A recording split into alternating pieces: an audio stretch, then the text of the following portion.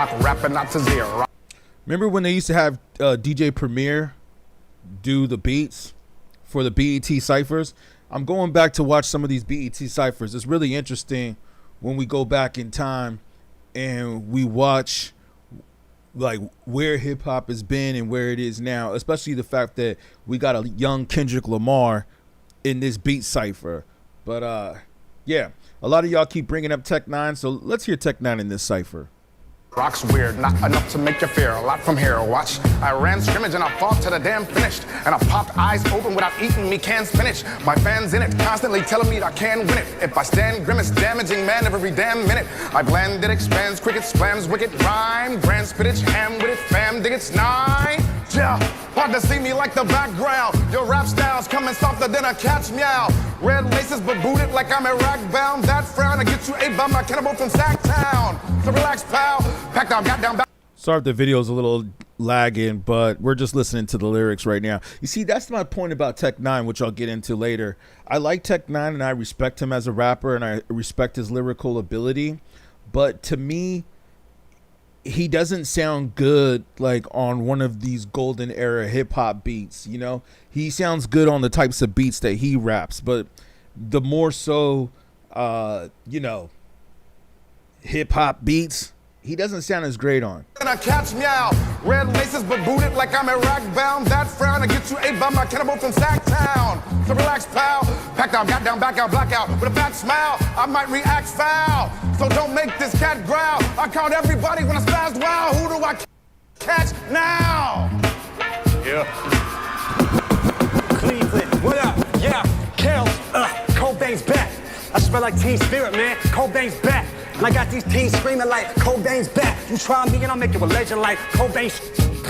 Yeah, they said it wasn't my time, but I watch that. Now we got that. They said it wasn't my time, but I watch that. Watch that. Speed of my syllables rhymes, better clock that. Stop that. Bad boy give me the contract and I dot that. Now who the heck is this? With his pants rated 666. All up in your girlfriend's twit pics. That east side boy about the 216. That's making these upper rappers get mellow like the Knicks. Get it? You spitters is finished, and we are in the game, and the cipher was a scrimmage, so everybody gossip and tell a friend in a pigeon that this white boy just body black entertainment television. Lace up. Pushing the hoopy, bumping the Fugees. My life is a scary movie, your life is a male groupie. Kendrick Lamar broke the handle with 22, stuffed it in my mouth and killed the rappers that knew me. Compton most wanted, I lived my life in a dungeon. Came out of dragon, I probably can touch the sun with my bare hands. What are your plans? To win a Grammy? Sweet taste of victory like Oprah's. Don't judge me, that's just some irony, trust me. I like to laugh and you're lucky, my sense of humor is rumored to be a Gemini's company. Come with me to the planet rock, and I plan to rock at a plantation chasing many legends that made it. Face it, you'll never be Pac-10 even when the planet stopped. I'm 2012 on a 12-inch, aiming straight for your pelvis. Elvis will come back as a black if you was hot. Yeah, Kendrick Lamar, man. Kendrick Lamar. He definitely came a long way since here. I remember this Kendrick Lamar and I thought he was dope, but I was like, I didn't see, like, he definitely did some things. 10 even when the planet stopped. I'm 2012 on a 12-inch, aiming straight for your pelvis. Elvis will come back as a black if you was hot. You're just a mascot on the Kim Kardashian ass shot. Yo, full-blooded pedigree, prize fighter, special breed. My flow's full. They say it got special needs. I'm talking Ritalin, maybe even Adderall. 4 bars for me will probably kill your whole catalog. 16 will make Deborah Lee cut the channel off. 32 will make Paul Bunyan take the flannel off. 64 will make your mama want 60 more. I eat haters, shake the crumbs on my kitchen floor. They say my music's pop. I call it buying cribs for my mama, shaking hands with Obama. And if you don't believe me, go online and check the pic. And if you check my flip cam, you'll see your sister in the flick. I'm perfect from the field. It's like I can't miss. I'm on a rant like the rant. No pick, no assist. Y'all tripping on tip. Get off my man Nick. I'm just saying, Martha Stewart left prison in a jet.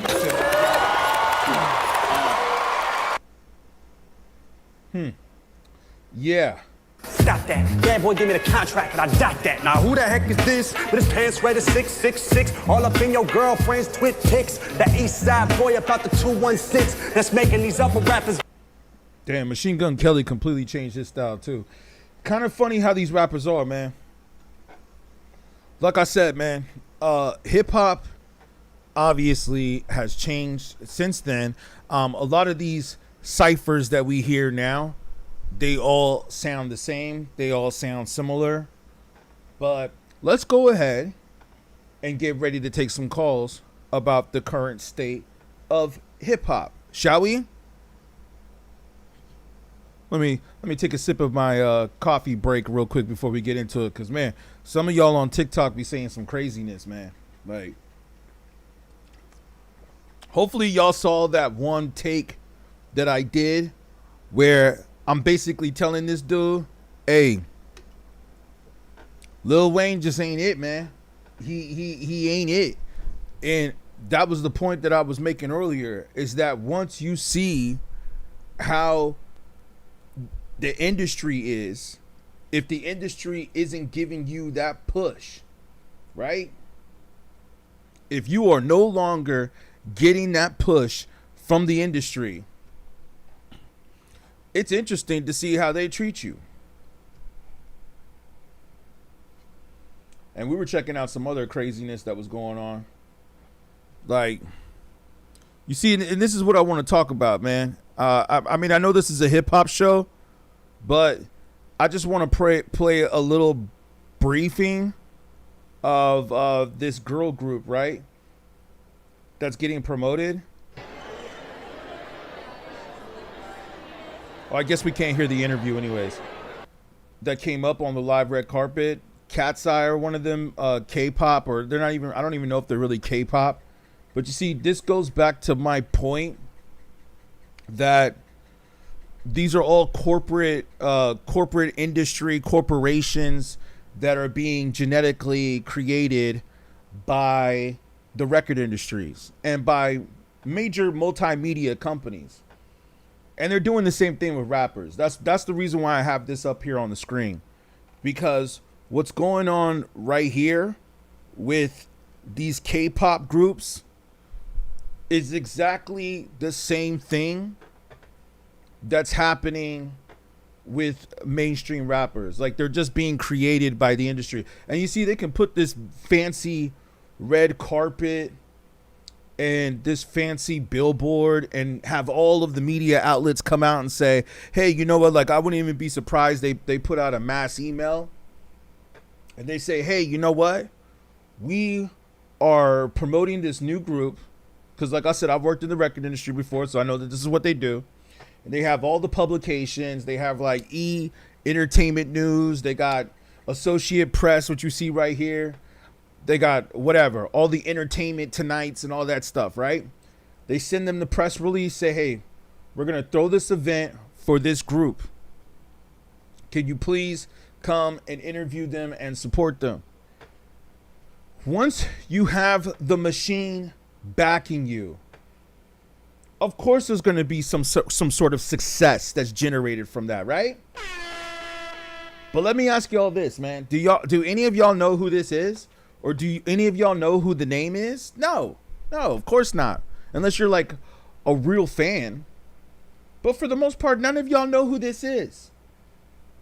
And you might find out who it is once it gets promoted in the industry enough. Once they keep getting promoted in the industry enough, then you're going to know who they are. Maybe.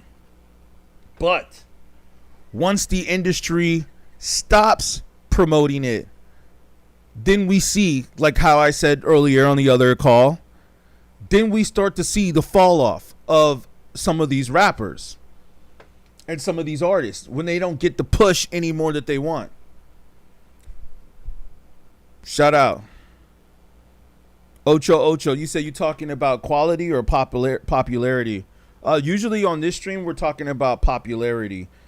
Yeah, more so than qual.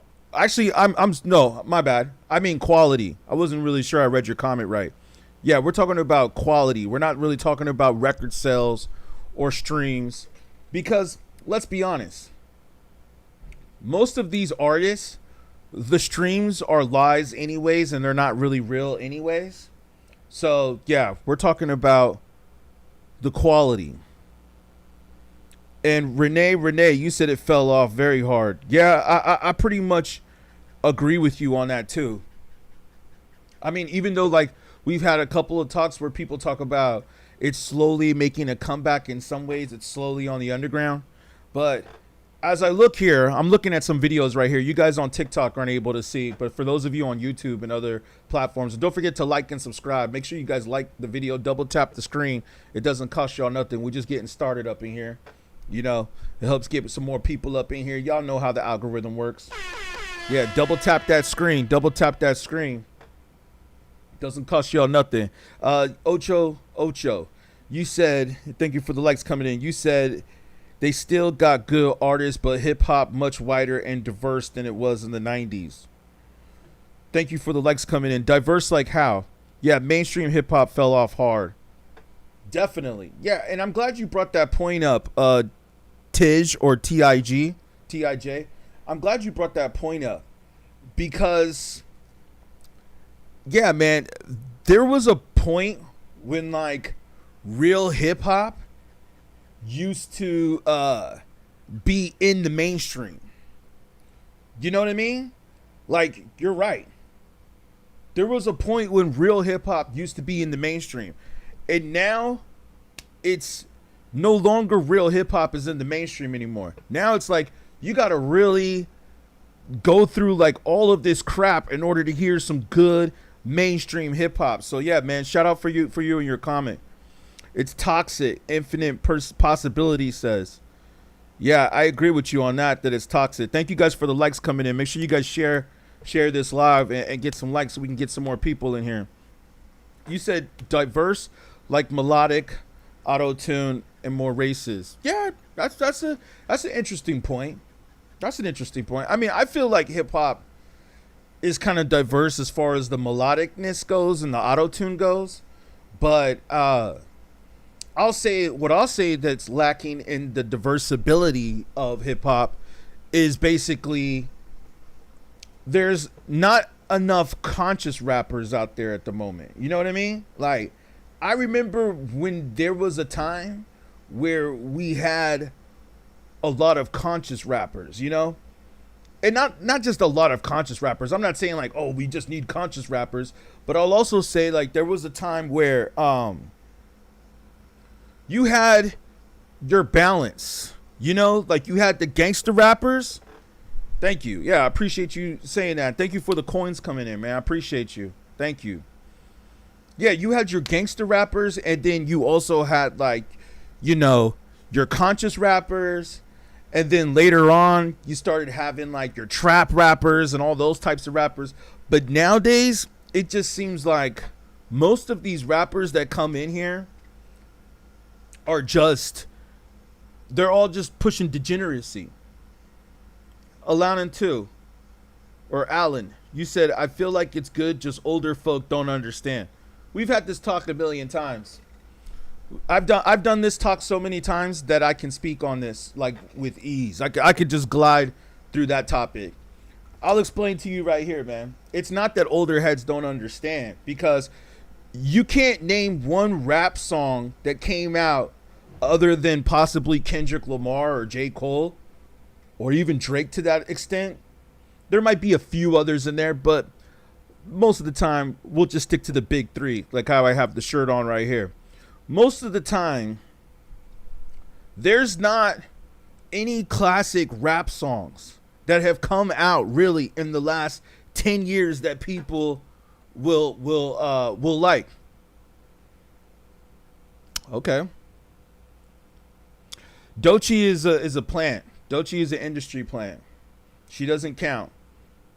You know, like Doechii got the Grammy for her album, and her album sounded like a mixtape. Like there's only all of her songs that were on her album. Let me explain. Definitely fell off. Exactly. Super fell off. That's why the old heads are coming back. Exactly. See, why don't you read the comment from Supreme Kid? Thank you, Supreme Kid. Shout you out, man. That's a great point right there. You said super fell off. That's why all the old heads are coming back. Yeah, like speaking of which, when you watch commercials or you watch movies, I'm sure some of us in the chat watch movies and commercials. Most of the movies and the commercials that come out, they always play hip hop from the golden era. Whenever they like, even if it's an action scene or if it's a scene where a dude's riding a bike or he's like doing something crazy, it could even be a young kid. Here they go, yo. Here they go. You can get with this or you can get with that. You always hear hip hop songs from the golden era in movies and in commercials. You never hear any of the new music that people use in their movies or commercials because they know it's trash and they want the movies to last for a long time. And they know that if they put that music in their movies, it's going to make their movie trash. So they have to put good music in the movie. You know, music is very important when it comes to movies as well. But let me say this. Let me go back to Doechii real quick. Yeah, Rock Marciano, definitely. Doechii doesn't have an album. She called Alligator Bites Never Heal a mixtape. Yeah, well, second of all, about Doechii too, is that I listened to her album. Her album, most of her songs on her album were like 2 minutes long. To me, that's not really an album. And not only that, but she also had she had no features, she had no beat switch ups. The production was just kind of whatever. It sounded more like a mixtape. That's what a lot of people were saying. A lot of people were saying that her album sounded like a mixtape. Not to mention that she got a Grammy for Best New Artist from that album, where we know in some ways she just was a plant. Now, I'm not saying that I think some of the stuff she did with TDE and SZA and Isaiah Rashad was dope. Like, come on, man. I haven't heard none of y'all say Isaiah Rashad, which is just crazy. I would say Isaiah Rashad over Doechii. It just because it's good. I don't know how she an industry plant.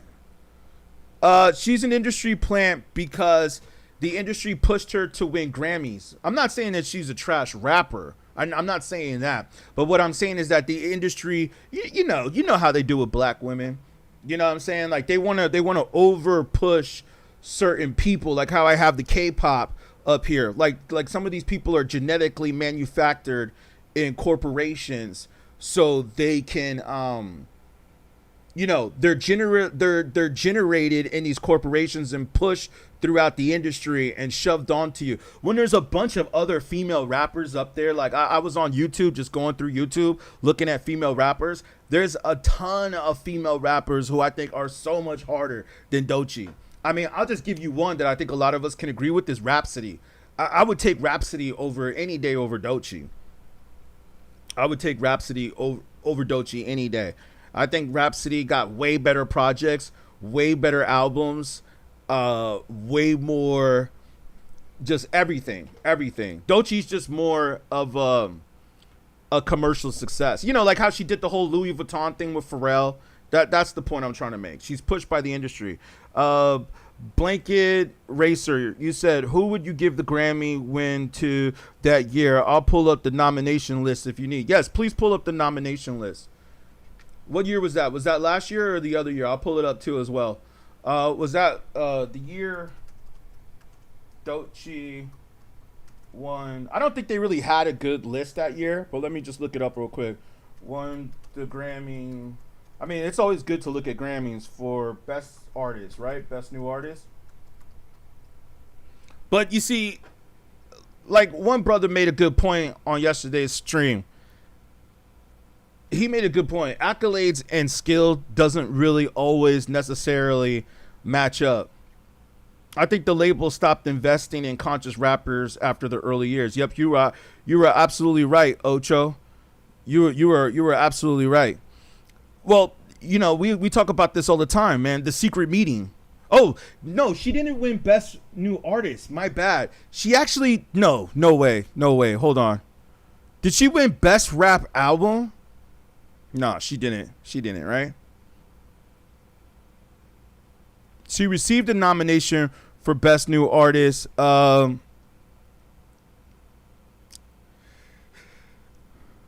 She won best rap album for Alligator Bites Never Heal. You're gonna tell me that that's not industry plant? You're gonna say that's not industry plant? She won best rap album for Alligator Bites in 2025, which was last year. So who were the nominations? Let me see what AI says. Who were the other nominees?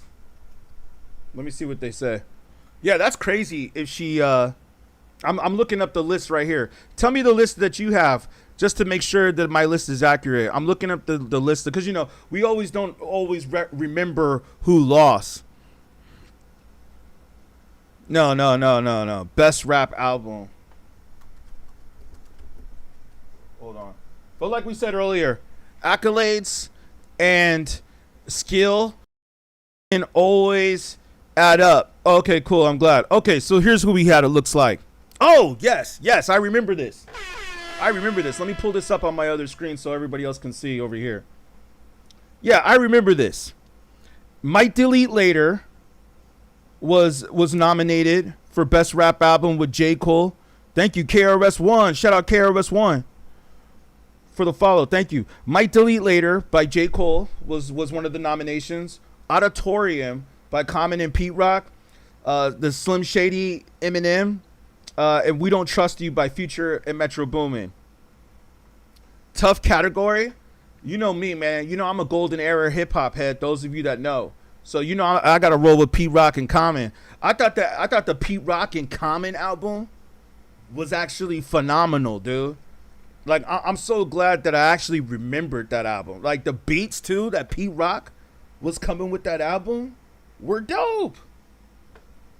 We're dope, dude. Like Pete, and that's the thing. Common took it back to the way people were rapping in the 90s, where he busted 3 verses. Are you gonna tell me that an album where predominantly most of the songs were only a minute to 2 minutes long? Like mostly all the songs. I listened to all the tracks on that album. I listened to the whole album because I listened to Common and Pete Rock, and I said to myself, if she's going to win Best Rap Album, thank you, Pete. It definitely fell off in most ways. If she's going to win Best Album, Best Rap Album, not Best New Artist. If she would have won Best New Artist, I would have been like, whatever. Who cares about that? Well, I mean, not who cares, but you know what I mean. I would have been like, all right, yeah, cool. But if she's going to win Best Rap Album, I got to see what this album is all about. And I got to tell you, compared to Common and Pete Rock, no, I disagree with that. I think that Pete Rock and Common definitely put out a better album that year. How she won that Grammy, right? She got popular. That's an industry plan. Exactly. Right after she won the Grammy, she got popular. She did not deserve to win that album over Pete Rock and Common. You said Blanket Racer. You said Pete Rock and Common album was better, but it did not do well commercially. Yeah, you're right. But you see, that's the problem here. Nas' prediction came true. Oh, definitely it did, Mysterious King. You're right. I'm not mad at the Grammys either. You know, the Grammys got it wrong with Kendrick Lamar too, with Good Kid, Mad City versus Macklemore. So we know that the Grammys has a tendency of not getting things right. But the other issue is that that's what I'm trying to say, like an industry plant. Like we can't always put the accolades with the skill. Or we can't always say, okay, well, she won a Grammy, so that means that her album was better. Or you're right, maybe she sold more records, and therefore that's why she won the Grammy. Or like one of y'all said, she could have just won the Grammy. The Grammy say, hey, let's give her a Grammy, because they know that now if they give her a Grammy, she's going to sell more records. Usually when you win awards, you usually sell more. You know, when you win the Oscar, more people go see your movie. You win the Grammy, more people stream your music. Let's also not forget that the Grammys also gives Grammys to a lot of other artists that they don't even air. You know what I'm saying? Roland says, you guess you're more into the 90s hip hop. There's nothing wrong with that, because that was the realest era of hip hop. We all know that. We all know that the 90s, the golden era of hip hop, the mid 90s is definitely when hip hop was at its most purest form. And this was another thing that I want to go back to say. Somebody else was up in the chat saying something like, oh, well, that's when rap was fun, was when they were rapping about money. Are you serious? Like, are you serious that that's when rap was fun? That was like the worst part of rap, was when people started making money off. That's when rap started to become fake. Was when people started making money off of it. Shout out Cortez Smith. What up? Good to see you in the chat. What's good, fam? Yeah, man, that was the worst era of hip hop. And like OC said in one of his songs, I bet some of y'all don't even know who OC is, but like OC said in his songs, he said, of course we got to pay rent so money connects. Of course we got to pay rent. That's the reason why rappers started getting paid. But once all that bling bling, the new stuff, KRS-One, yep, shout out. Shout out KRS-One. Where do you think Doechii mixtape ranks among that nomination list? I'll tell you in just a second. Rap was fun back when Kwame was rocking the polka dots. I remember Kwame, yeah. Yeah, especially 92 to 96. Yeah, that was probably like one of the best eras of hip hop, Cortez Smith. I mean, I'll probably stretch that out to like 92 to 97, maybe. 98 was like the cuff. And don't forget to send the likes coming in on YouTube as well, man, so we can help get the algorithm going up on there too as well. We got to pick this up a little bit on YouTube sometimes. Let me I can't see your whole name, but let me Thirst Spotter. You said rap was fun back. Okay, yeah, I got your comment. Okay, I try to make sure I get your guys' comments. Texan says it fell off. Yeah, thank you for the likes. Let me say this, man. OC is OG. Yeah, man, digging in the crates. He already said this back in 95 that rappers are in danger. And I'm trying to tell y'all, man, that, oh yeah, and you asked me about the list. Let me tell you right now. Still bumping Cash Money Millionaire. Well, that was the beginning of the downfall, which we said earlier. That was the beginning of the downfall. But let me go ahead and pull this up. Let me pull this up real quick. Hold on, I'll move this over real quick so you guys can see real quick. Let me pull this up. There's something I wanted to pull up, that list. Is this the list right here? So yeah, we had Common and Pete Rock, right? We had J. Cole, Eminem, and Future. I would put her over Future and Metro Boomin. To tell you the truth, if I was on this Grammy committee, I wouldn't even have Future and Metro Boomin nominated. Future and Metro Boomin are straight trash. They are straight trash. Okay, like Metro Boomin, don't even get me started on Metro Boomin. Metro Boomin to me is one of the most overrated producers of all time. Of all time. Same thing with Future. Future is trash. Future is trash. Trash. Not to mention that Whack 100 said he chased him through the airport at LAX. Okay? Not to mention that. You was really going in on Future and Metro. I mean, I'll give it to them on this. Like, they had a sound. They had a sound. But Future and Metro Boomin, trash, man. Trash. Like, Metro Boomin has a couple of dope beats. He has a couple of dope beats. I'm not going to take that away from him. I'll say he has a few dope beats out there. But, like, come on, man. All his beats are the same drum patterns. They're all the same drum patterns. Like, are we really going to compare Future to, like, Dilla? Are we talking that? Are we having that conversation? No, we're not. Let's not even have that conversation, right? I don't even want to have that conversation. That would be disrespectful. It would be disrespectful to the Dilla Foundation to even have that conversation. Like, we would have to compare Future, or Metro Boomin to, like, rappers that probably came out in the or producers that came out in the, like 10 years? Not leaving anything from Future or Metro Boomin. Metro, not bad, but no legendary status. I agree with you. Who is on Dilla's level? Not really anybody, to be honest with you. Dilla's a different breed. Not fair to compare. You're right, but we're talking about producers, right? Like, we're talking about producers in a way. So it's like, if we're talking about producers, I mean, like, just talk about the drum patterns. The drum pattern, all his drum patterns are the same. 808 side snare, 808 snide snare, 808 side snare. Like, that's all his beats. All his beats have the same drum patterns, the same drum sounds. It's like he doesn't even switch it up. I mean, come on, man. He took the Rodney O and Joe Cooley sample and put Kendrick Lamar on it, and everybody was like, oh, this is like the dopest track ever, because Kendrick Lamar rapped on it. But really, it was a Rodney O and Joe Cooley beat. Get that shit out of here, man. That's because he knows that the young people that listen to his music won't do the research. And they won't go back and see that that was a Rodney O and Joe Cooley sample. Like, how are you going to sample hip-hop songs that already came out? You didn't even change the beat. They might as well have just rapped over the instrumental. Cortez Smith says, did you see that Metro Boomin attempted to make a boom bap on his live stream? It was horrendous. Yeah, I bet it was. I didn't see that, but I got to check it out. Please put the link in the comment section. I can't give him credit for March Madness because the melody was generated by VST on FL Studio. Exactly. You said you never considered Future a real artist. His music was robotic and sounded really bad. People are just brainwashed to listen to it. Exactly. Like we always say, the Rodney O sample idea came from DJ Paul. Exactly. Shout out. Manny Fresh, I think is pretty dope. What'd you say? Yeah, but that's like saying all pop stars are bad because they can't match Michael Jackson. That's a fair point, though. There's certain levels to this, man. There's certain levels to this.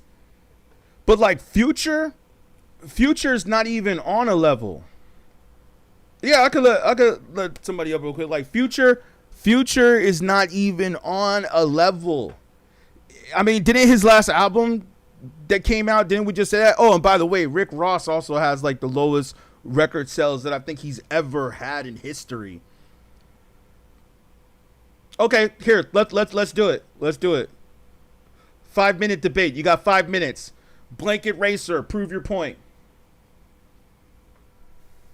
Let me make sure I heard you. Yeah. Yo. What's good? What's good, Blanket Racer? I think I've seen you up here in the chats before. Can you hear me? You there? The live pause for me. I got you. I can hear you now. Hello? I hear you now. Yeah, what up, Blanket Racer? I think I seen you up in the chats before. Yeah, bro. Look. I'm not really a Future guy, but I can still recognize he's one of the greatest hip-hop artists, like, we've seen. Hell no. Hell no. Yeah. Yeah. He's not even hip-hop, though. Like, if you break down the elements of hip-hop, there's nothing hip-hop about him. What are the elements that he portrays of hip-hop? Trap. Okay, so trap. I don't know if a lot of us will consider trap hip-hop, but just give me something else. Like, what is it that he talks about? What are you talking about? What is it that he talks about in his music that's hip-hop? Like, you think those guys aren't hip-hop, though? Who? They birthed that Who? They birthed trap, right? Who? Jeezy? No, I don't think any of those dudes are hip-hop. Like, do you know what hip-hop is? I don't think you really know the definition of hip-hop. Wait, I mean, maybe we have different ones. Yeah, no, we don't have different ones. You've been taught a different generation. Let me guess. When did you start listening to hip hop? Tell me the truth. What year did you start listening to hip hop? I'm willing to bet it was after 2000. After 2000, yeah, because I was born in 95. Okay, so exactly, that's my point. First of all, that's like the point. You grew up in the era when hip hop was already trash. So that's the I don't know if he's trolling. One of the homies, Cortez Smith, says you're trolling. I don't think it's that you're trolling. I just think that you're right. You were born in a different generation, so that's why you don't really understand what the elements of true hip hop are, and that's okay. That's okay. But I'm just trying. That's why I'm here to educate. Is that everything that these dudes rap about is not about hip hop culture. Now, if you just want to talk about a rapper that raps and knows how to put words together like Lil Wayne, like we were discussing, that's a different conversation. Like, okay, but if we're talking about like the pure raw essence of hip hop and where hip hop culture came from and what it was about when it first started before the corporations took over, there is nothing hip hop about any of those rappers that you mentioned. Corporations have always been involved, though. No, they haven't. They were not involved in the early or the early 80s. I mean, you could count Sugar Hill Gang, but mostly thanks 90s, for the fall. Right? They started in the 90s, really. I'm gonna tell you right now, man, the best era of hip hop, like when rappers came out and were not trying to sound the same as other rappers, did not walk around with security guards, did not flex about how much money they have and how many women they have. That all started happening like late 90s, early 2000s, and then by the time Future came around, it was already oversaturated at that point. Didn't Big Daddy Kane rap about that stuff too, though, back in the day?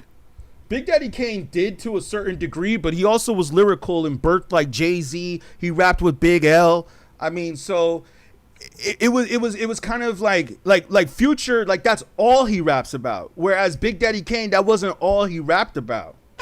See, that was the difference. Like Big Daddy Kane actually, he would have some songs that were lyrical. Enough respect, dude. Like he would talk about dancing. Big Daddy Kane also knew how to dance, which is also an element of hip hop. You know, like let me just say this for those that are on the call that maybe not know. There's 4 elements of hip hop. According to KRS-One, he said there's 5, but let's just stick with the 4. There's DJing, graffiti, MCing, and breaking. Okay, so like those are the elements of what hip hop culture is. And like we said, back in the days, you couldn't just rap. You had to also know how to break dance or do graffiti too. You couldn't just rap and say, I'm hip hop. Like if you had no graffiti skills, if you didn't know how to throw up a decent piece, you wouldn't even, that's why you go back and you watch these movies like Breakin' and Beat Street. They're not just doing breakdancing and rapping. They're also doing graffiti in the movie too. I'm seeing what some people saying, her infinite power. It's all part of the hip hop culture, but like as time evolves, people change too, right? Right. Hip hop, the culture changed, and the music did with it. You know what I mean? And Future was one of the pioneers of that new culture wave. You can see now he's breaking a bunch of records. Like besides Drake, he's one of the best-selling hip hop artists since 2010, right? And his influence is crazy too. Like that's a real reason. He grew up and he was part of the Dungeon family, right? Who, like, Future? I feel like that has to have some merit here with that. His first album dropped in 2015. Him all the time. Yeah, his first album dropped in 2015. It looks like.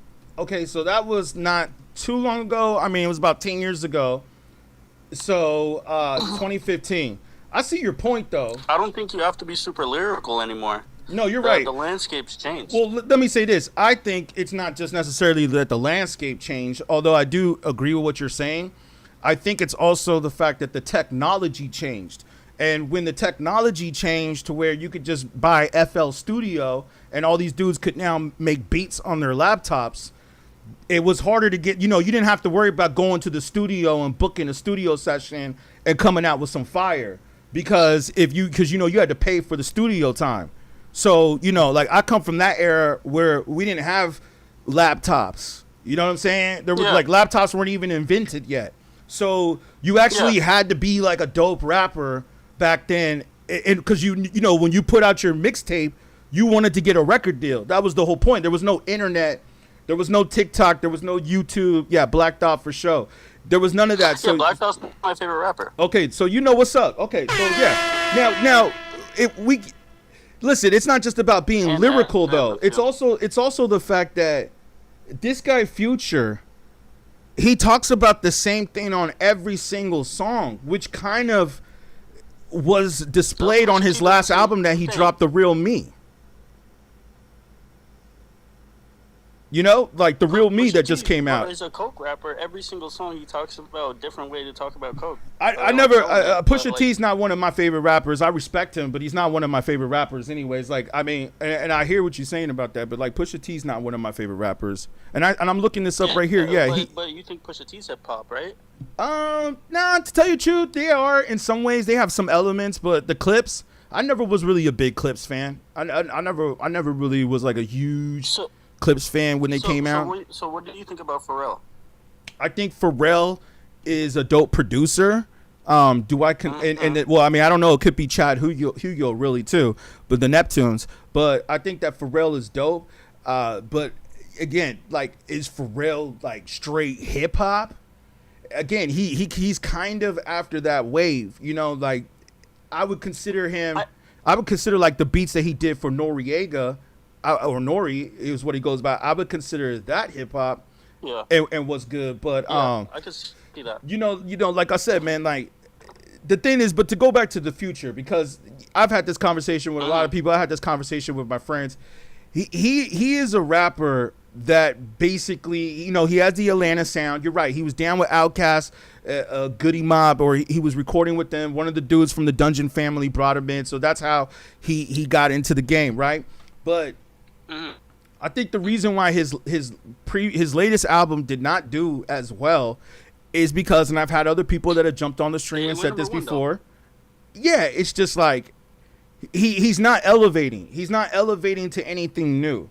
Yeah, Gangstar for sure. And I was just thinking about Gangstar the other day. Like his verse, you don't think he's like changing his sound? You're talking about, or like the lyrical content? Not at all. Not at all. I listened to his new album, agree, but that's not what he. That's not his thing, though. And that's why, to me, he's not real hip hop. He doesn't elevate. He doesn't elevate. He's actually a Lil Wayne clone. He's a Lil Wayne clone in a way, like the mumble rapper. You're right. If you want to consider him the beginning of the mumble rap era, like the pioneer of mumble rap, we can agree to that. I agree with you. And I will also say on top of that the mumble rap is one of the worst eras of hip hop. So if you want to say that Future is one of the worst pioneers that have destroyed the culture, then I agree with you. Okay, I see what you mean. And, you know? Like you just admitted that he's one of the pioneers of mumble rap. If he's the pioneer of mumble rap, then, you know, like Homeboy right here is saying on YouTube, Cortez Smith, Future fans are the same as LeBron fans. They think numbers mean everything. I'm not a Future fan, though, but okay. I still respect what he did for the game. Yeah, you can't be a Future fan if you're a Black Dot fan. Too much about what hip hop really is. Yeah. And I feel like Cool G rap, yeah. We're stuck in that like 80s to late 90s era, and like only keeping like the essence. If you're not part of that like sound, you're not hip hop, and I think that's just wrong. Well, let me go ahead. Hip hop was started in the late 70s, right? Like that's when it was birthed. Like, of course, as time changes, like these sounds change, people change. Well, that's when the industry took over. The industry took over. The industry took over in the late 70s, but it started in 73, technically, if we want to be technical. Yeah. So that's when the record industry took over, and then when Run DMC came out, then that's in NWA, then that's when the record industry started realizing they could make money off of this. And then after 93 to 94, before you were born, around 93, 94 was when the industry realized that they could control the generations through it. And they could also teach people to consume. They do that with with everything. So Future's music to me is all about it's all about money, women, and consumerism. And also I don't want to say too much to get the stream cut off, but it's also about doing drugs and getting high. That's what his music is about. His music is about strippers. It's stripper music. It's about getting high, and it's about that's just really what his music is about. That's degeneracy. His music is the forefront of degenerate. Hold on. Let you speak your point. Let me say this. Okay. Which is basically the destruction of hip hop. All of those elements that he promotes in his music. If we really want to just go, like, if we want to simplify it and go through the simplicity of his music is about drugs, women, getting high, and strippers.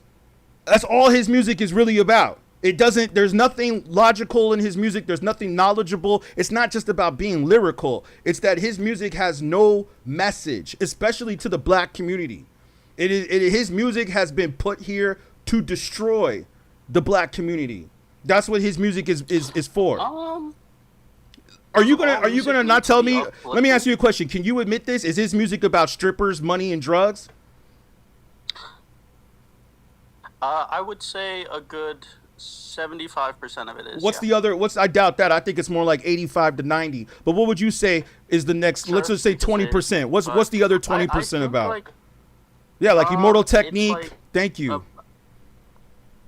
Go ahead. He's not really like super technical. Like he's not. It's not. No, I'm not asking about being technical. I'm not asking about being technical. What I'm asking is his message. Responding to different I'm not asking about being technical or lyrical. I'm just saying his message. What is predominantly the message in his like music? Mostly about his internal like struggles, about like his own like emotion and stuff. Like he talks about like trying to figure out stuff for himself. Like he's closed-minded.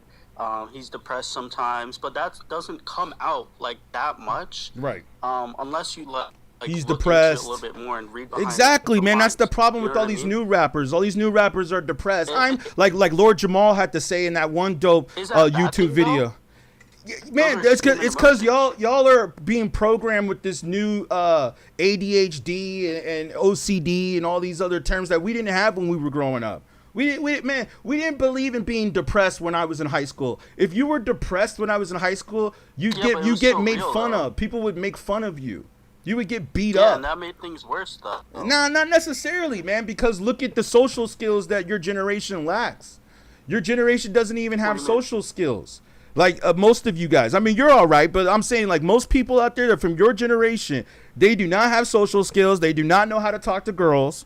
They've actually preferred not to date. Y'all don't get married as much anymore. Y'all don't have children anymore. It's like, no, man, you can't say that things have gotten better. They've actually gotten worse. They've actually gotten worse. I hate to be somewhat pessimistic, but I'm gonna be honest with you. No, things have actually gotten worse. Technology has actually pulled people further apart. Social media has made people more. I think it's made people more informed. Actually, No, it's not really made people more informed. It's made people too informed. What are you talking about, man? Yeah, people to be don't honest, people don't even we're talk going to each a other little bit anymore. Farther outside of hip hop at the moment and being more philosophical, but like technology is. Thank you, KRS. I appreciate Technology it. definitely changed the way hip hop. People lack Like, social the skills. language People changed are completely. antisocial now. People are depressed now. People are doing more pills. They're popping more pills. They're They were always doing secluded. that, though. Yeah, just- not to the degree you that we see it have more now. Look, no, that's not No. true, dude. You did not hear about rappers overdosing as much in the 90s as you do now. You did not Yeah, but hear it's about still that. happening.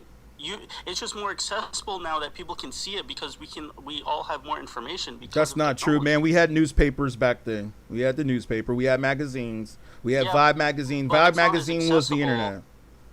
It's not as accessible, and that was more controlled because of journalists and the newspaper companies can control what they do. That's still and happening, what they though. say. That's still happening. That is happening now. It's I still agree. it's definitely But happening, man. They like, suppress because certain things. It's easier to find the information that you Look, want man, to let me see say a lot something, more man. now. My YouTube channel, my videos used to get like 20,000 to 100,000 hits. Now my YouTube channel, some of my videos, because they're on topics like this, that's real. Some of them get like 100 hits now. When I was getting like 50,000 to 100,000 hits before the industry tried to take over social media. So it's happening on social media too. They suppress what they want you to see and what they don't want you to see. You can log into Twitter on different accounts, on different burner accounts, and they're showing the same thing in the feed, no matter who you're following or what you're looking at. It's the same thing on Instagram. It's the same thing somewhat on YouTube. It's not as bad on YouTube, but they do it on Twitter. They do it on TikTok.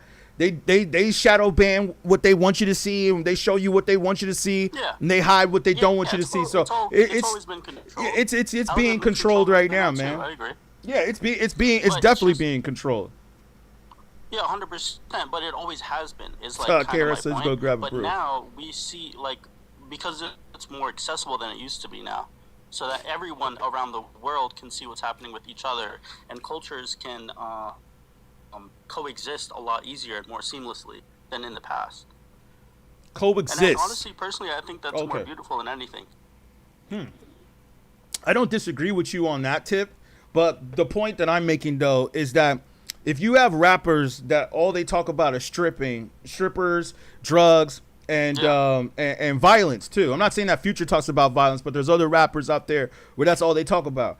And that's fine. Everything has its place. You know, like every shout out to KRS, we're going to get your drink. Exactly. Yeah, everything has its place. Like one of my homies made a good point once where he's like, I don't want to hear KRS-One at the strip club. Okay, I understand that. We ain't trying to hear strip. Like, if you're at the strip club, that's where Future makes sense. Okay, but we can't call it hip hop. Yeah. That's the point I'm trying to make. Just like I'm not the first person. Okay, but I just want to say I'm not the first person who has said this. There's other. Speaking of the Grammys, I think you were asking the question, or someone was asking the question about the Grammys. We need to have different. Doechii, yeah. Definitely, we need to have different categories now. We can't put all of this into the same category as hip hop, because you're right. It's not hip hop anymore. Like Future's music is not hip hop. It's rap. It's another form of rap. Like you said, trap rap. Okay, that's trap rap or mumble rap. It's not hip hop. It's a different genre, is what I'm saying. Mumble rap's. That's like me trying to compare country music to rock and roll music. You know what I mean? It's two. Even though they're using the same elements, they may have a guitar, electric guitar, and a drum, but it's not rock and roll or it's not country. So that's the same point I'm making about hip hop and trap. It's not hip hop. So, yeah, thank you, who do you Luke. think are like respectable hip hop artists that are in the new gen then? I'd say West Side Gun. Real hip hop is out there and has always been around. Yeah, he's right. To be continued is right about that. Real hip hop is out there. You just have to search for it. Again, I think the conversation we're having is more about the mainstream. I just wanted to see the comments. What up, tell it to, baby. Mainstream, the only, like J. Cole and Kendrick, I think, show that real hip hop really is, or at least when you mean by real hip hop is like conscious rap. Yeah, let me say. I mean, you said the conscious rappers who are relevant right now. What up, Timothy? Is West Side Gun, Conway the Machine, Freddie Gibbs. Just Griselda. Yeah, just say Griselda. Freddie Gibbs, Larry June, Alchemist, Hit Boy. There's some out there. There's more that I can't think of off the top of my head. But, you know, I respect those rappers. I mean, don't get me wrong, man. Like, I respect some of these other rappers, too. Like, T.I. was never really one of my favorite rappers, but I respected his album that he just dropped. The album that he just dropped, I feel like he was coming harder. Yeah, that was kind of nostalgia bait to me, but, like, I still respect it. Like, it's cool. Like, he's doing that for his time. But you were saying earlier T.I.'s not hip-hop. Do you still agree with that, though? I definitely agree with that. Sal made a good point. The pioneers were cheated. They belong in today's time. Yeah, let me tell you why. I mean, T.I., Rubber Band Man. Pioneers were cheated. Yeah, like T.I. is another perfect example. Like his latest album that he dropped, if you notice, the latest album that he just dropped, there was definitely way more elements of hip-hop in that album than what he's done previously. So I guess to go back to your point, I think T.I. understands the elements now, and he's doing more of that. Probably because he's older now. He's a family man. He's got kids. One of his sons is trying to be a rapper too. So I think now he understands the culture a little bit more. But when T.I. first dropped, when he used to come on BET, Rap City, and all that crap, that was trash. Like I thought all that was trash. I thought Mike Jones was trash. I thought Soulja Boy, like Soulja Boy, beginning of it. Oh my God. 3-6. What about 3-6 Mafia when they first dropped? They were cool. Like everybody keeps bringing up 3-6 Mafia, but it's like, can anybody name rappers who were not mainstream? Can anybody do that? Like everybody that jumps on these calls, they can only name rappers that were signed to major labels, and that shows me that no disrespect, but that just shows me when people 3-6 Mafia was on a major label, but they won an Oscar for Hustle and Flow.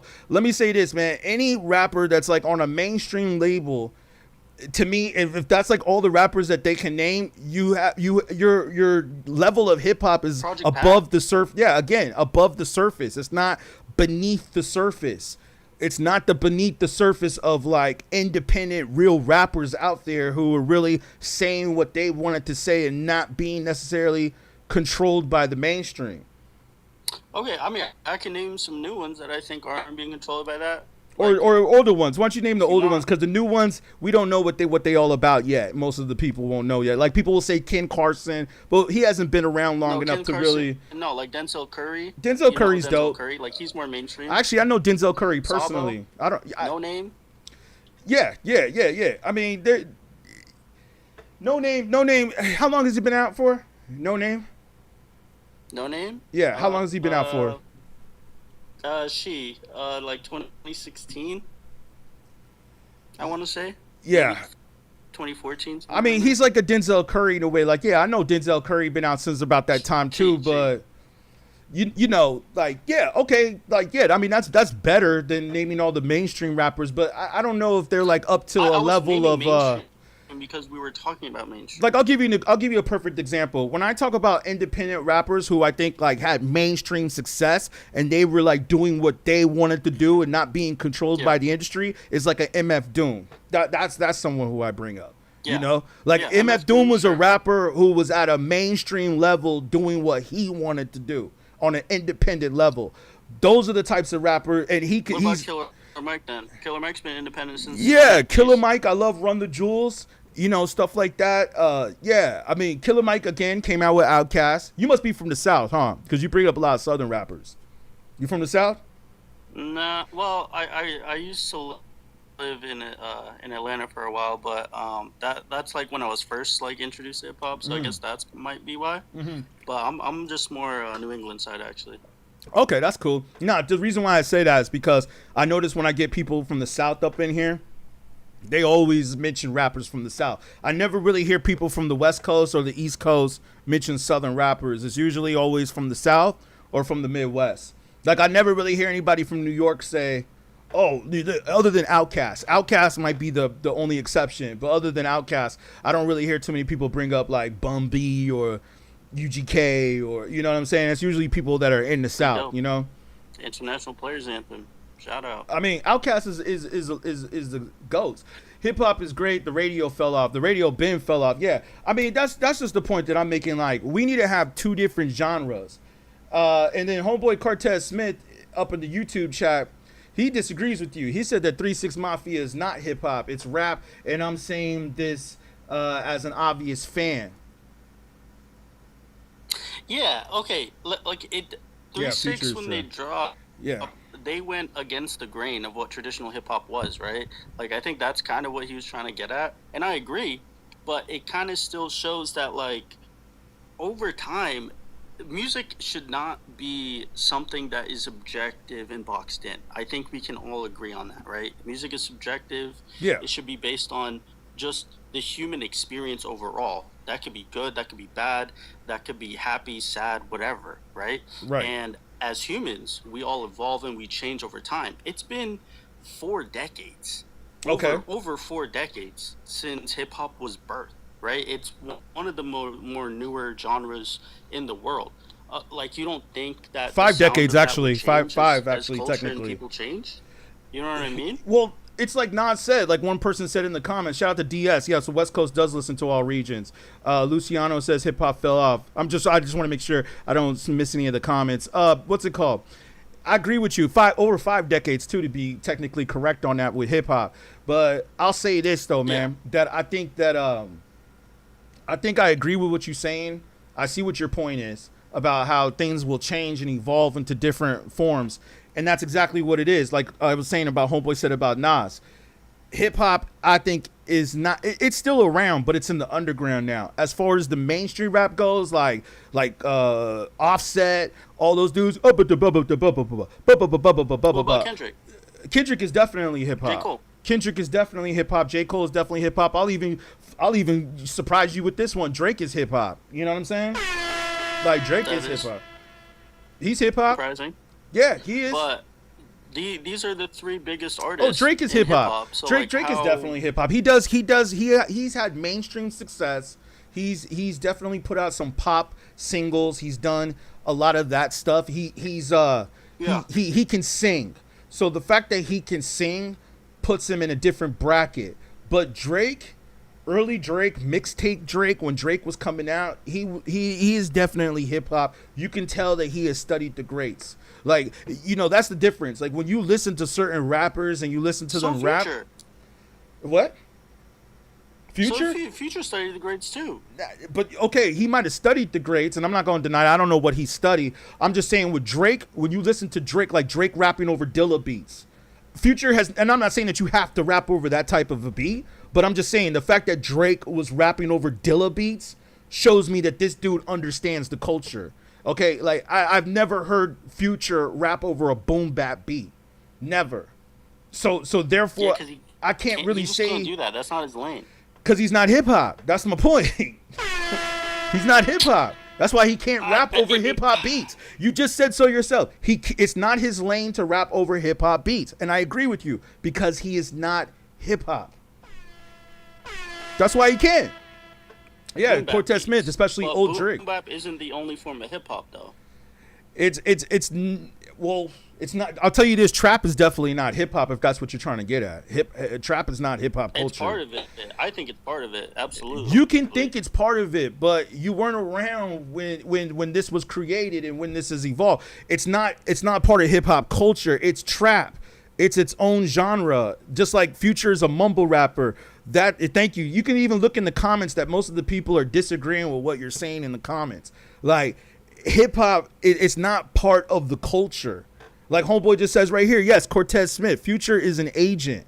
Nobody cares about accolades. We're not talking about record sales. He says he's a disgrace to the South. I see Future's maybe his importance to the South, but my point is that he is. It's not hip hop culture. If you want to say he's a rapper, you can say that. That's what I think people should try to say. Maybe that's a better way of saying that. If you like, look at the comments right here from Cash. Future, a rapper, not a hip hop artist. Exactly. He's a rapper. Like he's just a dude who's rapping. He has a beat and he's rapping the cadence to the beat. That's cool. He is a rapper. He's not hip hop. Do you see what I'm saying? Do you see the difference? Like hip hop is a culture. It's not an art form. It's a culture. He is not part of that culture. But culture changes. No, the culture didn't change. Culture's What like people will music. say is that the culture, that culture is just not part of the mainstream anymore. That's what it is. It's not. Yeah, I remember. Yeah, everybody was talking about the USA ID. Exactly. I heard about that. We were talking about that on another stream. But it's not just the fact that the culture changes. I can see your point. It can evolve into other things. But let me try to see if I can give a better point. It's like rock. It's like country stars, right? You never hear country rappers or country singers. Well, now you got country rap too. You never hear country singers talk about being gay. Right? You never see them wearing purses or rocking dresses. Have you ever noticed that? They don't promote that in country music at all. Country stars never rock a purse. I'm talking about the men. You'll never see a country white man with a beard and his cowboy hat wearing a dress. Okay? When you see Young Thug and you see these rappers, Kid Cudi, and some of these other rappers rocking dresses. I think Future even wore a dress too. That is not part of the culture. Do you understand? Do you understand that? Like, do you agree on that point? Wearing a dress is not part of hip hop culture. But you see, but if a country star decides to wear a dress, okay, like thank you, I'm cooking, bro. Exactly. Let Post Malone, who was a rapper and then he became a country star, right? Let Post Malone try to rock a dress doing country music. Watch how fast they kick his ass up out the culture. Because you know what they're going to say? They're going to say that a man rocking a dress and a purse is not part of country music culture. Blanket an agent? What do you mean, bro? They're saying that you trolling. That you trolling. But follow me here. A man rocking a dress is not part of hip hop culture. Do you understand what I'm saying? Oh, you think a man wearing a dress is cool? Do you think a man rocking a dress is cool? I'll give you some time to answer that. Let me take my coffee break while you do that. Or is it originally part of what hip hop meant, like when it originally started? No, but I think it pushes the envelope of what we can accept nowadays.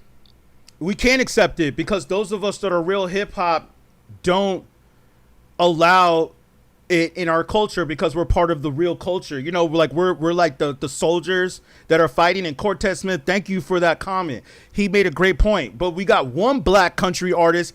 He wears dresses, Shabuzi, right? They'll put the black man in the dress all day.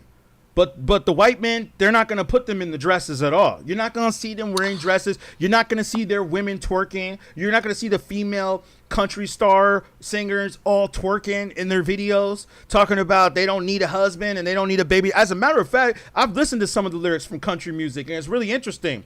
Country music actually talks about family. and talks about having children. Not all of it, but they talk about family a lot more. Whereas in the rap music, we talk about singleism and being single and not taking care of your baby mama or your baby daddy, and F that nigga and F this and F that woman and F that biatch, you know, all that explicit stuff in the music.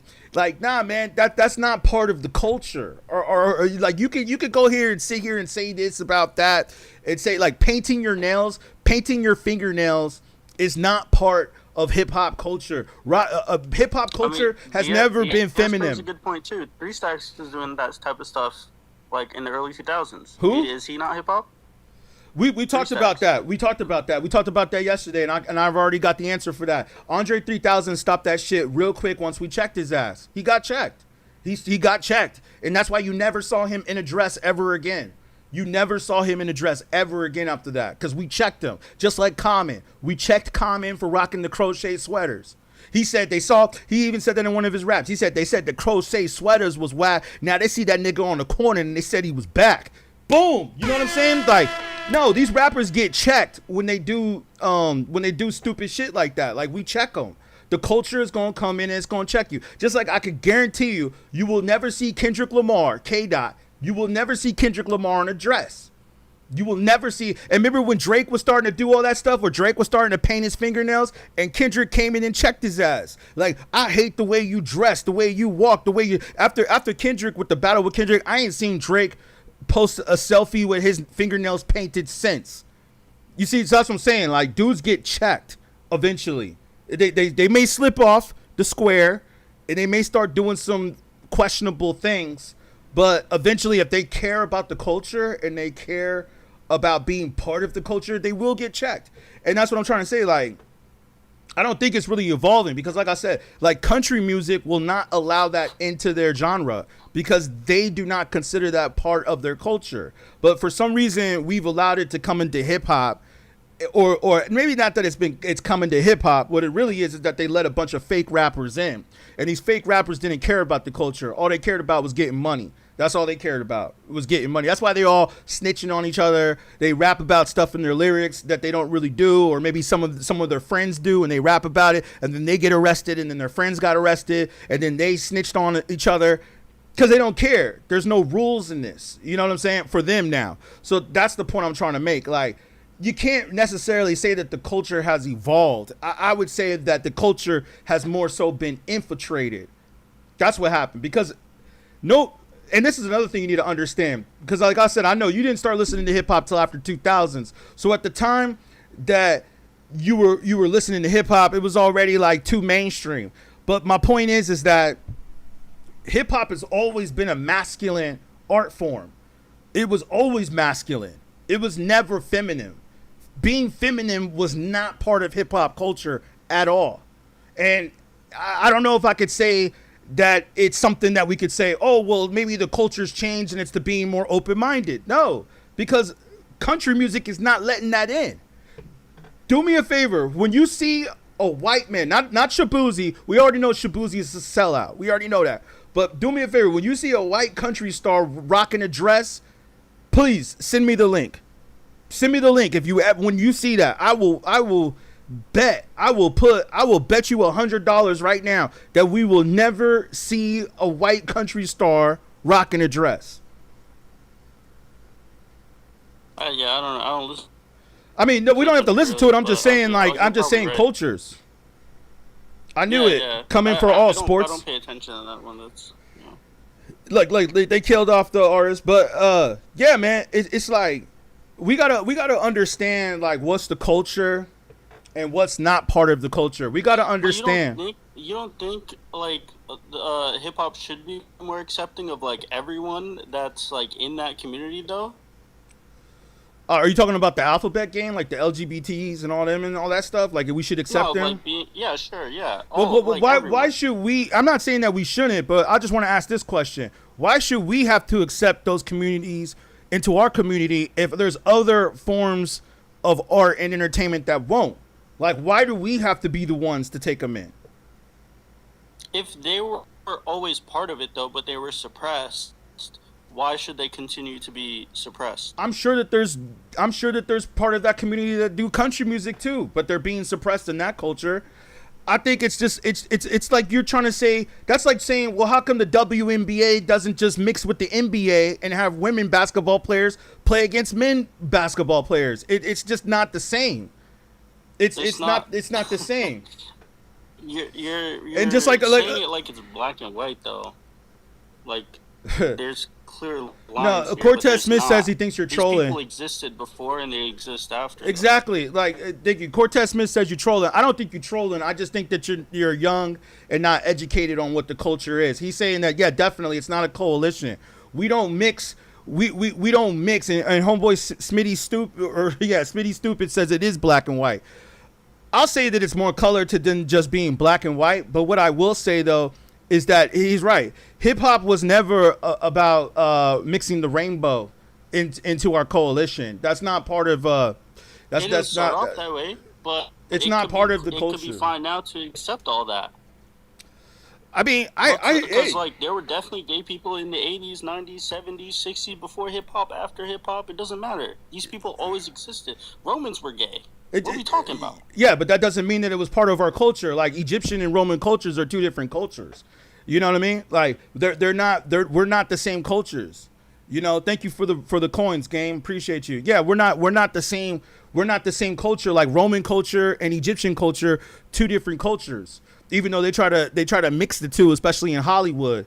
But the point is though too that I'm making though is that you can have all that going on. You can have you know what I'm saying? He's trying to take the blacks and the Europeans, and the rainbows are both the press argument. Yeah, I agree with you. Yeah, like that's not what hip hop was really about, man. Hip hop was really about talking about the problems that were going on in the hood, the conditions that we had, what was going on in the projects. Yeah. You know what I'm saying? Like it wasn't about making money, and it wasn't about this and that. And this is another reason why a lot of this is a lie. And this is a point I want to make. A lot of these rappers, right? They talk about money, and everybody that really is smart and that understands this game right now knows that there ain't really no money in rap right now. There's no money being made in rap music. Streaming destroyed that. So that's the reason why a lot of these rappers got to go on tours now all the time. But some of them don't even go on tours because they can't even sell a lot of tickets. So the whole thing about making money and I'm making all this money from rapping is all a fad. It's all a persona that's fake and being pushed by the record companies, where you start to see that all the cars are rented, the lifestyle is completely fake, all the women that are in the videos are all being paid for, so it's all fake. You see, and that's what I'm trying to say. Like that's not part of hip hop culture. Hip hop culture started off by being very real. It started off by talking about the truth and what was really going on in the streets and in the communities. It's not supposed to be about fakeness. It's not supposed to be about you. This was the whole argument I had to do earlier about Rick Ross. It's not about somebody playing a character.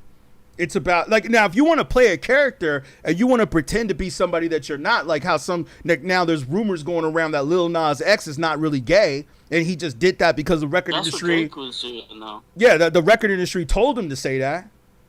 You could say that. But the point of the matter is, though, is that that's not part of the culture, and that's not the truth. Hip hop was supposed to start off by talking about what is real and what is going on in the communities. It's not about this dude trying to pretend that he has all this money that he doesn't have. Thank you. Like, it's not about that. It's not about him sitting in front of a rented mansion and a rented car and women that are all paid for, acting like that's his lifestyle when it's really not, when the dude's really living in an apartment and driving a Mazda. Not that there's anything wrong with that. Yeah, I agree. But that's like, all I'm saying. Okay, I think Public Enemy is one of the most like. Do you respect Public Enemy? Chuck D from Public Enemy follows me on Twitter. That's dope, actually. I mean, I got some celebrities that follow me, man. Yeah, that's dope. But you think they're completely hip hop, right? Like they absolutely really, truly show what the essence of hip hop is. Right, hip hop. Cortez Smith made a good comment right here. He said hip hop is a concrete sport, not a sissy sport. Exactly. Yeah, I agree. See, oh man, we're going away hip hop a bit. If we try to delve into that more, but it's all part of it still. I think if you go through the comments that are right here on TikTok, we don't even need to go through the comments on the other platforms. I think mostly everybody in the comment section disagrees with you. If you were like reading the comments. Fine. I kind of like that because I want to see different perspectives. You know what I mean? Like I hear you. think that's a healthy thing to do. That's why I have you up here. That's why I have you up here. And this is your community, respectfully, so they're gonna agree. No, not necessarily, man. To tell you the truth, your takes, you know what I mean? Not necessarily. TikTok pushes me out to a lot of people. Like I looked at the analytics. That's why I'm here now. I look at the analytics. About 85% of the people that jump into my feed don't even follow me.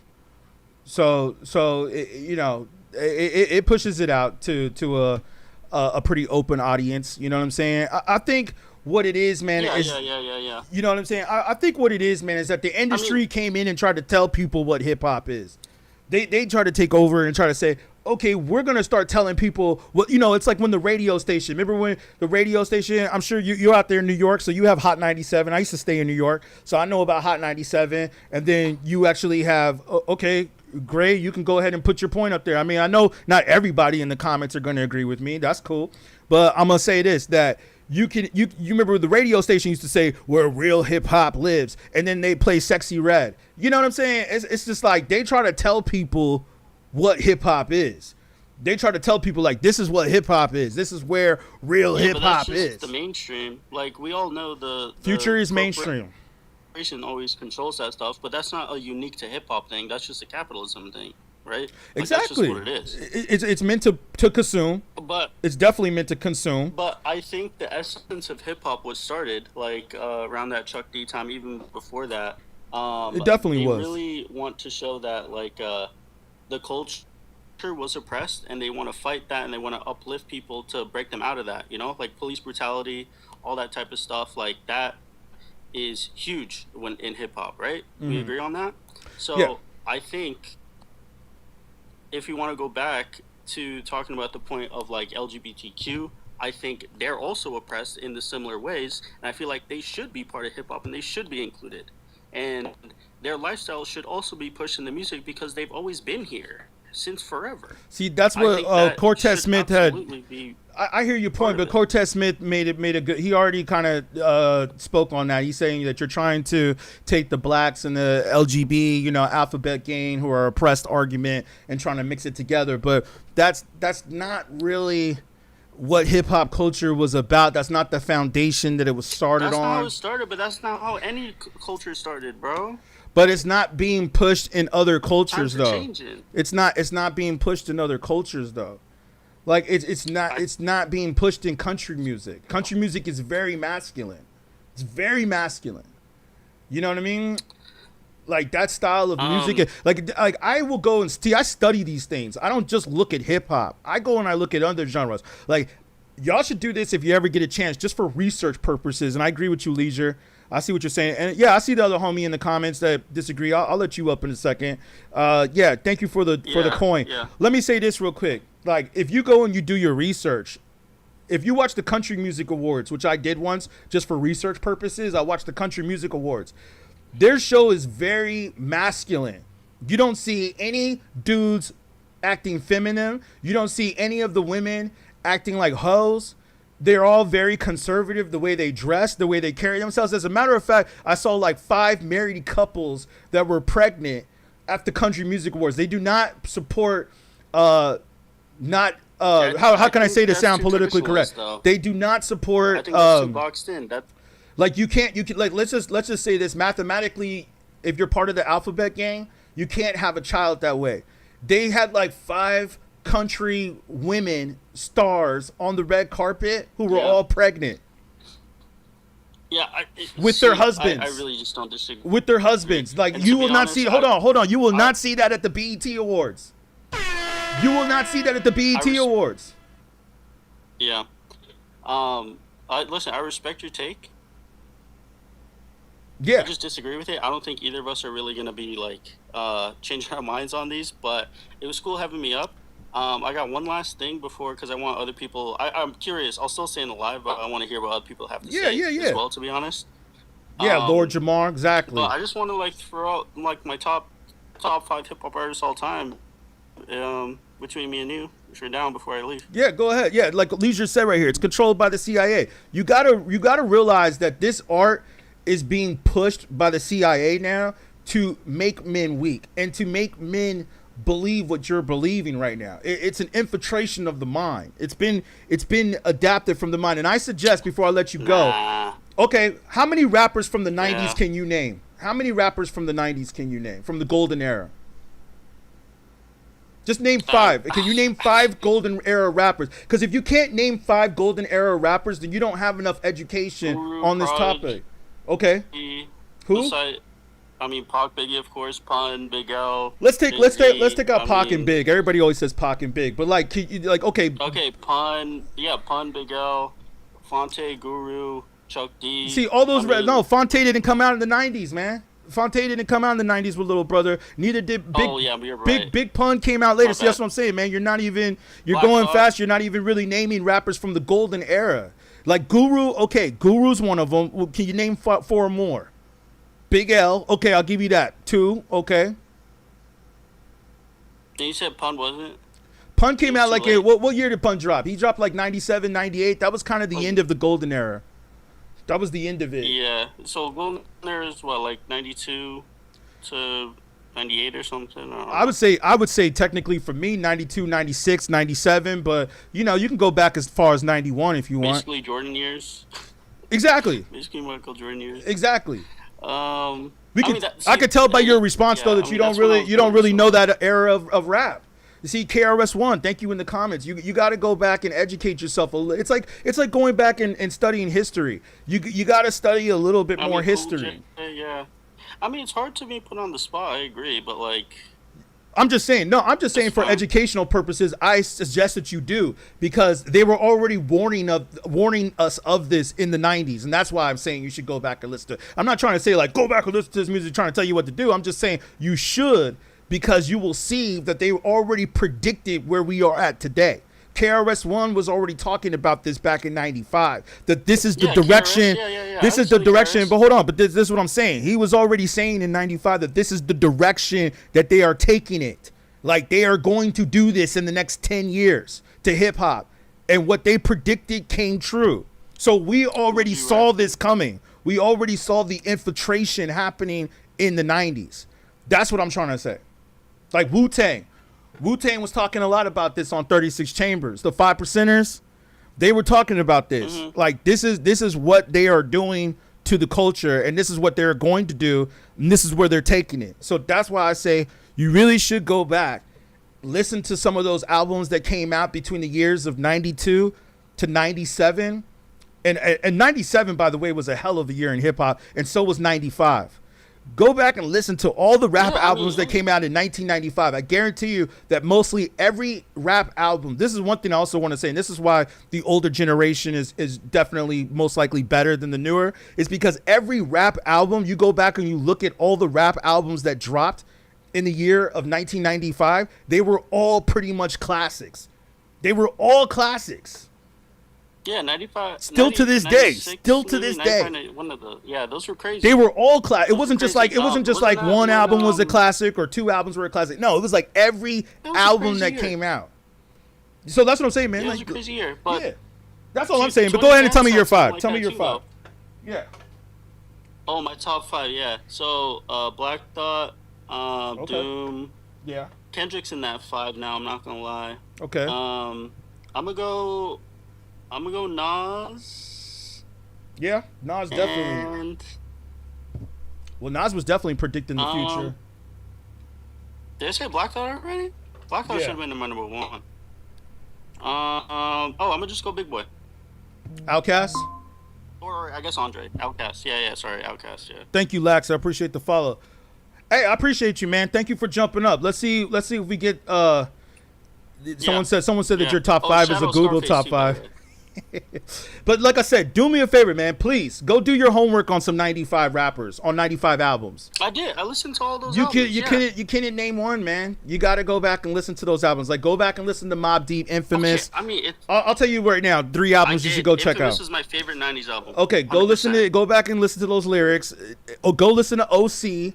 Go listen to OC's album. Go listen to This Was an 8 Mile. Go listen to OC. Go listen to you already know Infamous, P Rock and CL Smooth, Mecca and the Soul Brother.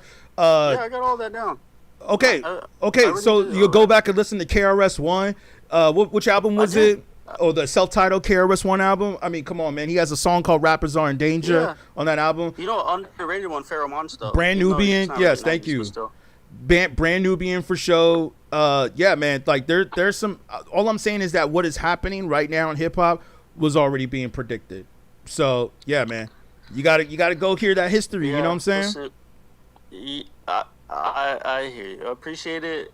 Thanks for having me up here. Hopefully, of course, man. I can hear some more takes from Yeah. We'll get. Hey, I don't mind having these talks, man. That's why I had you up here. It's good to hear other people's opinions too. I don't want everybody always agreeing with what I'm saying. Like it's all to the good.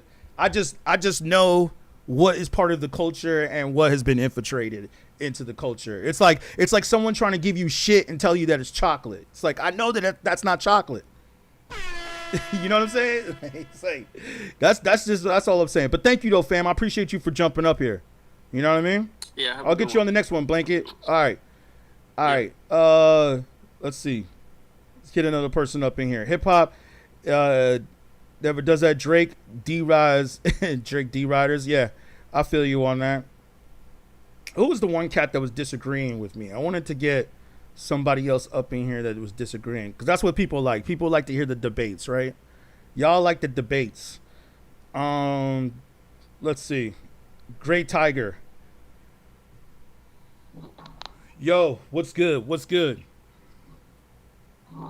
Can you hear me? I'll have you come back up if you're not ready. Going once, going twice. All right, we'll have you come back. All right, or request again. Request again if you can. Yeah, I mean, I want to know what some people think. Yeah, Cube, Cool G. Let me read some of the comments. Thank you guys for some of the coins too that came in. I appreciate you guys, man. Thank you so much for the follows. Thank you for the coins. I appreciate you. It's what helps me get this going. Helps me get my Red Bull. I'm about to go get a Red Bull so I can really go. I'm trying to cut down on substances. You know what I'm saying? Because, you know, I'm learning that's been programmed to us by the CIA. So if you guys see me drinking, I'm not drinking alcohol. I'm actually drinking raspberry. You know what I'm saying? Homeboy said, bro, you scared to talk to me? I accepted you, and did I not say to everybody in the comments, going once, going twice? Man, we do these all day. Here, I got you coming back up. We ain't scared of nobody, man. Shit. We do these all day, man. This is all day. I've been doing this before some of y'all were born. See, you look behind you, says, I heard you. Exactly, man. I was saying going once, going twice. We waiting on you here. I'll let you back up. We trying to see, man. Can't nobody dude, my knowledge goes back so far. I go back to like when we used to work in the record industry. A lot of y'all never even had a job in the record business. Okay? I've worked in the record companies before the internet. So it's like, man, come on, man. A lot of y'all just can't even hang with me, period. Y'all weren't even, it's like, how many of y'all even had a record deal before? How many of y'all had a record deal? Raise your hand. Raise your hand if you've ever had a record deal. Okay. Raise your hand if you ever worked in the record business. Okay. That's what I'm saying. But all right, here, let's get one of the other homies up here. Yeah, I'll let you say what you guys say. I'm about to go get my Red Bull. Here I am. Can you hear me now? Yeah, we hear you now. We hear you. What's good? What's good? Yeah, we was trying to let you on, man. We said we was waiting for you. Good. I heard what you say. I heard what you were saying, and I'm a partly agree with you and disagree with you as well. Because to be totally honest with you, what you're seeing now in the music business is just a different iteration. The rap game matured and it took on different variants, different styles. It don't mean that it's not the same. Actually, we really didn't call it hip hop. Now, let me give you my background. Since I know you're talking about you got a rap deal and all this, bro, I was there. I'm born in Harlem, raised in the Bronx. I went to the Flash block parties. I went to the DJ Herc at the Executive Playhouse. Okay. I went to the Red Door, the Evilo. I went to Disco Fever when it was on 167th and near Jerome, right near the 4 train. I was there when White Boy Sal owned it. So, I mean, I was there when it took off from MC and just a, hey, ho, to the brothers speaking out on the mic and rapping. So, I mean, I get your point that it's been polluted to some degree, but I think it's about the commercialism is definitely there. But I think a lot of this is just a changing of the art form. R&B isn't the same as it was in the 50s, the 60s, the 70s. So I think that's all it is. I don't think it's, now I do think it's negative in some respects. And yeah, we had a different vibe, you know, self-destruction. We're headed for self-destruction. I mean, that would be more of a prophetic type of situation. But yeah, I mean, I think what you see, like you were speaking about the people don't have the money, we were always fronting back then. Right.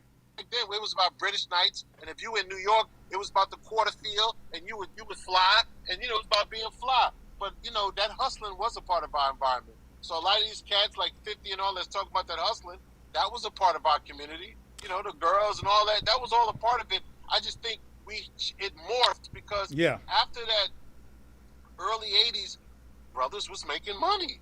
And you can't deny that Jay-Z and all them made it to a billion. Sean John Fubu, it matured to a big degree. So but I do see the infiltrate. I do see the using the NIGG, the nigga, you know, I do see that it has this negative effect, but I don't think so much it's been a CIA versus what we like and how it. Oh, it's definitely been a CIA. Can I intervene right here? I hear your point, and I appreciate that. Like, you've been around, so you know what's up. So, okay, that's cool. Because like I said earlier on another chat, you could tell the difference between people who've been listening to hip hop for like 10 years versus people that have been listening to it for 30 plus years. So I could tell that you go back, you said Cool Herc. Okay, cool. I go back with KRS-One. So one of the 4 fathers of Zulu Nation. I know Zulu Nation is frowned upon because of Bambaataa now, but still, you go back to the Zulu Nation era. Okay, so let me say this. I go back with KRS-One, definitely. I've had talks with KRS. So let me say this. And to go back to my point about working in the record business, I definitely saw in the record industry that they were signing degenerate rappers. They didn't want to sign conscious rappers anymore because I was working in the A&R department, and I used to take conscious rappers or rappers that I thought were dope to the dude I worked with. I worked with a couple of A&Rs. Actually, as a matter of fact, one of the A&Rs I work with is a big time A&R. He's Paul Stewart. He's the one who won the Oscar with 3 6 Mafia and Flow. So I worked with him personally. Paul Stewart, I got his number in my cell phone. If you know anything about the industry, he's one of the biggest A&Rs in the music business. Dude got an Oscar. And I would see him, not necessarily him, and this was a white boy too, by the way.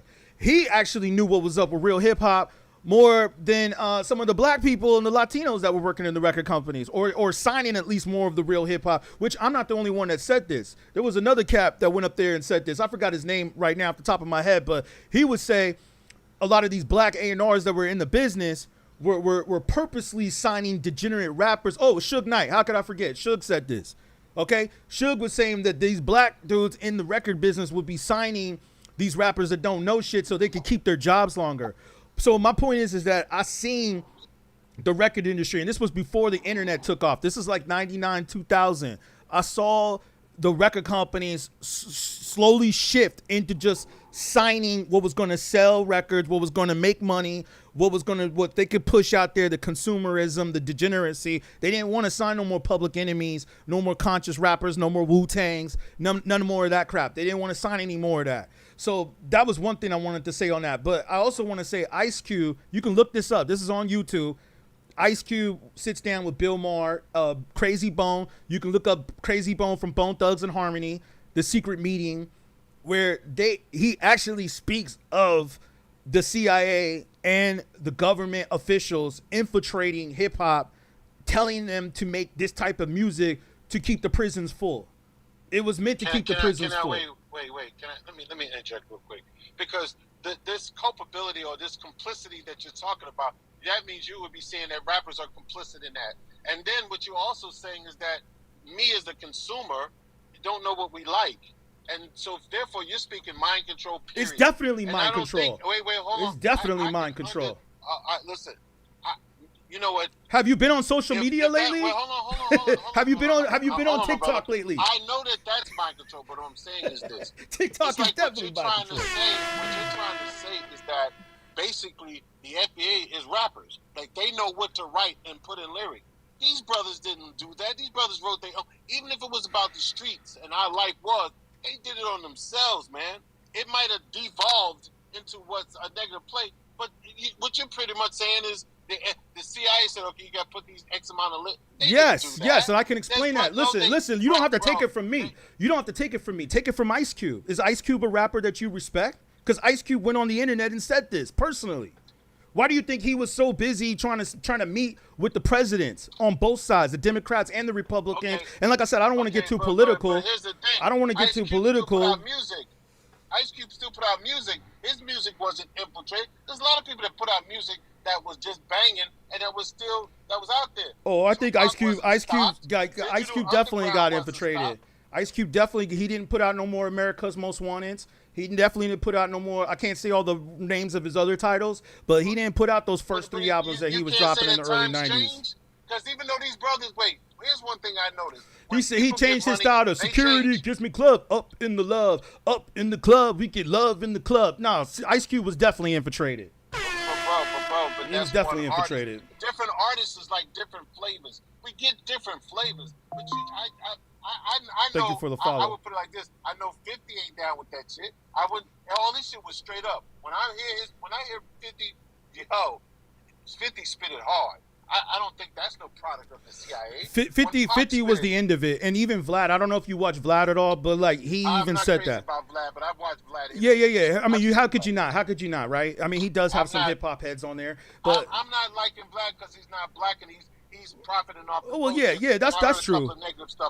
That's not just. It's not just about Vlad, but I'm just saying, like he had Lord Jamal on. We can respect that Lord Jamal is part of hip hop. But look, Lil Wayne and what's my boy name? Oh, here we go, Lil Wayne again. Here we go. We had a whole talk about Lil Wayne yesterday. What's his name? Master P. Master P and all them cats wasn't infiltrated. They did their own thing. I just think I get your point that some of the music is detrimental. These dudes were definitely infiltrated. Let me speak on your point. You're not letting me answer what you said. I want to tell you, man. These cats were right. This is what Ice Cube said. You should look up this interview. I could tell that you didn't watch it. They said that Ice Cube says that he would write certain songs and they would say, hey, and this is a dude who's a very successful rapper. He's a multimillionaire. He's made a lot of money off of rap. Like I think Ice Cube and movies, but Ice Cube is a successful rapper. So I think he's someone we can take his point. He says so himself that they would write certain songs and the record companies that were backing it up, funding it, putting the money into the singles, into the videos, basically said, okay, that's a cool song, but we need you to put that song out. That's your single. So they would tell them which singles they wanted to put out, or they would tell them, that's cool, but you need to write a song like this. They told me that because I'm a rapper too, man. And there were times when I was trying to get my deal with Sony and trying to get my deal with Interscope and trying to get signed to a major label. Now looking back, I feel like I should have just focused more on being independent. But at that time, that was the way to go, get a deal with the majors. So I was trying to like get a deal with the majors and giving my demo tapes all the time. And they would tell me, that's cool, because I was considered more of a conscious rapper, obviously. And they would tell me like, that's cool, you got some dope shit, but you need to do a song like this, or like that you see that dude right there, like on BET talking about all that degeneracy. That's what you need to write. So the record companies were telling us what to write and what to do. But that wasn't all the time. That doesn't just apply to music. These guys, you got record executives. They see. Oh yeah, it's in the movies too. Works. And wait, but they see this formula that works, and they try to get everybody else to follow that formula. But you got people that are pioneers that we feel, because what you're basically saying is that we must have imitation feeling. What people put out, we didn't really feel. We were feeling the writing. Yes, record execs try to filter and all that, and just like comedy and Living Color had to go to the same thing. Dave Chappelle had to go to the same thing. Comedians go through the same thing. Movie producers, black artists. If that filter is going to be in every field, but just to say because they try to. And that's the execs. The execs think they know, when actually it always should be the artists that know. I won't lie and say that some of those execs tried to filter. They definitely did. Well, if they put a $100,000 check in front of you, most of these kids from the hood ain't never seen $100,000 before. So, and Cortez Smith made a good point in the comments too. And by the way, I just want to speak to the one brother in the comment. Yes, I do think that hip hop is out there still. You just got to find it. But I want to say on this though, Yin Yang Twins. Homeboy said Yin Yang Twins said it too. They wanted to be conscious rappers, but a lot of them weren't able to get deals as conscious rappers. And now I think we're in a shift where a lot of these rappers are sounding like what's mainstream because they want to become mainstream. So a lot of them are going to, like all the female rappers, they all pretty much for the most part rap the same. You know what I'm saying? Because that's what's selling. That's what's getting money. That's what's getting deals. So of course, if people see what's making money, they're going to follow suit. If they don't see it making any money, they're not going to follow any suit. And so that's what I'm trying to say about the whole mind control and all that. Now, yes, you do have some rappers out there like a West Side Gun or a Conway the Machine that aren't following that trend, that are doing their own thing, and I respect that. Or like a MF Doom, who are like, nah, I ain't doing that. This is what they were about. Immortal Technique is another one. That's dope. You got conscious rappers out there. But what I'm saying, look, there's only 3 labels that run the record business. It's Universal, Sony, and Warner. Those major companies that are signing these artists, they dictate usually what they want to put the money into and what they want to back. And of course, that's going to inspire a generation of up and coming rappers. And that's all I'm saying. Like, it's going to inspire a bunch of up and coming rappers. And you're right. Back in the 90s, I think we can all agree, late 80s, early 90s, you had some of that. You had some gangster rappers. You had some other rappers talking about this and that. But you also have more of a balance then. Whereas now there's no balance. Now it's majority of the rap is degeneracy. Majority of the rap. Like, we can't even really name, other than maybe Conway the Machine. We can't really name more than like 5 conscious rappers. J. Cole. You know what I'm saying? We can't really name. Good. Yeah, exactly. We can't really name 5 other rappers that are in that caliber. Whereas back in the 90s, like you see here on my wall, back in the 90s, it was easy to do that. You had Nas, you had Method Man, you had Dr. Dre. Listen, but we felt more pain back then, bro. Exactly. I mean, back in the 90s, we felt more See, I disagree with you. I disagree with you 100%. Nah, homie, nah, I can't let you go there. I disagree with you. I think black people are way, way worse than we were before. We ain't got no more Malcolm X's. Oh, no, we not. Nah, we ain't got no Malcolm X's. Man, if Malcolm X was here today, if Martin Luther King was here today, do you think black men would be walking around wearing dresses? No. Okay, no, black people are way off worse. We are way more, dude. What you talking about? We are way more unorganized than ever. We snitching on each other. We used to hold on, homie. We used to have rules. We didn't snitch on each other back in the days. We snitching on each other. Well, not me, but these new age black people, they snitching on each other now. There's no code of the streets anymore. Shout out to Guru. One of y'all brought up Guru. There's no codes of the streets. There's no more rules. Motherfuckers are snitching on each other. They're wearing dresses and painting their nails. Black people are and then let's not even talk about how many black people are incarcerated. Let's not talk about how many black people throughout this nation that are homeless. You go to any city in the country, most of the people that are homeless are black people in any city in America. Bro, let me interject at this point. Right now, you're now speaking of something completely different. You're not talking about the music industry. You're talking about the plight of black people in certain countries. Well, we said about black people being worse off.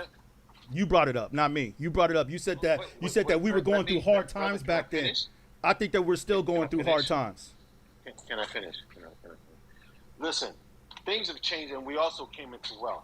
Now everybody's not doing well, but we're not doing the same as we were before. And let me give you more about my history.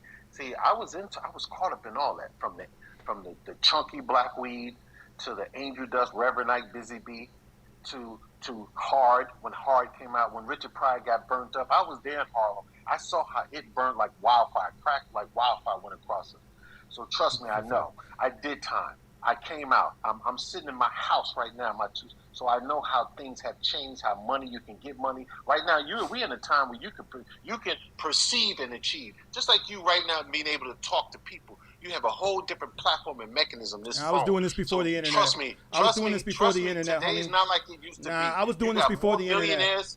I was doing this before the Hold on, internet. You got more black millionaires than you ever had. That's pro not- capita. yeah. So what you're saying That are is, all I athletes understand and that some rappers. people- That are all athletes and rappers. They're not lawyers. They're not doctors. They're not judges. But that's They're not that's real not estate true. agents. They're That's not not real. true, bro. Nah. I don't know where you getting your census data from, Nah, but man. that's not true. I can guarantee you right now, 100%, that there are more black people in jail than that are millionaires. No, you're not. I don't think that's correct, but Let's argue. Let's fact check it right now. Let's fact check it right now. You might be a secret agent. You might be a secret agent. What? Like, because even the homeboy said, there's no way we can argue this. There's no way we could argue this. Bro. There's no way. Are there I'm more not black trying to people? convince the world of nothing crazy. And I didn't say that the music industry probably was not tainted and probably trying to be herded in a direction from the Jays. But for you to say that you think I'm a secret agent, okay, you know what? No, I said you might be. That's what one of the homies said, because he's like, how can we even argue what would this? be my objective? Yo, let me just give you a fact right here. This is a good point that one of the homies said in the comments. Almost every woman that's a female rapper is either promoting like prostitution, or promoting singleism, or promoting the alphabet game, meaning the rainbow community. Because I don't want to say certain words, which is true. When back in the early 90s, we had more black female rappers that were actually more MC respectful. Light, Roxanne. Yeah, Queen I Latifah, UNITY, Salt and Eve. Pepper. Let me finish. I'll let you was out speak. there, I'll let yeah. you speak. Let me say my point. That we had way more female rappers who had more of a message in their music, whereas now, can we agree that mostly all of the female rappers that are successful, I'm talking about the ones that are mainstream, I'm not talking about the Rhapsodies and all that, I'm talking about like the Cardi B's, the Megan Thee Stallions, the Nicki Minaj's, the Ice Spices, the Sexy Reds, like the ones that are getting really pushed. Can we admit that mostly all of it is just stripper music?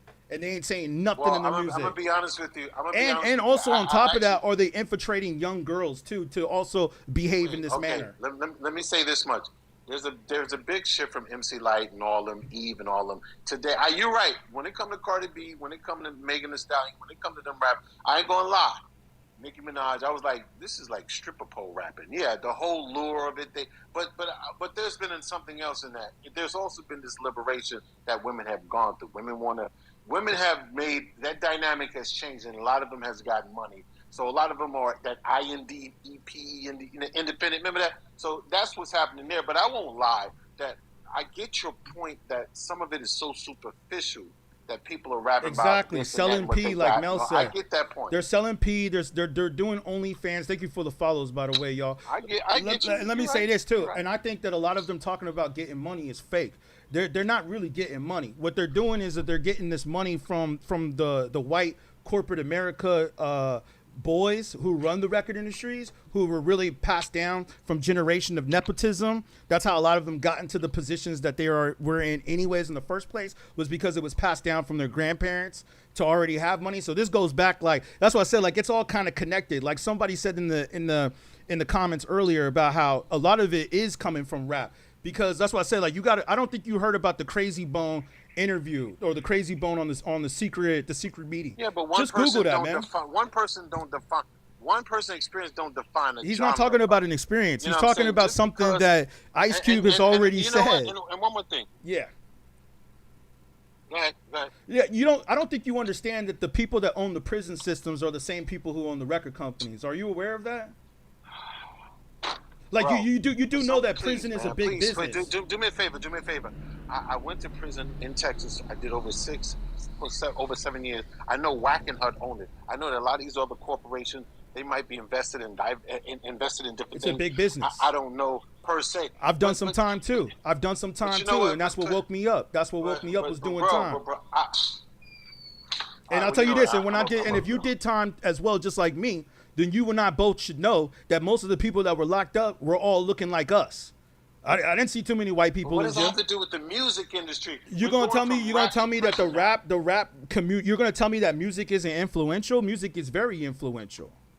Music is I will very say this influential. much. Hold on. Jerry Let me say Heller this. Let me even say went this. on to put this out with NWA. The Ice Cube even said also, not to go back to Ice Cube, but he even said that he knew that NWA was being pushed, and they started pushing gangster rap more.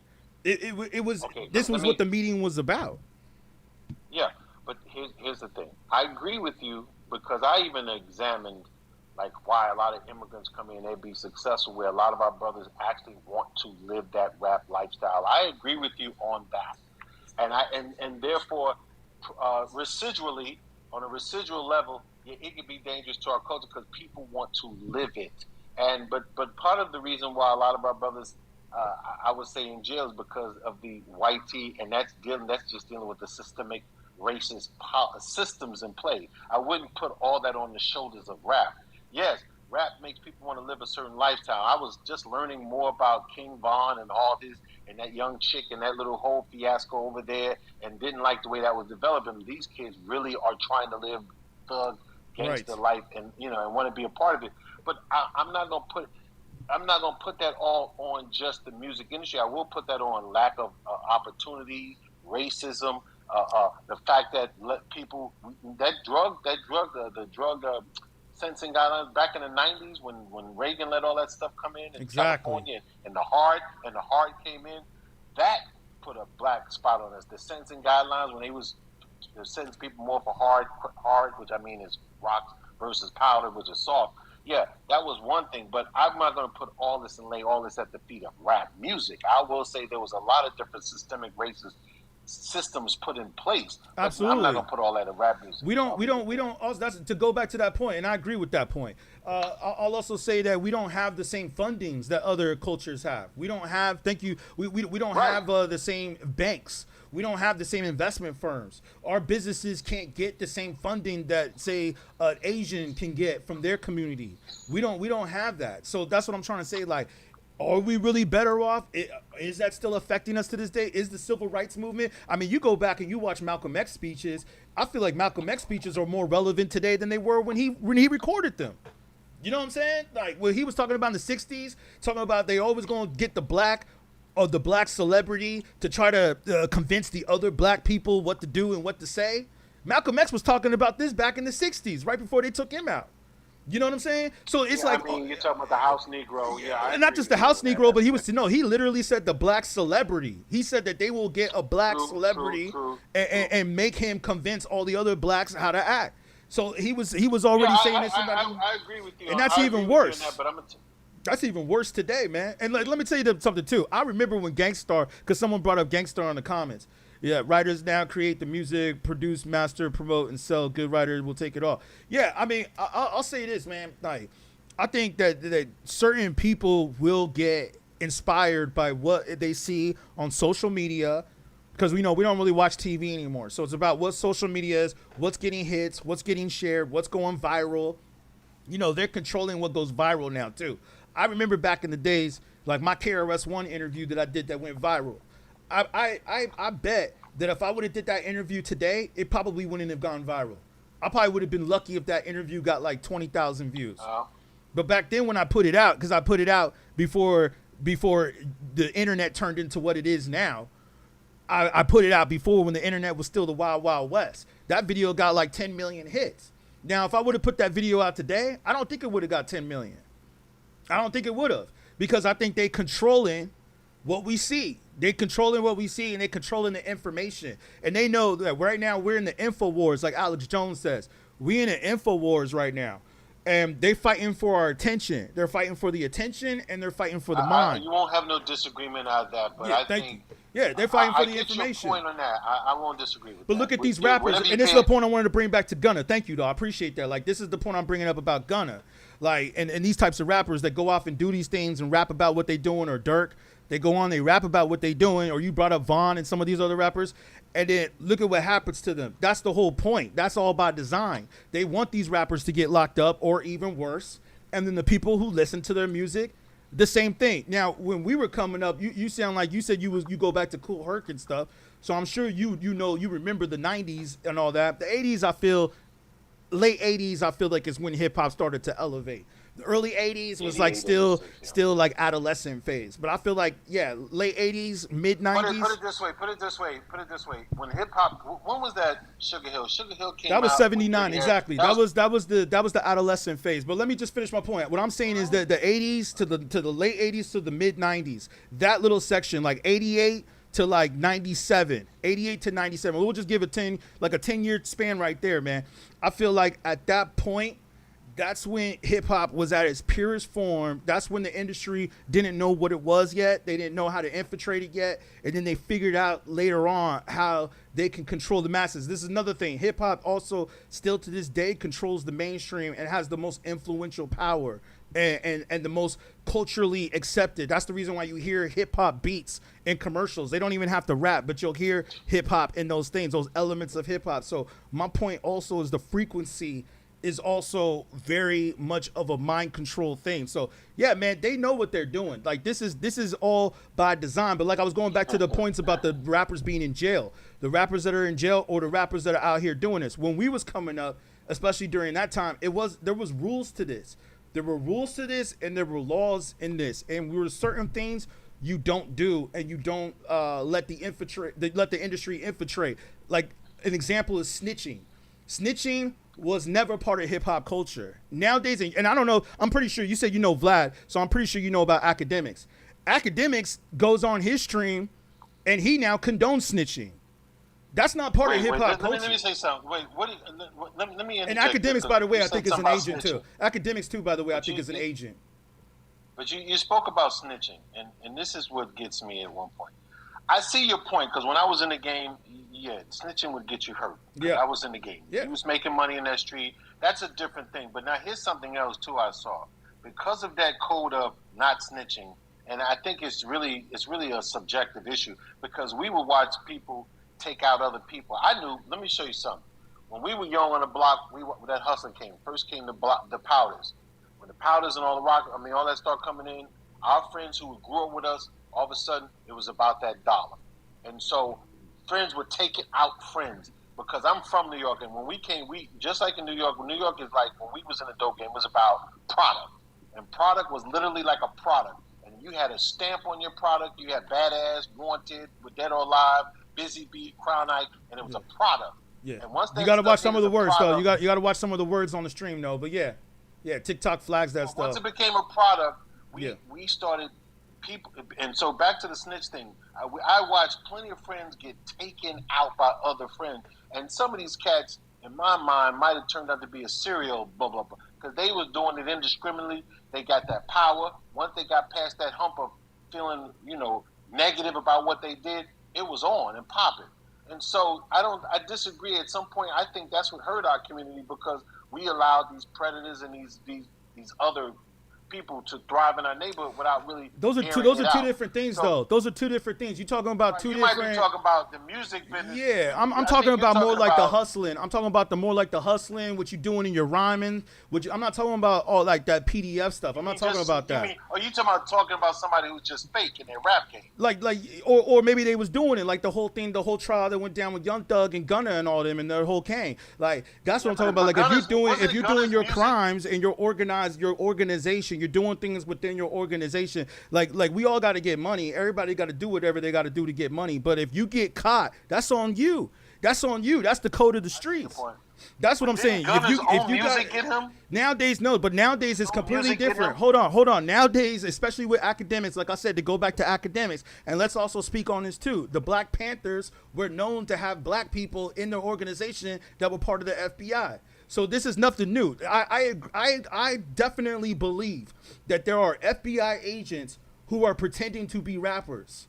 There are CIA agents who are pretending to be rappers. These dudes could be undercover CIA agents who are playing a role, because they did it in the Black Panthers. I mean, I don't know. I think that's a bit of a stretch. I think of an FBI. Okay, so you're gonna tell me that MK Ultra? You're gonna tell me that they stopped doing MK Ultra in the 70s? You really think so? You think they stopped doing MK Ultra in the 70s? Is that a drug or something? What is MK Ultra? See, you don't even know what MK Ultra is. You don't even know what MK Ultra is. What is it? You got to look it up, man. You got to look that up. You got to do your homework on that. No. if it was a substance, it's a substance. It's not a substance. In my It's not a neighborhood- substance. It's in not a my- substance. In my neighborhood, it was. In my neighborhood, MK Ultra. chunky black.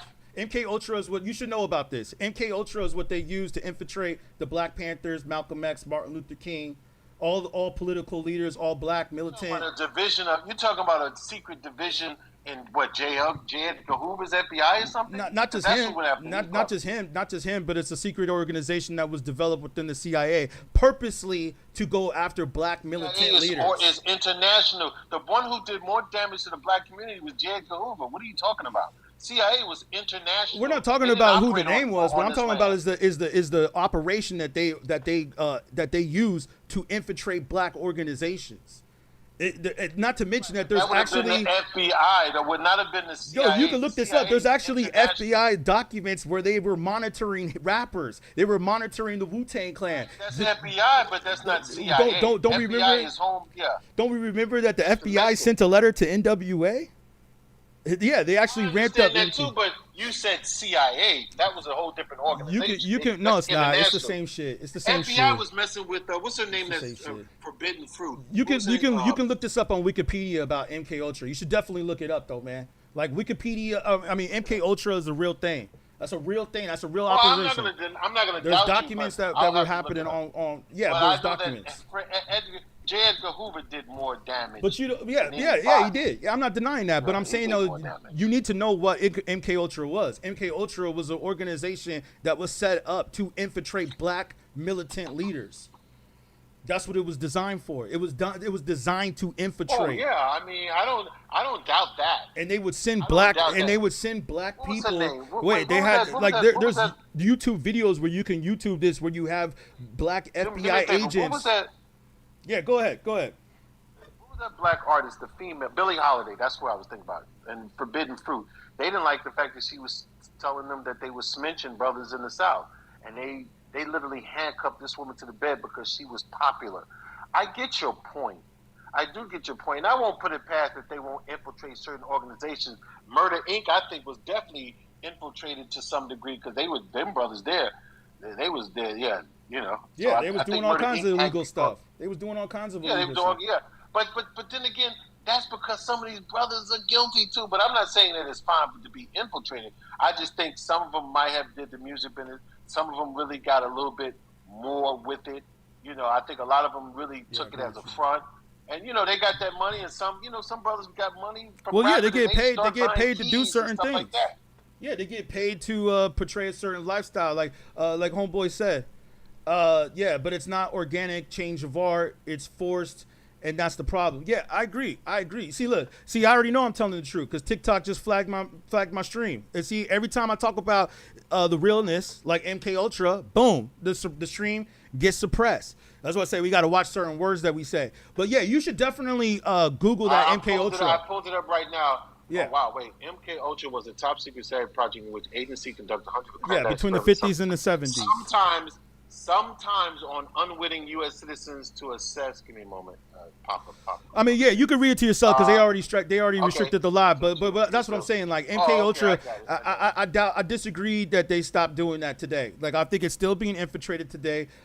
Popular streamers like academics, you can see he even has admitted to being paid off by the industry to promote certain rappers, to promote certain music. Yeah, like Homeboy says right here in the comments, Smart Mouth, they weaponize the culture. Exactly. That's my point, is that they weaponize the culture and they use the culture against us. They turned us, because they know that hip hop could be very inspirational. Like hip hop could basically make people want to do certain things, or if people were talking about, hey, invest your money, save your money, you know, do something with your money other than go buy a Louis Vuitton bag.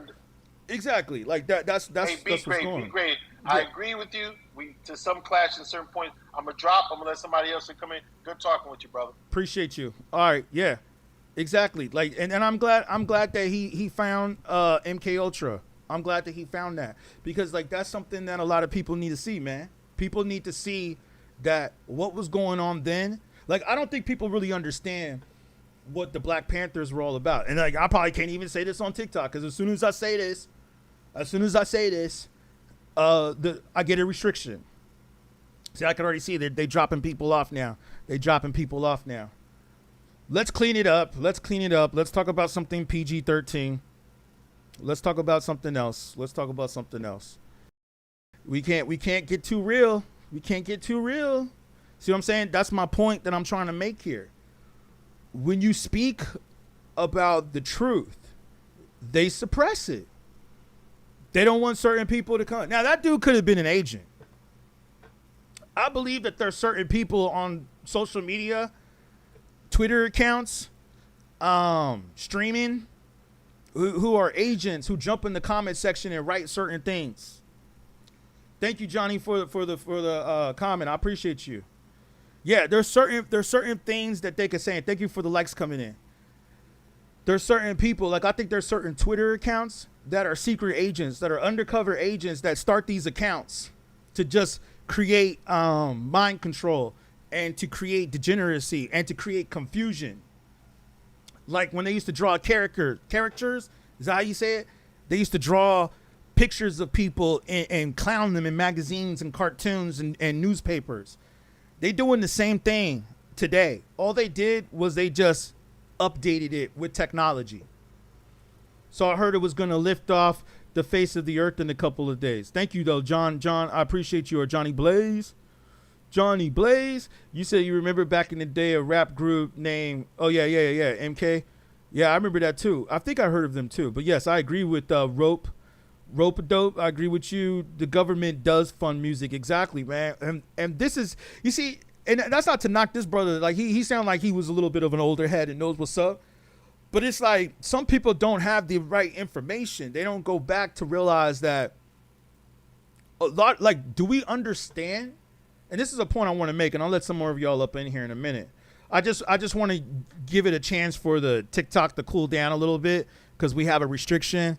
So we got to wait a few more minutes for them to drop the restriction off. So let me just give it a few minutes to drop the restriction off first before I let other people in. Because, you know, some people just come up in here and just saying all kinds of craziness, dropping all kinds of F-bombs. You know what I'm saying?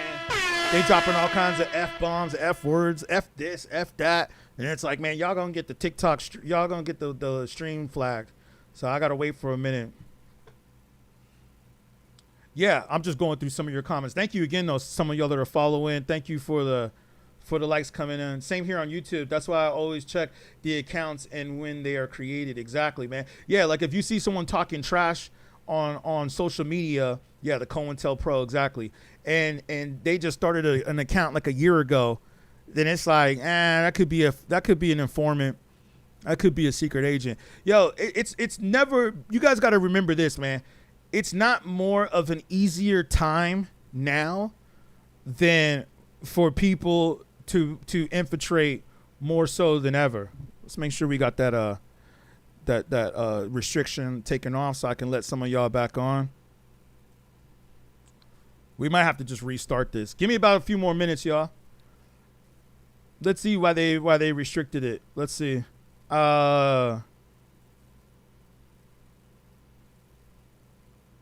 They said community guy. Oh, misinformation. That's what they try to say.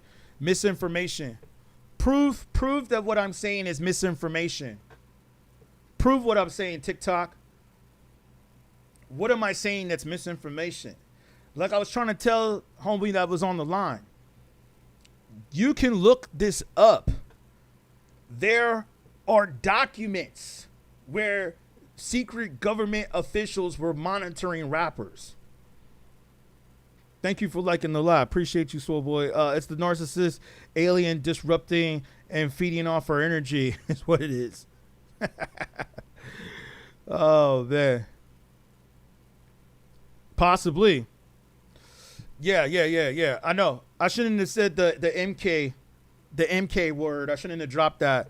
But I had to tell this dude because I could tell that he didn't know what he was talking about. Like when he said that there's more black millionaires than that are in incarceration. I disagree with that.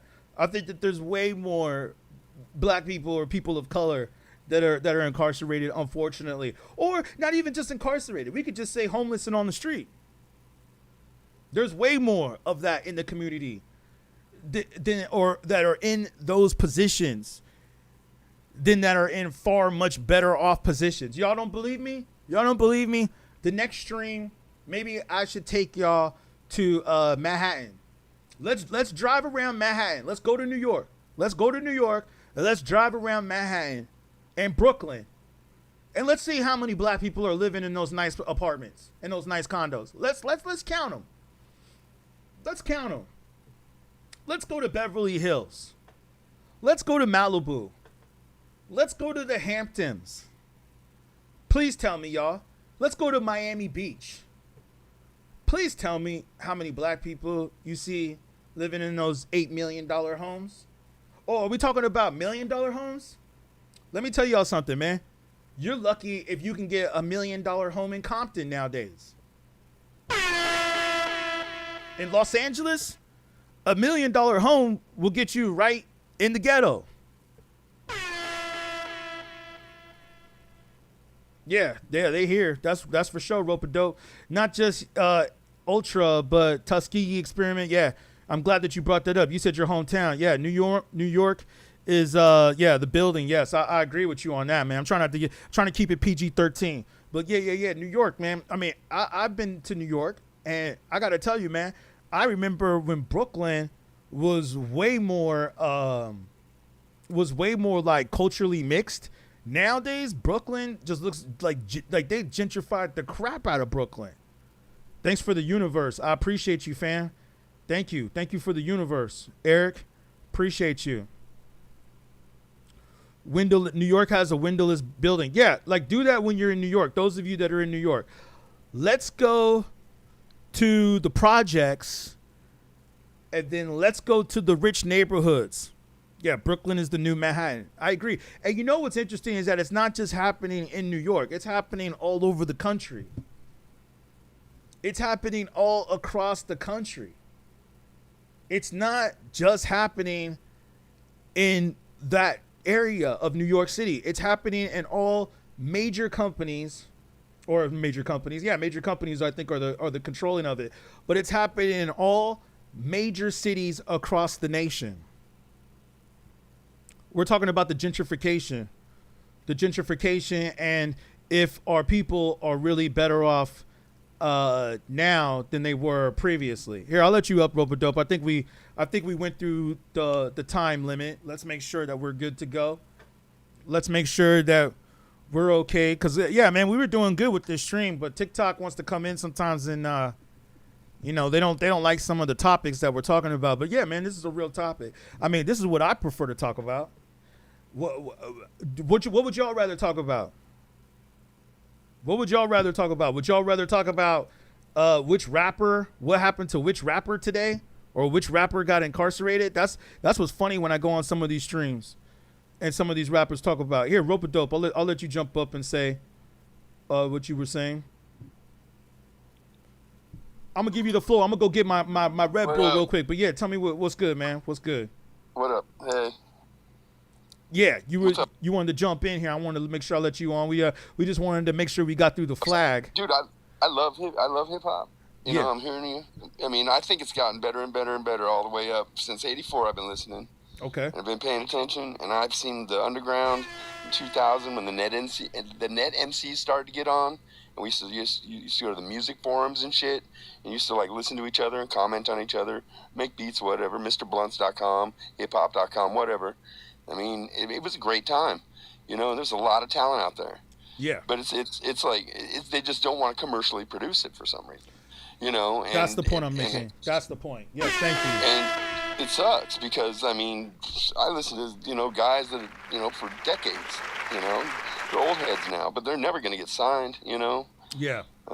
It sucks. Yeah. So I just think now with the music and now with AI and shit, it's allowing the good writers and the people that don't have the equipment or the... I think you muted yourself. But I agree with some of your points, though, that you're saying about how I don't think the mainstream is putting money behind the real rappers. That's exactly what I was trying to say. I never was saying that the real hip hop is not out there. I know this is like a generic question that's up here, but that's just to get the conversation going. But the main point is that you're right. I agree with you 100% that the record industry is not putting money behind rappers that have something to say. And like I said, man, every rapper has its place. Like you can have the Futures, you can have those types of rappers. They have their place for the culture in certain parts, but there's really like no balance. Yeah. Yeah, Well, Cortez Smith. I think opportunity. hopefully I explained that to Cortez. Yeah, because he was trying to say he didn't understand. But I think what you're saying is that there's good Right now- hip hop out. It's just not getting funded by the record companies.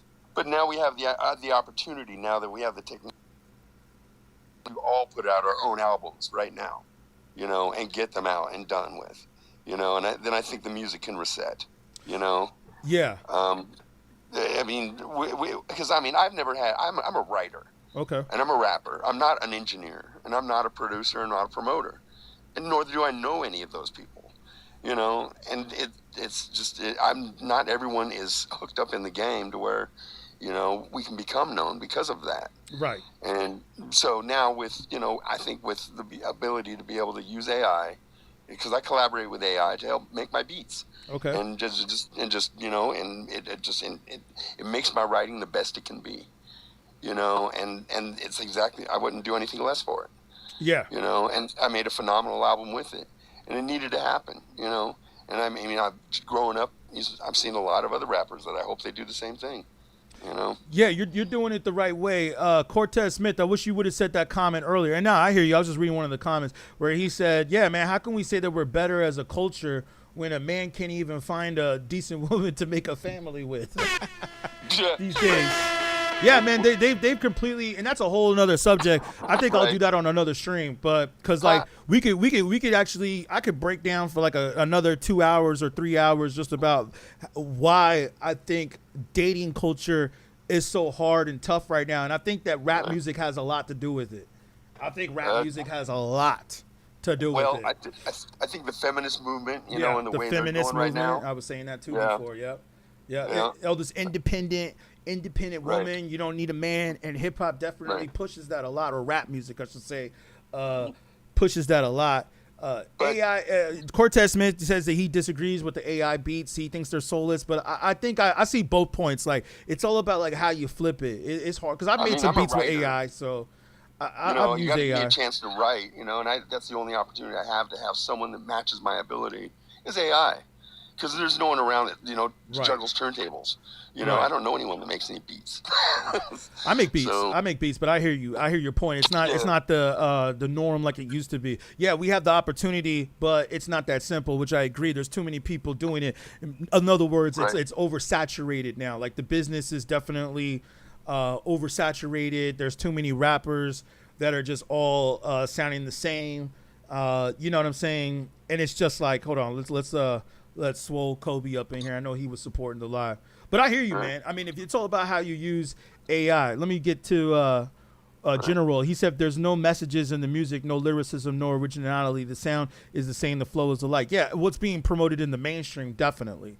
But I hear your point. Like there's rappers in the underground that are definitely like, man, I was just listening to some rappers on YouTube the other day where I was like, man, some of this stuff is phenomenal, but it just sucks that it's not being pushed in the mainstream.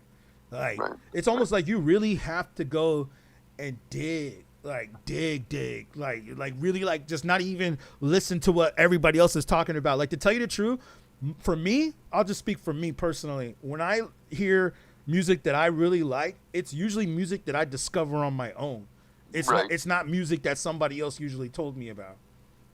It's usually like I gotta go. I just happen to be on YouTube and maybe I'm doing something like cooking or cleaning or doing something like that around the house, and something will come up on my algorithm. I'll be like, oh, that's dope. Like, what's that? And I'll save it or something. Like that's how I've been finding some dope music lately, and that is the beauty. Exactly. Very rarely have I heard some dope music that somebody or some internet personality has mentioned. Go check out my shit, dude. I will. I got a bunch of rappers on here that send me the link in the DM, and I'll definitely check it out. I got a lot of people. Rope-a-dope-ill. Dopely, definitely. You said you're in Nebraska, right? Well, I'm from Colorado, and I'm a transplant out here, so yeah. And side note, since we're talking about the gentrification, what's the rent like out there for a nice 1 or 2 bedroom? I'm looking for some cheaper places to do my business at. What would you say the rent is like in Nebraska? Because not too many people jump in here from Nebraska Yeah. or it's about in Nebraska $1,000 for a 2-bedroom. for a one, and that's on the low end of the. That's the bad part of town right there. You know. Yeah, see, that's like almost everywhere. That's almost like everywhere, man. But hey, at least you can get a 1-bedroom for $1,000. In LA, you're lucky you can get a closet for $1,000. Yeah, I don't know how it happens. Well, because they manipulating. Again, it's another form of mind control. They manipulating everybody to. Well, it's the weather. It's the weather. LA got the weather, and that's what everybody's really paying for. What you realize when you're in LA, it's really the weather, because it's like summertime pretty much all the time. You know what I mean? Even in the wintertime, it's summertime. I couldn't do that without the weather, without the seasons changing. My mood wouldn't change. I just don't understand. True. Yeah, I hear you how you on guys do that. My family's from Detroit. They say the same thing. They say they say the same thing. They're like, I don't know how y'all do it. I don't know how y'all do it. I agree. I'm starting to get to that point too, where I'm like, hey, it would be sunny. The weather's nice, you know, but other than that, the culture, the people, it ain't the same as the way it used to be. It ain't the same as it used to be. It's gotten worse. It's the people. People are jerks. Yeah, it's very narcissistic. It's very narcissistic out here. I swear to God, it's the alien, man. And they I swear to God, it's the alien. I mean, any flesh bag with an optional head of hair can hang out on Earth and blend in. But it's the personality that's going to be different, dude. Yeah, oh yeah, definitely, man. Yeah, the underground rappers don't get the shine. No, they're putting some good comments up in here. I'm an underground artist. I can't say it fell off. An old head, new rap. I can't hate. Yeah, I agree with you on that. It's the culture of hip hop. So real quick, I always ask Robodope, who's your top 5? Because you sound like you know what's up. Top 5, well, it's Aesop Rock for one, not Rocky, but Aesop Rock. Cause damn, we got Paul McCartney up in the chat. His ability. Let's see who else. Shit, me, of course. Okay. Robodope. Yeah. You got to put yourself up in there. I agree with you. Got to give homage to Too Short and Beat. Definitely, both of them. And for just a wild card, I'm gonna throw in Cocaine. Okay, with the K. Yep. Damn, that's old school right there. That's old school. I'd love to go Gangsta Dip. I love some of that. Yeah. I've seen it all. Yeah, man, that's an interesting little list. Yeah, for underground though, I'd go fucking Gruesome from Iowa. Okay, I'm not familiar, but I'll look it up. Dude, he's got a lot of albums out. He's been out for a long time. Respect to that guy, dude. He's for real. He's almost like a Hobson or something like that, like an underground rapper who's been out there for a long time, but definitely made some noise. And like Hobson's a dude that doesn't get enough credit. You know what I'm saying? I agree with what General said. 5-star General, streaming messed up hip hop and music for that degree. That's what I'm trying to say. Like, rappers don't make money like they used to. So like all these rappers out here that are pretending like they're getting money, I think is definitely fake. Gangsta Nick, he knows his stuff. He said, yeah, you know your stuff. Definitely. I can tell you know what's up. Yeah, facts. Thank you, Smokes. I appreciate you. Thanks, man. Yeah. I think that streaming, yeah, man, because like we used to be out there hustling CDs, you know, and I remember going on the block selling CDs, and I come back with like $100 in one day just from selling my CDs, man. You know what I'm saying? I just don't got that hustle in me, dude. I just make music, you know. And I mean, that was back in those days. You had to do that. There was no internet. There was no streaming. So it was like streaming was like a pro and a con. It's a pro because you can get your music out there. But now I think it's going back to where us rappers, because like I said, man, I'm a producer too. So I'll check out some of your stuff. Check out some of my stuff. My rap name is David Mnemonic. That's what I go by, like MNEMONIC. David Mnemonic. You can Google that, find me. But it's like, I think now, I feel like if you want to make money off of this, I feel like it's going back to the way it used to be. Like, I think it's time for us to get back out there in the streets. We might have to get back out there in the streets and hustle our music, because I'm thinking like, man, if I get 1,000 streams on Spotify, that's like what, like $1, if that. I might be lucky if it's $1, but if I go out on the street and I sell 1,000 CDs for $10, I can make like 20,000. You know what I'm saying? I mean, I know that's easier said than done, but we don't even have to say 1,000 CDs. We could just say like 100 CDs or 100, like, you know what I mean? Somewhere around there, or some kind of physical copy, whether it be cassette tapes, CDs, or vinyl. I can go out there and slang that and make my money, make way more money than what these streamers are going to pay me.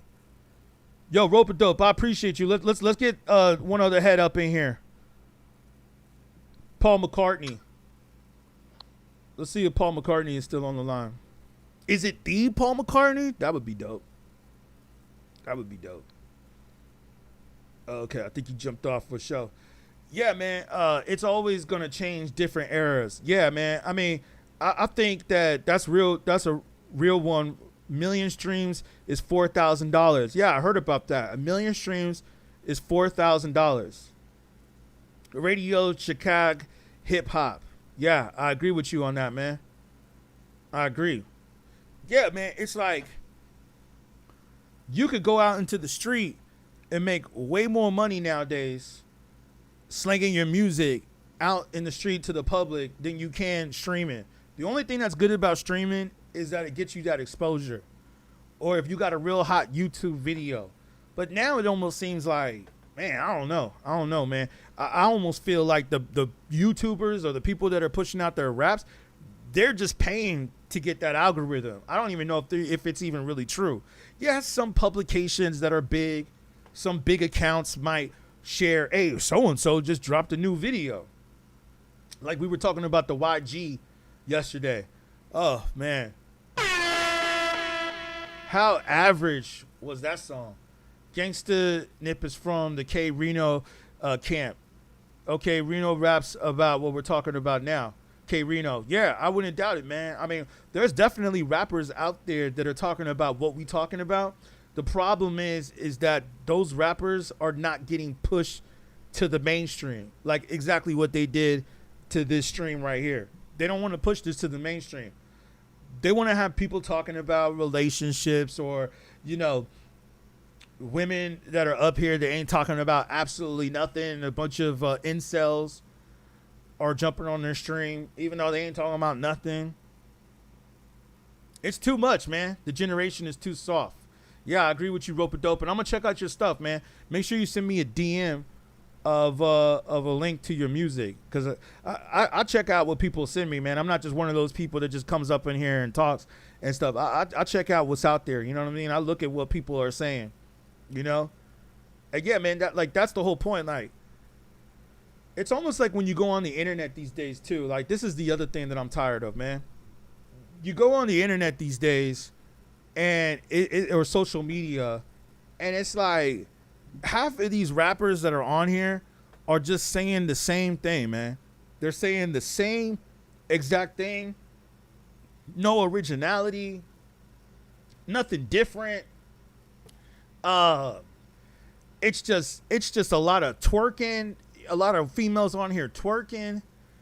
And don't get me wrong, man. I don't mind looking at a beautiful woman, especially a beautiful woman that's twerking. Don't get me wrong. But like Black Thought says on The Roots, what they do, never do, what they do, what they do. I mean, y'all know the song.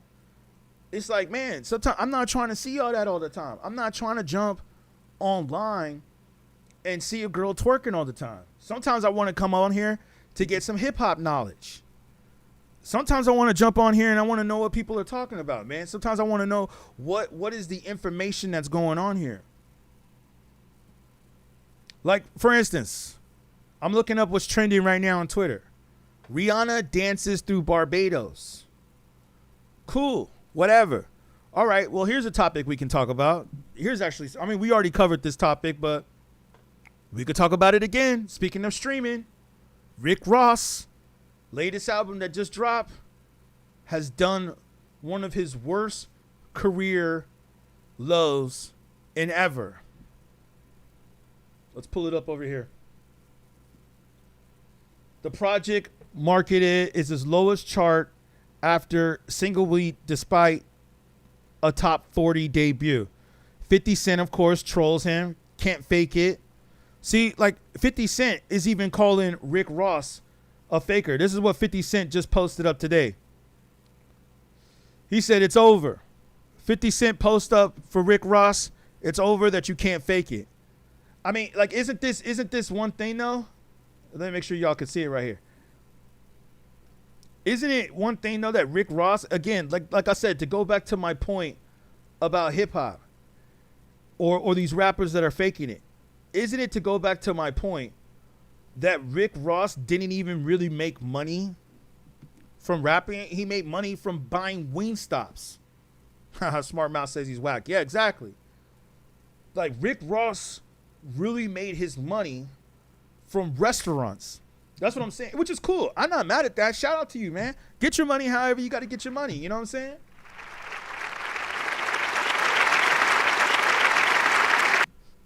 Yeah, you said that's hard, so nothing to report then, you think? Yeah. I mean, I'm just saying, like, these rappers are really faking how they're getting their money, and 50 Cent is even calling it out. Like, man, you can't fake it anymore. Like, you ain't getting your money from rapping. Who even knows if it's really just a persona that is really not even true? Let's see if Rick Ross really First had... week, 20 the second week. As I said on my story yesterday, 22,000 the first week, 20 the second week.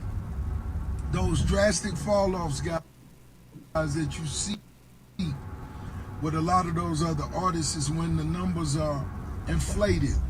The bots. To me, the new flex is no bots. Keep it genuine. Keep it pure. Let the music fight any battles. You understand? Come on now. This the biggest boss. I'm letting niggas know. Do the long game, baby. That's how we hustling. That's how we winning. We here 20 years later. You know what I'm saying? Those G-Unit sneakers gonna be in Costco, baby. I like the Lloyd Banks ones better than all the other ones. Them other niggas ain't even got no sneakers. But 50, give Lloyd Banks his own high top sneaker. And since the Shreveport shit ain't happening no more, you know what I'm saying? You can focus on the sneakers. And for example, if those numbers not inflated, why can't these same people with all these followers sell other products outside of the music?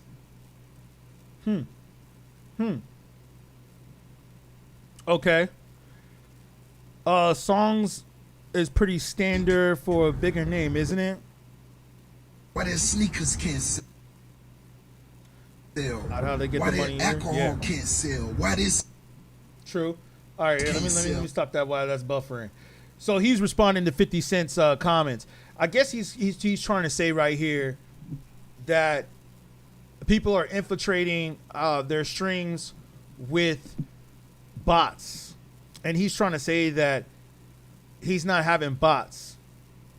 Cortez Smith, you said Rick Ross was one of the industry plants from the Soulja Boy era. He had no rap background, exactly, and I'm glad you said that. Thank you. And not only to mention that, thank you for your comment. Not to mention that he copied another man's persona. So how can we consider him a real rapper? Sorry if that was a little loud. How can we consider him a real rapper? We can't. We can't. And I agree with you about being an industry plant. Like, I wouldn't be surprised if this dude gets funded by certain record companies or certain agendas, or he might have some kind of backing coming from somewhere that like allowed him to buy, what was it, Evander Holyfield's house and throw these extravagant parties. But like when he throws these parties, he charges people to get in. So if you got like 2,000 people coming to your mansion and you're charging them like $30 a pop, maybe even more than that, well, he's making good money right there off of throwing his parties. You know what I mean? You said 5 tiers just got, or S tiers just got on. We were talking about the Rick Ross numbers and how 50 Cent was clowning him, saying that he was faking everything, faking the whole rap persona, which I do believe. And 50 Cent basically called him out on it because, you know, him and 50 got a beef. You know what I'm saying? And he's trying to respond back and say that bots are what was making people's numbers look good, where he's saying that he's taking out the bots. But I don't believe it, man. I think that people just haven't really received his album this year. But I have heard some people say that they liked his album and thought it was dope. Again, that goes back to my other point about music being subjective. Rope-a-dope, you said it might not be his fault. It's too easy to get initial click. You mean clickbait? Clickbait service or clickbot service? Yeah, well, I mean, Spotify hopefully said that they were cutting down on that, because they called it streaming farming, you know, right? Or bot streaming or bot farming or whatever you call it, where it's a known fact that some of these, not some, I'll say a lot of these rappers, most of these rappers, it's a known fact that most of these rappers were inflating their streams. That a lot of their streams were not even real. You basically get your money back with one click. Yeah. Yeah, true. True that. I'm seeing what topics we got going on here. I'm seeing what people are talking about in hip hop.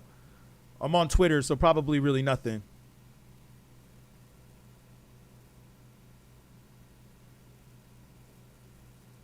Yeah. Yeah, just seeing what people are saying. So yeah, that response that Rick Ross did actually I think just happened a few hours ago, which is good to hear. Yeah.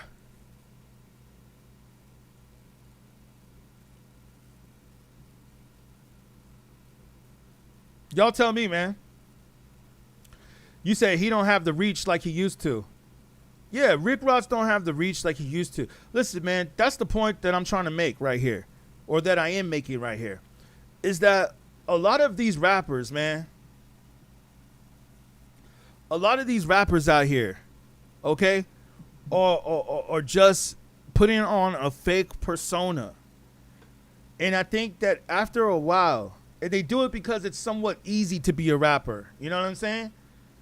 It's easy to be somewhat of a rapper, not a real rapper, It's easy to be a fake rapper.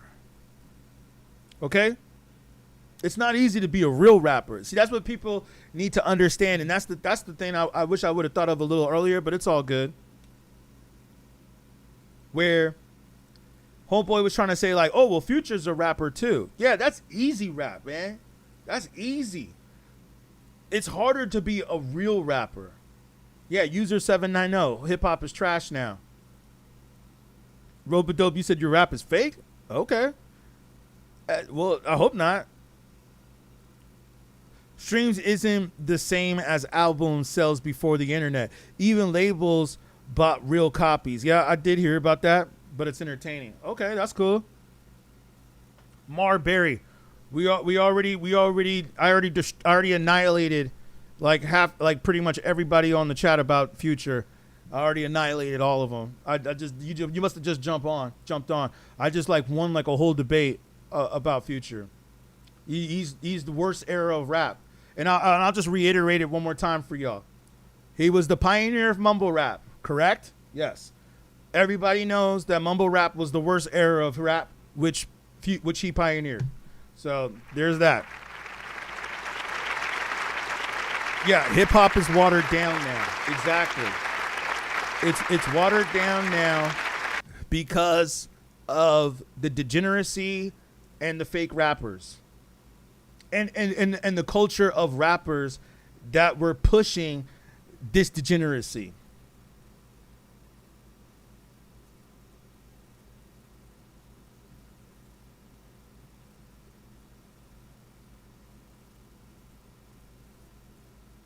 Yeah.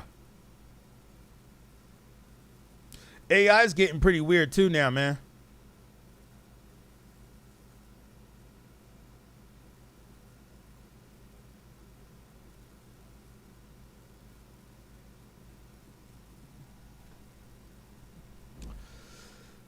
All right, let's see what some of y'all are saying.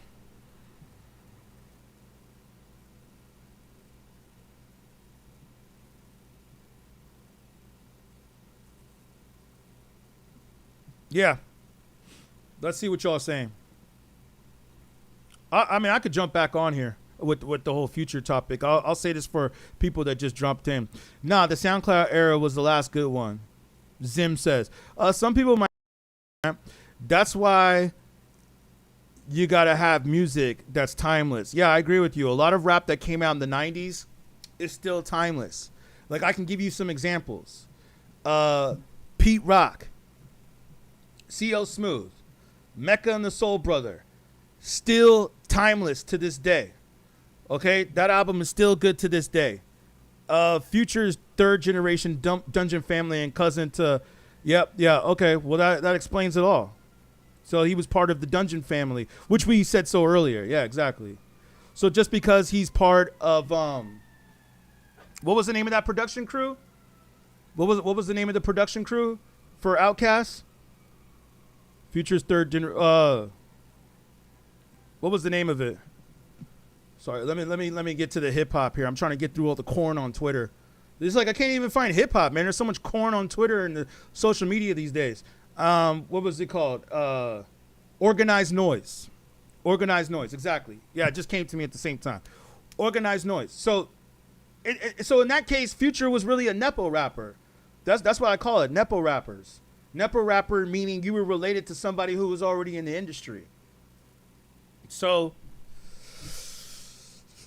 you know what I mean? He was a nepo rapper. But this is the thing that I'm talking about. Future's music, and I've already said this before. I mean, I've had these debates so many times. You could go on my YouTube channel and look up some of my old debates. I have debates from like months ago where we were just crushing on this topic. Like, you go back and you look at his music, there's only really 3 elements of what he's discussing in his music. It's women, money, and consumerism, and drugs. Those things are all degenerate things to people, especially the black community. And that's why he does not fall into my category of hip hop. That's why, because hip hop is not about promoting degeneracy.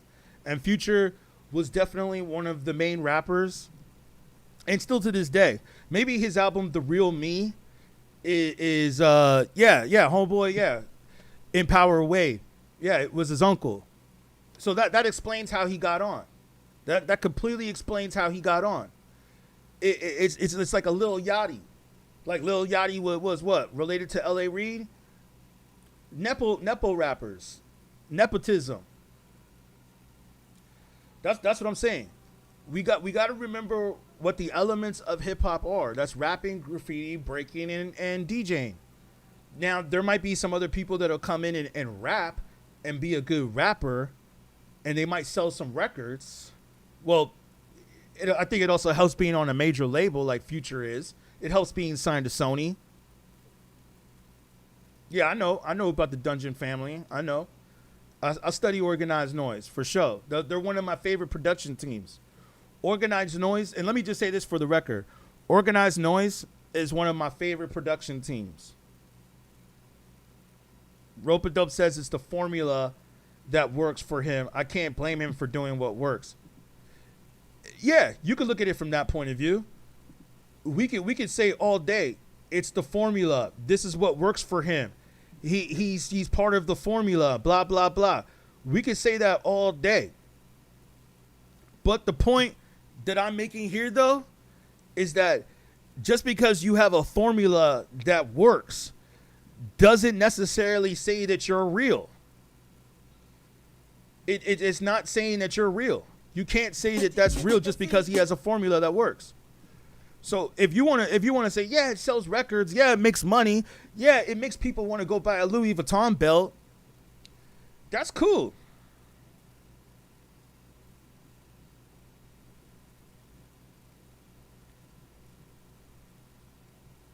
Let's see. That's why the other rappers, that's why there's other rappers out there to listen to. Yeah, I mean, there's underground rappers out there. You just have to really dig for it. Now you got to have a bunch of money to make it regardless if you're one of the best or not. I agree with you on that. The game is too oversaturated now, Zim. I definitely agree. What you admire about the SoundCloud era is that most of them were broke and worked hard to blow up. True. I agree with you on that.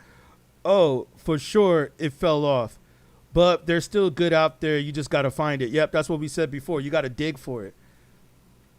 You said your writing is over there too. Not real, but that's what makes it good. Yeah, I mean, SoundCloud, I got to ask myself, like, is SoundCloud really popping still? I don't know if this, like, it's like you said, like one of the homies made a great point. You really got to work hard for it now, or you got to have some kind of money.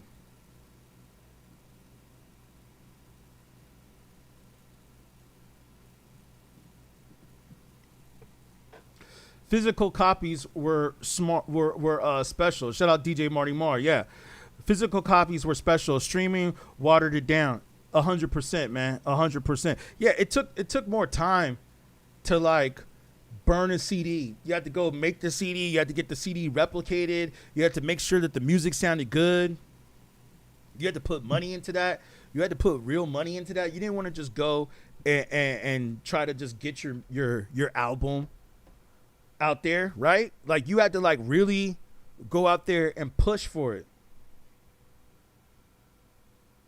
Ropolo says you can carry a chat well. I'll give you that. Oh, thanks, man.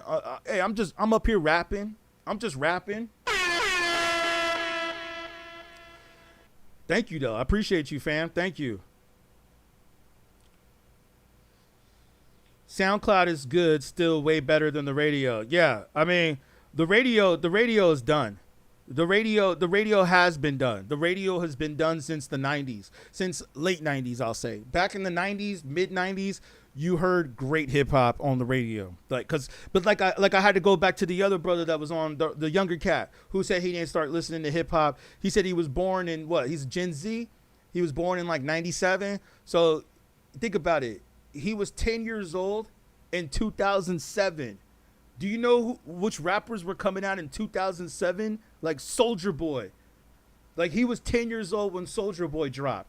How can you possibly know what real hip hop is back then? I said, name rappers from the golden era.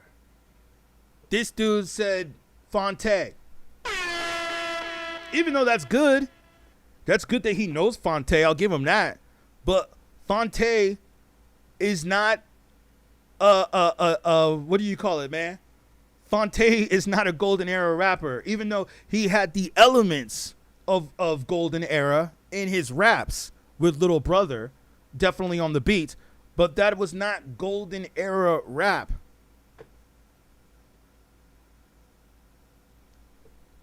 A mixtape was precious.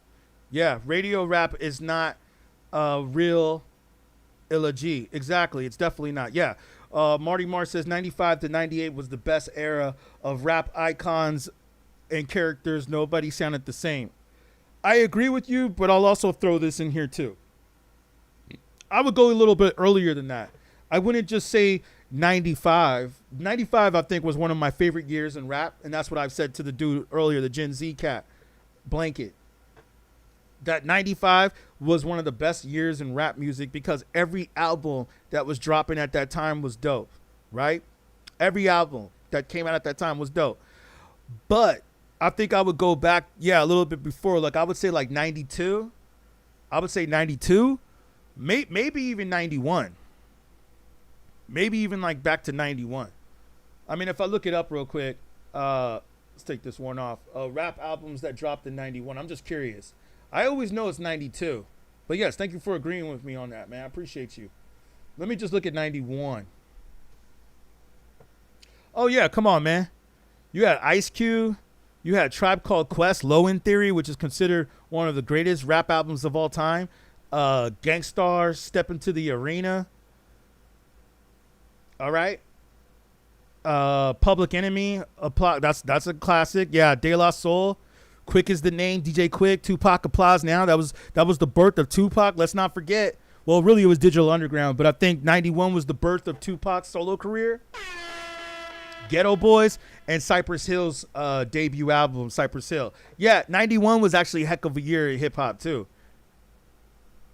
Even Master P, everything was crazy. Yeah, and if you look at these albums that all dropped in 91, and we could say 92, 93, 94, 95, 93 till infinity. If you look at all of these rap albums, well, that was a dope song. I don't know if hip hop is still real now, or mainstream at least it is.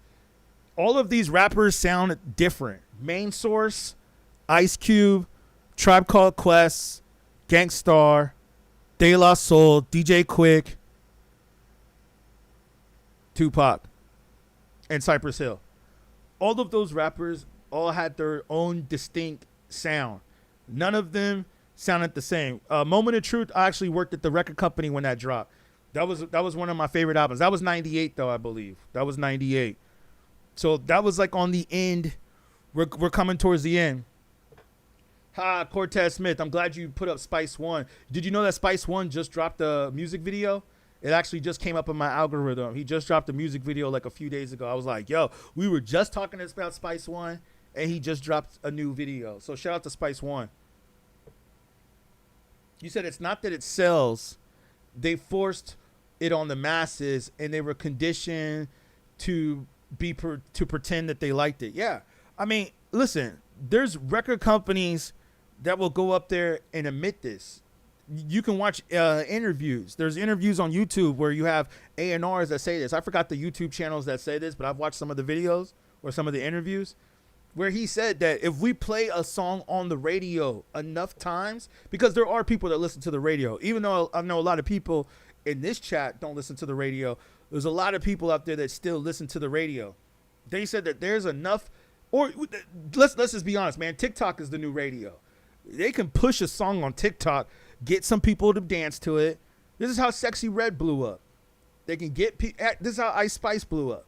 They can get a song, make it trend on TikTok, push it in the algorithm, which is the new radio. And if enough people hear it, I'll give you a perfect example. Young Miami, Spin That. You're seeing Spin That everywhere. On my scamming day, where you at? That's all over the internet right now, right? People are dancing to it. It's trending. It's on the radio now.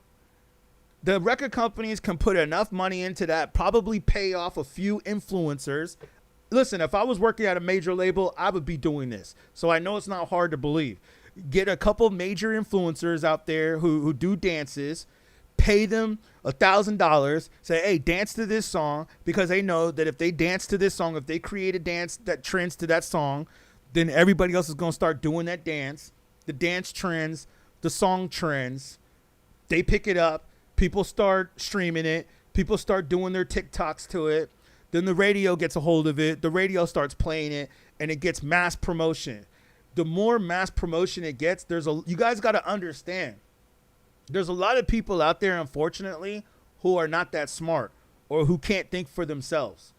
There are a lot of, like, that's what there's one dude, I think he was a secret agent, to be honest with you. I think that one cat that we had on the call talking about there's more black millionaires than there are that are in prison. I can't stand that conversation. Or that are homeless. I am willing to bet, unfortunately, in American culture, that there are more black people that are strung out and homeless than that are millionaires. I think that's a fact. I see way more homeless and people on drugs on Skid Row in LA than I do see in Malibu or that I see in Beverly Hills. I don't know what these people are talking about. But like I said, I don't get too caught up in that because I think sometimes there's secret agents that jump on these streams and they want to have these debates. But you got to understand, there are certain people out there who can't think for themselves. And they'll just play whatever's thrown at them.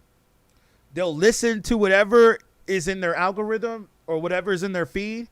And they'll stream whatever comes on their Netflix. Like if they turn on Netflix, I'm the type of person that'll go to Netflix and I'll like search for a movie. I'll be like, nah, I'm not going to look at what you recommend as the top 10. What are the other movies that I might want to see? I'm not going to watch that series just because you put it up there and say, hey, watch this series. It's the top 10 series. No, I'm going to go search for what I want to search for.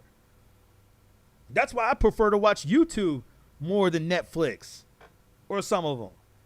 You see what I'm saying? But like some people will just watch what series is pushed in front of them. They'll go watch what movies are pushed in front of them. Oh, Spider-Man. Oh, the new Spider-Man's out. Oh. How many times are they going to tell that story? I'm not saying that it might not be a good movie, but how many Spider-Mans and Batmans and Supermans are y'all going to make? How many Superman movies do we need? But you see, there's a lot of people that will say, oh, a new Spider-Man movie's out. Let's go see it. They're going to just go see what they're being told to see. It's the sheep and the sheep leading the sheep. It's a lot of the sheep leading the sheep. You said, yep, it came up on my algorithm too. Yeah, the Spice One. I'm gonna go watch that video later. That's dope. You said your first album was the DOC. Yeah, shout out to DOC. Yeah. First album you bought and my parents didn't care was Bone Thugs and Harmony. Yeah, that's a classic. I can't stop bumping 90s hip hop. Yeah, I agree with you on that. Lyrics were always great then. Exactly. Well, you know, people had more of a meaning back then, man. Like, people actually wanted to say something. Can y'all still hear me okay on YouTube? I want to make sure we're coming in okay over here, man. We've been going for almost 3 hours. I might push it a little bit longer. You know why? Because I know some of y'all be working late. And I thank y'all. I got some comments from some people that said they be working. They be at work. You know, and they're like, man, you got me through the work day. I know some of y'all got to work at night. Some of y'all are truck drivers. So thank y'all. I want to say thank you for tuning in. I might keep going a little bit later for those of you that got to work that late night shift. Y'all got to work that late night. Here we are, 2 o'clock in the morning for some of y'all. We might go to 2 in the morning. I should start doing these streams like a job, huh? Do my shift, an 8-hour shift. You were 15. Yeah, so you're probably a little young, DJ Marty, if the first album you bought was Bone Thugs. When Bone Thugs came out, I know, hopefully I look a little younger than I am, even though some people be calling me Unc up on here. But I think that the ones that be calling me Unc are the dudes that are like 15 years old. So, of course, to them, I'm going to look more like an Unc to them. Yeah. So you're a little younger. You're a little younger, but that's cool. Yeah, because I remember when Bone Thugs dropped. I was already, I think I was like in high school when that came out. Not to date myself, but yeah, I was about high school when Bone dropped. And you said you're the whitest guy ever, but love hip hop and miss the old days. Hey, man, I got friends of all races, man. Everybody listens to hip hop. We cannot say that nowadays hip hop is not multicultural nowadays. Like, hip hop is definitely multicultural. It's definitely all races. It's definitely contributed all over the world. It's definitely celebrated all around the world. So, and that's what I'm trying to say. Like, man, I don't think a lot of these people really understand how powerful hip hop is. But moving forward, we're going to start doing some calls where I want to take it back to Egyptianology. Because, you don't hear any rappers rap about Egypt, right? Of course not. And I want to take it back. I'm not going to do it on this call. I might do it on another one. But I think that people don't really understand how powerful hip hop is. And it's KRS-One who actually said this to me personally. I didn't just watch this on a YouTube video. KRS-One said this personally to me. That, yeah, he always talks about Egypt. He said that he believes that hip hop is the rebirth of what we were doing in Egypt. And I believe that the secret societies and the intelligence agencies, how we were speaking earlier, and I don't want to say anything bad. Let's keep the stream okay, because I was gonna stop the stream and jump it back on because you know how the algorithm on TikTok be sometimes. Yeah, he is dope. Yeah, he said that he believes that what we were doing back then in Egypt is what is going on, is what hip hop is. Hip hop was the rebirth of that, like the hieroglyphics, what they were writing about, what they were talking about back then. We are doing this right now with hip hop. And I think, and shout out Kofa for the follow, appreciate you. I think that the people that run hip hop, the people who run the rap industry, the music industry, they're not dumb. They understand this. And thank you for the share, man. Yeah, let's get a couple reposts up in here so people know what's up. Shout out Marty Marr for the coins, man. I appreciate you. You said we've all contributed to things, black and white, to all those things. That's the great thing about American culture. Yeah, I agree with you on that tip. Love Allah. You said plain and simple, it's been poison. I agree with you. Thank you for the follow. Appreciate you. Love. Yeah, it's definitely been infiltrated, man. I don't see how anybody can't see that. Like, at this point, it's been infiltrated so hard that it's like, how can you not see it, yo? How could you not, like, Sexy Red? Like, come on. Come on. Come on. Ice Spice? Come on. Playboy Cardi? Come on, man. T-Bone. Hip-hop was created out of the blues music. The blues was created by native men. I would think that I agree with you on some points on that. I also say jazz. Let's not forget jazz. And some other people would say reggae. Some people would say reggae too. Yeah, we definitely were bringing up X-Clan yesterday.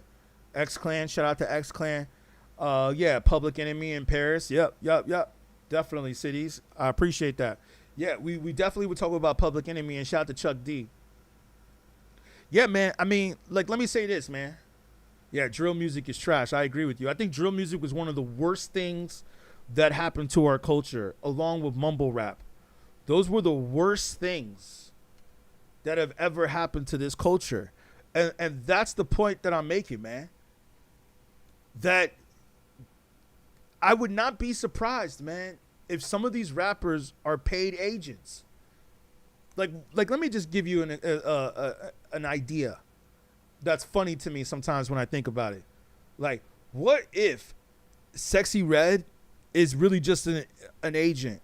Like, what if she's, like, really intelligent and she just pretends to be degenerate? She just pretends to be like that. Like, what if she's, like, really, like, a smart girl and she, like, went to Harvard or something, or she went to, like, Morehouse or one of these HBCUs, and she's really, like, intelligent, and she got hired by the, let me just say this word. Let me not say the let me say the powers that be, because those words get flagged. Yeah, you're right. Like, Charleston White could be another one. Exactly. Academics is definitely one of them.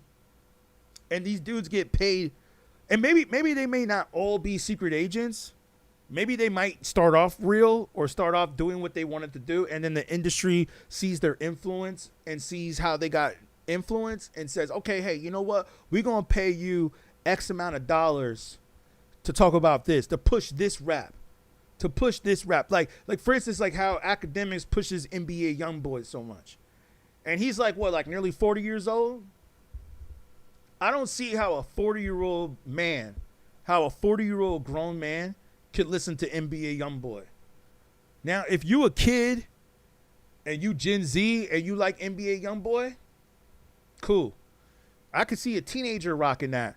But a 37, 40-year-old man bumping NBA Youngboy, like actually sitting back and listening to that music and saying, yo, this is dope, man. Like what he's saying is tight. I can't see that. I cannot see that, man. I do not think that NBA Youngboy's music can relate to a 40-year-old grown man. I don't see how his music can relate to. That's like me listening to K-pop. Like how can a 40-year-old man relate to K-pop? Yeah, Cortez Smith says she's definitely a smart person. Same with Cardi B. She speaks properly. Exactly. Like, these aren't stupid people. They know what they're doing. They absolutely know what they're doing. Feel good. Yeah, I am the only Q. Exactly. Hip hop is soft compared to my era. Eric Anderson, I agree with you. Yeah, Fivo Foreign. I never got into Fivo Foreign. I never saw what the big deal about him is either. Yeah, you said as if they have D's. Exactly, man.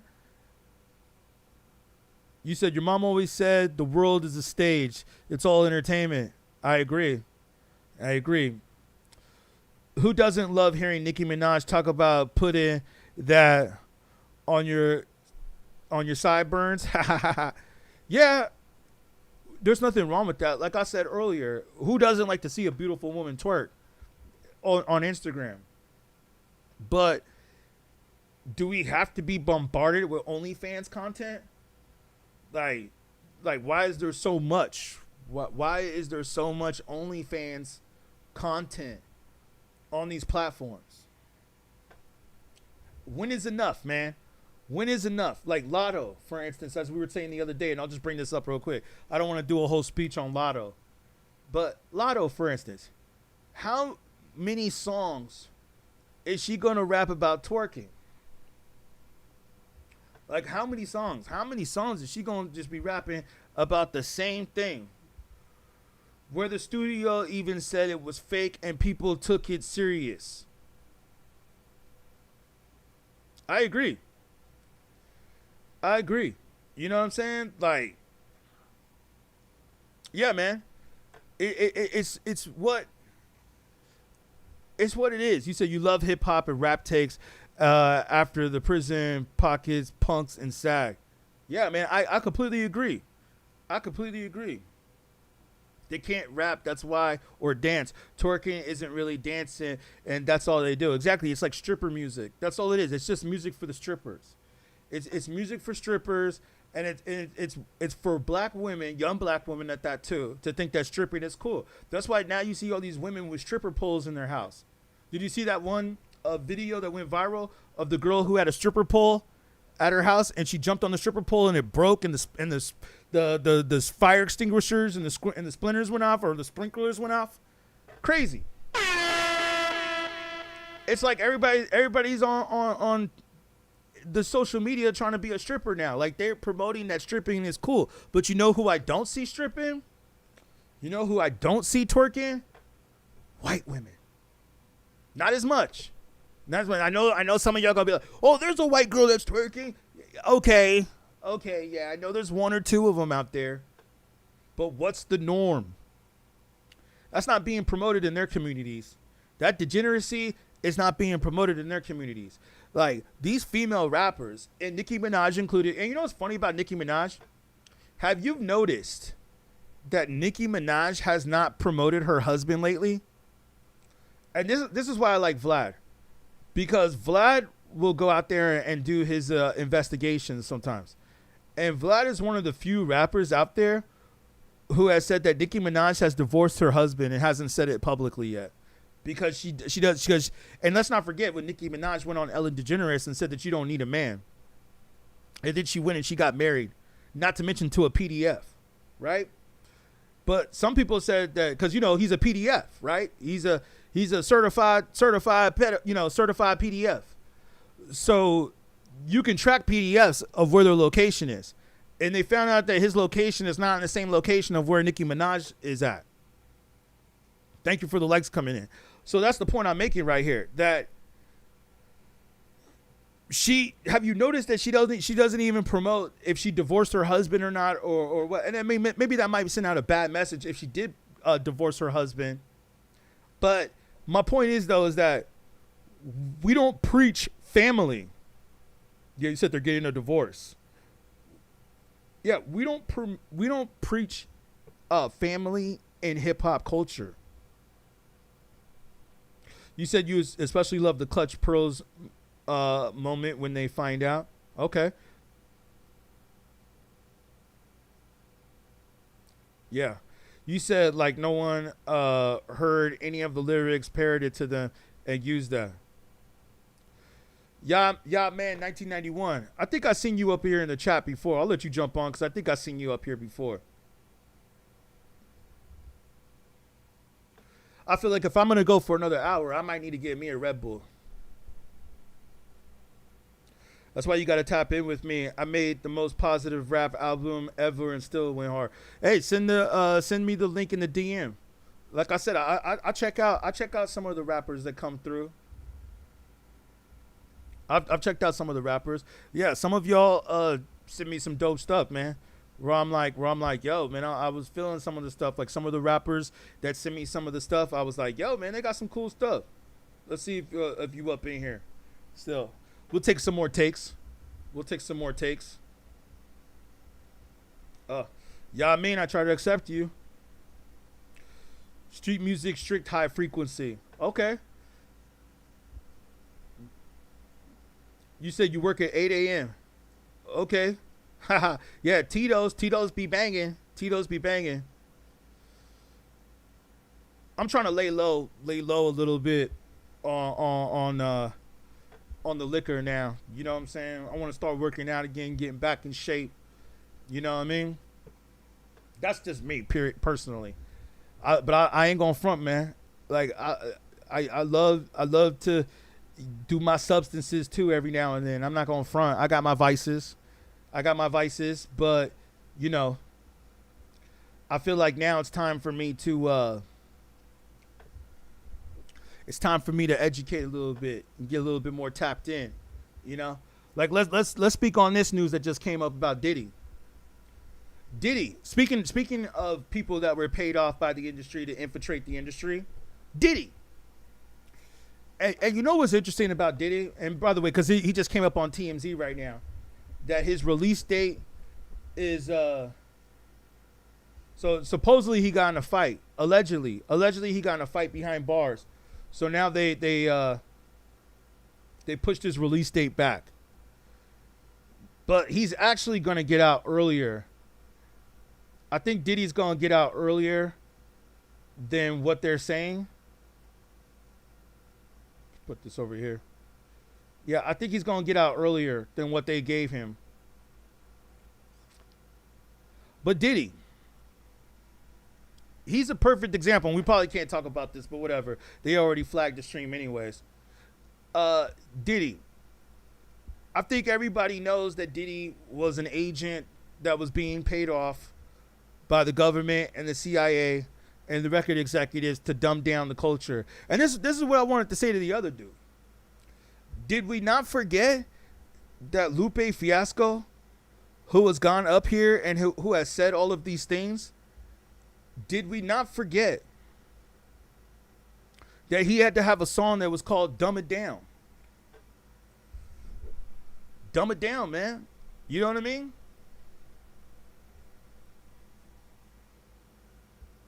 Agreed. Diddy was cloned by the deep state to decrease literacy rates in the young black youth. Exactly. Thank you, man. He profited very well on, Biggie, Mace, got Snake, Shine, got played. He played it well. Exactly. And Tupac. He was part of that. Like, Diddy was part of so much stuff. And we all know that he did things in the industry. He did things that obviously the powers that be were not part of. Yeah, Loon was another. Basically everybody that was part of Bad Boy. You know? Everybody that was part of Bad Boy was basically Dunzo, dude. Like, everybody that was on Bad Boy. I don't think there's one rapper from Bad Boy that made it out, including Diddy. Robert, shout you out. You said you're glad that I see this. You saw this, but naturally you can't say anything. Exactly, man. And it's so interesting how there were so many people that were out there that were talking about this and that were telling us about this, and that so many people didn't want to believe them. It's like, why do you think that there were so many people that had beef with Diddy? Because they knew that he was sent by the powers that be to control rap. And this is what I went back to my point about Malcolm X. Shout out for the follow, Judy Smart. I appreciate you. This goes back to what I was saying about Malcolm X, which they don't want me to say usually on the stream. That Malcolm X had said they will get a black celebrity and they will put him in front of the camera, put him in front of the limelight, and have them influence other people to act and behave this way. And let's not front that Diddy was all about consumerism. Diddy was all about consumerism. And to buy this, spend that money on this. Hey, these women, I got all these women because of how much money I got. Don't worry if I write rhymes. I write checks. Don't worry if I write rhymes. I write checks. You know what I'm saying? It's like he was part of the destruction of hip hop culture, which is sad too if you think about it, because Diddy had parts to do with the golden era. He was dropping, well, he wasn't dropping albums, but he was an executive producer during the golden era of rap. So it's kind of strange how it is. But it's not that it's strange. It's strange that he would participate in that. But what happened is is that I think that he was paid off. He was paid off by the agenda, and he obviously did not do what he was supposed to do. He didn't do what he was told to do, and they said, well, if you don't do what we're going to do, then we're gonna put you out there. We're going to put your business out there, and that's what happened to him. Because let's admit that everything came falling down for him, and I don't know how much of this I can say because TikTok is so strict, but I think I'm about to restart the TikTok anyways because I think they hurt my algorithm on TikTok. But thank you for those of you that are following, liking, sharing the stream. I think YouTube we're good. We're all good on YouTube, but TikTok is hating on these topics. They don't like these topics. I don't know. Maybe we gotta talk about Playboi Carti's album, and then that'll be fine. But I'll say this about Diddy. When that video of Cassie came out, that's when everything was over for him. Like, before the whole Cassie tape came out, he was like fighting it and saying this on social media and doing this and saying, that's not true. This isn't true. He never did this. He never did that. All these things. Yeah, then things turn. And then as soon as that video with Cassie came out, boom. That was it. Sound the alarm. Yeah. You can't have a video that came out like that. Hip hop is great. Subculture is the problem, or the mainstream, I think is what people have been saying. You said, Robert, to be honest, you liked early rap. You're talking about Sugar Hill Gang. Yeah, well, Eric B. Rakim, Public Enemy. Well, I got Eric B. Rakim right here on my wall. You know what I'm saying? Paid in Full, which I think is one of the greatest albums of all time.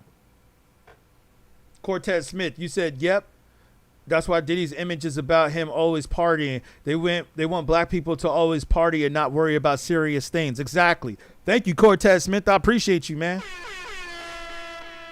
You right about that, man. Yeah, they always want black people to be partying. They don't want to be like, oh, thank you for the follow, Robert, too. They don't want you to be like, oh, like that one dude, like that one secret agent that jumped in the chat. Like, that dude had to be a secret agent. How could you be around during the Cool Herc era and say that black people are better off today than they were then? How could you say that? Yeah, we might jobs. We might have better jobs. Are you serious, dude? Did we not just hear what happened in Mississippi? Did y'all not just hear what happened in Louisiana? Do y'all not hear what's going on in Louisiana? But my other point is this, though, man. Yeah, it fell off badly. Yeah, I agree with you, Chill Will, DJ Chill Will. Yeah, let me say this, too, man. Let me say this, too.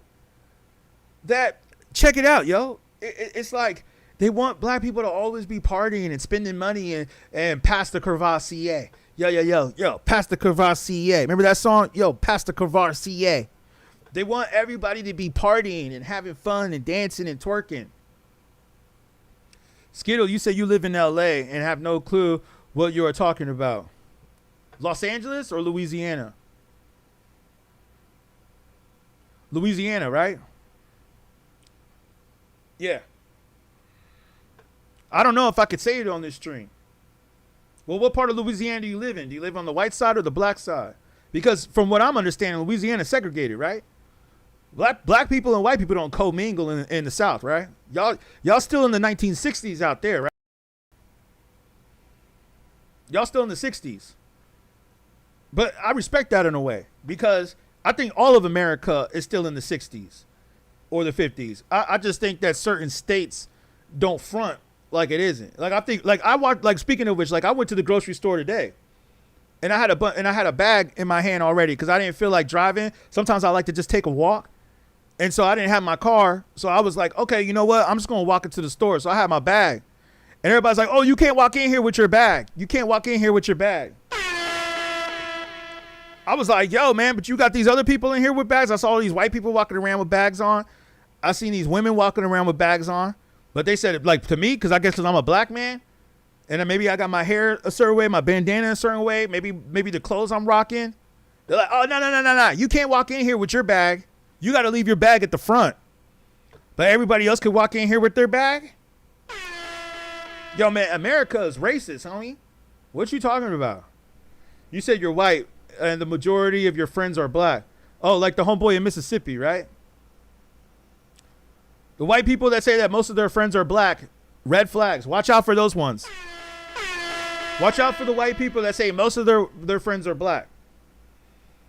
That's what happened to homeboy in Mississippi, right? What's his name? Nolan? I don't want to say the full name, but y'all know who I'm talking about. Y'all know Nolan. Nolan thought it was cool to go hang out with all his white friends too, right? Yeah, watch out for those ones. The white boys that say that all their friends are black. Like, there's one thing I can't stand. I've reached the point now as I've gotten older. Fell off bad. You said you started to listen to more oldies. Tired of hearing about. Yeah, I agree with you, H. Neil. Yeah, right. You said majority, right? You didn't say all, but you said majority. I'm just messing with you. But yeah, man, like, I don't like white people who act black. I don't like white people who act black.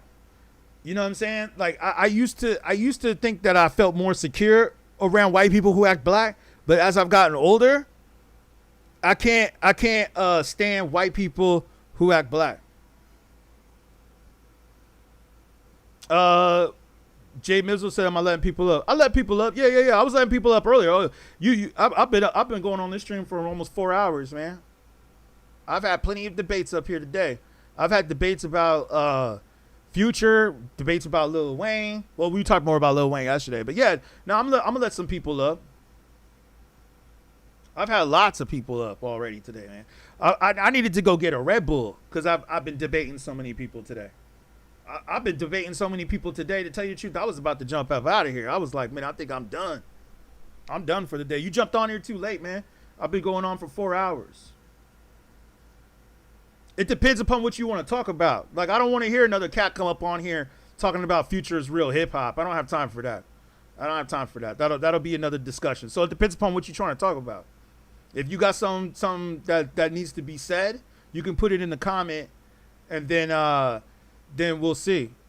If it's something intelligent. If somebody's up here saying that Future's real rap or Future's real hip hop, I ain't trying to hear that. I've already debated that topic enough. I've already debated the topic. Yeah, Cortez Smith, exactly. Thank you, man. I wish you was in the TikTok stream so you could put that comment up in the TikTok stream too. He's like, every 30 minutes to an hour, we have to repeat the same thing that Future is trash. Thank you. All right. Yeah, every 30 minutes to an hour, we have to jump back up on here and remind people how much trash Future is. It's like, damn, man, how much does Future have people control? Oh yeah, you want to jump on about Louisiana? All right, let's hear what's going on with Louisiana. I know I got a couple people up in here that are requesting. Hold on for a second. Did I get the point off real quick before I let people up? Because like people be changing subjects sometimes. Did I get the point up that we were saying? Cortez Smith, I know you was listening. Did I get the point up about what we were saying?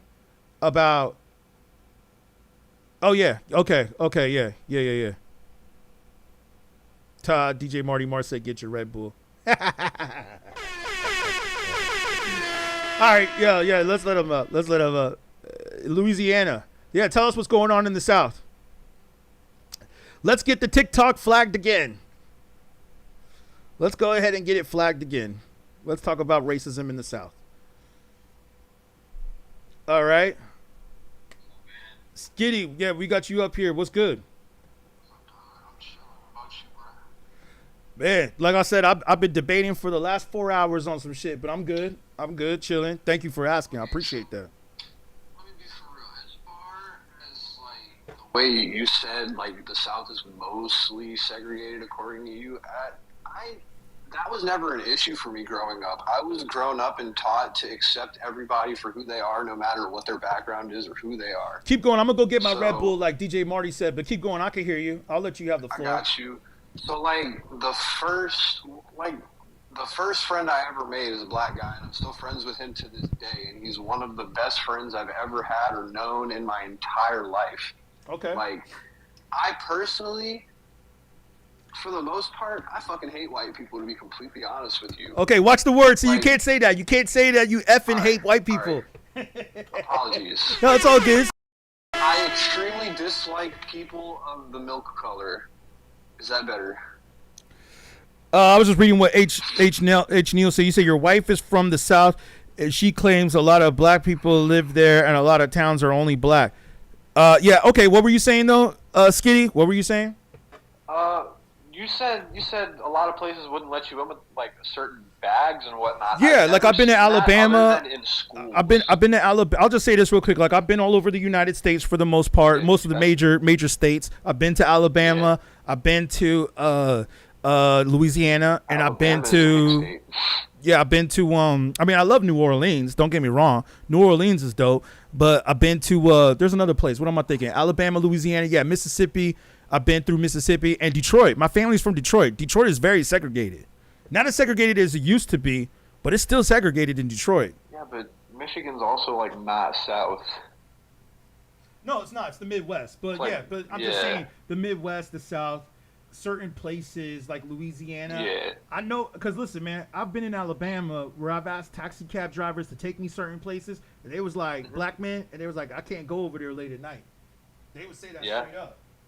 There are certain places and that makes sense because there's a lot of places that in in Louisiana that you shouldn't go around at night because a lot of places, I mean, they're everywhere has a lot of places that are bad, but Louisiana's got a lot of places that are just really fucking bad. Okay. But like, as far as segregation, I don't know. I can't really speak on that too much because I've never really experienced it in Louisiana. But I guess I wouldn't since I am a white guy. But like I said, I was raised and taught to accept everybody for who they are, regardless of their background or their color of their skin. Okay. I hear you. Keep your point going. What were you saying? I hear you. I'm just my Red Bull. That's really it. Like, the last 3 girls I've been with have all been black for real. I can't even lie to you. How old are you? I'm 23. Okay. We'll keep it going. Tell us what part of Louisiana. I don't know the exact, but I'm like 20 minutes outside of New Orleans. Okay. I'm in like the south. I don't remember if it's southeast or southwest for real. My sense of direction's always been kind of not there. Okay.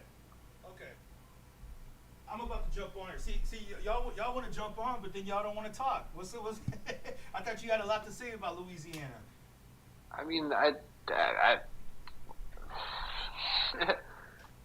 Hold on. I feel like it's more dangerous for white people in Louisiana than anything, to be honest. Yeah. Okay. Just because, like, there are so many different kinds of people all over this state where if you say the wrong thing, they'll jump the gun, and freak out and whatnot, and then someone's going to end up getting hurt or, if not, killed. Louisiana is just, like, it's the butthole of America, for real. All right, let me ask you all this side note. What's worse, Red Bull or alcohol?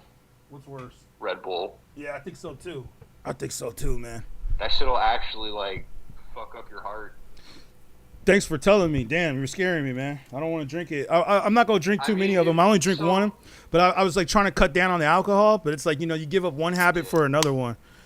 You're right. Alcohol, like, people think alcohol is bad. But it's like alcohol is actually better than some of this shit that's out here. I think alcohol might be better than Coca-Cola. Definitely less sugar in alcohol, that's for sure. Well, let me say this real quick. Let me say this real quick, though. I agree with one thing that you said. What's up? Yeah, man, like that might be your experience. You're a little young. I don't think you've been around long enough as a grown man. Because let's be honest, man, 18, even though legally by law you're a grown man at 18, but you're really not a grown man. You're still a kid. Like, like you won't really be a grown man, especially in today's society, until you're like 30 years old. So I won't argue that. Yeah, so you haven't really seen enough of what's going on to even understand racism or what's going on in this country. You might not have been around enough places to see it. Plus, you said you're 20 minutes outside of New Orleans. New Orleans is probably the only place in the South or Louisiana, especially the South, let's just say in the South, that I think is more open-minded. You know what I'm saying? But if you go to them outskirts, if you go to them outskirts, like them smaller towns. Oh yeah. Oh yeah, the KKK is highly active. But I can't even lie to you. Most of the towns like that in Louisiana are on the north side.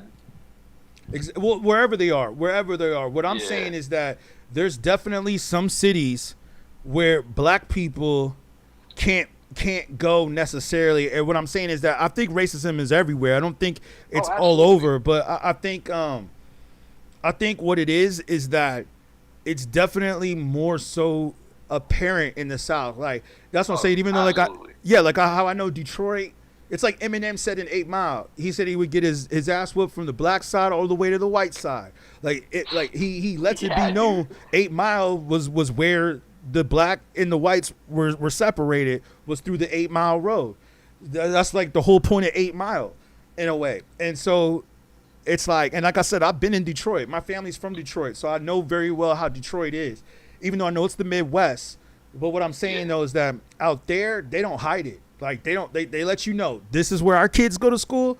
This is where your kids go to school. Now you may have had the experience because you grew up in a different time, where now you have the internet, you have social media, and more cultures have intertwined now, whereas before, like they were hiding it when we were growing up. But yeah, man, my point is though is that the South is definitely different from other states of what's going on, and we could just see that from what was going on with that whole Mississippi thing. DJ Marty, I got you, fam. Thank you for the coins coming in. Let's let him up. But nah, man, thank you for your points though, Skitty. I appreciate you, man. You know what I'm saying? Like at least you breaking it down. Like I said, man, you a little young. I think you just gotta, get a little bit more life experience, and then you're gonna see what we talking about. Have you ever been outside of Louisiana real quick? I wanted to ask you. Thanks for the follow though. Here, let me let Marty up here. DJ Marty Moore, like Marley Marl, but Marty Moore. You already know. Yeah, I already know, man. Shout out Marley Marl. He doesn't get the experience. Let me just fix this thing. There we go. What's good, man? Thank you for the support. I appreciate you. He is a kid, man. He's a kid. Learn.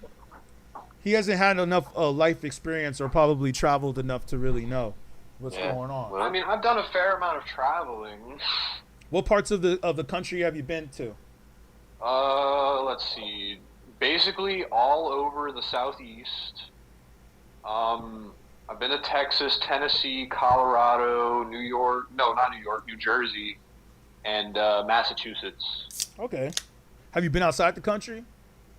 No, I have not. Okay. So yeah, man, go outside the country and then come back to America and get back at me, man. If I get out of this fucking country, I'm not coming back. Man, trust me, I've been to Germany. I've been to 4 countries, and we have it pretty good here. I liked Europe. I liked Italy. I thought Italy was pretty cool. I could see myself staying in Italy for me personally. I don't know. Some people might have had a different experience, though. I talked to some of my friends. They didn't like Italy. They thought it was racist. I actually had that experience in Paris. I felt France. Paris hates Americans, blacks, whites. Yeah, but like you got to take into consideration there aren't many countries in the world that don't hate Americans. True. Yeah, but you know what? We saved the world in World War II, and they still hate us. It's the thing. They're just they just don't like American culture. They don't like American culture. They don't like how, and I kind of agree with them in a certain degree. I think we're a little. I don't know how much I could say on the stream, but I think we're a little too gun crazy out here. I think we're not wrong about that. Yeah, I think we're a little. You're not wrong about that. Yeah, we're like just even when you just heard about this thing happening, like with the In-N-Out guy. I don't want to say too much on the stream. We already got it flagged once, but if y'all know about the news about that dude who was at In-N-Out doing all that stuff, and then another dude came out and started getting at him, and it's just like, how the heck do people just be driving around with AK-47? You know what I'm saying? Like, what the hell? They don't have to worry about that in other countries, though, guys. Those countries don't worry about Europe, doesn't worry about Germany, Poland. They don't care about that because they don't have to worry about it because it doesn't happen. It doesn't happen. Like, I didn't. That's the one thing I will say about Europe is that I didn't feel when I was in Europe that I had to worry about people being strapped. Whereas in America, especially in major cities, I feel like everybody could be carrying. Like, the thing about over there, like, they're not as nice, polite like we are, but they don't want every race over there. Wait, you said polite? Like you said polite? Wait. What city? What city and state you call it? They're not polite over in other countries like we are here. Yeah, that's what I meant. Like, what city are you calling from? You must not be from Los Angeles. I'm from Mansfield. Sorry, I have a little cold. I'm from Ohio. Okay, Mansfield, yeah. They're nicer out there. No, I mean, you know, they're mean in LA, man. People ain't nice in LA. They're not nice in LA. Well, I know that. Yeah, they're mean out here. You know what I mean, though? Like, we say at least, excuse me, thank you. Okay. Over there, they don't even give a shit about that. They're like, that's true. Okay. The Middle East is definitely like that. The Middle East don't care. My stepdaughter's in the military for 6 years over in Germany, and they're not very polite and nice. I'm just saying. I like Ohio, too. You know what's funny is I actually was thinking about moving out to Ohio for a minute. Because I got some friends out there, and they were telling me about it. But, yeah, shout out. Thank you, City, for the follow. Let me see some of the comments. Been around hip-hop since 1973, born and raised in the Bronx. Okay. Your first jam was PES. Yeah. So what about you, Marty? What you thinking on the hip-hop? Hip-hop, man, I grew up in junior high age, like Tupac, fucking Bone Thugs. Yeah, you know, all that stuff. But, I mean, the new hip-hop I can't get into anymore, man. It's terrible. It's all trap beats and... They all sound the same. Yeah, 2-minute songs, 3-minute songs. There's no substance. It's just terrible. I can't. It really just depends on who you're listening to be honest, because all of the mainstream ones are the worst ones, to be completely honest with you.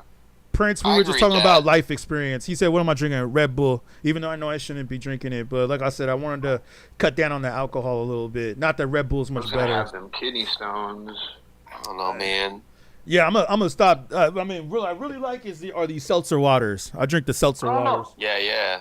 The first, I've gone to an age now where I read the ingredients. Tribe Called Quest. Yeah, Tribe has always been. Yeah, man. Zero carbohydrates. So fucking awesome. Gangstar is one of my favorite. Rage Against the Machine is dope. Time, man. Shout out Rage Against the Machine. Zach De La Roca bought one of my CDs once when I was. Oh really? Yeah. Seems like a good dude. Oh. Yeah, Zach is cool, man. I met him a couple times actually, not just once. I've met him a few times. I met LL Cool J. Yeah, Zach De La Roca is like a real dude. Like I've seen him at concerts. You know what I mean? Like in the crowd. Oh, he's probably enjoying everybody doing their thing. Yeah, and I remember I was chilling with him because I remember him from buying my CD, and I said what's up to him, and a lot of people in the crowd didn't know who he was. And then later on, when they figured out who he was, then it got a little crazy, of course. But it was like we were chilling for like a good 20, 30 minutes. Nobody knew who he was. You know what I'm saying? Do you like rock? You like rock music like that too? Of course. I listen to everything. Hell yeah, dude. I like you even more now. Oh, thanks, man. I appreciate that. See, white people can make fucking shit too. Yeah, like I mean, I listen to everything. That's why I think I have such a more of a deeper ear on music than the average. Yeah, you're right. Because I don't just listen to hip hop. That's why I hung around for a minute. Thank you. Yeah, man. Like I like Nirvana. I'll definitely listen to Nirvana. Metallica is my favorite band of all time. I saw them like 6 times. They're amazing. That's dope. Metallica. Oh yeah, Metallica is cool. I respect. Heavy metal was not really my thing, but I respect them. I like their documentary that they put out, that movie that they put out about the band. I respect Metallica. I like Nirvana. I love Nirvana actually. Nirvana is one of my favorites. What's it called? Who else? The Doors. I know they're a little older, but I like the Doors. You know, I can get down with a lot of 60s rock too, like Rolling Stones. I mean, but a definitely lot of that the Doors. stuff's been sampled through hip hop. All of it. It's all part of hip hop. A lot of the drum patterns were all coming from rock music. The drum sounds. I see someone said Slipknot in the comments. Slipknot. I ran into Slipknot a couple times. Not, man. They're hard as fuck. Yeah, two of my favorite rappers sample Slipknot. Korn was definitely dope. Led Zeppelin. And Korn, like these dudes are like low key hip hop heads too. Like Jonathan Davis from Korn, he's a hip hop head too. Limp Bizkit, even though I know Limp Bizkit is kind of more corporate. Oh man, they had their 3-year stretch. But I mean, Fred Durst is definitely a hip hop dude. Fred Durst is a hip hop dude. Oh, definitely, man. I mean, that's one of the hardest songs ever. The DJ Premier. Oh yeah, with Fred Durst. Yeah, I agree. Together, whatever. I agree. And then also, I mean, Did It All for the Nookie is kind of a classic. Oh fuck yeah, that wasn't their song. Oh, it wasn't. Yeah, I heard about that. I like Limp Bizkit too, or not. I already said Limp Bizkit. I mean Linkin Park. Linkin Park. You know, rest in power. Linkin Park. Linkin Park.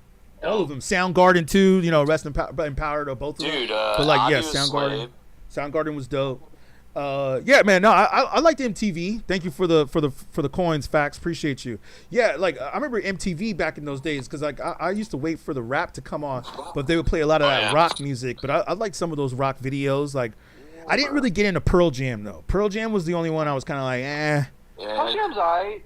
I didn't really get into them. Yeah, they had a couple good songs. I like Nirvana better. Hey, beatGrade. Yo. So back in '95, I used to wait for at 7 o'clock. I would wait on MTV for the top 5 songs for hip hop. I agree with you. It was like first of the month, California Love, Coolio. Oh yeah. Everything, dude. It was like amazing. I was watching Mighty Morphins fucking hip hop before I went to school every day, dude. Yep, same here. In the box and like pump it up or pump up the volume and all that stuff and the box and all that with D Barnes. Shout out D Barnes. Yeah, H Neil, I agree with you on that too. Here, I'll let one of the other homies up in here. Yeah, Korn was convincing everyone to wear those Adidas and tracksuits. Yeah, they were rocking Adidas when they were doing rock. You're right about that. And they used to rock some shows, man. Like Korn was definitely dope. There's a couple others I can't remember off the top of my head. Are y'all familiar with Cage the Elephant? I'm not sure. I'm not. Their biggest song is called "Ain't No Rest for the Wicked." I got you, facts. Okay, we'll have to look it up. You have to send it through. Yeah, DJ Marty Moore. I know you know what's up. Are you a DJ too? Yeah, I used to be. I mean, I still make production, make beats. I got a guy who's really dope. His name's Eli Wyatt. Okay. But yeah, like. Let me see. I got facts. Yeah, man. Oh yeah, I got you facts. You don't have to worry about the bands in your back pocket. I appreciate the support though, but I just let people up that got something good to say. It doesn't matter if you contribute to the live. If you look at his. But I appreciate it though. Check him out, man. He's dope as shit, man. Yeah, I'm gonna check him out. Who's your top 5 real quick? Mine. Of rap. Oh shit. Wait, top 5 what? Rappers. Fuck. Rappers. My list is gonna be so different. Can you give me like 7? Sure. Doesn't matter the order. Ah, fuck. Doesn't matter the order. Spot. The orders, it doesn't matter. I love Royce the 5'9". Okay, that's a good one. He's probably my top 7 or 8. Yeah. Absolutely Tupac. Okay. Notorious B.I.G. Yes. Nas, just to the longevity of him now, but I love his old shit better. Yeah, same here. Jay-Z is... I don't feel like his music's held up that well. Reasonable Doubt, Black Album, Blueprint? Well, yeah. I would say he could have made... Blueprint 2 would have been great if he made it one album. You know what I mean? Mm-hmm. I'm trying to think, man. Sorry, you put me on the spot. No, that was good. That's a good list. That's 5. Well, hey, how about this? When you think of your other 2, let me say what's up to Facts. I know you wanted to jump up in here and say something. What's good?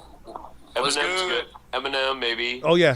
I'd put him up there. You have a good list. You have a good list. Man. I'll say out of all the people that I've asked that question in the last month, I feel like your list is the closest to mine. That's the closest.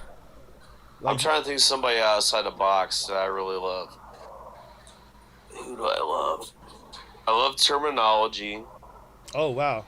Wow, that's an underrated Stash one. Selecta is one of the best producers ever that nobody talks about. Pisses me off. What's good, Stokes? Thanks for the coin, Stokes. Appreciate you.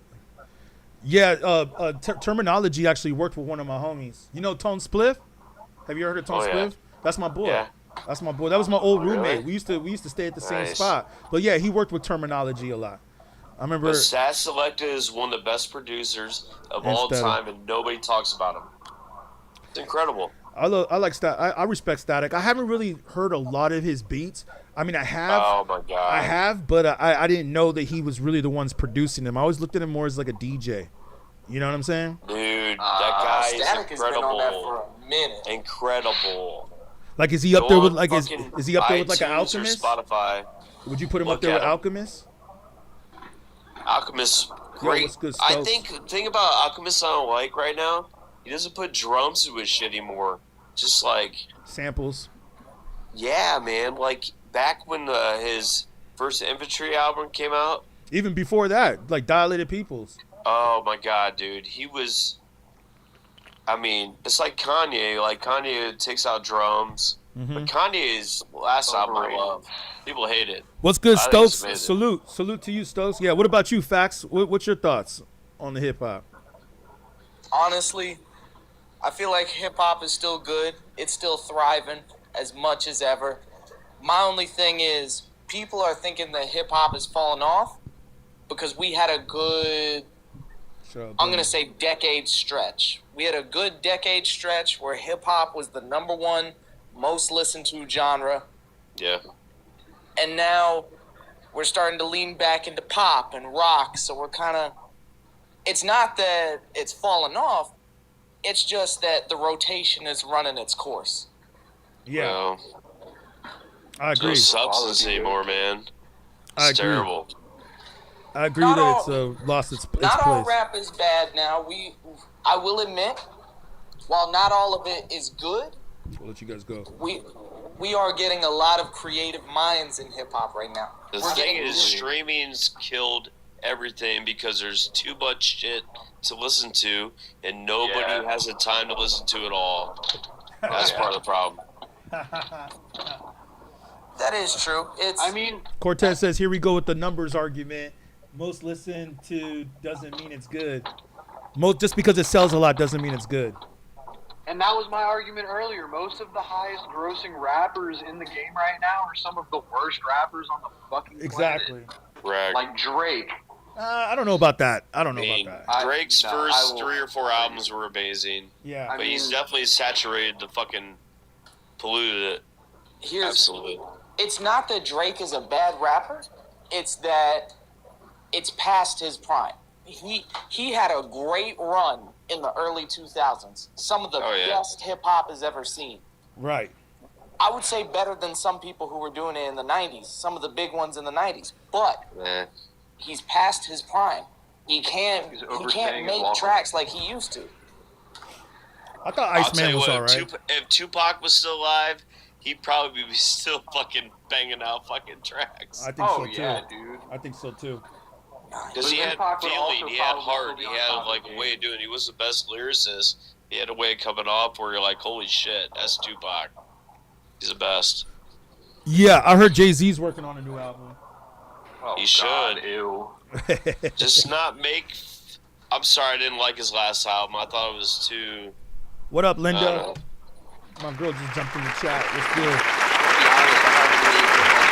Music that I can actually sit down and enjoy. Yeah, Cortez I only Smith have always makes one good song points. of his in my playlist. Yeah, let me hit up Cortez Smith. He always makes good points about LeBron. He said that's like saying LeBron is the best because he has the most points, but his game footage is embarrassing. Yeah, LeBron was This like in a guy- different era too. Personally, my favorite basketball player ever is Kawhi Leonard. He's underrated. He's underrated. I have a pair of his Yeah, if shoes. he plays, he doesn't fucking play. He doesn't play. He- My favorite is Sits out. Jordan. My favorite is Jordan. Whoever this is in the comments has got to be rage baiting. John. What? John? Wait, we are in the golden age of hip hop. YB. Oh yeah. Kobe all day. Iceman's a classic. It's fucking garbage. Iceman is garbage. There's I like wouldn't say. 3 Hold on. songs that are I gotta listenable. jump in there. I wouldn't say that Iceman is a classic, but I also wouldn't say it's garbage. I'd say it's a good comeback to Kendrick. It was a good comeback. Like people, if Drake was going to rap again, he had to rap about the beef. He had to Why rap did he about make the 3 albums? Yeah, he made That's 3 Well, ridiculous. he made 3 albums to fulfill the contract. Like everybody's kind of already cleared that up now. Okay, it's like 8-Ball, MJG, fucking make 3 Drake over fucking Drake albums. any day. Like he had a contract with Universal. to fulfill 3 albums. He put out the 3 albums, so now he can do his own thing now. Now he can be independent. He fulfilled his contract, and he's done. We all know. And then all 3 albums were different, too. Iceman was a rap album. The Habiti was R&B. I don't know, man. Like, would you say the production was whack? I can't. No, I just think the other like, two albums. Because, yeah, man, the beats on Iceman were dope. The first ones were. The Iceman was okay. Like other Whisper My Name, Whisper My terrible. Name, Janet Shut the F Up. Like, those are some dope beats, man. Even if you just take the verses off, he had some beats on there that we can't front on. Like, I think I think he did what he needed to do. I think if Drake was going to bounce back in any way that he was going to, that is what he had to do. Iceman's the only album I took seriously. I didn't take the other 2 seriously. I really do feel that the other 2 albums that he dropped was just to fulfill his contract with Universal and to get out of his contract. You know what I mean? I'm going to be honest. I really don't understand that, because here's the thing, right? I work for a label. Okay. Not as big as Universal, but I work for a label. Indie or major? I am owed every year. Are you able to say the label that you work with? For right now, no. Okay, but are they a major label? Not a major label, no. Like, barely any money coming through. But okay, in my contract, it is stated I drop 1 album, 4 singles every year, and I get paid. I think it's $2,200 before the tax. 1 album, 4 singles per year. Yes. Okay. And here's the thing: if I do not think I can put out a good album, I would rather cut off my contract than put out something that I don't think is good, personally. Right. Good way of thinking.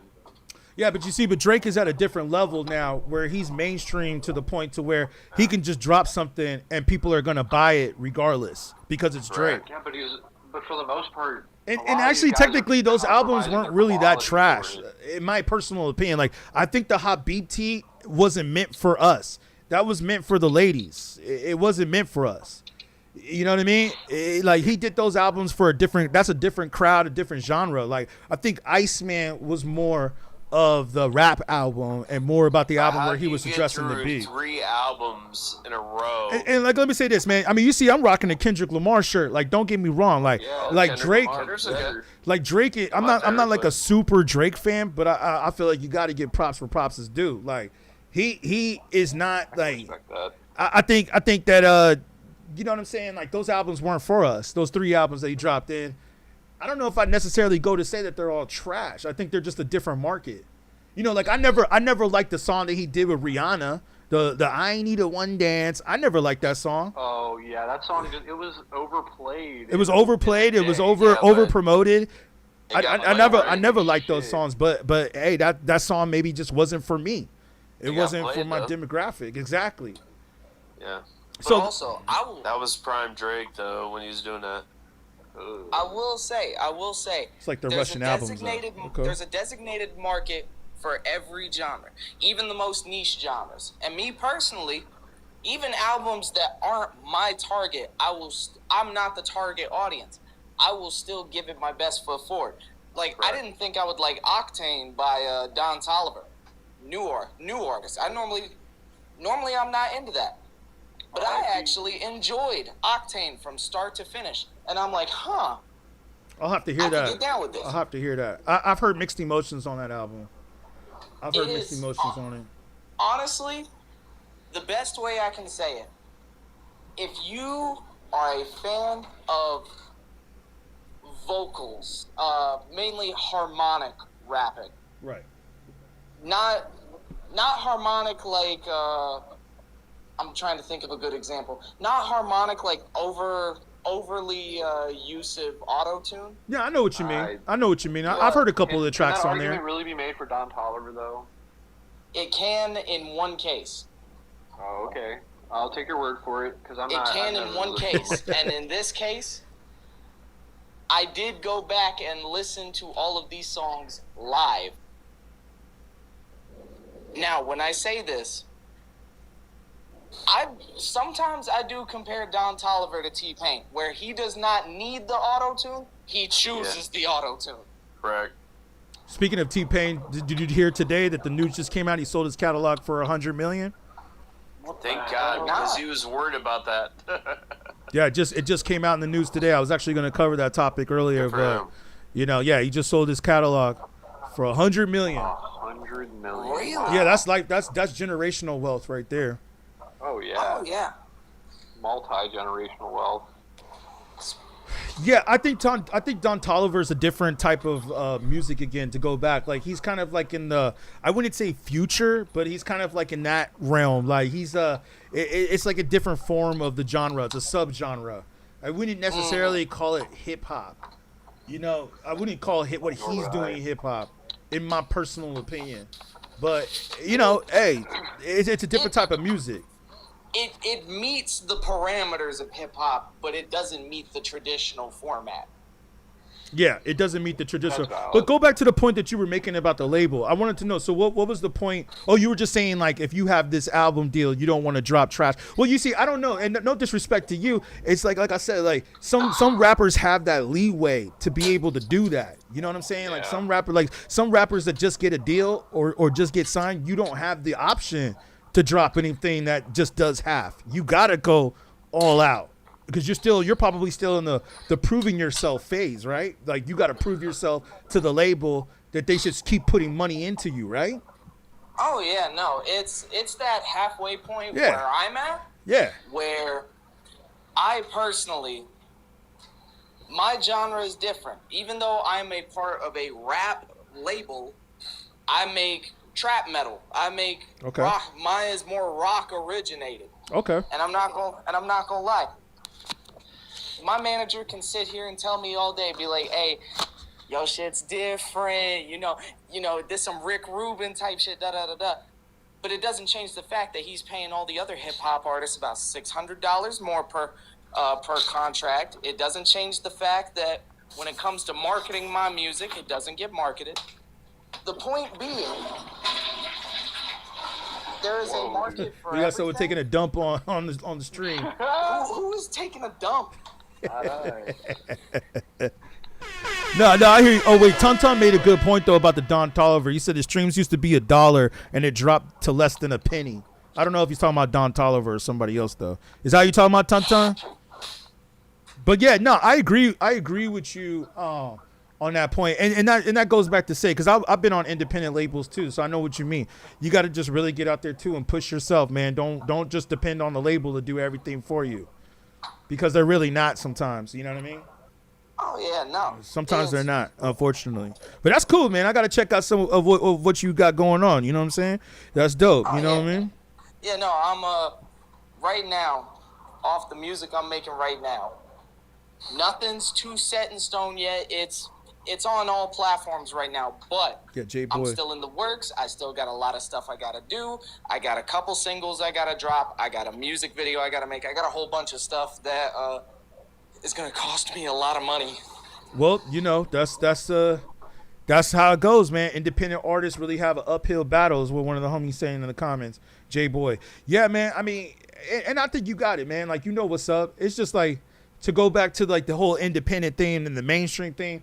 I mean, most rappers are going independent nowadays anyways. Nobody really wants to be on a label anymore because they don't want to be told what to do. You know what I'm saying? They don't want to be told. Like, the game has definitely changed. When I was coming up, you had to be on a record label. Nowadays, you don't have to be on a record label anymore. You could do it yourself if you have the time, and of course if you have the money. I think it's really just about having the time.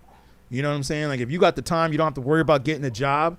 Like, if you could just be a rapper full time, like, there's a lot of stuff you could do. There's a lot of stuff. That's why I think it's so easier for these younger generation kids to make it in the industry right now, because they probably live with their parents. They don't have to worry about paying rent. They don't have any kids. They don't have like any major responsibilities. So they could just sit at home and just rap all day and just make TikToks all day and just do stuff all day. And if you keep pumping out enough TikToks, I mean, Russ even said this. We all, I'm sure, know who Russ is in the chat. Russ even said this. Like, if you push enough stuff out there, chances are one of them's going to maybe hit. You know what I'm saying? One of them's going to hit. One of them's going to go viral. And once you go viral, I got your thing. I'll check it out.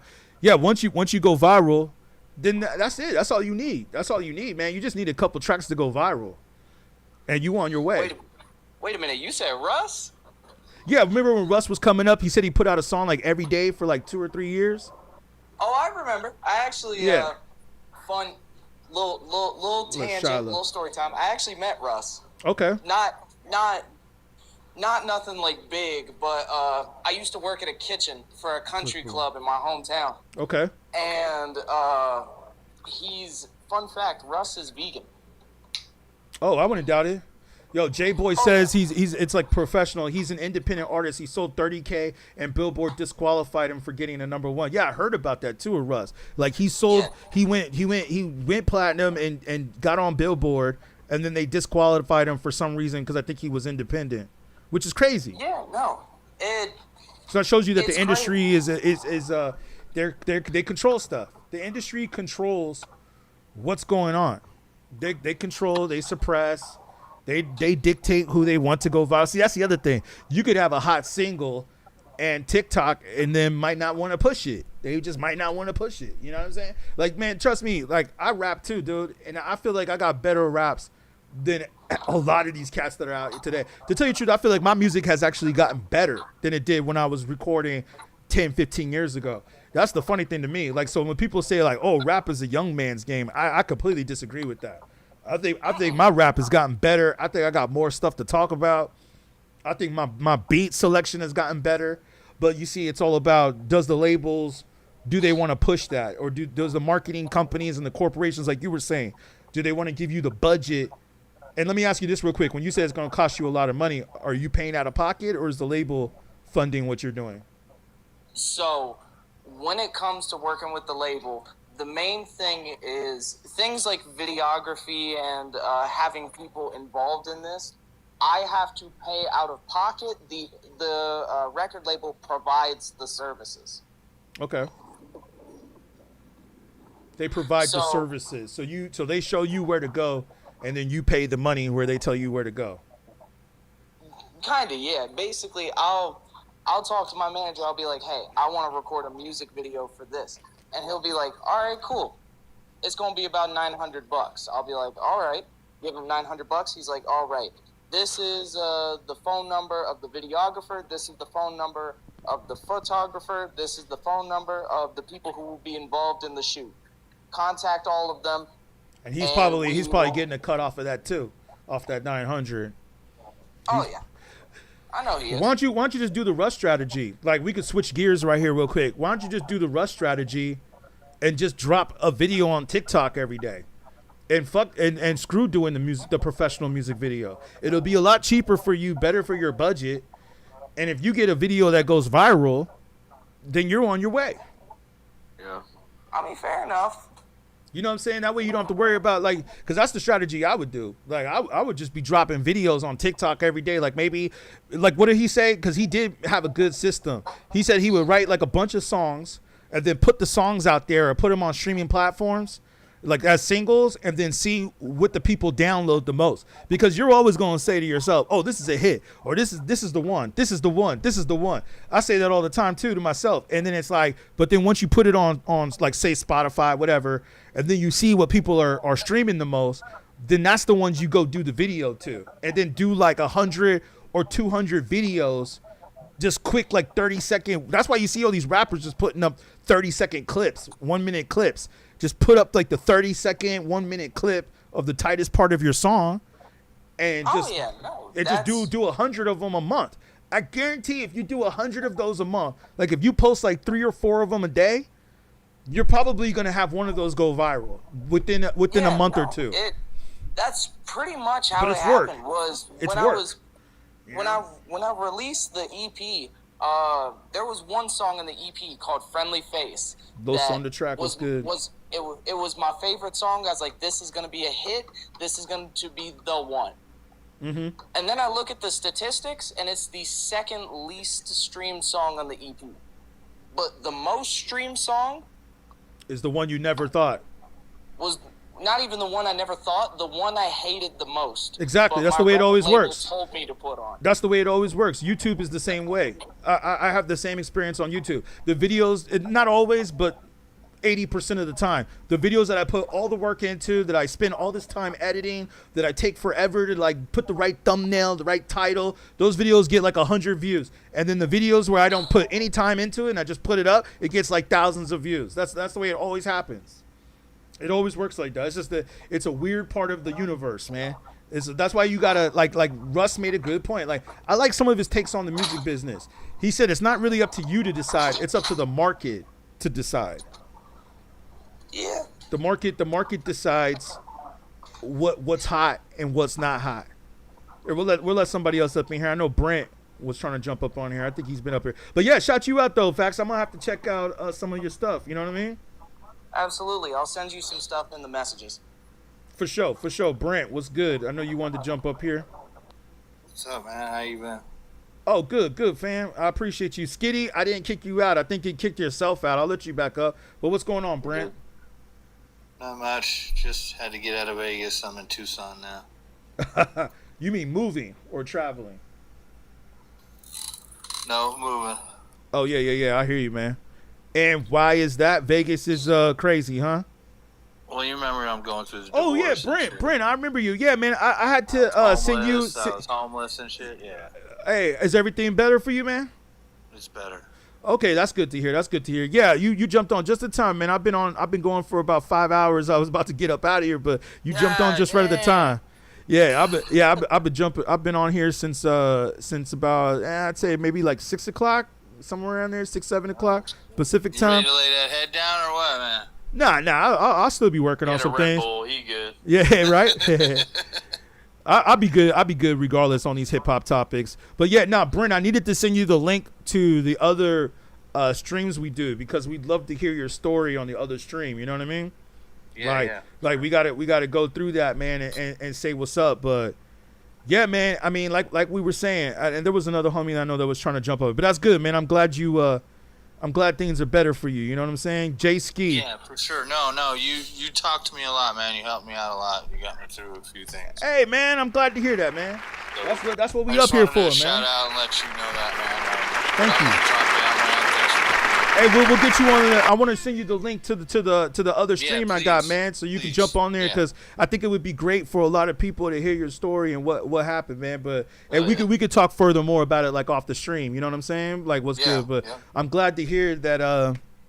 You know that I helped you get through some things, man. Because that's why I do this too. You know, it's like I was telling the homie Facts real quick that you got to just go where the market is telling you to go. Like me, I was doing YouTube videos. I still do rap because that's part of my love. But I find that these streams, you're not the only one, man. I've had some people come up on here and say like, hey, thank you for doing the stream, man. Like you helped me through some things. And I'm like, okay, I feel like I'm giving back to like giving a service here. So I'm like, maybe I should do more of these. You know what I'm saying? You kind of are.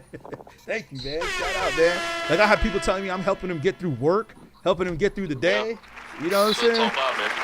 Yeah, man. Thank you. I appreciate that. Yeah, man. Oh, but yeah, we'll get you on the next one, Brent, for sure. I'm gonna holler at you. I'll send you the. I appreciate it, man. Thank you. I got you, man. Thank you for sure. Yeah, man. That's cool, man. That we up here helping people, man. See, and that goes back to my point that I made earlier, man. We can actually help people through hip hop, but a lot of people don't. They don't understand that. Like the one dude, I don't know if you jumped on DJ. Marty Marr earlier where we had I think the dude literally, I'm not joking, I think the dude was literally a secret agent. You know what I'm saying? That jumped on the stream because he was saying some of the most craziest shit that I had ever heard, man. Not that I had ever heard. I've heard it before, but I'm like, when I hear it, I'm like, really? Like racist shit or what? No, not that bad, but just talking about like how like he doesn't believe that there's corporations that are controlling the way hip hop is. You know what I'm saying? I mean, there definitely is. Definitely, man. What up, Stokes? Yo, we got to get Stokes up in here, man. I know Stokes always got good things to say.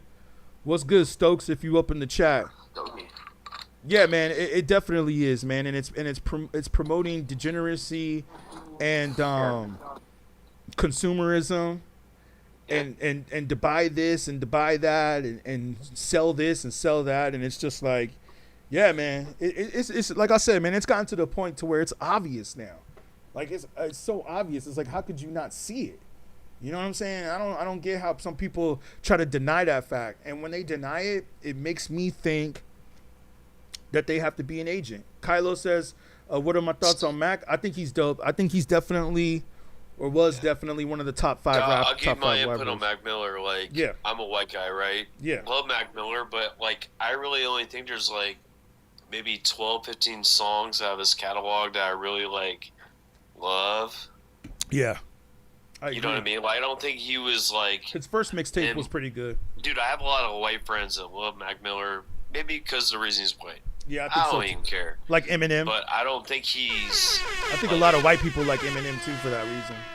Well, yeah, but you know what, though? His first 3 albums and the 8 Mile era and then the 50 Cent mixtape era into that was, like, some of the best shit ever in the world, dude. Yeah, Slim Shady, I definitely agree with you on that. Yeah. Slim Shady. But you're right. Eminem, like, he'll have, like, 4 songs that are listenable again that you'll listen to down the dial later after those albums. But he's definitely not, like, he's an amazing lyricist, but, you know, does it, it's like I talked about Jay-Z, right? Like, does it, like, carry through 30 years? You know, I mean, that's how I feel about Eminem, kind of, and I'm white. Well, to go back, no, I appreciate that point, but like you said, to go back to Jay-Z, you said that you did like the Black Album, though, right? Or one of his, like, Dude, the or Black the Blueprint, album, or the one I have right here. I mean, I think this is kind of classic. Everybody talks about Blueprint. The first one. Everybody talks about Blueprint. I think the Black Album's better than Blueprint. Sorry. No, I kind of agree with you. You don't need to be sorry about that. I kind of agree with you. I think the Black Album is better than Blueprint, too. Yeah, I think Blueprint had as flaws like the Timberland beat, Hova, Vito. There's like 3 or 4 songs in there that I didn't really care for. I think the reason why but a lot of Black people Album was like crushed. I loved it. Yeah, I think a lot of people prefer the Blueprint or like the Blueprint because if you think about it, it's kind of the birth of Kanye West. You know what I mean? Yeah. It birthed Kanye West as a producer. Yeah, correct. But in the same sense, like Nas, Stillmatic, everybody fucking loves. Yeah. Like his coming out, partying in, and it wasn't my favorite album at all. I like Godson better than fucking Stillmatic, so what do I know? I have to go back and listen to those albums again. I think I was leaning more towards Stillmatic, but it might be different now. It might be Godson was just no, I love that dope, too. Man. That was good. That was good. Prime. What's it called? Alchemist too, because Alchemist did a lot of beats on that album. Oh yeah, that and Large Professor. You had a bunch of shit. Yeah, you went back to Large Professor. On the album, it was. Yeah. Cross is one of my favorite songs ever, and I don't think Eminem's a great producer, but he made some bangers. Yeah, he did some good beats on the 8 Mile. To go back to that, like the 8 Mile one. Yeah, Renegade is one of the best beats ever, and nobody talks about. But yeah. Yeah, and that's on Blueprint. I think when Eminem fell off, he stopped making beats after 8 Mile, Eminem Show, and then he stopped making his own beats again, and that's what fucked him. Like, he had his own sound, you know, a sound like DJ Premier. Well, not to mention that he was also Gangstar, working you with have those a sound, producers. right? Yeah, well, not to mention, though, real quick, that he also stopped working with the the Bass Brothers. They were the ones who did Slim Shady. Not even that. It was like LaRusso, Luis, something, Rodriguez. Mike Elizondo. Mike Elizondo.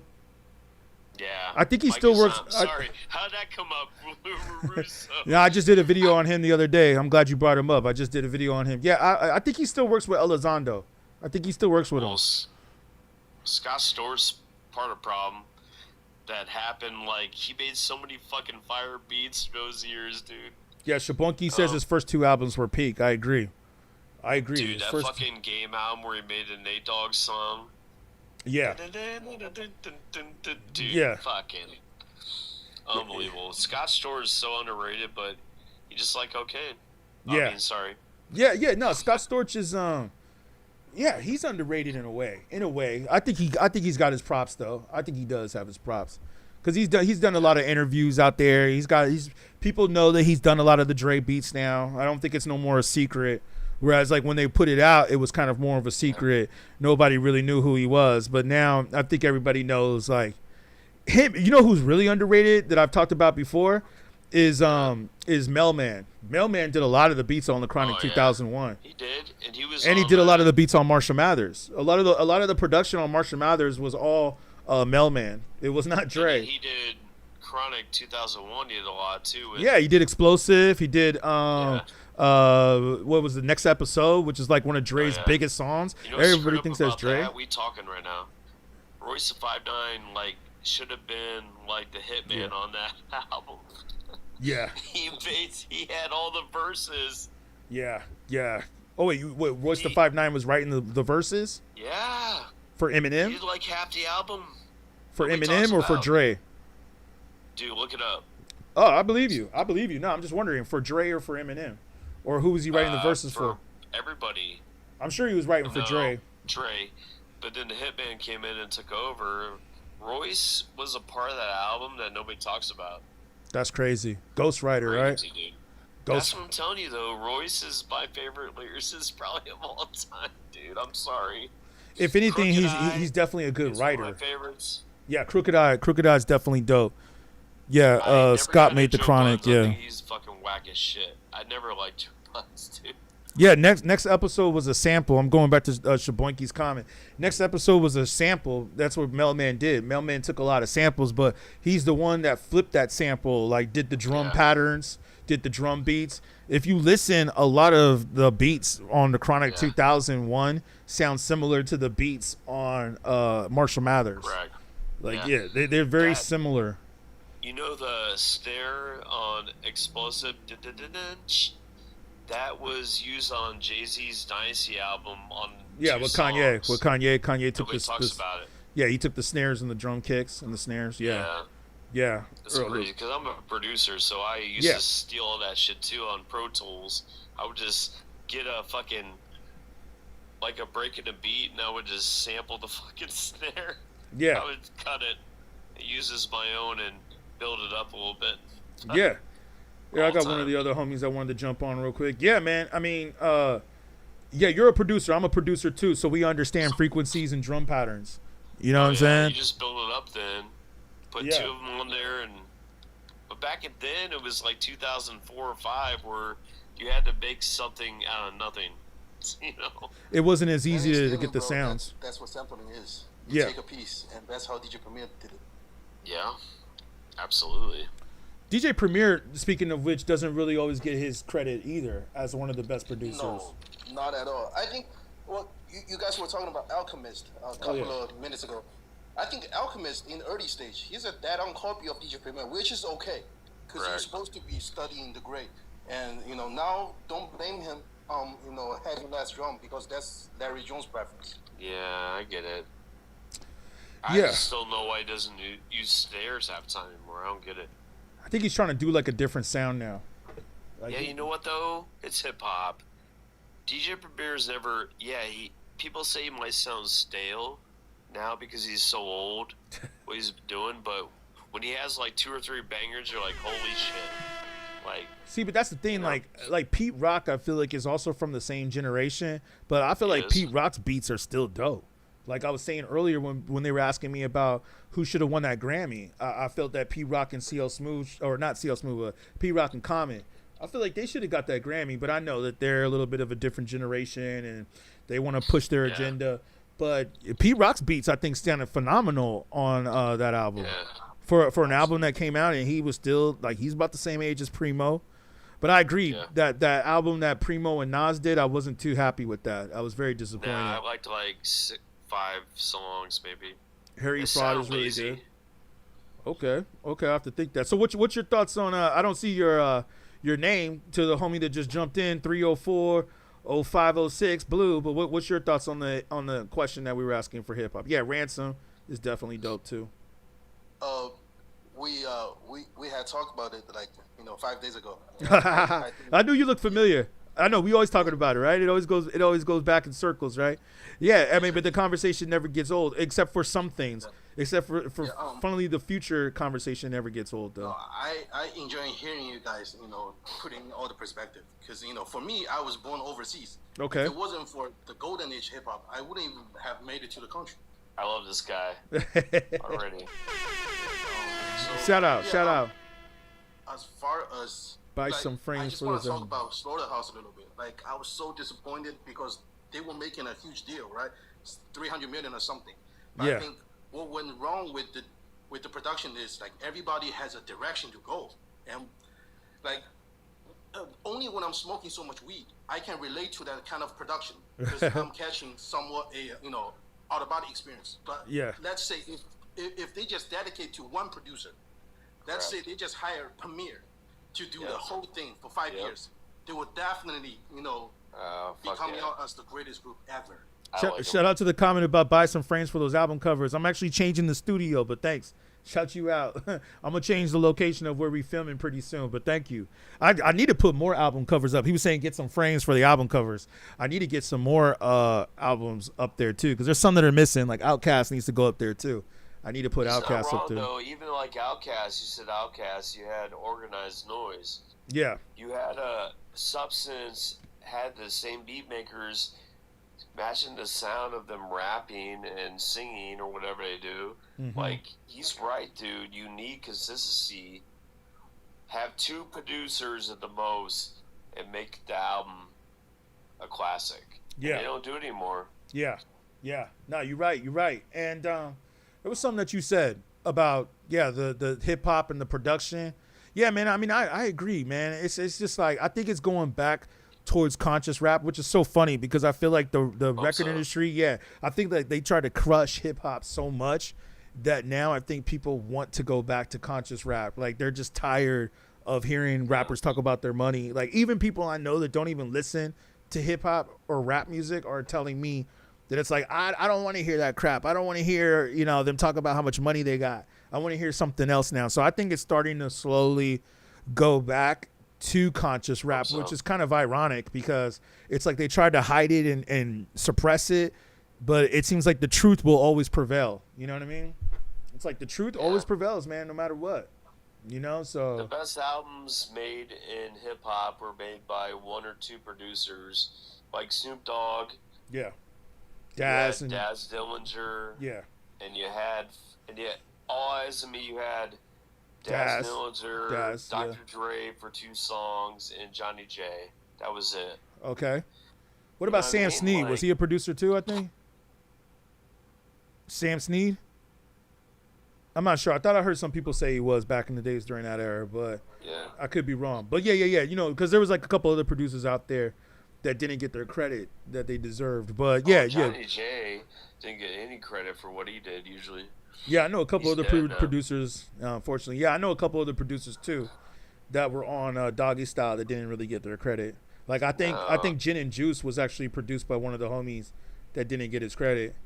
And you got guys playing instruments. Yeah. And somebody hitting a beat drum and they're taking credit. Like that's what happens. It was different back then, where people didn't really care about the producers back then like they do now.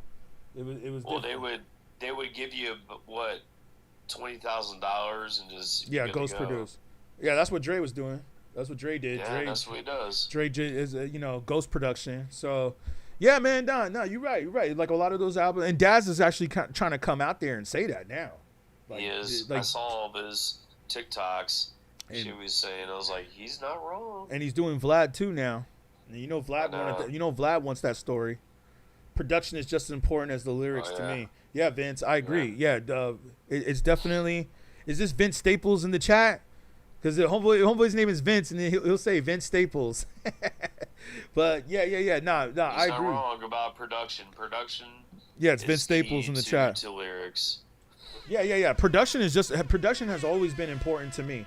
That's the reason why I never really, if a rapper's beats were trash, I never could really take them seriously. You know what I mean? Like I feel like, or the album, I'll say, I might have liked the rapper, but if the beats were just not that good, I would always say like, okay, I gotta hear like the whole package. I gotta hear the beats too. Can't just be the raps. You know what I mean? That's why, like with Eminem. Yeah, go ahead. I'll say one guy who the game always had like his first 4 albums, like production was like incredible. Like he knew what beats to pick. He did. Yeah, definitely. The game's making his little comeback right now. Well, man, I appreciate y'all. I think I'm about to jump up out of here. I might jump back on in a minute though, but if you guys are around, man, you guys should jump back on or see what's up. Yeah, Matt Villian is so good. Yeah, that's one of my favorite albums. Yeah, I appreciate it. Yeah, hopefully I know homie from that's overseas. I know you jumped on here before. I knew your logo or the kite or the plane looked familiar. Yeah, Matt Villian, I'll say this real quick. I think is definitely one of the most best hip-hop albums of all time. And speaking of the beats, I think it's some of Madlib's best beats. I've always said that. Like, what he did with the Loot Pack, too, what he did with Dilla on Champion Sound. Man, that's like what's interesting is that I don't hear a lot of people bring up Champion Sound. Like, that's just crazy to me, man. Did you ever get into Stone's Throw, DJ Marty Marr? What's that? Stone's Throw, the record company. Did you ever get into their stuff? They're not really hip hop anymore, but they're the ones that put out MF Doom and all that. Okay. Yeah. I mean, I got it. Overview, Big Bros. Let me just throw in Lord Finesse. Oh yeah, Lord Finesse. Shout out Lord Finesse. Great producer and rapper. He's like one of the few like dopest rappers, producers like Diamond D, Lord Finesse, Kanye West. I gotta put in there RZA. Like some of the guys that made the dopest beats, but could also rap over the beats too. You know what I'm saying? Yeah. Madlib was rapping too back in the days. Still go on YouTube and see his beat tape. There's one thing called the SP1200 project. Okay. Dropped by Lord Finesse in 2012. Oh yeah, I heard that. It's dope. Yeah. No, Lord Finesse is definitely underrated. He doesn't get enough props as it is. Like his beats are timeless too. Like a lot of his beats still sound great to this day. Definitely. Elephant says, yeah, hip hop is no more because of sample clearances. So are you saying it's because samples can't get cleared or because they can get cleared? Because nowadays I feel like samples can't get cleared anymore. I feel like it's hard to get samples cleared. But yeah, man, I appreciate the takes, man. Well, like I said, I might jump back up on here in a little bit. We'll see what's up. I think I'm gonna go jump off for a minute, but hey, I appreciate y'all, man, for coming with the right comments. You know what I'm saying?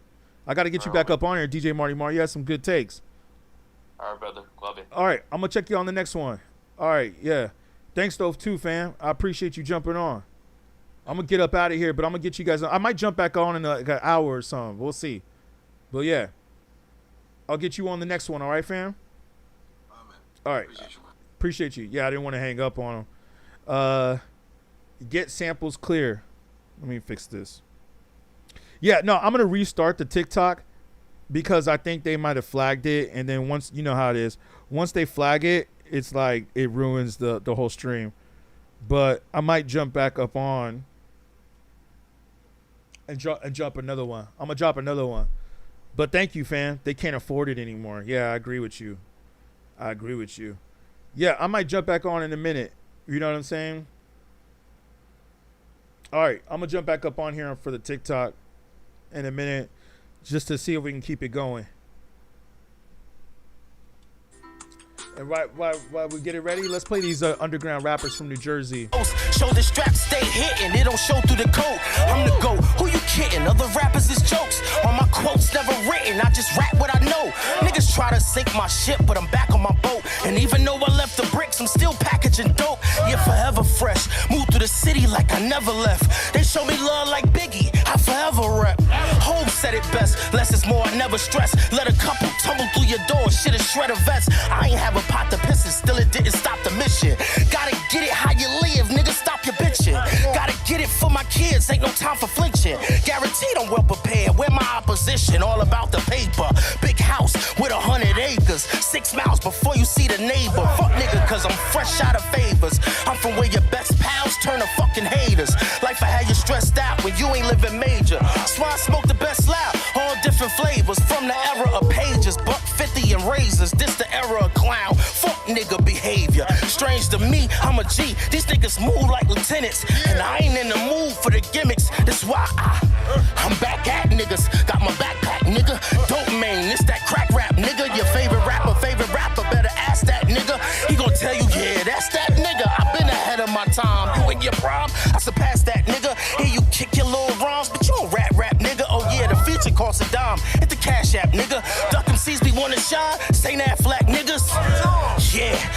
leaving rappers decapitated. I spit facts, that shit they rapping be fabricated. I get cash, real hustlers be glad we made it. I skipped class, but still somehow I graduated. Here to make a quota, once I made it, then it's over. Yeah, I'm the shit, niggas can't escape the odor.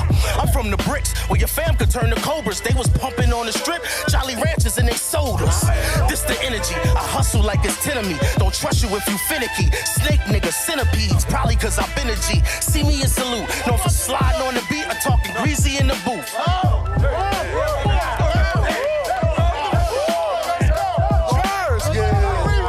Cheers, let's fucking go. Chill. 10 deep in the hard penitentiary. 20 years of literature, what they sentence me. Finish C's, holding full similes. Service made it, robots, they wrists bleed. Obtain swiftly, plagiarize hippies. Obtain swiftly, engage, detain gypsies. Spooky haze, next to the foolish ways. The cool stage interviewer of the super A. My payment written to God, spitting risen aside. Grimace risen aside, the illest nigga alive. Ghost dog, Mr. Modern Day folklore. Cold fog, Chucky conceived in a toy store. Oppose more, while legions will toast more. Ghost fog surrounded the 3rd floor. Craft made condoms, J problems. Attack Gotham wearing handmade stockings. Weight of the world, cactus twisting the pearl. Atheist racist placement, wrong with the world. Jersey, motherfucker! Yeah. They got me rapping again, tried to get me the Melvin chokehold, won't happen again. They can't fuck with baby boy, now go pray for your sins. Admiration can switch to envy, now it's hard to pretend. Tried to box me in while I shadow box with my demons. Every round got him shook like Ali when he fight with the reasons. Mom been on schemes like scammers with clean visas. We can either take this game over or all you niggas could catch a ether. Telling niggas speaking on hip hop and disrespect the thesis. Comparing Nas to Jim, I won't shed light on that opinion either. I'm a 90s baby, ain't no need to take it back. Or who the fuck lied to y'all and said it's an age limit on rap? 2 Chainz blew up at the age of 30 for his cap. Spin it dropped 2011 and that record got him plaques. I took.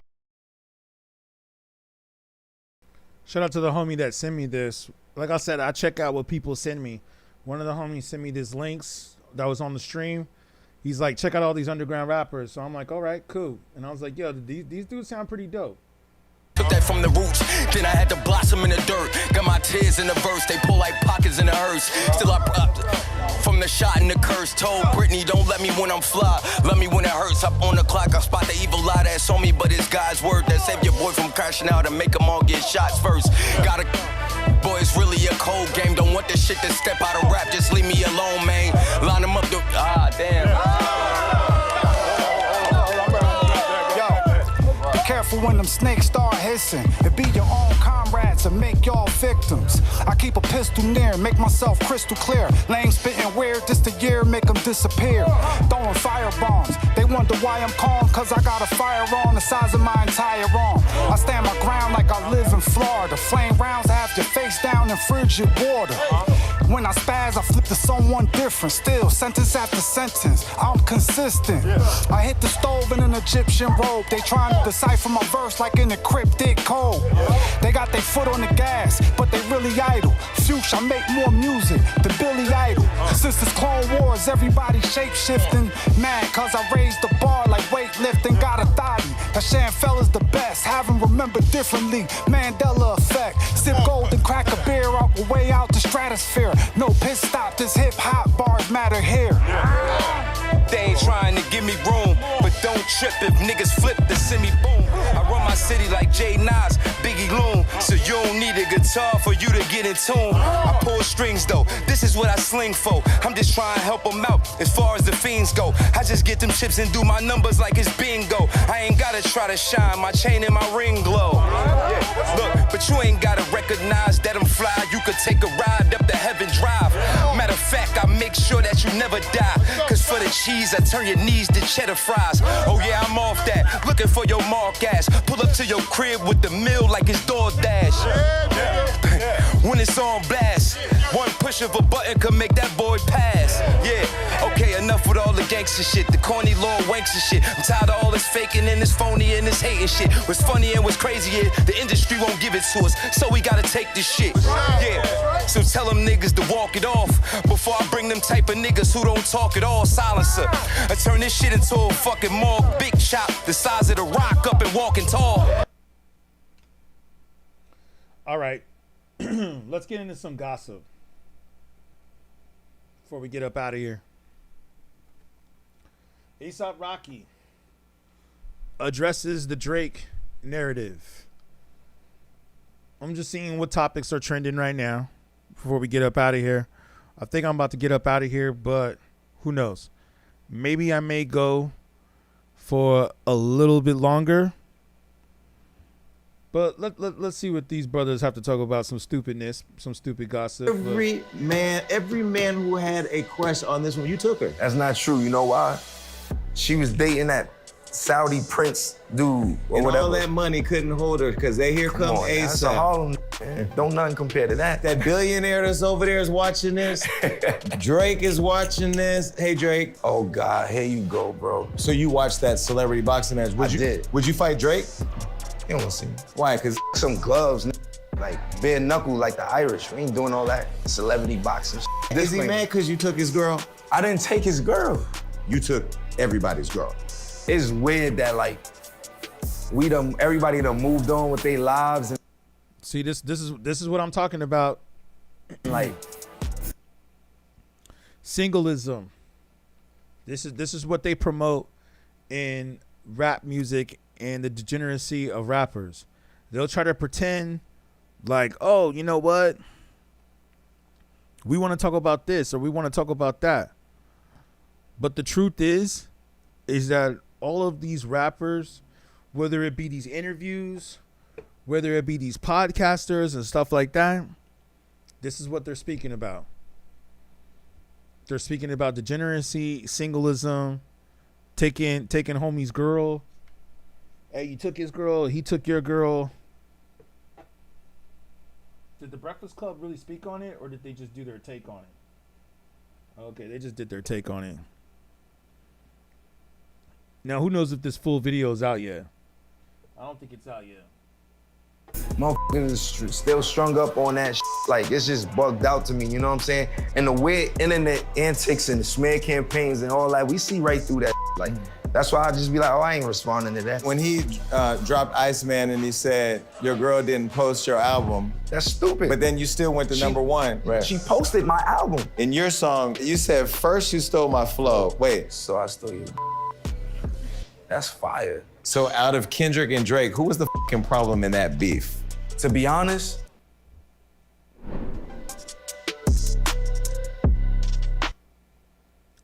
man.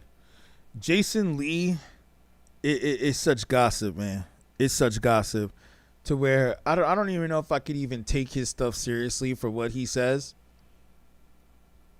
That's what I'm saying, man. That's the problem that we have here with hip hop and rappers. Is that we just promote so much degeneracy. You see what I'm saying here? Yeah.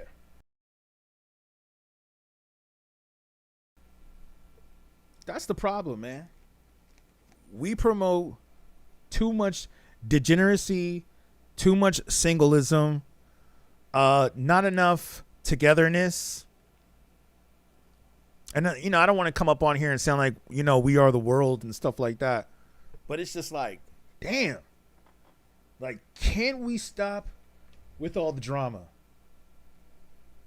Can we? Like, let's run it back. Would you fight Drake? Would you fight Drake? Why? Because some gloves, like bare knuckle like the Irish. We ain't doing all that celebrity boxing shit. Is he mad because you took his girl? I didn't take his girl. You took everybody's girl. It's weird that like everybody done moved on with their lives and like motherfuckers is still strung up on that shit. Like, it's just bugged out to me, you know what I'm saying? And the weird internet antics and the smear campaigns and all that, we see right through that shit. Like, that's why I just be like, oh, I ain't responding to that. When he dropped Iceman and he said, your girl didn't post your album. That's stupid. But then you still went to number one. Right. She posted my album. In your song, you said, first you stole my flow. Wait. So I stole you. That's fire. So out of Kendrick and Drake, who was the fucking problem?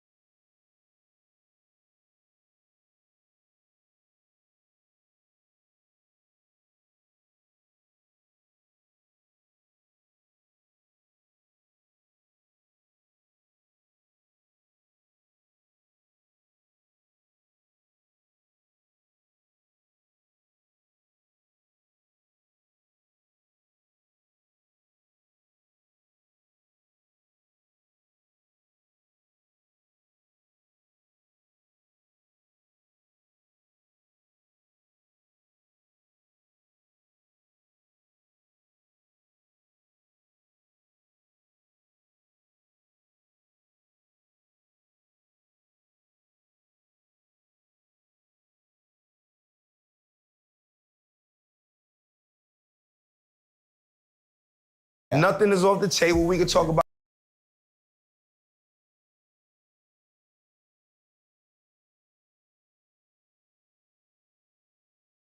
it all. If I don't want to talk about it, I'm gonna say I don't want to talk about it. So really try to put you in prison. That was f***ed up. Yeah. I'm still hurt. Yeah. I'm hurt about him. I'm hurt about Bari. Hurt about a lot of them. I mean, it is what it is. I know they don't give a f***, but I'm hurt. He wasn't even like testifying. It was like he was trying to put you in prison. He Did you feel betrayed? Of course. I felt hurt, betrayed, and it was just a nightmare. You know what I'm saying? Just looking at somebody I know on the stand forever gonna be labeled as a rat, just trying to come up off of me. Like, you know what I'm saying? Stop being a bum and being lazy. That's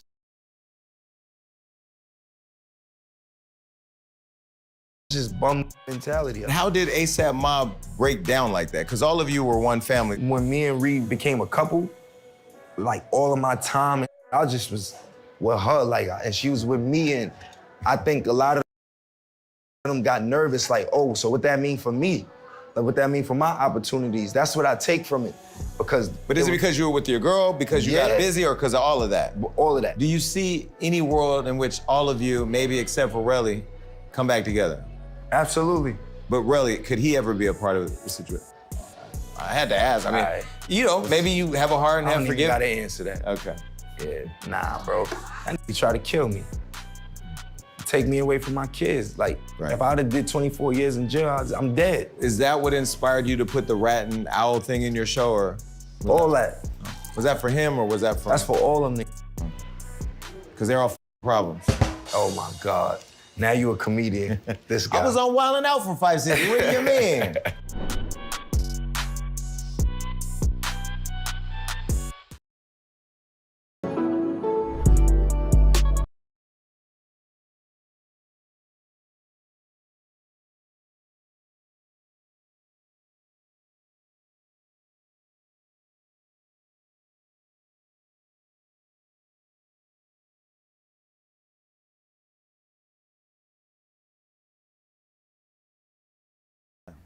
Yeah, I agree with Aesop Rock.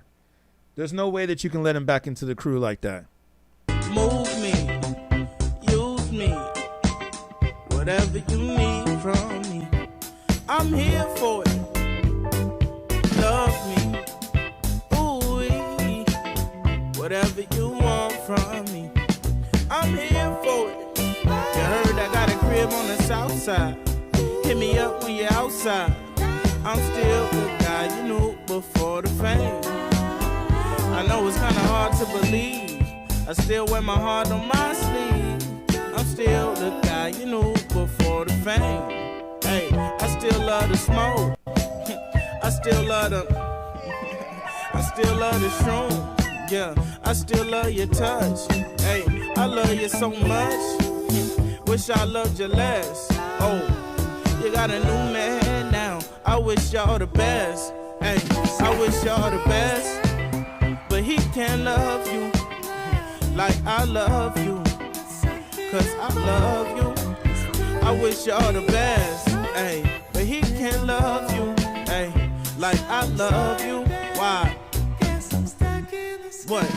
More than the rest, more than the next, hey, more than your mama, yeah, more than your ex, hey, more than the rest, hey, more than the next, yeah, more than your granny. Okay.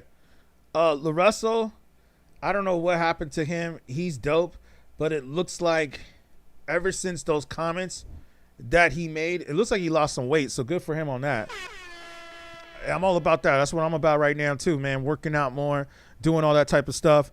But I think what the issue is with LaRussell is that something happened to him, man.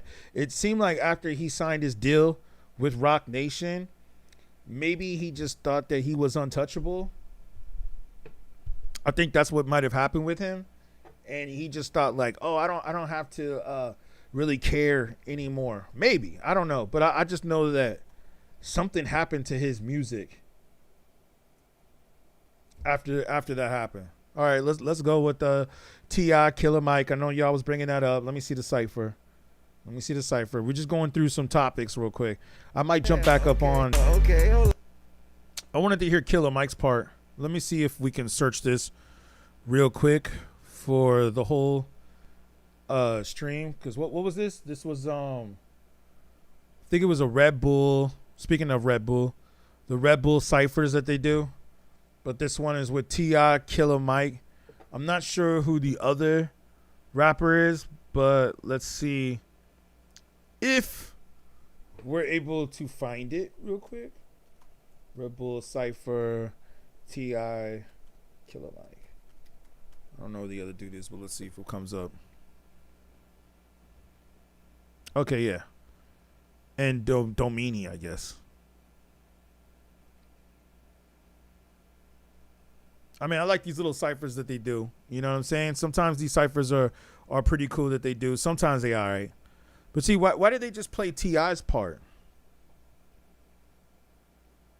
I mean, well, obviously the person who put this up is probably just a T.I. fan, right? But so many of y'all were talking about Killer Mike, so I was like, all right. Georgia. I went to Wayne's last show at Madison Square. Look at me, guy, sitting here crookedly high, sit on the border of the high. That's a museum, you peon. See, they treat me like I'm Dion. Look at the Wolf of P Street. Look at the new Dominique. You think it? Hold on. It looks like they got all of Atlanta in the house. Looks like they got all of Atlanta in the house. Let me just make sure we got the volume up. Like I said, sorry if it's a little jittery. I got like so many damn windows open right now, but at least we can hear the music, right? That's what we mainly doing right here is just listening to the music. I want to hear the bars that they're spitting, which sounds pretty dope. That's right. I respect this. I think it's cool. Like I said before, I think T.I. has definitely made a strong comeback. I'll say definitely compared to most rappers of his age, like he said. How many rappers you know his age that are doing what he's doing? Jay-Z might be one of them. Nas might be another one of them, right? But overall, this is the one thing I can't get into with this culture. This is the one thing. Let me dim the lights a little bit here. Yeah. Let's dim the lights. Let's switch it up a little bit. Let's dim the lights a little bit. This is the one thing that I can't get into with this culture. And shout out if you're still rocking with me. Appreciate you.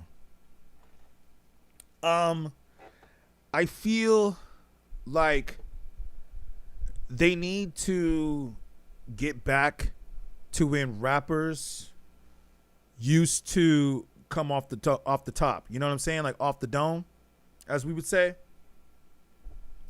And you see, like, that's the problem now. Is that a lot of these rappers, they don't come off the dome anymore. Even dope ones like this, who are still tight and who are still dope. But it's like you could tell that these were pre-written. And that's what I'm trying to say, man. We are at such a different generation in rap. And make sure you guys can give some likes right here coming in. You know what I'm saying? Those of you that are still streaming with me on YouTube, let's make sure that we get a few more likes coming in here. Because, man, we've been going for almost like 5 hours here. I've been rocking for about 5 hours. And I might go for another hour. Took that Red Bull. I'm on one. Like Drake. Once I took that Red Bull, I'm on one. Let me say this, man. Let me say this. Hip hop was about coming off of the dome. And now we've reached a point in rap where we will come with our pre-writtens. We will come with pre-raps. And people will walk around and act like that's dope. And to me, not really dope, man. It's cool, but I feel like in a way it's cheating. It's cheating. Can we really say now the fact that I know that it's pre-written, possibly pre-recorded. You know what I'm saying? Like, that's the other part. Is that I think that there's a possibility that some of these rappers or some of these rap videos that we watch, right? They're not even really rapping live like they portray. I think there's a possibility that a lot of these rappers are just pre-recording what it is, acting as if this is all live and that this is all a freestyle. I really hope that Conway is doing something doper than this. I really hope that he is. Let me check out what Conway's doing. Now, I know that Conway's in the studio and he probably rewrote this rap, but I know I brought up Conway a lot on these streams. So let's see what he's doing currently, because I think he just dropped a video and this is on his YouTube channel. So it's got a nigga thought about it. Never been from the trenches where your hood at, homie. Can you walk around it? That little bit of hype that the niggas had died, damn it, got chalk around it. Record label playing with my music money. I'ma pull up to the office about it. I'ma catch a case and go to court about it. Got some bread tucked to pay the lawyer about it. See, Conway's still coming with it. Conway is still doing his thing. See, not every rapper out there is on that degeneracy. Get to you niggas' chest trying to snatch your heart about it. Why they playing with my top like we won't kidnap the nigga thought about it. Never been from the trenches where your hood at, homie. Can you walk around it? That little bit of hype that the niggas had died, damn it, got chalk around it. Record label playing with my music money. I'ma pull up to the office about it. I'ma catch a case and go to court about it. Got some bread tucked to pay the lawyer about it. I realized niggas never really had love for me when I thought about it. But a wise man once said nothing, so that's kinda why I never talked about it. The flow insane, we gotta talk about it. Them little underlying problems probably could've sorted out it, but some people selfish and want all the dollars. I ripped the National Treasure box trying to get me another auto out it. Last mixtape I got an auto out it. Probably right on pussy niggas thought about it. Want to smoke? Hey, who wants smoke with me? That really ain't smoke to me. That shit like candle smoke, man. That shit is potpourri. It's teddy bears and candles lit where homie got smoke to cease. Cause he wanna smoke with me. Now who want to smoke? I been that nigga. I was hitting Liz when I was broke. Now I'm rich again. I got my foot back on their throat. They should've really let the giant sleep, but now I'm woke. When Machine Gun died, I ain't gon' lie, I gave up hope. When I lost my son, I started drinking more to coke. I'm at you niggas next, and I'm gon' squeeze until you choke. I think these niggas tryna get my spot, but I'm like, nope. They compared me to M when I was signed to Interscope. I've been flyer. DJ Marty said your butt should be asleep. Yeah, man. The Red Bulls, like I said earlier, I'm on one. Hey, I said I was going to jump back up on here for a minute. I was about to jump up out of here, but then I just saw that Conway just dropped the video, and I thought I have to play this real quick. I have to build an empire with a pen and pad, cause my pen fire. Fuck your entire entity when the war started, nigga. See, Conway is a real rapper, I think, man. Shout out to Conway, man. Shout out Conway. He's really out here rapping, man. You know what's so funny too? I gotta take a screenshot of this. It says my device is overheating. It may affect my streaming. Let me take a screenshot of that. Shout out. Thank you for the rose coming in. Thank you. Thank you, H-Town. Appreciate you, man. Yeah, I agree. I agree that hip hop is no more. Yeah, man. Yeah, I'm playing all this dope ass hip hop that the screen started overheating. Shout out to Conway. He started overheating the screen. Thank you, man. But like I said, it's good to see that there's some rappers out there that are still keeping the tradition alive. Like, I don't really hear him talking about the money and the hoes. I mean, talking about getting money, but he's talking about getting money through his independence, not talking about getting money from doing illegal things. Shout out for the roses though, fam. Thank you, man. I appreciate you. Thank you. Salute, brother. Thanks. I appreciate you, man. Thank you. Let me put the nigga, we don't cease fire. Got a few million out of Empire. AMG Benzes with the thin tires. Righteous man now, but I send prior. Strike your mans down when we spin by. Now who wants to smoke? That's what I consume. I was their hero like Tony Stark. They turned me to Dr. Doom. All-Star East, I was the best player in the lot. Hip-hop fell off sadly in the mainstream, but they're still real MCs, Alfredo. Yeah, I agree with you, man. You niggas playing, get shot, get boom. We dumping with mops and brooms. We on yachts and boats. We charter on Mafia coast. First it is me, then a big gap, then the next guy who close. Them comments don't mean nothing when you read shit while you driving the Ghost. Tell them niggas it's back spooky again. Shout out to Ghost. Now who wants to smoke with me? That really ain't smoke to me. That shit like candle smoke, man. That shit is supposed to read. Appreciate you. It's teddy bears and candles lit. Where homie got smoke to see. Cause he wanted. You said you think hip hop has turned more artistic. Hip hop back then though wasn't that good. When you said that hip hop back then though wasn't that good, what do you mean? What do you mean? What do you mean that hip hop back then wasn't that good? Are you saying that?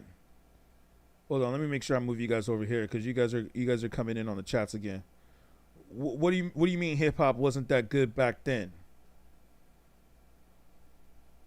Are you talking about the 90s? Everything.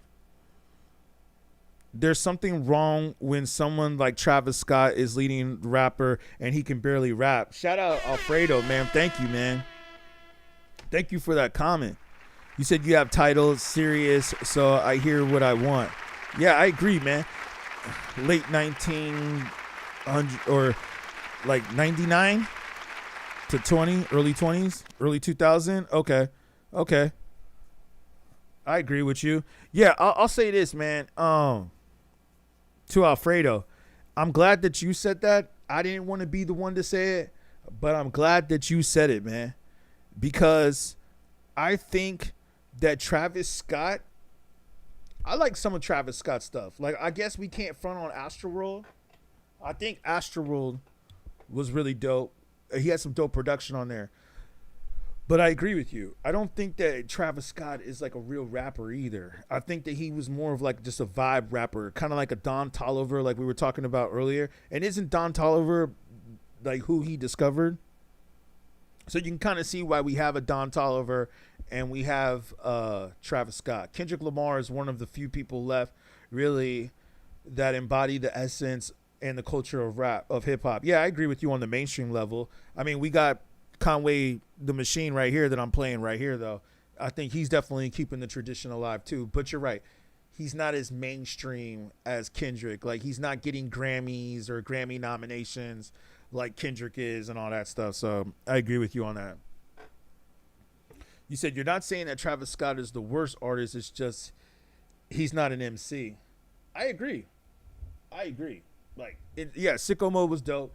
In some ways, Travis Scott is just like a melodic rapper. He's just like a dude who just kind of does like it's lit and all that stuff, but he doesn't really there's really like nothing to whatever you want to call it. There's nothing that's like too lyrical or of substance of what he's really talking about.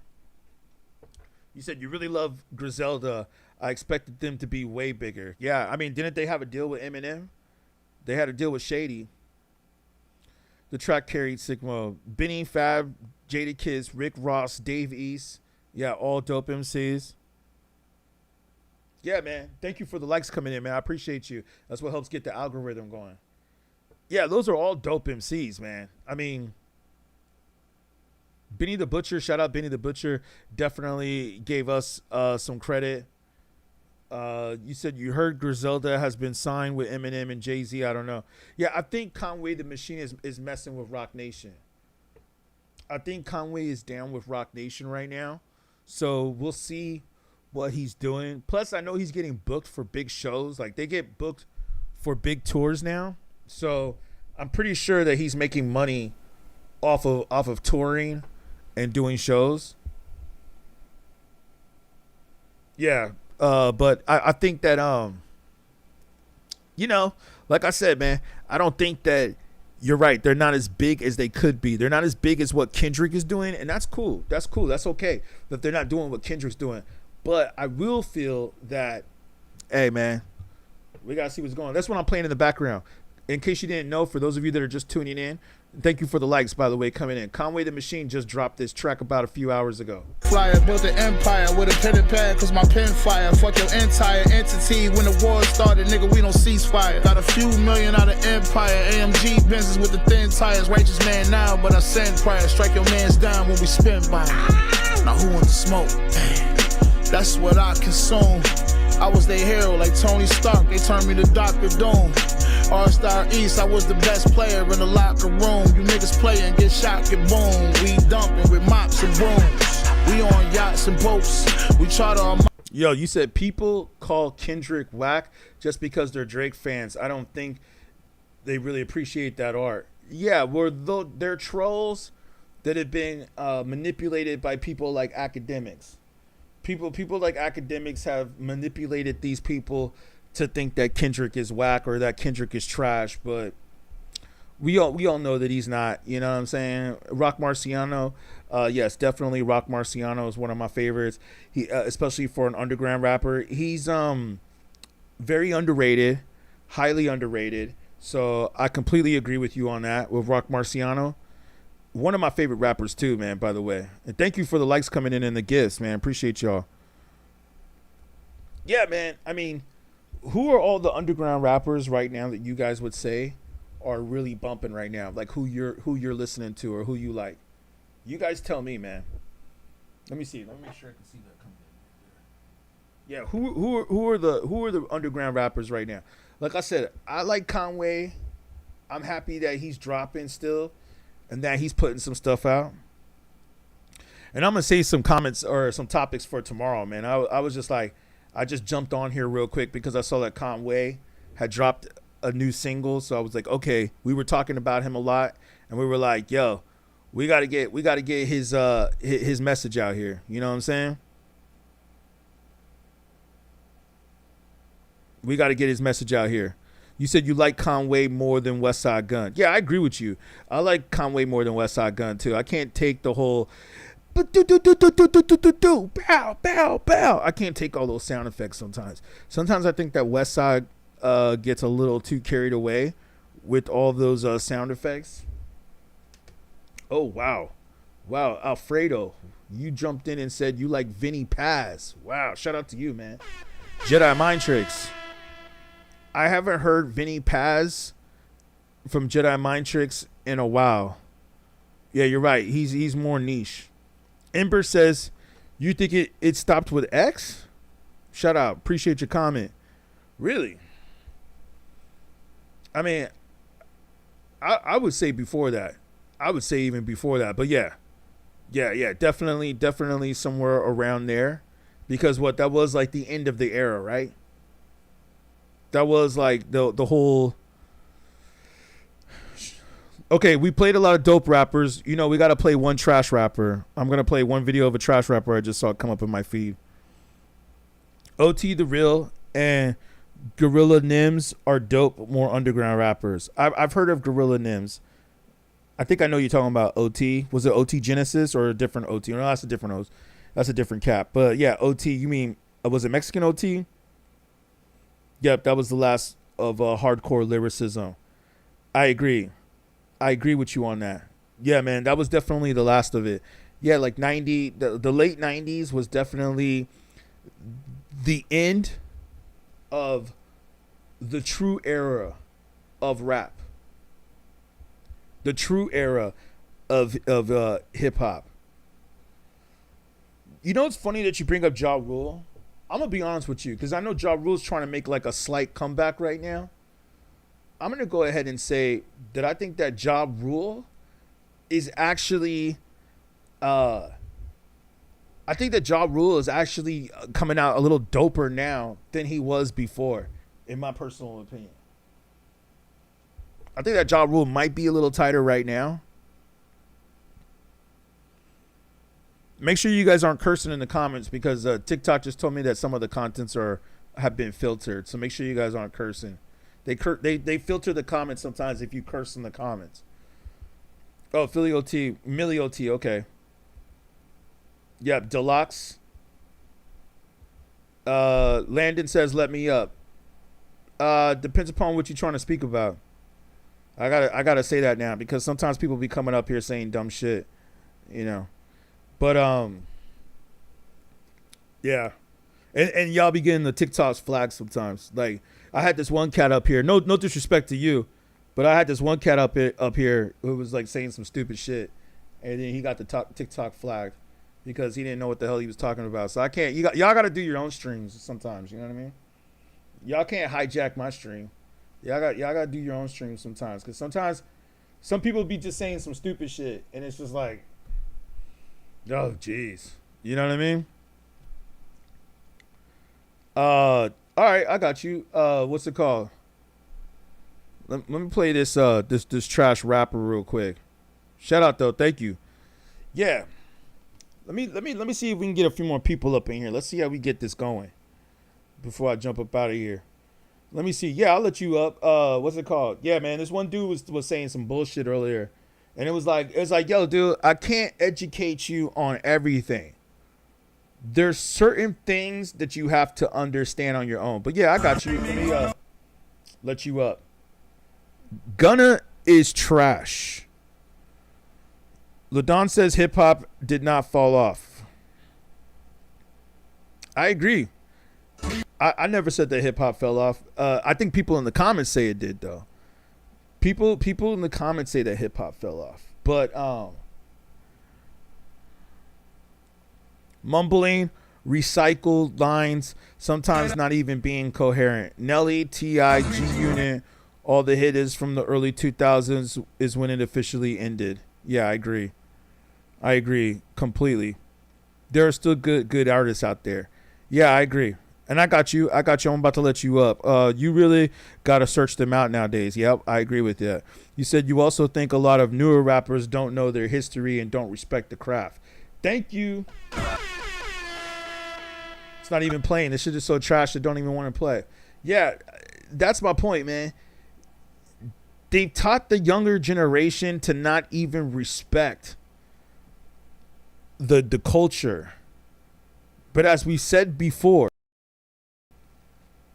it's for a reason. They don't want to teach the history. And that might be my talk for tomorrow. Well, tomorrow's Wednesday, right? Or today's Wednesday now, basically. On Wednesdays, we're going to start doing Woo Wednesdays where we go over the albums. We don't have to do that every Wednesday, but I definitely want to get into more of the 5%ers of what was going on in hip hop back in those days. That's like a lost culture. Shout out Marty Marr, you're still with us. Okay, appreciate you. There's no introspection, no poetry. Thank you, Dan, for the follow. I appreciate you. Yeah. The art form is taking a hit because people want to be able to say they don't write lyrics. Yeah. The bars artists have back in the 90s to 2000s fly over their heads today. Like, for example, you got Rakim and Eric B. Yep, who's on my wall in the back. And most of the people probably don't know it now. Yeah, you're right, man. The rock scene is going through the same thing. Yeah, I think the rock scene been gone through the same thing. Here, I guess we're going to exit this out. It's such trash we can't even listen to it.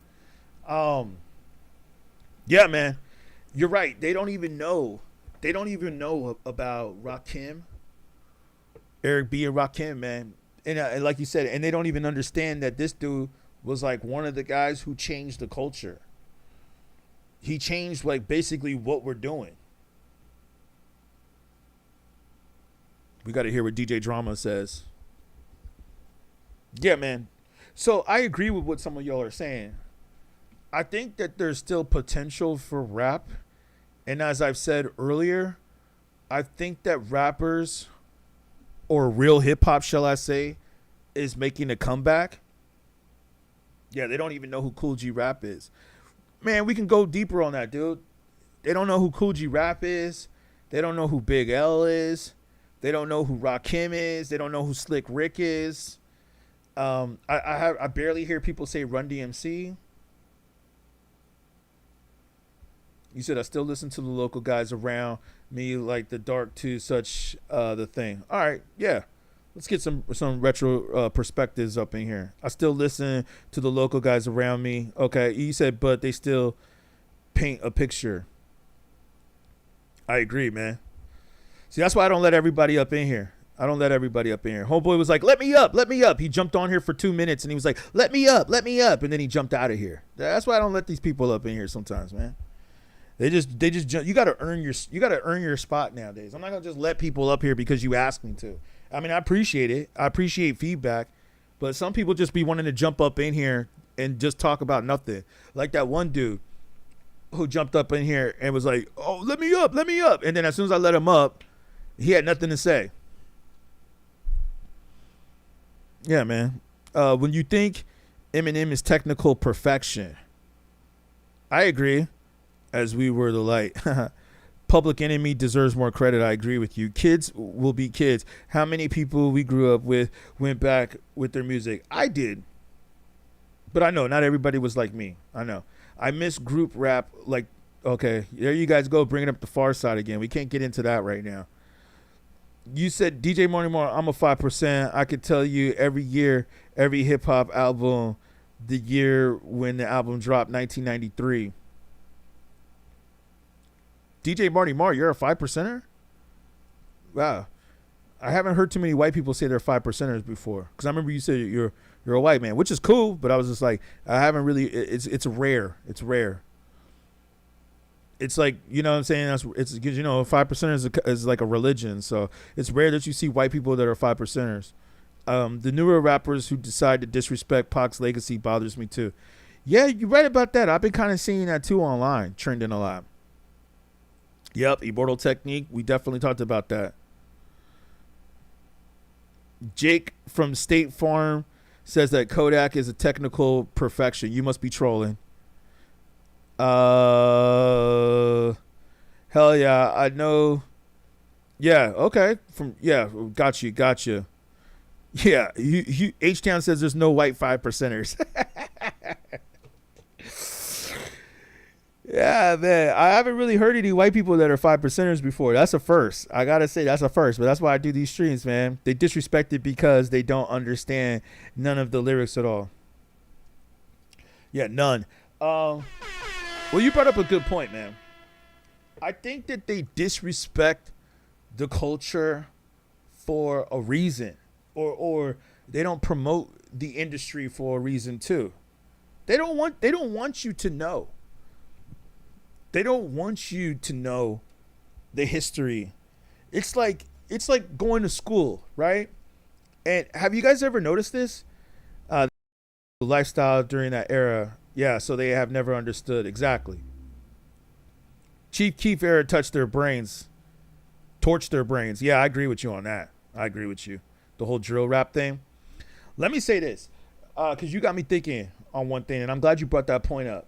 I think it's like going to school, man. I think the history, they don't teach you certain things in history in school. Because you know what's interesting is that I remember when I was growing up and going to school, because, you know, we didn't have the internet when I was in school. Not to date myself, but we didn't have the internet when I was in high school. See, some of y'all were born in the internet era.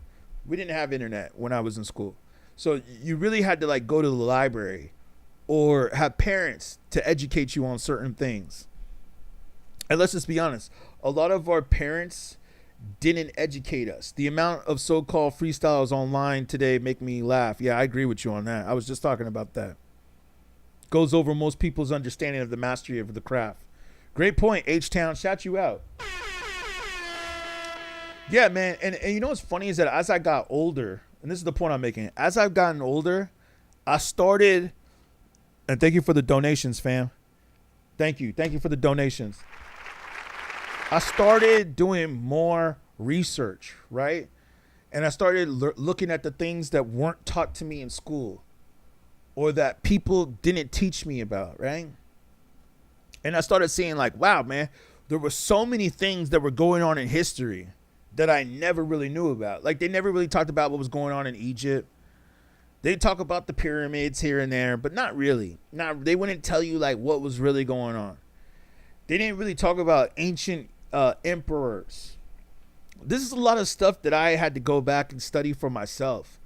Because I do, now that I'm older, I find history fascinating.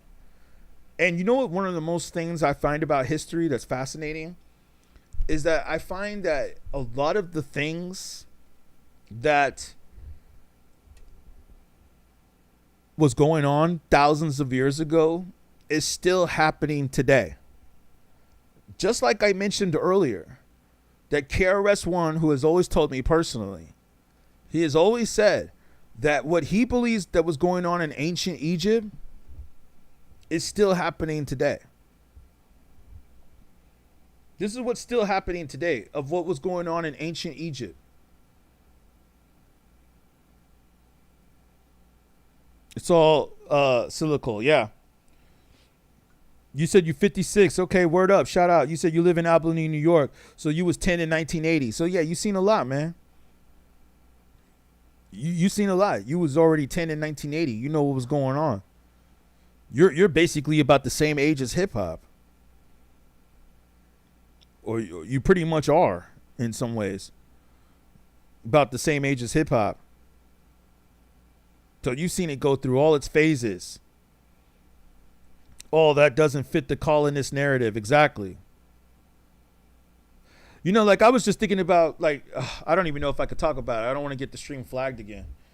But I was just thinking about, like, Christopher Columbus. Like, how crazy was that, man, for him to come to America and see what was going on over here and probably like, whoa, what's going on over here? We got to take over this land.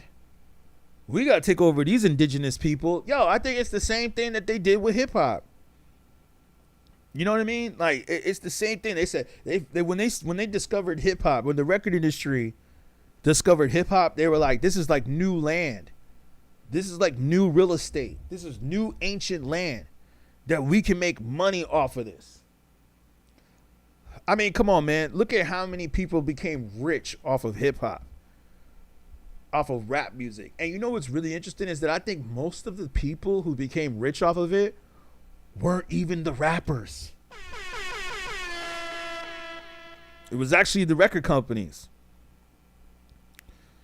You said you'll laugh, but Yellow Wolf, A Love Story is one of the best albums of all time. I like Yellow Wolf. I respect Yellow Wolf. I'm not laughing at him. They monetize everything. Yep, you're right about that, DS. You've been listening to it since the beginning. Yeah, same here pretty much. I mean, I've been listening to it since late 80s. Late 80s. Ember, I agree with you on somewhat on that. Heavy was legendary. I used to love that music. Man, that was like when people used to listen to that music and dance back in school. Yeah, they said it was a fad. I remember the line from Biggie. I was just thinking about that line from Biggie. You remember rapping, dude? The ha. They never thought the hip hop would take it this far. You know what I'm saying? Like, how many people remember the ha? Remember the ha. Like that's like a whole different era of rap. People don't know house music was a part of hip hop. Yeah, it was definitely big in Detroit. I remember being in Detroit back in the days, and you'd hear that techno all the time. It's time for the percolator. It's time for the percolator. It's time for the percolator. Yeah, and as we were saying earlier about Diddy. I think Diddy was definitely, didn't, like, speaking of Drink Champs, I remember there was a dude on here the other day that was loving Drink Champs. Remember when Kanye West, but now known as Ye, remember when he went on Drink Champs and he said that Diddy was a Fed? And everybody looked at Kanye like he was crazy, but Ye was out there telling you that he's a Fed. And then later on, after the whole case happens, didn't we see that he might have been getting funded by the government? I mean, it's kind of interesting if you think about it, how they kept that part out. They didn't really talk about the case too much. All they talked about was what he was doing. And let's go back to that real quick, because that's such an interesting subject. I mean, I know that there's not a lot that we can really talk about with Diddy, but, you know, since it's kind of later in the night, I guess we can go through a few conspiracies, right? Let's do that, right? Let's make it a conspiracy theory hour. Oh, here we go, though. Here we go. Now we're going to get flagged. Hopefully not, but, you know, hopefully not. But this is where they start saying the misinformation starts coming in. This is where the misinformation starts coming in. Now, Diddy. Let me go ahead and say this, man. Kanye West goes up on Drink Champs. Not just that, but also others, right? And he goes up and he says that Diddy is a Fed. Yeah, Fabulous is definitely dope. Yeah, I hear you on that. Kanye was right, just the delivery was poor. Yeah, I agree with you on that. Yeah, conspiracy. 90% of beef is just to boost sales. I agree with you now. Because especially after what happened with the whole Drake and Kendrick thing, they definitely want to make money off of it now. I mean, Kendrick made a lot of money off of that. He made a lot of money off of that beef. That's one thing we can't deny. You know, it might have hurt Drake a little bit, but Kendrick definitely profited off of that. But you see what I'm saying? We have two black men that go at each other, and that's how, like, one has to succeed and one has to fail. One succeeds and one fails. Why does it have to be like that? Well, like one brother said, what if both these black dudes came together and worked together to join forces? But you see, that probably won't happen. That probably won't happen because they don't want that to happen. You said falling off because the labels run the program. The masses want beef and controversy. Yeah, they do. Like we were just playing right before you got up on here. We were just playing how A$AP Rocky's doing this new BET interview where it's about him and Drake's beef. Like it's almost like it seems like they want to create beefs. Like, oh, there's no beef, but let's create a beef. Like, oh, remember when Drake said that about your girl? Rihanna, she didn't post your video. Where's she at? Where's she at? Mention another producer who was responsible. Tell us. Tell us, man. It fell off. Nothing can copy 90s rap because it was raw from the streets. Now it's in the studio built. Yeah, I agree with you, man. And not only that, but people just it's just too saturated. Like one of the homies told me once. Actually, the dude that told me this was from the Far Side. And he was saying that like he felt that once the technology changed, you know, like some of the things I tell you guys are from legendary rappers that I've had conversations with, personal conversations with too. Not all of these conversations were filmed on YouTube or whatever. Some of these are just like personal conversations I've had with rappers. And some of them have even told me, and they come back from the era of like when it was reel to reel. You know, you had to like get the reel and do that from reel to reel. And they were saying like, man, we saw that like the technology changed. It changed the flow of music and it changed the love of hip hop. But not just that, but it changed the production quality.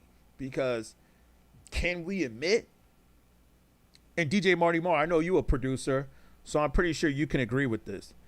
Can we admit that the sound quality, the frequencies, I'm not talking about the overall production and the raps, I'm just talking about the sound, the sonically. Can we all admit that sonically the music sounded better when it was being recorded on analog than it does being recorded digital? Like streaming, you can listen to a song that's on Spotify or streaming.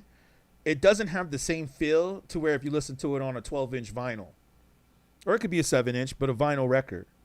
It's all streaming. Too much stuff being put out. Technology. Anyone can make a beat or a song. Yeah, I agree. Now it's like AI too. Now you got people just writing prompts. So Def. Shout out Jermaine Dupri. Jermaine Dupri's hit me up on Twitter a couple times. It was because Bad Boy was competing directly with Dupri on the R&B scene. Yeah, especially Wave Files. You're not wrong. Yeah, thank you. Yeah, man. I mean, and what were we saying? Like, to go back to the conspiracy theories about Diddy. Diddy is like I really think that his case was you know, we already went into the whole detail about what they were hanging over him and all that stuff. But I also think that he has a lot of dirt on a lot of people. And they didn't want that stuff to come out in the case. And I think that that's why he got charged for the BS that he got charged for, but not the real stuff that they could have got him for. Because let's be honest, I think all of us know that it's no secret that Diddy was behind a lot of dirt and behind a lot of conspiracies in the music business or in the entertainment industry. He was a gatekeeper of a lot of people that were getting on. He was controlling a lot of things. Just like that dude, you said, absolutely, I agree. Play done started some, yeah, X, and then listen to actual beat on high volume. I will. Shout out. I will. I'll check it out. Yeah, I mean, like even if you watch the even though I think it was kind of stupid, the documentary that 50 Cent did But if you look at that producer, Lil Rod, which I know is a funny name, pause. Lil Rod, like some of the things how he was saying, like how Diddy promised him all this money and didn't pay him the money that he was supposed to get. And then he was doing things to him. We don't even need to talk about the freak offs and all that stuff. We could just talk about the fact of, you brought up the Pac, but let's not forget the Biggie too.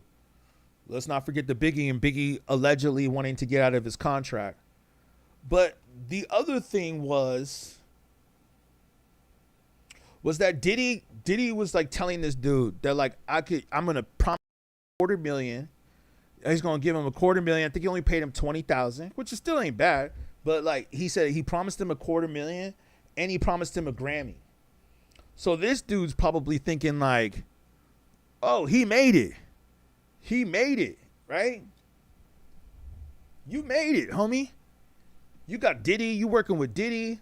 You're gonna get a Grammy. Like the fact that Diddy could say to him, "Hey, you know what? If you work with me, I promise that I can get you a Grammy." That should show you right there how much Diddy was controlling the record industry and controlling the industry. And that's what makes me think that he was obviously one of the people who were the powers that be, who were controlling the rap industry and controlling people who were in the business. Yeah, hip hop fell off, but it wasn't in 2026. Yeah, I agree. It's been way over that. Yeah, thank you, Taz, for your comment. Well, that's why we're speaking about like where are we currently? Like currently, we're probably it's like just so far saturated now at this time. So far saturated. You could tell that young kid was not saying everything out of fear. Yep, exactly. You said you have to salute Weezy because he stayed true to the craft all the way. Oh, that was a whole subject. That was a whole subject, man. We had a whole Weezy subject earlier today. I don't know if I want to go back down that rabbit hole, but we'll do that later. We'll do that tomorrow.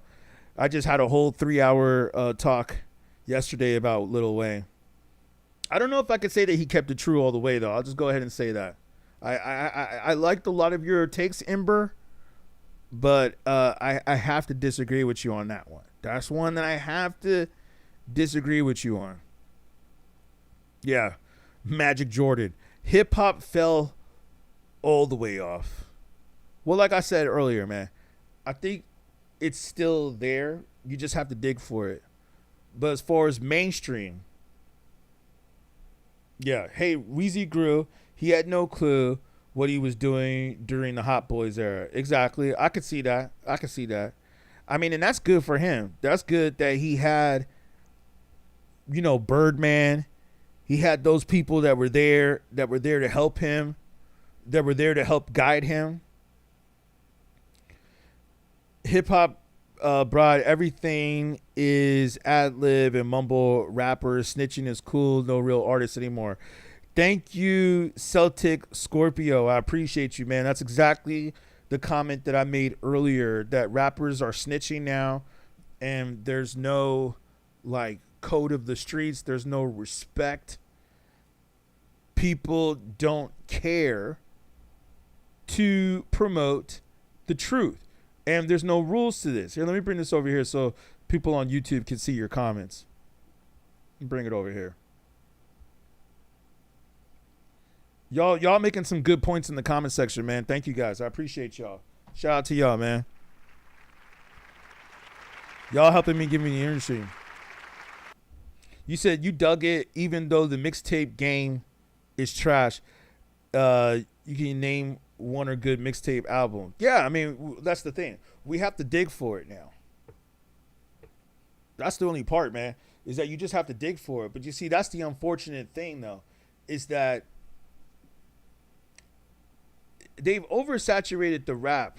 But let's be honest, there's only a few rappers out there that really get that push. And it's always the same rappers that are constantly getting that push, right? It's always the same rappers that you hear about, like, oh, so-and-so just dropped a new album. Like you remember Jack Harlow? Like when they kept pushing that on us And then that R&B album, they pushed that R&B album that he did, that neo soul R&B, which was just such trash. Such trash, yo. And it didn't even do well. Even with all that push by the record company, it still didn't do anything. So that's what I'm saying, man. I believe that there's some people up there that they just push. Shout out C-Dub for the follow. I appreciate you, man. Thank you. In all honesty, 69 or 6ix9ine is and was the only hardcore rapper from the East Coast that actually showed 90s. Are you talking about Tekashi? If you dig for it, you will find it. Yeah. It's going to be something old. Yeah. Yeah, Ari Spears. I like Ari Spears' takes. Thank you for the follow, though, Embra. I appreciate you. Yeah, I like Ari Spears' takes on hip-hop. He definitely has some good takes on hip-hop. It's sad that he's not on Vlad TV anymore. I thought that him and Vlad had, like, really good chemistry. I think that Ari Spears and Vlad had, like, the best chemistry, man. Like, I was just... it's sad that they couldn't get along, man. Because, like, he had some really good takes on hip-hop where I definitely agreed with it. I think some of the stuff he was hating, though. Like some of the stuff, he was just too much of a New York head. Like, he can't listen to anything else but New York rap. So then it gets a little biased where it's like, okay, you're just like who's from your coast. I can't get all into that. You said Tekashi was violating them with bars. You're trolling. You're trolling. You're trolling. You're trolling. Yeah, I mean, Tekashi had like one single. What was it, Gumbo? That was the only thing that he put out that was somewhat decent. And after that, it was just shock value, shock rap. What do you think of Larry June from California? I think Larry June is dope. He's from the Bay Area. He's cool. He's not really my taste, but I like him. And I like Alchemist. I think I like Alchemist's beats, and I like Larry June. I like the chemistry that they got. The conversations are genuine and organic. Yep. Hopefully this conversation, yeah, I think this conversation we're having is organic. We don't have R&B anywhere. The whole music world has been altered and saturated and diluted. I agree. Blanket Racer, you said you talk about Vlad more than anyone else you've heard. Well, I think he has some real takes, man. You know what I'm saying? I think a lot of these people well, somebody brought up Ari Spears, so that's why we started talking about it. But what I like about Vlad, though, is that I think that Vlad does some of the best interviews. I'm not going to take that away from him. I think that out of everybody that does interviews on rappers, even though some of his stuff is like kind of whatever, like shock value too sometimes, I think that he has the best interviews and he does the most thorough research.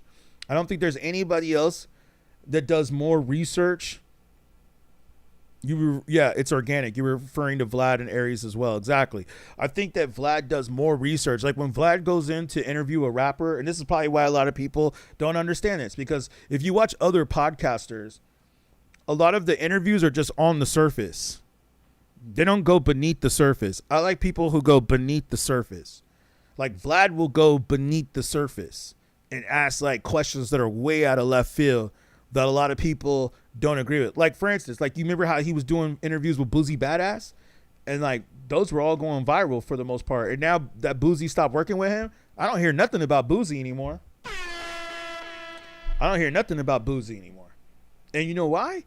It's because I don't think that anybody does pushback like Vlad does. And that's what I respect him as a journalist. Because I consider myself a little bit of a journalist myself. You know, that's why I got this plaque up here. You know, I got that YouTube plaque, that accolade. I know not everybody cares about accolades, but I got that YouTube accolade up there because I do real journalism.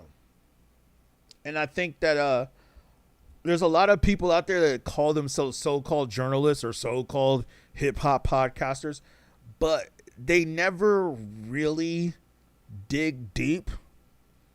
They never really go beneath the surface. They just ask basic, generic questions. Like, for instance, I'll give you an example.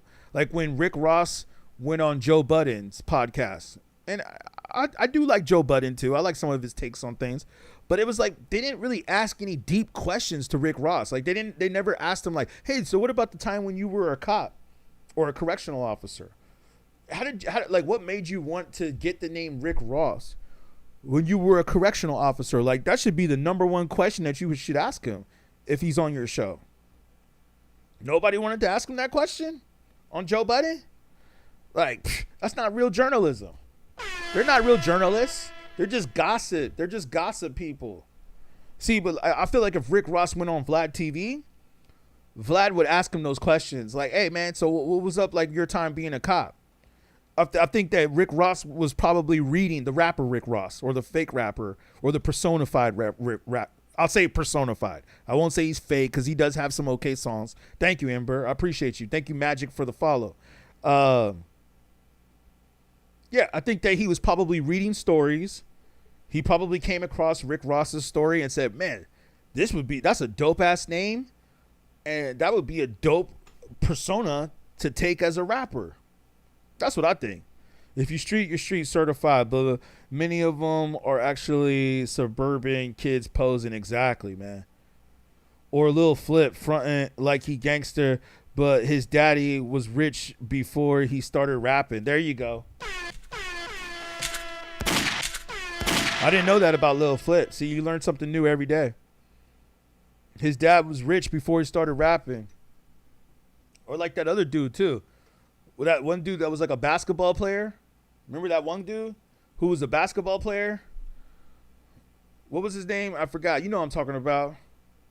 And then he started rapping like he was from the streets. It's like, dude, you grew up in a gated community. Yeah, his pops is white with money. Exactly, man. I thought these dudes are Nepo babies, man. Kind of like Drake on Disney, or he was on Degrassi. But yeah. MGK? Well, MGK was a rich boy too. I know he's white, but was he a rich boy too? I thought MGK was really from that Cleveland, Ohio. He's from Cleveland, Ohio, right? I thought he was really from the hood. I don't know. I didn't really do my backstory on MGK. Shout out to MGK though. He gave me a shout out once. Oh yeah, I wouldn't doubt it though. I wouldn't doubt it. I wouldn't doubt that MGK wasn't street. Funny, we just watched this cipher today. Yeah, I wouldn't doubt it with MGK. That makes sense. That makes sense. Yeah, man, a lot of these rappers are fakers. They're just faking it. They're phonies. They pretend like they're street, but they're really not street. And it's like, it's all good. You don't have to be street. You don't have to be street. It's just like, just don't front. I think that rap is old enough now and has been around long enough now to where we don't have to you don't have to pretend that you're from the ghetto anymore. I think rap has elevated to a point now to where it's okay if you come from the suburbs. You said you were in the streets with the underground people back in the 90s. I believe you. So was I. I didn't really get into Lil Flip anyway, so I don't doubt. I think Lil Flip had like a couple songs. Lil Flip was the one from Houston, right? He's the rapper from Houston, Texas. He had that track like Sunshine, it could be Miami boy. I like the Sunshine track. That was like the only track by Lil Flip that I really was messing with.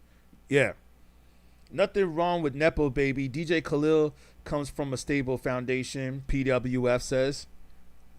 Wait, DJ Khalil or DJ Khaled? DJ Khalil, the producer. That's dope if you brought up DJ Khalil.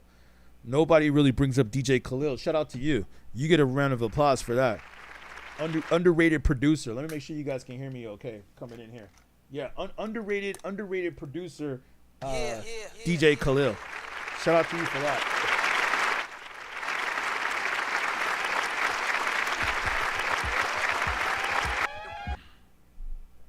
Oh, DJ Khalil's dad was in the NBA. All right.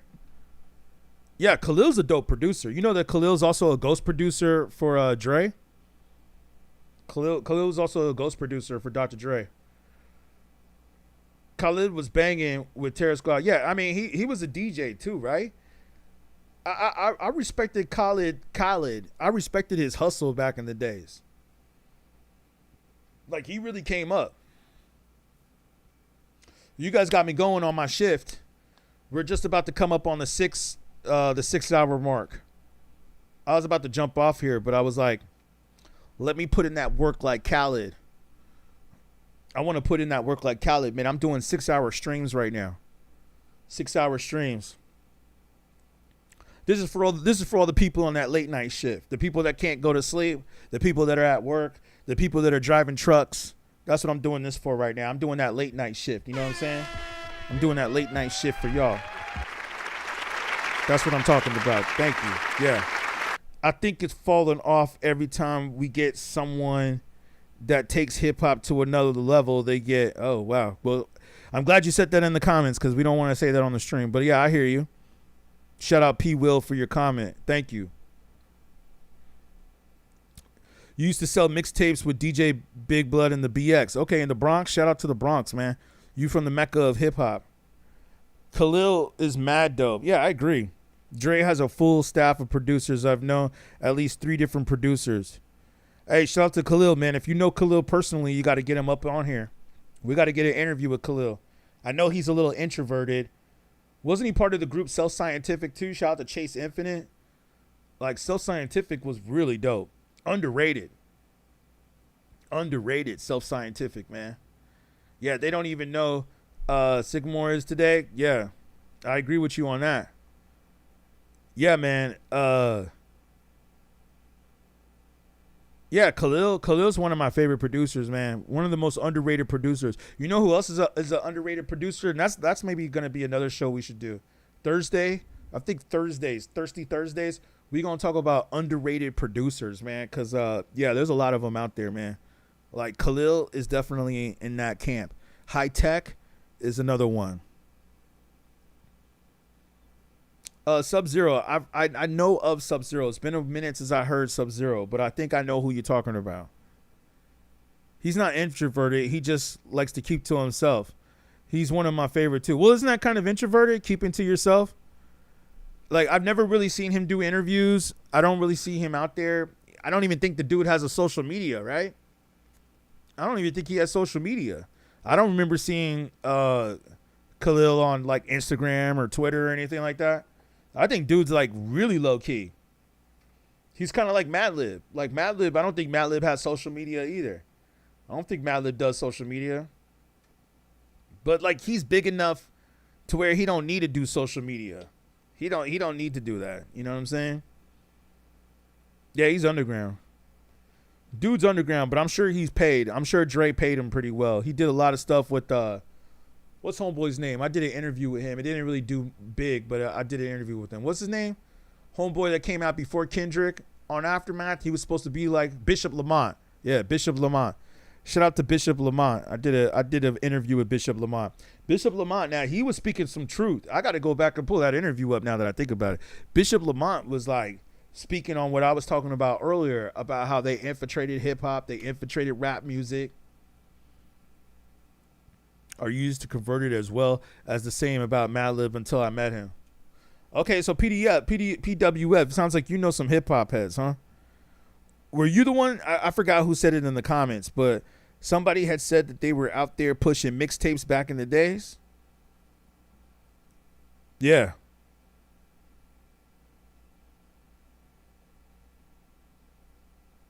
Madlib, I'd say Madlib is very introverted. I've met Madlib a few times too. Madlib has always been quiet. He's always been quiet. I've seen Madlib at parties, and I've been at parties with Madlib, and Madlib would just be in the corner kicking it by himself. Yeah, he'd be in the corner like chilling, doing his own thing. He'd have people always around him that knew who he was, but Madlib was just like always. Yeah, I could see that. Like Madlib was always like. I mean, have you seen Madlib in interviews? Like he's like the hardest person to interview. You ask Madlib questions, he's just like very one word answer. Yeah, no, yeah. Like go watch the Madlib interview with Red Bull. The Red Bull. Speaking of Red Bull, not to shameless like Red Bull sponsored. This stream is sponsored by Red Bull. No, I'm just kidding. Nah, it's not. I wish it was though. Maybe the next one could be sponsored by Red Bull. But yeah, go watch the Red Bull interview with Madlib. It's like very one word answers. Like you could tell that the interviewer was struggling to ask him questions or struggling with that interview. I would have found ways to flip it.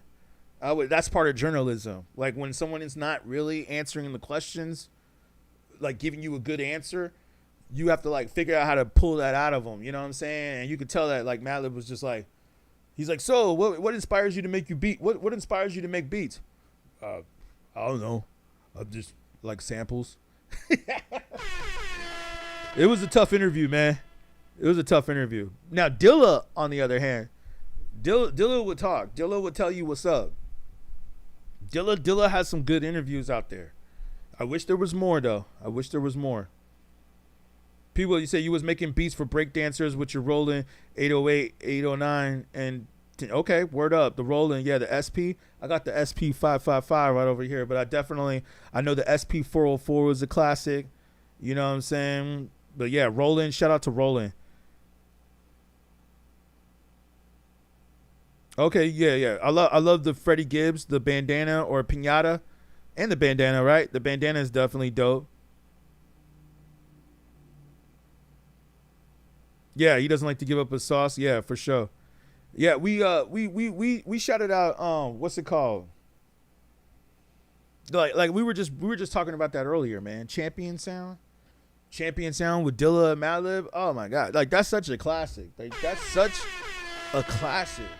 To where I want to say that if anybody has not heard the Champion Sound album, and let me pull it up for those of you that are watching on YouTube, you guys gotta go look up this album, because I mean it's like literally two of the best producers of all time. The J-Lib album. Two of the best producers of all time that you don't hear enough people give credit to.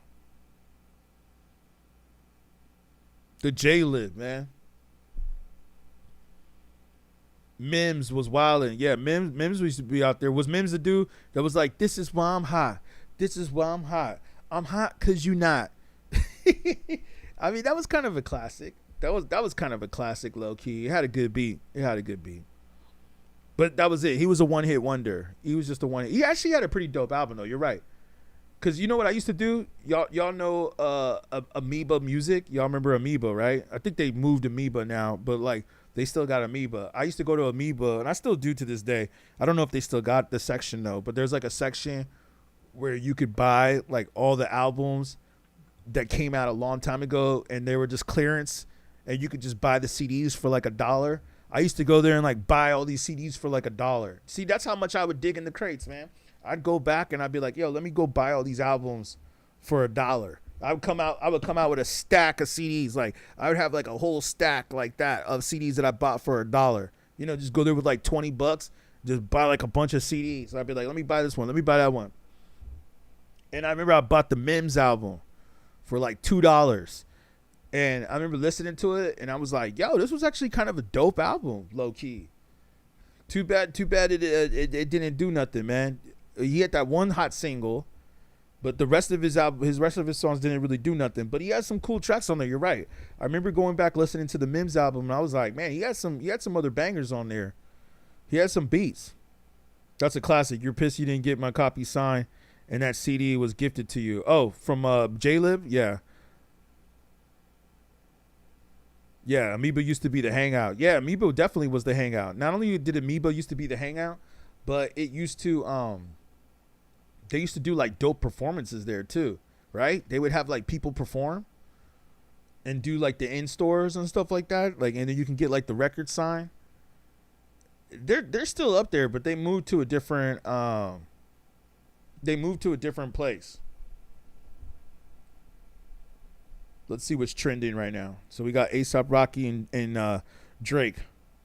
So are you guys aware, speaking of A$AP Rocky and Drake, that they're trying to create a new beef? Well, it's not a new beef, it's an old beef, but the industry's trying to push it now. Like, why are they trying to push that, man?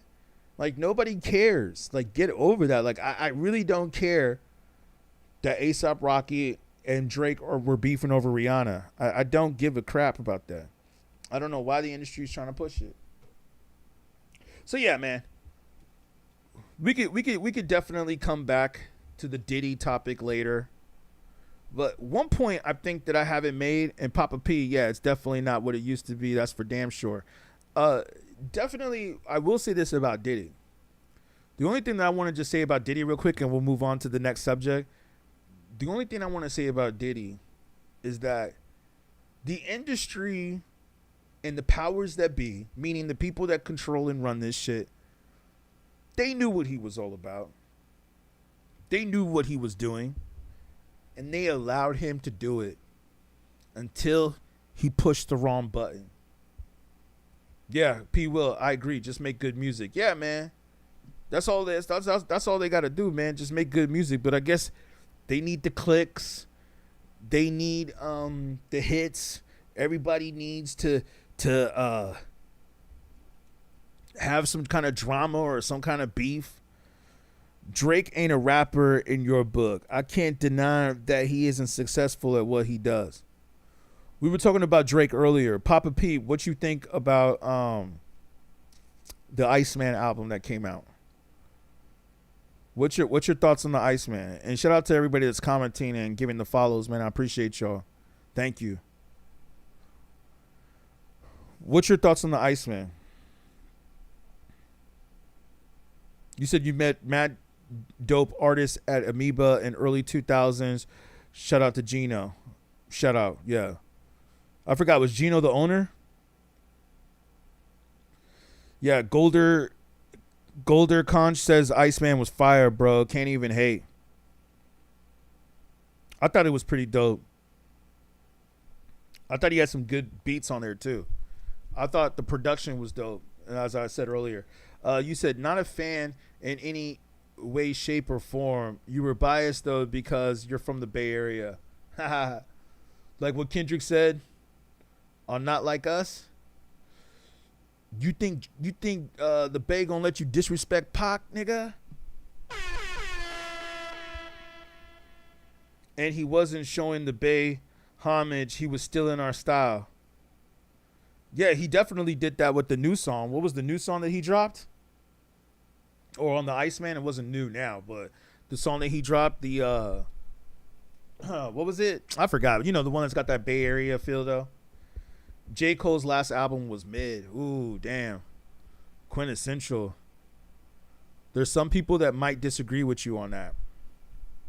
It kind of got overshadowed though. That's the problem.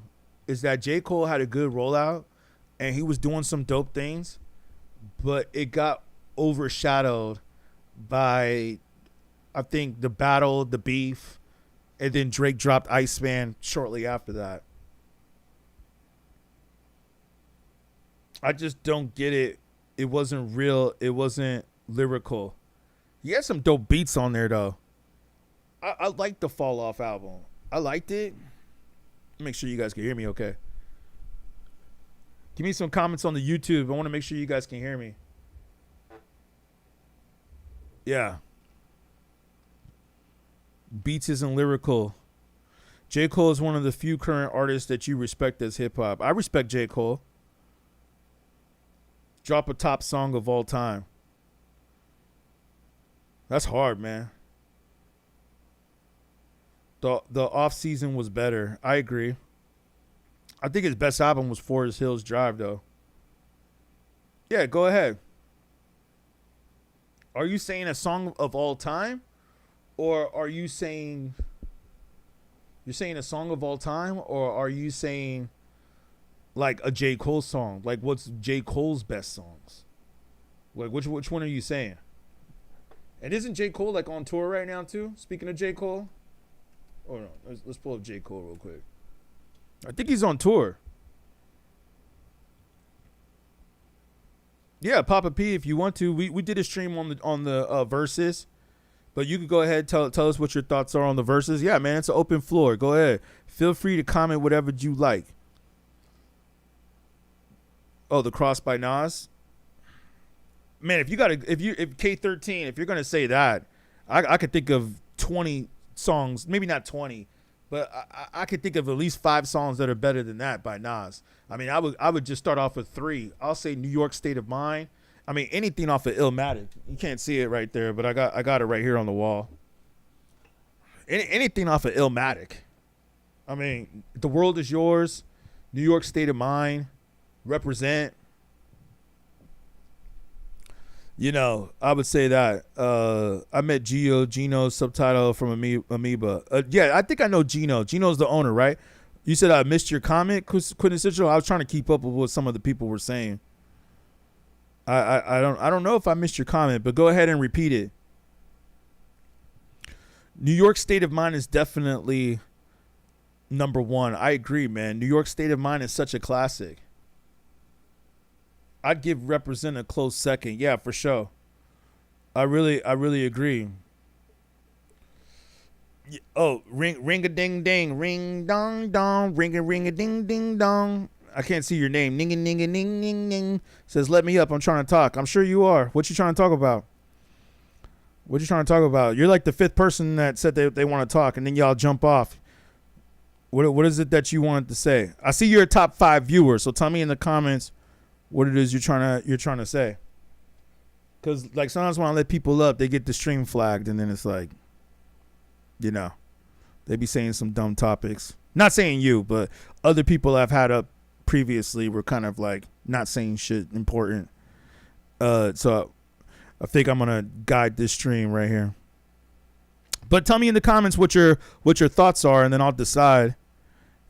My moderators can decide if we should let you up or not. I think they both had hits, but I can't respect YG. Why he dressed in that way? Why? Ooh, I don't know if I could say that on the stream, but yeah. Godson was dope. You're not the first person that say that. If you agree, if off season, okay. So you said if I agree, if off season was better than the fall off, how can you respect his last album? I love Cole. I thought he had some banging ass beats on there. The off season was definitely dope too. I like the off season too. Yeah, they both are like, they're both kind of different albums to me. You know what I'm saying? I like them both. Hip hop isn't falling off. Okay, I agree with you. I never said that hip hop was falling off, but I agree with you. Some people in the comments might have said that though. Represent is fire, and there's a couple of tracks from Lost Tapes. Okay. It isn't that taste isn't matching the product as well as what's being pushed out isn't tracking cause. It lacks substance. I agree. Oh, the Mount Rushmore of rap? Ooh, that's tough, man.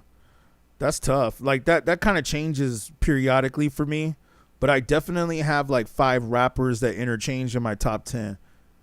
But that's tough for me to say, man. I'd say this though. I'd say Nas and Biggie are definitely up there somewhere. I agree with you guys though. I don't think that hip hop is falling off. I think that you just have to dig for it.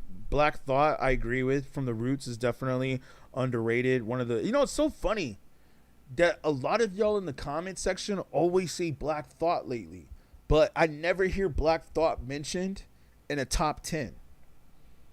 Hip hop fell off a long time ago. Smoke says, yeah, I agree with you. Nowadays, no one really raps. They just make noise. Yeah, they just try to sound like everybody else. It's not falling off, but it's not at its peak. I'd say Nas for my Mount Rushmore.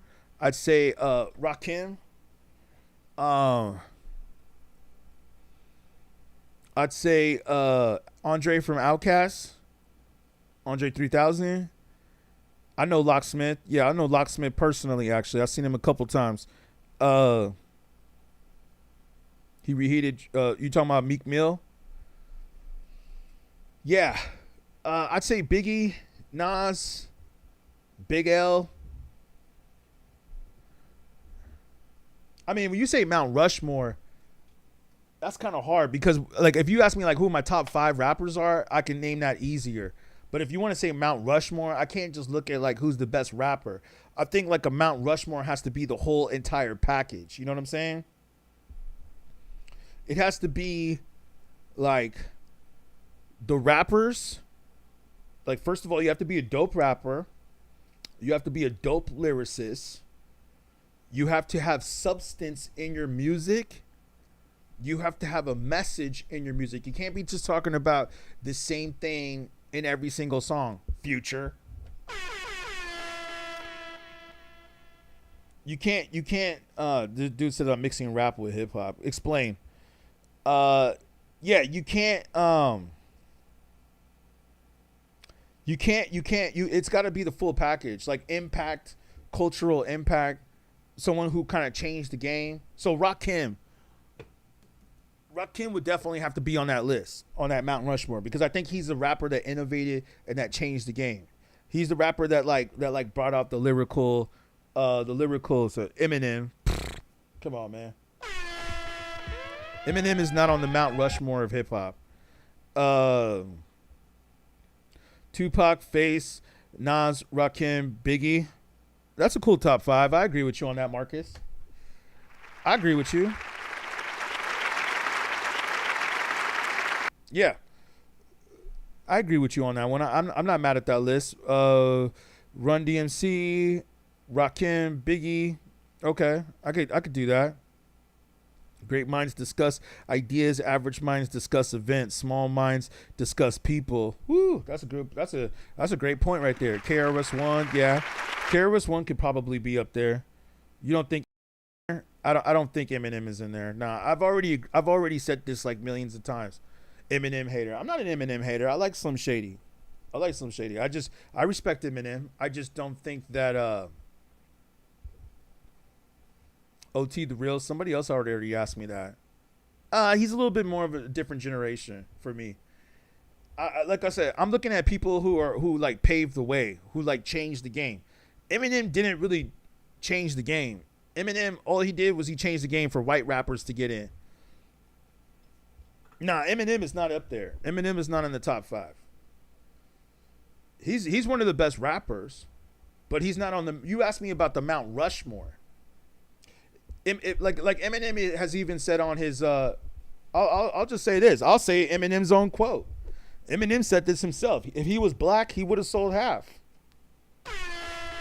Eminem said that himself. If he was black, he would have sold half. So, you know what I'm saying? Like, and Eminem wasn't the first rapper that was talking about stuff like that. I mean, you had Hobson, you had Cannabis. You know what I'm saying? Like, it's like Eminem. This is like my take on Eminem too, which I've had millions of takes on this, which is funny to me. But like, I'm willing to bet.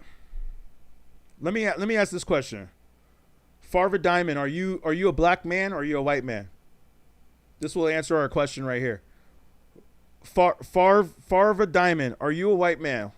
You're a white male. Just answer the question truthfully. Are you a white man or are you a black man?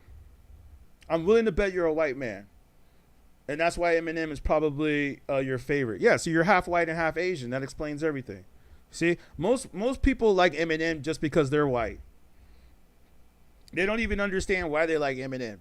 They're like, oh, white rapper, I'm white, he's white, he's my favorite, he's the best. Most of the people who say that Eminem, because listen, I've done enough of these streams. I've done enough of these streams. Like I said, man, you're not the first Eminem fan I've came across. I've been doing this stream for 6 hours. You think you're the first Eminem fan that I've came across? Yeah, by association, exactly. I've been doing this stream for 6 hours. Most of the people who have Eminem in their top 5 are all white. And that's a fact. Coincidence? Is it a coincidence? I don't know, yo. I'm just going to tell you my observation. Most of the people who come across my streams, and trust me, I probably talked to over thousands of people by now. Most of the people who have come across my streams, most of them that have Eminem in their top 5 are always white people. It's mostly always white people. Yeah, DJ Marty Marr, who was up in here earlier, even said the same thing. That most of the people it's all by association.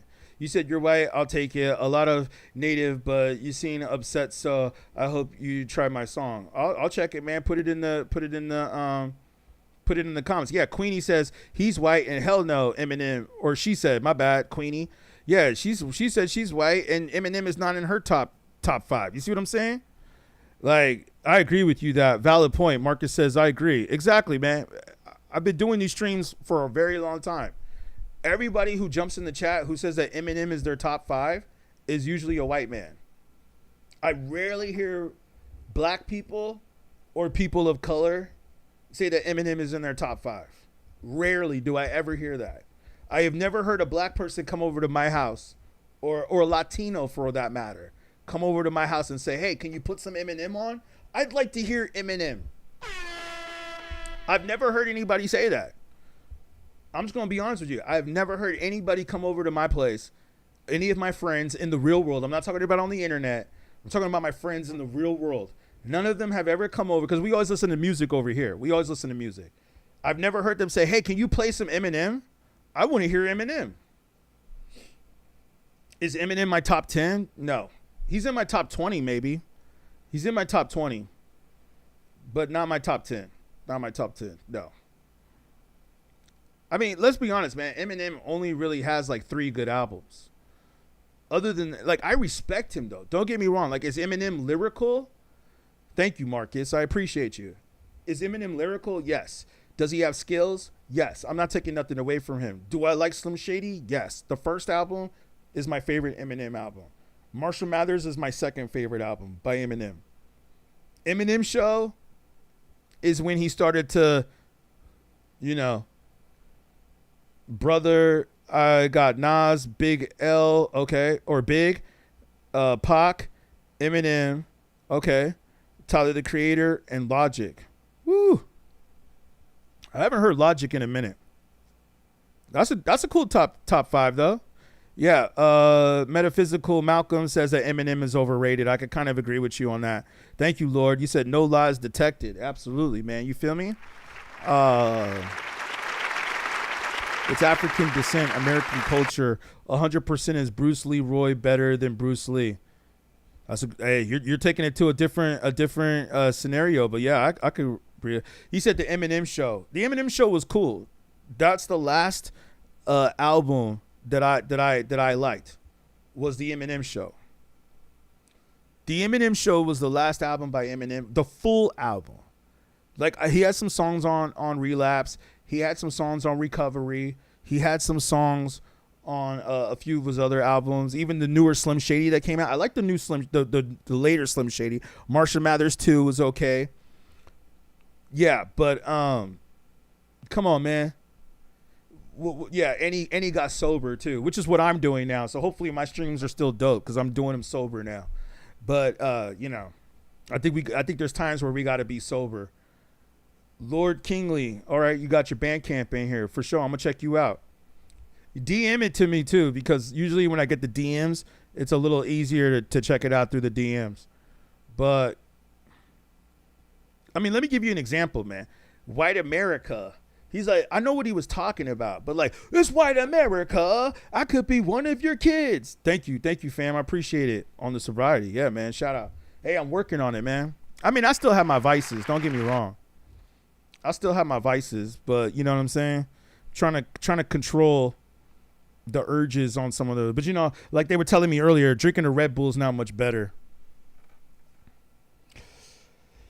But he did have like Square Dance. I like Square Dance. I liked what else did he have on the Eminem Show? I have to go. Let me look at the track list. Let's pull up the track list. Let's pull it up. Eminem Show track list. Yeah, tracks. Let's pull it up real quick. Yeah, Without Me. Oh God, no, hell no. Cleaning Out My Closet was cool. Sing for the Moment was definitely dope. Square Dance was dope. Soldier was dope. Say Goodbye to Hollywood was dope. Superman was cool. Haley Song. Did he have Mockingbird on there? Or no, Mockingbird was on a different one, right? Sorry, I know you can't see it on YouTube. Here we go. Sorry about that.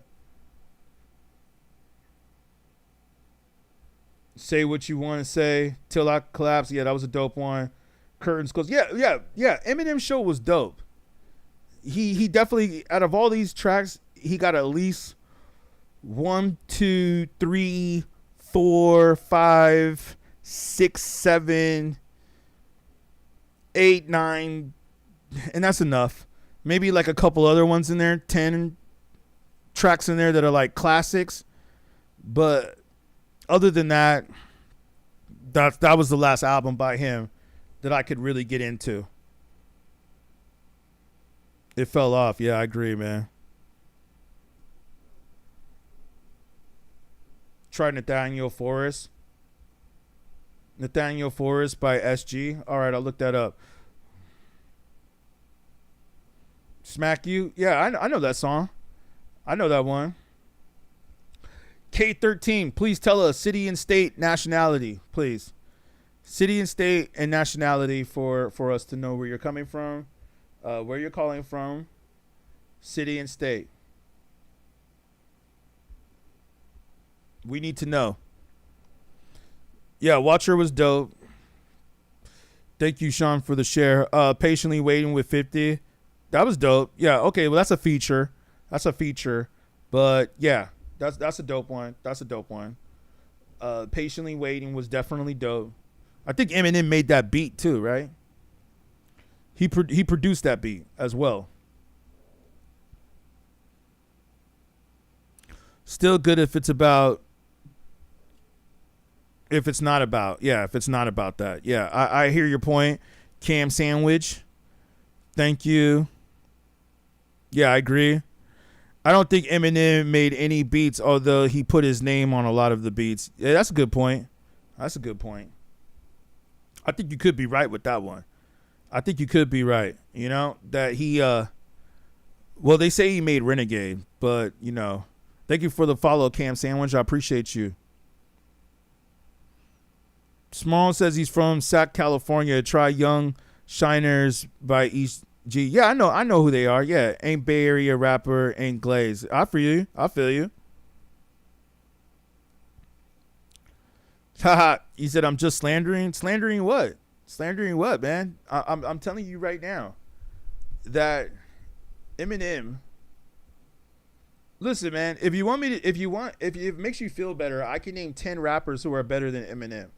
And not only that, but I also, and this is what I had to check a homeboy on the last stream. I could name 10, 20 rappers that are better than Lil Wayne, but I'm not going to do that today. I'm not going to do that tonight.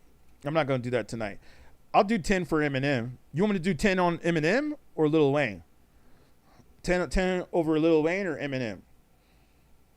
You could go to you can go to my YouTube channel. I got it up on the YouTube channel, the Lil Wayne. It's like one of the first videos on my YouTube. Just go. It's in my bio. If you click on my profile and you go to my link, it's in the description. It's in my bio where you can click on the YouTube channel. I got the 20 rappers that I named that are better than Lil Wayne, but 10 better than 5.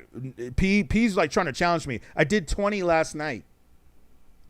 I did 20 rappers off the top of my head who are better than Wayne, but I'll just do 5 for you just for shits and giggles. Cool G Rap, Rakim, Tupac, Big, Nas. Boom. Get out of here.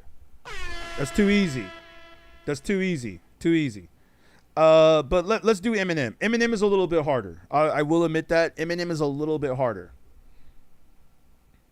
I'll be a little bit more technical with you with Eminem. Big L. Nas, Andre 3000,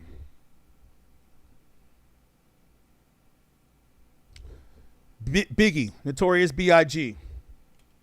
I need one more, right? Let's just say 5. I'll give you 3 for the 5th one. Honorable mentions.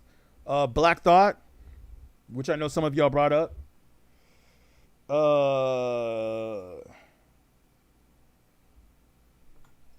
I know I got them on the walls.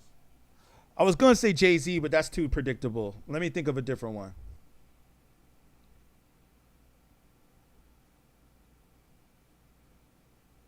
I mean, I already got them in my head. I'm just trying to think of a really, really good one. I'm trying to think of a really, really underrated rapper.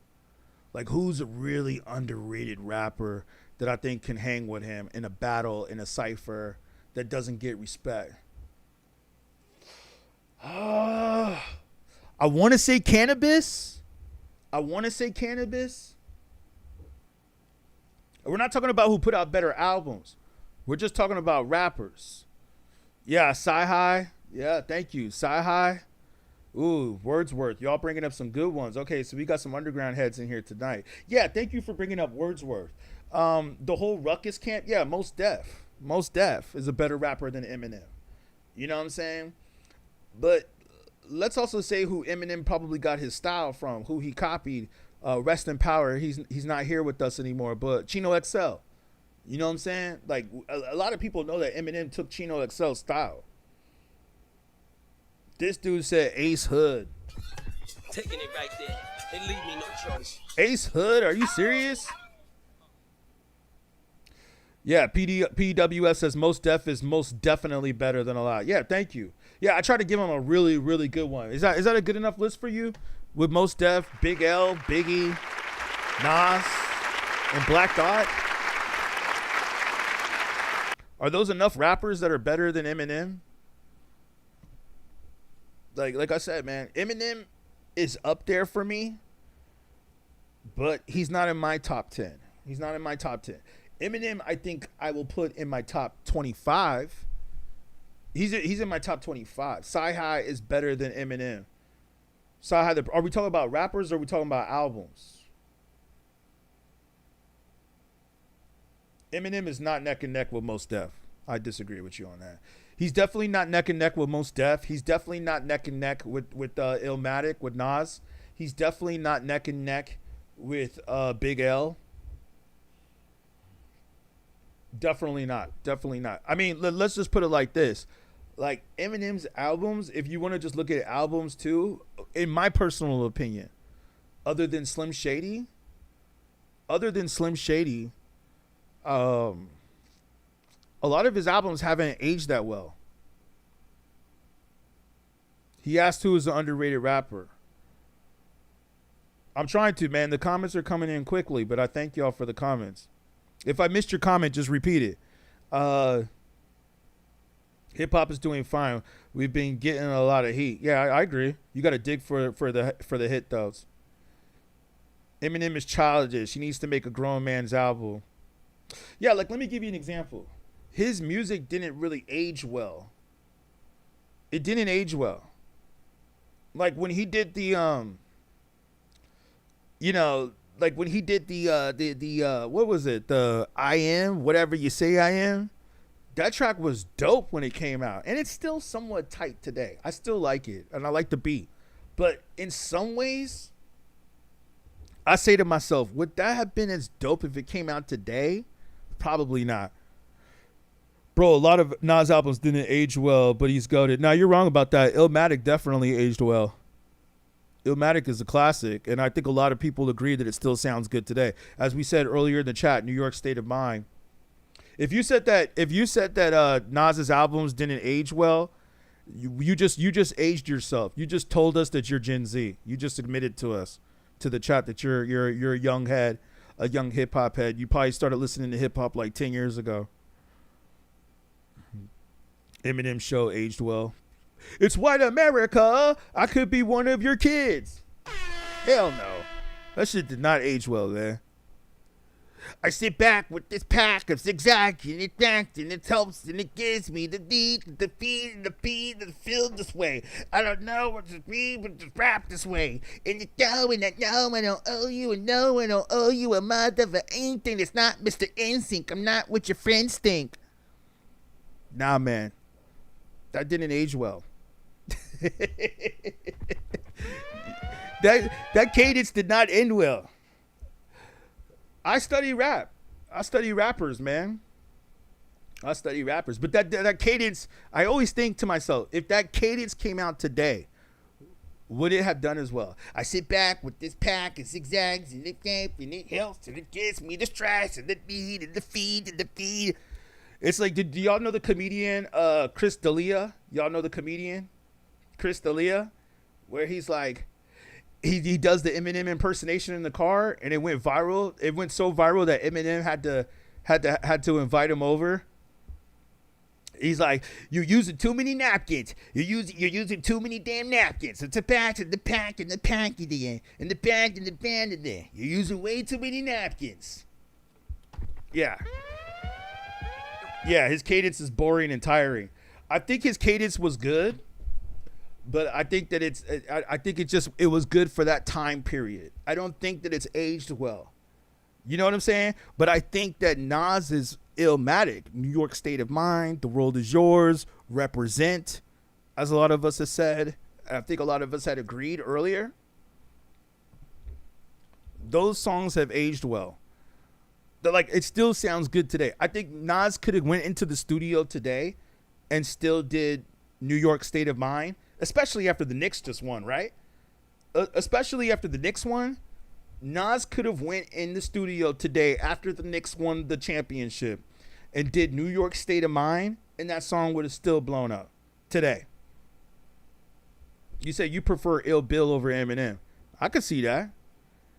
He could do any cadence, bro. You nitpicking. What are you going to do, Rap God? Is that the next one? Eminem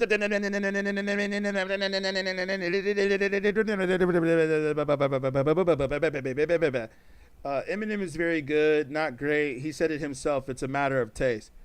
I respect Eminem, though, man. This is what I do respect about Eminem. Let me say this for the record.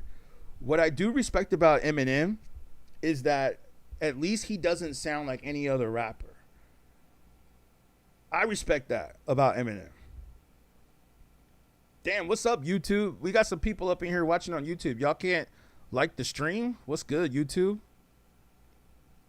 Yeah, don't forget, I'm not just streaming on TikTok. I'm also streaming on other channels too as well.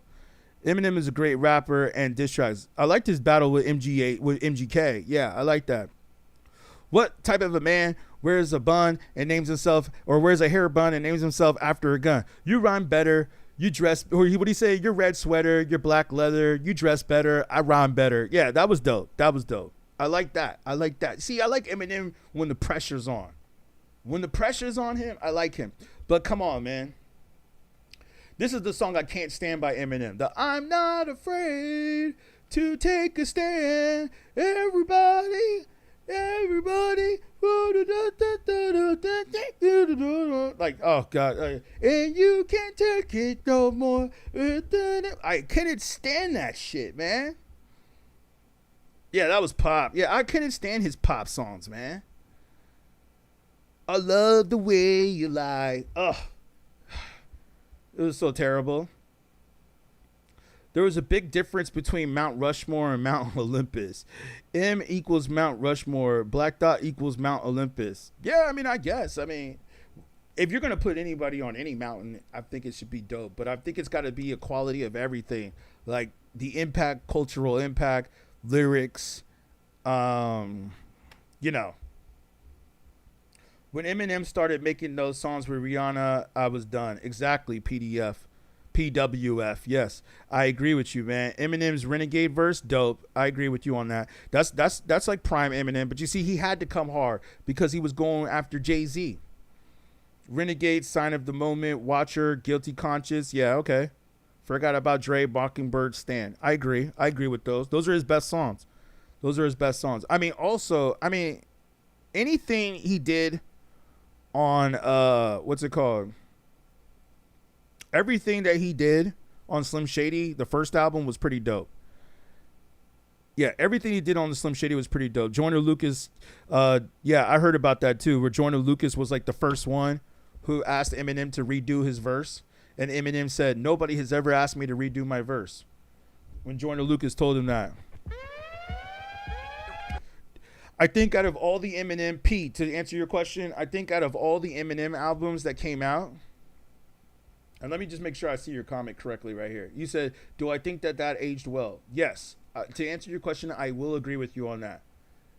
I think that out of all of Eminem's albums, I think that the Slim Shady aged the best. That was a great time. It was 99 when he dropped it. The very end of the golden era of hip-hop. Well, the golden era of hip-hop had already ended, but Eminem was like the last. Isn't it interesting? It was like they let that one white boy in, which is good. Like, he needed to get in. They let him in, and he was it. That was it. Boom, it's done. Golden era officially done. When he came with Marshall Mathers the year after. And it's funny, I got an Eminem demo tape over there. Eminem's team gave me one of his demos when he first came out. I got a tape. I was going to hang it on the wall. That's the other thing I got to hang on the wall is my Eminem demo tape. I got the Marshall Mathers demo. I think that I was actually going to slang it on eBay, but I think I'm going to keep it for now. But I think that after that, Marshall Mathers, I think, is a good album too. I think the first one, I think it aged well too. But I think he has some songs on Marshall Mathers that are kind of like, but no, Marshall Mathers aged well too. Marshall Mathers aged well. His first album was the best. Yeah, I agree. I think Slim Shady was his best album. Cause he was just like, you could hear the hunger in his voice, you know? Like he had that hunger. You said you agree with every picture behind me with the exception of Jay-Z. Oh, Blueprint's not a classic to you? I like the I mean, you guys are talking about Renegade. I mean, that's the album where Renegade is on. I've got the LMAFO demo, not the same, but that's only a demo tape I have. I like the LMAFO. They were dope. Even though I heard there were Nepo babies too, but they were dope. Now we get into, he had 2 aged albums.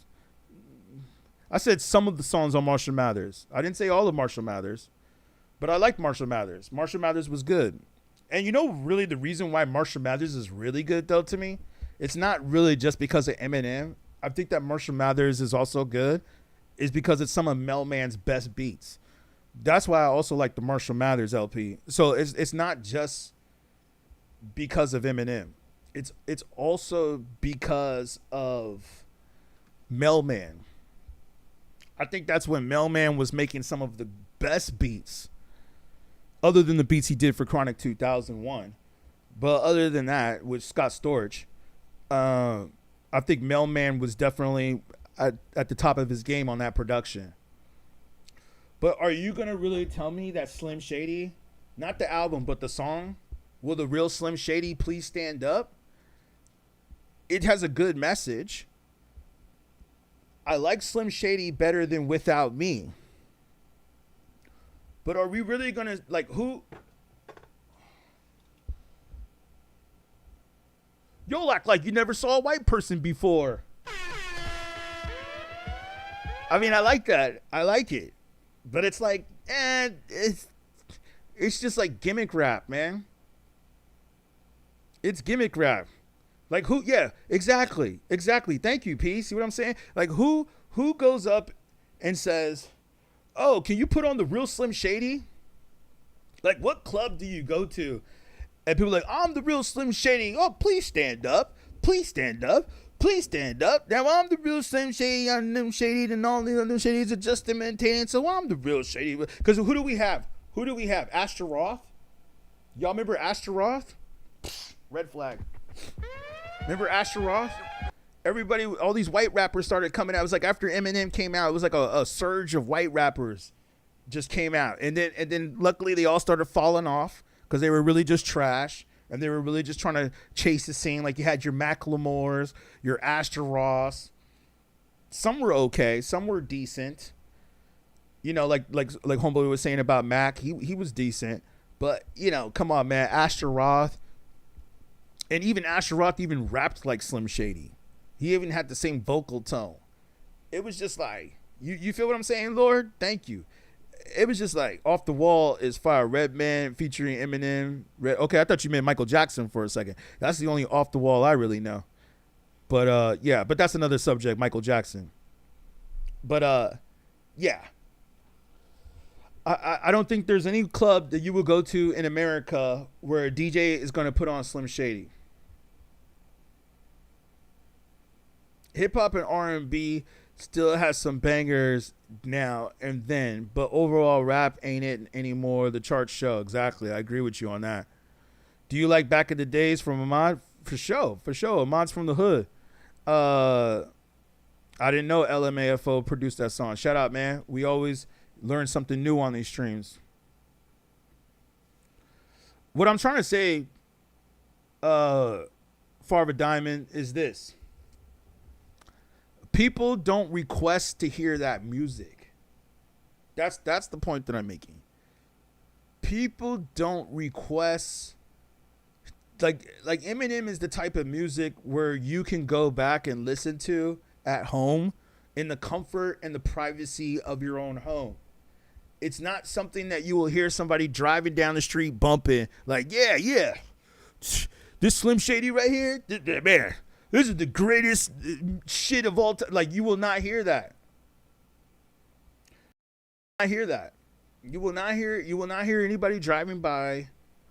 Thank you, Lordy King. See what I'm saying, Lord Kingly? Exactly. You will not hear anybody driving their car to Eminem like, maybe Slim Shady. Some songs off of Slim Shady. Maybe Stan. I mean, he did create the terminology of Stan. I agree with that. You said you agree, but someone in South Dakota is writing dirty to M now. Exactly. And they're probably white. They're probably a white man. And there's nothing wrong with that. I'm just saying, like, that's what it is. It's like, ain't nobody driving to that shit. Ain't no females listening to that.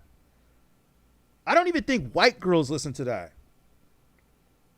Like, you know, I've dated, you know, I have some white female friends. I don't even think I've heard them put on Eminem. I don't even think white girls like Eminem.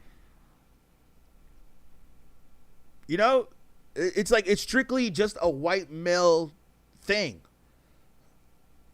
You know what I'm saying? Like, we really got to analyze that. That's something that should be studied. What should be studied is who are all the Eminem fans? Mostly, probably predominantly white men. Between the ages of maybe 30. Well, how old are you, P? You're probably 20 something, right? You're probably 20 something, right? Farva Diamond, please. Age and state. Age and state, please. See 33. Exactly. So yeah. Like I said, like 30 to 40, like we're talking millennials, right? Millennial to Gen X. Maybe a few Gen Zers up in there. Maybe just a few Gen Zers, but mostly millennials. So if you're 33, you were born in what, like 94 or something? Yeah. Or I'm sorry. Yeah, you were probably born like late 90s. So that kind of puts you in Gen Z. Well, I'm talking about the people that like Eminem.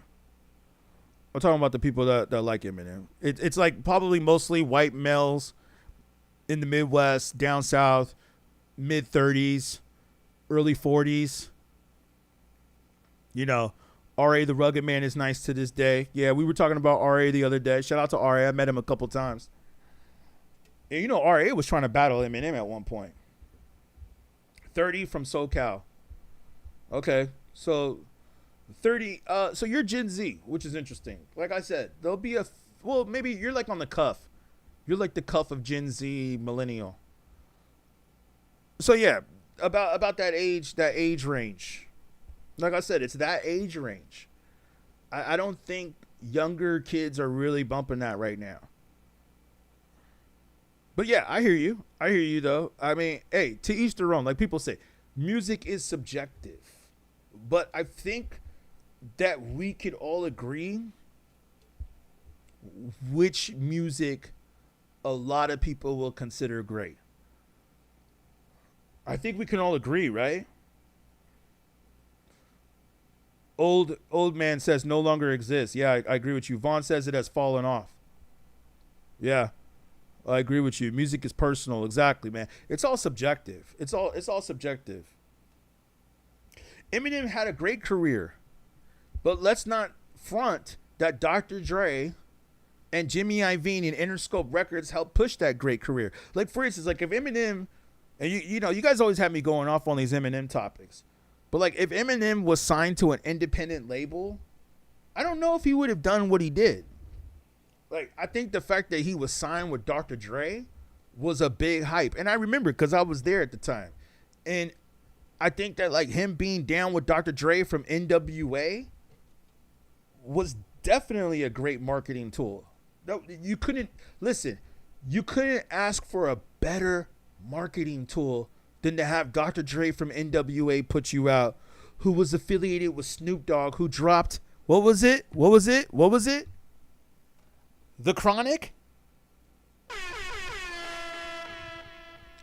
He dropped The Chronic shortly before Eminem. But let's be honest though. Let's do our research here for some of y'all. Do y'all know that Dre was searching for an underground rapper well before Eminem? Like, he tried to sign Last Emperor, failed. He tried to sign Razcast, failed. He tried to sign there's another rapper he tried to sign.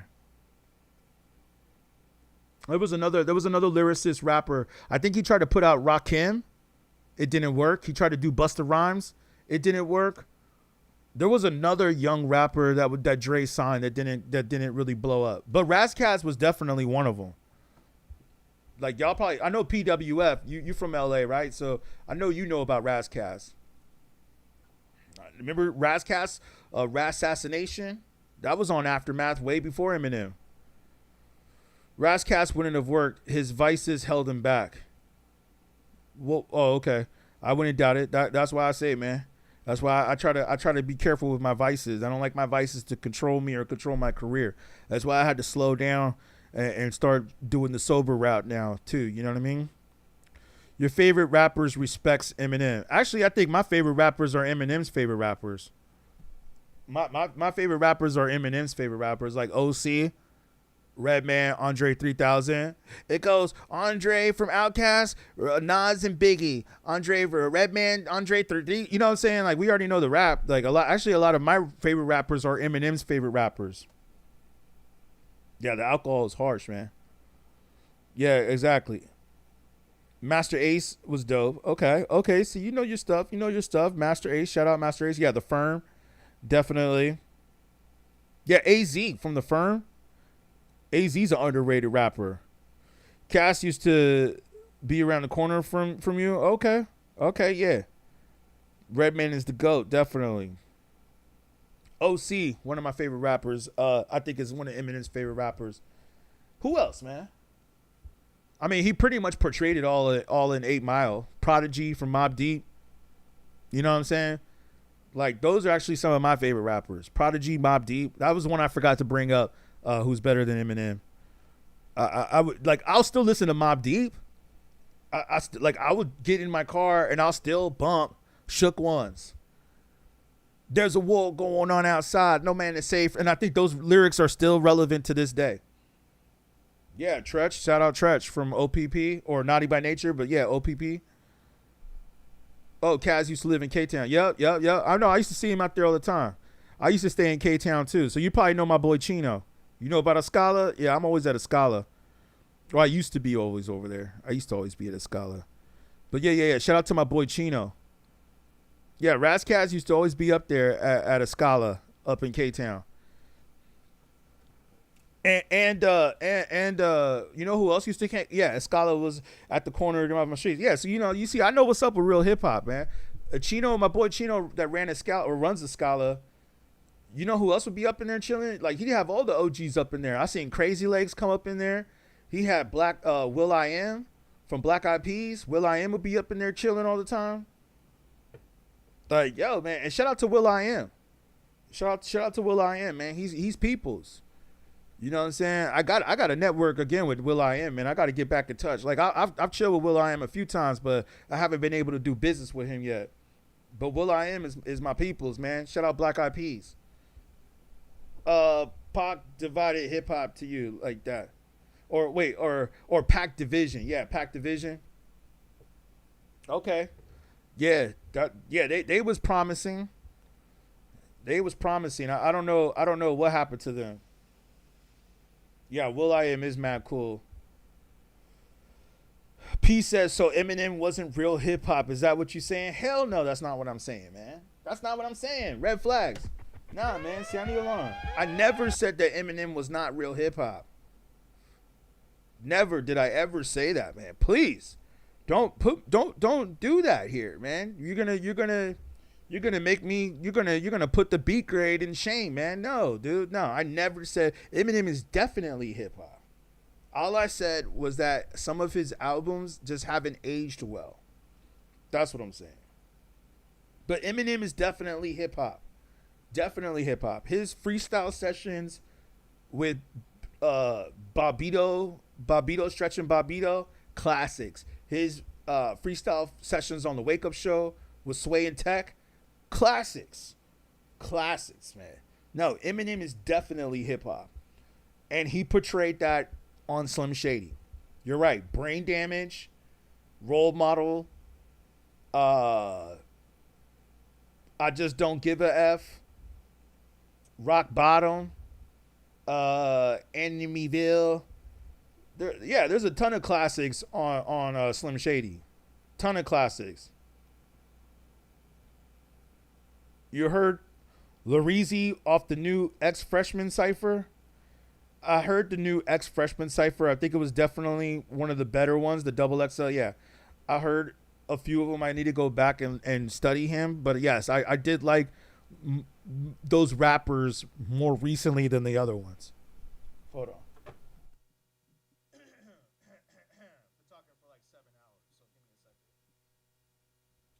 You said some of Nas's albums didn't age well. Well, would you say Illmatic aged pretty well? It Was Written aged pretty well.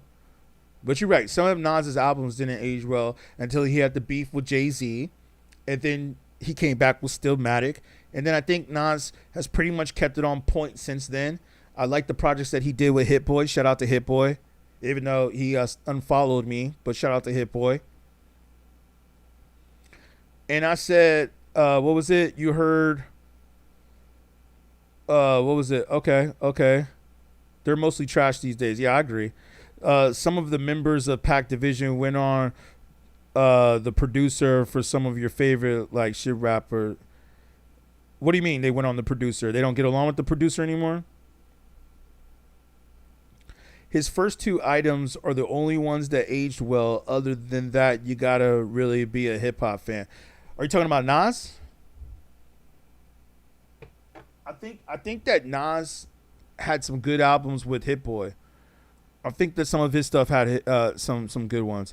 If anyone says Eminem is trash, their hip hop credentials should be revoked. Does not mean he's the GOAT. Exactly. He's not trash. He's definitely hip hop. Hit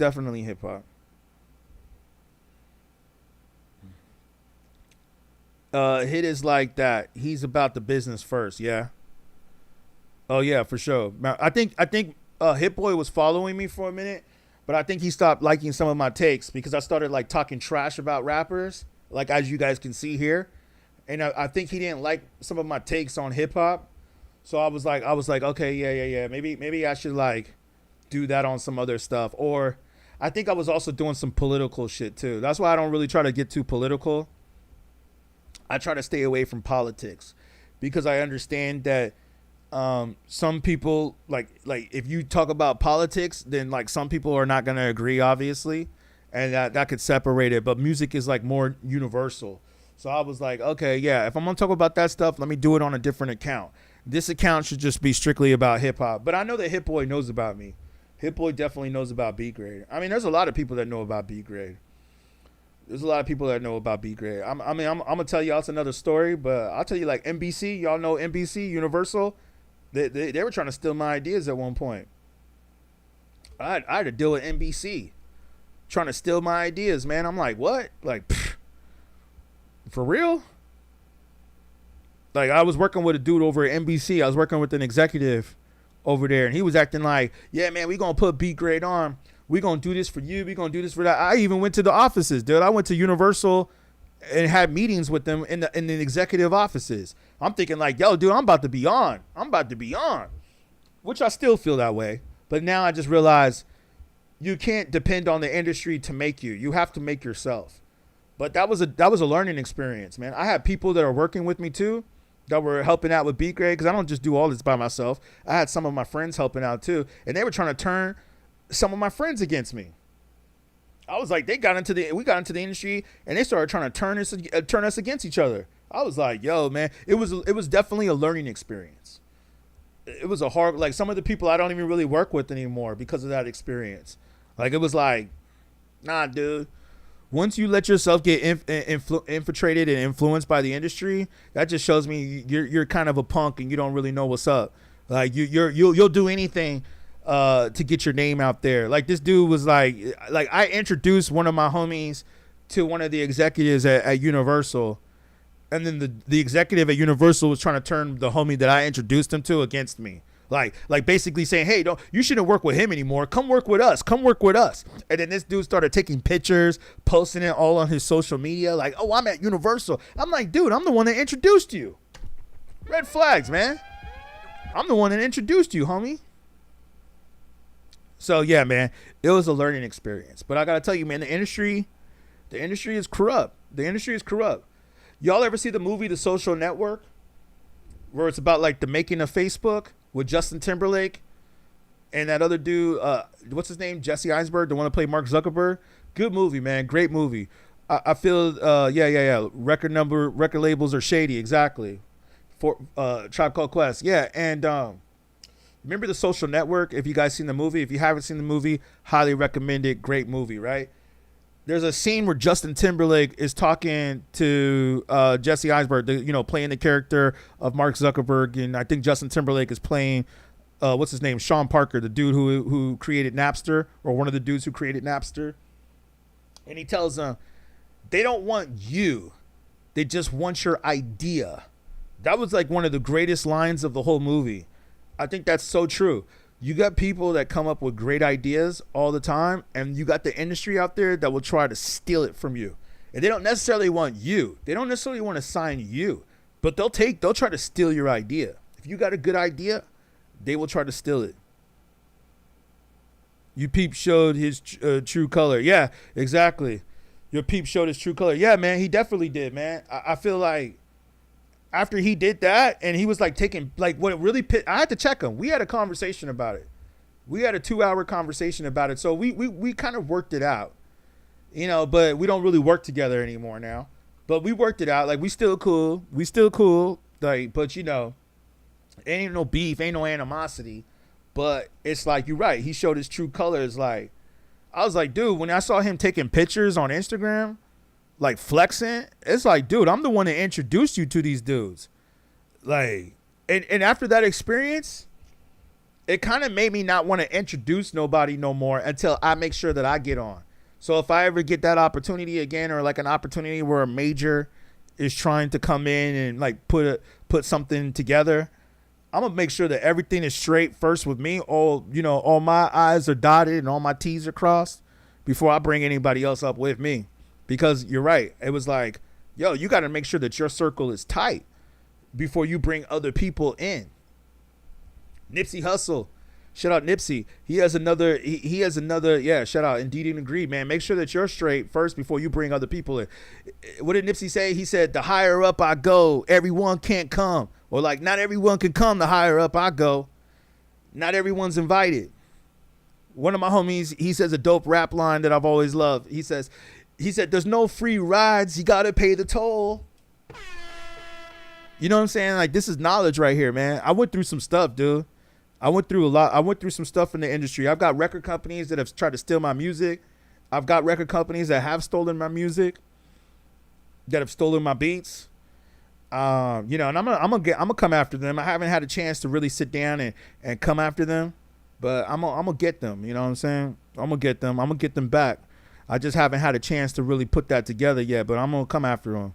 Nowadays, they'll tell you they only want your idea. Exactly. They only want the idea. PWF, you said you've introduced folks who went platinum. It's their journey, your blessing, yeah, or a work in progress. Yeah, each one teach one. Exactly, man. Yeah, man. It's like you really get tested in the industry. This is why so many rap groups fall apart. This is why so many rappers don't stay together anymore. So many rap groups fall apart. You see it with the, like we were saying, with the Young Thug situation, the Lil Durk situation. We just heard it with the A$AP Rocky situation. There's so many, they got people snitching against each other. There's no codes of the streets anymore, man. And everybody's just letting themselves be controlled by the industry. You know what I'm saying? They're allowing themselves to be controlled by the industry. And it's actually kind of sad because I really think that if a lot of us were to take a stand and to be like, hey, you know what? We gonna run this and we gonna do this our way. And you're not gonna tell us how to dictate this hip hop. You know what I mean? Or you're not gonna tell us how to do this shit. Hold on, let me take this off, man. I'm getting hot. Y'all got me hot up in here. It's getting hot in here. So take off all your clothes. Ugh. Yeah, man. I think that we need to come together, and that's why I do these streams. Because it's time to get the culture, it's time to get the culture back together. And for those of us to unite. Yeah, right, Nelly? Yeah, that was like degenerate rap, right? Agendas, plans, and perspective change when money is involved. Exactly, man. Yeah, man, I think that we need to like get organized. And that's what we gonna do on these streams. Because right now, I feel like it's better to build my community. And that's what I'm doing. Like, y'all are helping out with the comments, the chat, the follow, the likes. I appreciate y'all. That's what I'm doing here, man. I'm building an army here. I know that they probably don't like it. Let me tell you something, man. I probably can't even tell y'all on this stream what my real agenda is, what my real plan is. I'm like the immortal technique of streaming. That's the way I'm looking at this. I'm like the immortal technique of streaming. You know what I mean? Like, I'm going to come in. My goal is to, like, come in and destroy all these degenerate streamers. Like, the academics, the Kai Sinats, the Neons, the Adon Rosses. I mean, Adon Ross, he's okay in some ways. Some ways, he's all right. I'll give him his little props here and there. You know. But some of these streamers, they ain't talking about nothing, though, bro. They ain't talking about nothing. Nothing. Shout out Lord Kingsley. I appreciate you, man. And that's what we're gonna do. But like I said, man, I probably can't even tell you everything that I'm thinking in my head and what it is that I need to do here and what we're going to do here and what we building here. Because like I said, I could be just dropping YouTube videos all day like I used to. But I thought to myself, you know, the thing about YouTube videos, or at least how the algorithm is working for me now, it doesn't build the community. What builds the community is doing more live sessions like this and building people up. Did you know that before I jumped on this stream, and shout out PWF, appreciate you, man. I'm going to get to that comment in just a second. Like, there was a couple people that jumped on this stream earlier that said, hey, I helped them. They said, hey, man, I just want to let you know that you helped me get through some shit. I'm like, yo, man, that's why I do this. Shout out to the homie Brent that jumped up in here earlier. He said, yo, man, you helped me get through things. Like, I'm over here carrying depression with these streams. You know what I'm saying? And that's the power of hip hop. You said you can, but it probably wouldn't be smart. Get your dreams and passion out before you reveal. Thank you. Engagement is big. I appreciate that, man. Shout out. Yeah. I agree with you, man. Because they don't want this truth. Like, man, they want rappers to go up, or streamers and rappers too. They want them to go up and talk about the degeneracy of hip hop, the degeneracy of rap, the fakeness, the blind leading the blind. You know what I'm saying? Yeah, I agree with you. Hip hop helped me. Hip hop helped me too. Shout out Lupe Fiasco. One of my favorite songs by Lupe Fiasco. Hip hop is healing, dude. It's healing. I mean, Most Def talked about this in hip hop, the song on Black on Both Sides, the song that he opens up Black on Both Sides with, which is one of my favorite Most Def songs. He opens like hip hop, you know what I mean? Just talking about the birth of hip hop and what hip hop can do. Yeah, it's definitely therapy, medicine for loneliness. You know what I mean? Hip hop, rap, or whatever, violence. Yeah, alcohol. Yeah, shoes, kill. Yeah, all that garbage. Michael says. Yeah, Michael. I mean, that's definitely in the mainstream rap. Black on Both Sides is a classic. Definitely, man. Definitely. One of the greatest hip-hop albums of all time. Not to mention Black Star. And I don't think people really understand why it's called Black on Both Sides. Because he was making fun of a lot of rappers who were black, but they were Oreo cookies. They weren't really promoting what was really about the culture. Like I was saying to the one secret agent that jumped on my stream earlier today, talking about black people are better off today than they were before. That's a whole nother conversation, though. That's a whole nother conversation. But I disagree.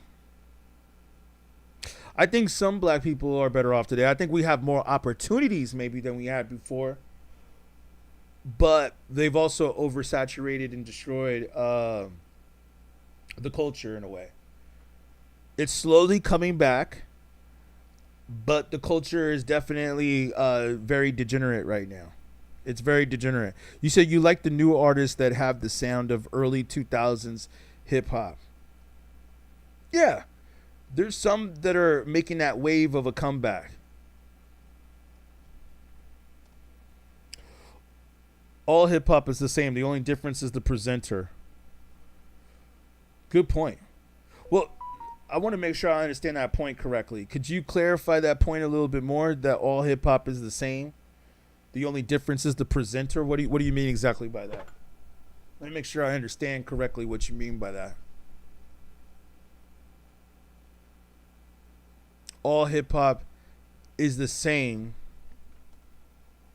The only difference is the presenter? I think I understand what you're saying, but I just want to make sure if you can please clarify that a little bit more. I just want to make sure you can clarify that. Shout out to PWF. I appreciate you though, man. You have some interesting takes here. You have some interesting takes.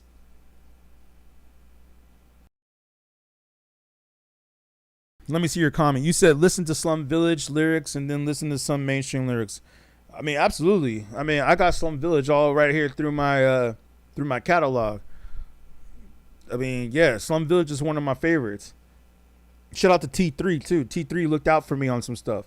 They're both okay, I see what you're saying. They're both talking sexually. People receive it better when you hear it from Slum Village. Yeah. Climax was dope. The Order, Sex, Tundra Master, what? Who, me? Yeah, sex to you, sex to me. Your man who acts too tough, he acts too masculine. He need to chill and relax and show you what it's like having some climax. Classic. Yeah, I know Slum Village. I love Slum Village. Yeah, hip-hop definitely fell off. Broad Street Bully. That's what a lot of people are saying. I mean, like I said, I think that you just have to dig for it. I think definitely the mainstream has fallen off. But like I said, man, I think that it's making a comeback. I think it's slowly but surely making a comeback. But yeah, man, it's the articulation, not the subgenre. Yeah, agreed. 100%. 100%. Yeah, man. I mean, those are things that we have to ask ourselves is why is it being like so saturated with just the degeneracy?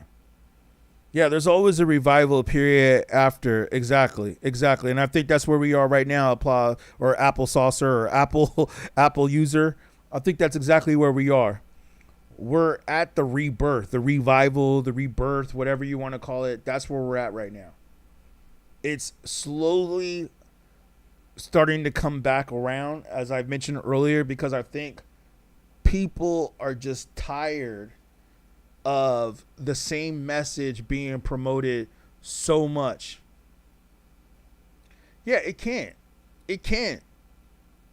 And to go back to your comment, PWF, like I was saying about KRS-One. KRS makes the greatest points about this, man. I mean, yeah, man. I gotta like reach out to KRS again. I mean, he's kind of hard to get a hold of though. But KRS makes such a great point, man. That hip hop is still very much around, and its essence is very much around. It's just what the issue is that it's just been oversaturated with the negativity. Yeah, KRS-One does these all day. I don't even know if KRS has a TikTok, but I would say, like, imagine if KRS had a TikTok and was doing these. But I'm trying to fill that that void. I want to feel that void. Like, I imagine to myself, what would KRS be doing if he had a YouTube channel? I mean, I think he does, but I don't think he's really active. But if KRS-One had a YouTube channel or a TikTok, what would he be doing? That's what I'm doing here. Is what I think that KRS would be doing. Like, I think KRS would be happy with what I'm doing here. Definitely. And, you know, I met KRS once. Well, I met him a few times. And I remember the first time I met him, I gave him my CD. Because, like I said, for those of you that know, I rap and do beats, too. This is a while ago. But, yeah, this is when I was, like, really active. Like, I was, like, really out there. And I was like, yo, KRS, yo, check out my CD. Like, here's me. You know what I'm saying? I actually met him in a studio, too. So it wasn't like I just met him out in the street somewhere. I was actually in a recording studio with some other people. So he already knew just the fact that I was there and he was there. We all real right here. You know, certain times you in certain places where, you know, there's just, yo, you only up in here because you a real head. If you wasn't a real head, you wouldn't even be up in here. So I already had that dynamic going for me. But I remember when I met KRS and I gave him my CD, I was like, yo, dude, you got to check out my CD. He was like, oh, PWF says, I heard your beats. Thank you, man. Thank you. Something was fire. Yeah, Mnemonic Radio, I think a lot of people say it was an underground classic. You're a fellow NPC user. Okay, so you know. Thank you, man. Shout out. Shout out. You know what's up. Thank you. Yeah, that's what KRS said to me. He's like, I know you, dude. He's like, I know who you are. That's why I was like, oh, yo, KRS. Like, I was like, of course, I was like mind blown. I was like, yeah, man, yo, KRS knows me. But yo, shout out PWF. I appreciate you, man. Shout out. Thank you. Thank you for knowing what's up, man. Well, I already knew you was a real head when you brought up DJ Khalil. You know what I'm saying? Like, you don't really hear too many people bring up Khalil. If you hear people bring up Khalil, it's like, oh, okay. You must have been in the industry. You must have been in the industry. Like, too many people, not too many people bring up Khalil or Self Scientific. I believe it's KRS-One Official. At KRS-One Official. I'll look that up, man. Yeah, we got to get another interview with him. But yeah, man, thank you for saying some of the beats are fire. Appreciate it. Yeah, I got a couple beat tapes out there. You can find me on Spotify under David Mnemonic. I got a couple rap albums out there. I got a couple beats out there. I got a couple things out there that did some things. You know what I'm saying? Yeah, he said I've been producing for a while now. Exactly. I've been putting out tracks before Kendrick Lamar. I've been in the game before Kendrick Lamar. Kendrick Lamar is like a young buck to me. You know what I'm saying? I was already dropping before Drake and Kendrick. Drake came out what? Like 2008, 2009, I think. And then, you know, the industry was kind of shifting about then. And that's when I was like really getting my flow down. I think Kanye West kind of changed the game with the 808s. But like, yeah, dude, I was already dropping stuff like in 99, 2000. But I think Mnemonic Radio that came out in 08, and then with LA's Finance where we got to deal with fat beats, I think that's when like we started getting attention from independent labels. Like, I didn't really start getting attention from indie labels until like 2006, 2007. Yeah, shout you out, man. Salute. Thank you, fam. I appreciate it. It's always good to see people that respect what you've been doing, man. Yeah, 2007 was when I started dropping. But get ready for my new stuff, dude. I'm about to work on some new stuff. I'm working on some new stuff. But my new stuff is about to be so anti-industry that I'm working on. I tell you the truth, my new stuff is about to be so anti-industry, I don't even know if I can record it here. I might need to take a trip to the Middle East, and I think I'm gonna record it out in Africa, because I don't think I'll be able to record it in America. I don't even know how I'm gonna put it out. You know what I'm saying? Like, I just did a Michael Jackson beat tape that I think is phenomenal. It's on YouTube. You can Google this. Just go to the beatGrade. You can hit the profile right here. Go to the beatGrade YouTube channel and check out my Michael Jackson beat tape. I think it's so dope. But unfortunately, I can't get it on Spotify because they won't clear the samples. I can't get the samples clear unless I get the Michael Jackson estate, obviously, which is probably gonna not happen because that's gonna cost like millions of dollars. But now I'm just like, You know what? I don't even think I'm gonna do Spotify anymore. If Spotify ain't gonna put my stuff out, thank you, fam. I appreciate you. Yeah, if Spotify ain't gonna put my stuff out, I'm gonna just be like, all right, maybe I'm just gonna start going direct to consumer. Like, we're gonna have to just start doing the band camps, go straight to the band camp, maybe back to SoundCloud, because I think we gotta go back to the consumer now. I really do, man. I think we can't depend on streaming anymore. What's your favorite track on the tape? Man, to tell you the truth, I think that whole Michael Jackson beat tape that I did is fire. Like, I think it's some of the best production I've ever done. And I just did it like this year. But it's on Bandcamp too. I got it on Bandcamp too. But you said upload the tape to Tidal. I'll try. I tried to put it out with Rock Nation. You know, Rock Nation just opened up where distributors can sign, but Rock Nation wouldn't put it out either. They just don't want to touch samples anymore. It's hard to touch samples. You know what I'm saying? Yeah, direct to consumer is what I'm thinking of doing for the next project. So who knows, man? I might be jumping on these strings and start pushing my CDs again. Tidal has a newer upload feature. Okay, shout out, man. Thank you for that. I'm gonna go check it out. I'll trust you on that. I'm gonna go look it up because yeah, man, it's hard to get these tracks out now, man. Whereas before they didn't care as much. Before they would just let you put stuff out.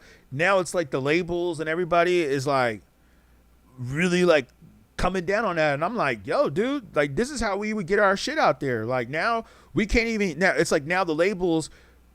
It's almost like the record companies have now tried to control independent rap too. But like I said, my new album that I'm working on right now, I don't even know if I can even say it on this stream. You know, I'm gonna tell you this. Who cares? I'm gonna tell you this because I'm about to get up out of here anyways. But thank you guys for commenting and liking and subscribing. I've been going. I put in a shift, a 7-hour shift right now. But I know sometimes a lot of people like to hear these late night discussions, right? The name of my new album, it's still a working title, but I'm thinking about calling it "Burn the System."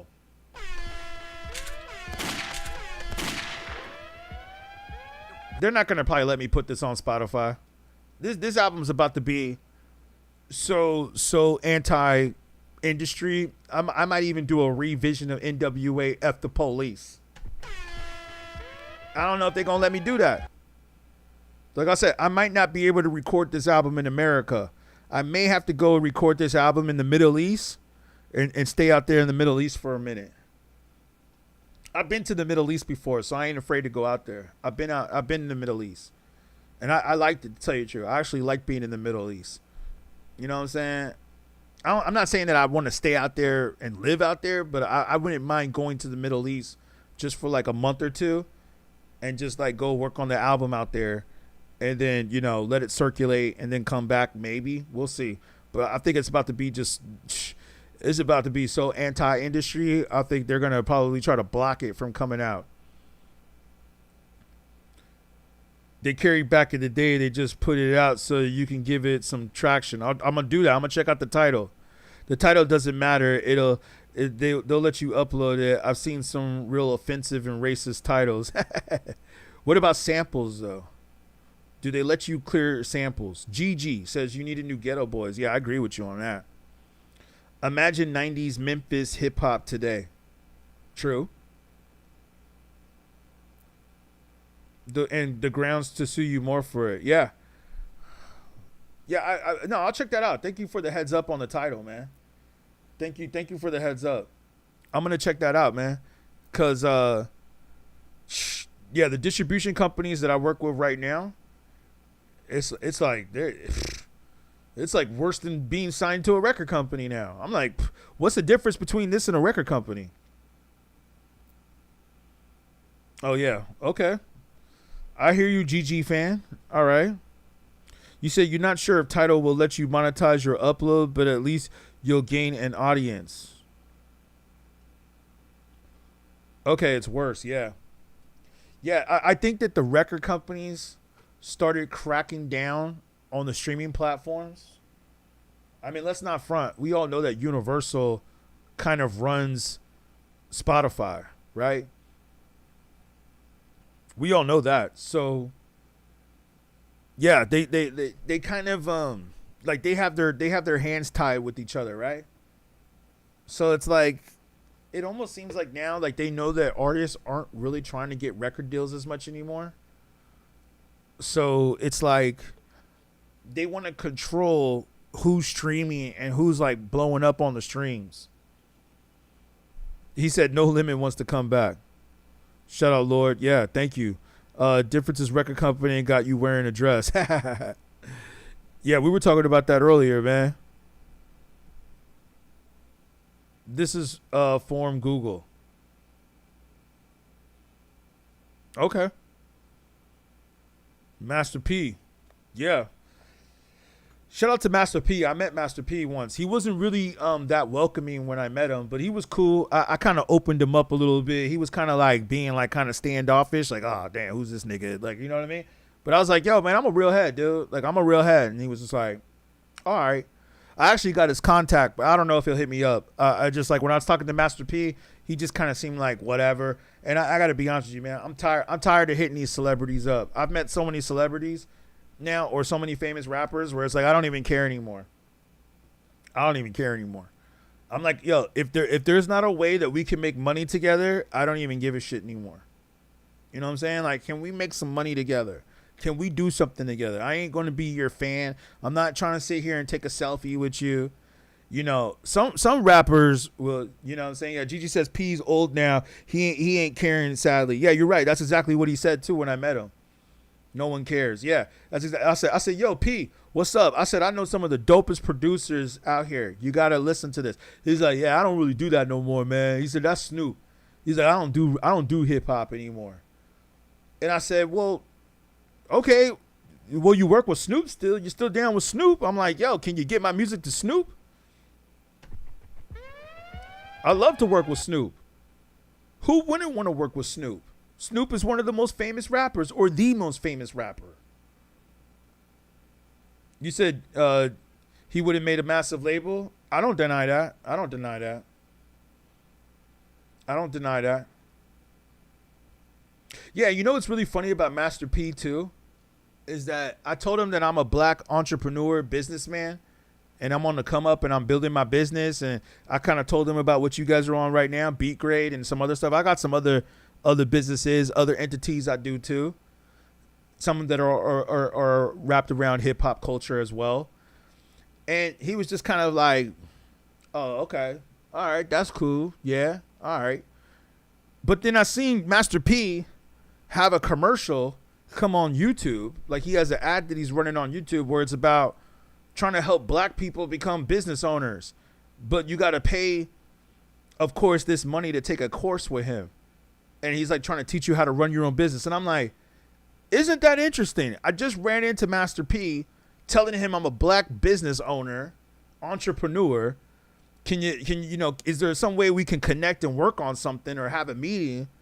And then this dude was like acting like, not once did he ever tell me, hey, guess what? I'm actually running a master course. He should have just at least said like, hey, you should join my master course. He didn't even say nothing about that. There was no mention of that. But then as soon as I get home, a few days later, or like a week later or so, I see his commercial come up on YouTube about how he's doing a master class. I was like, isn't that interesting? Instant sharing and listener stats, but tracks uploaded this way do not earn standard royalties. Oh, wow, man. You brought up the terms and conditions.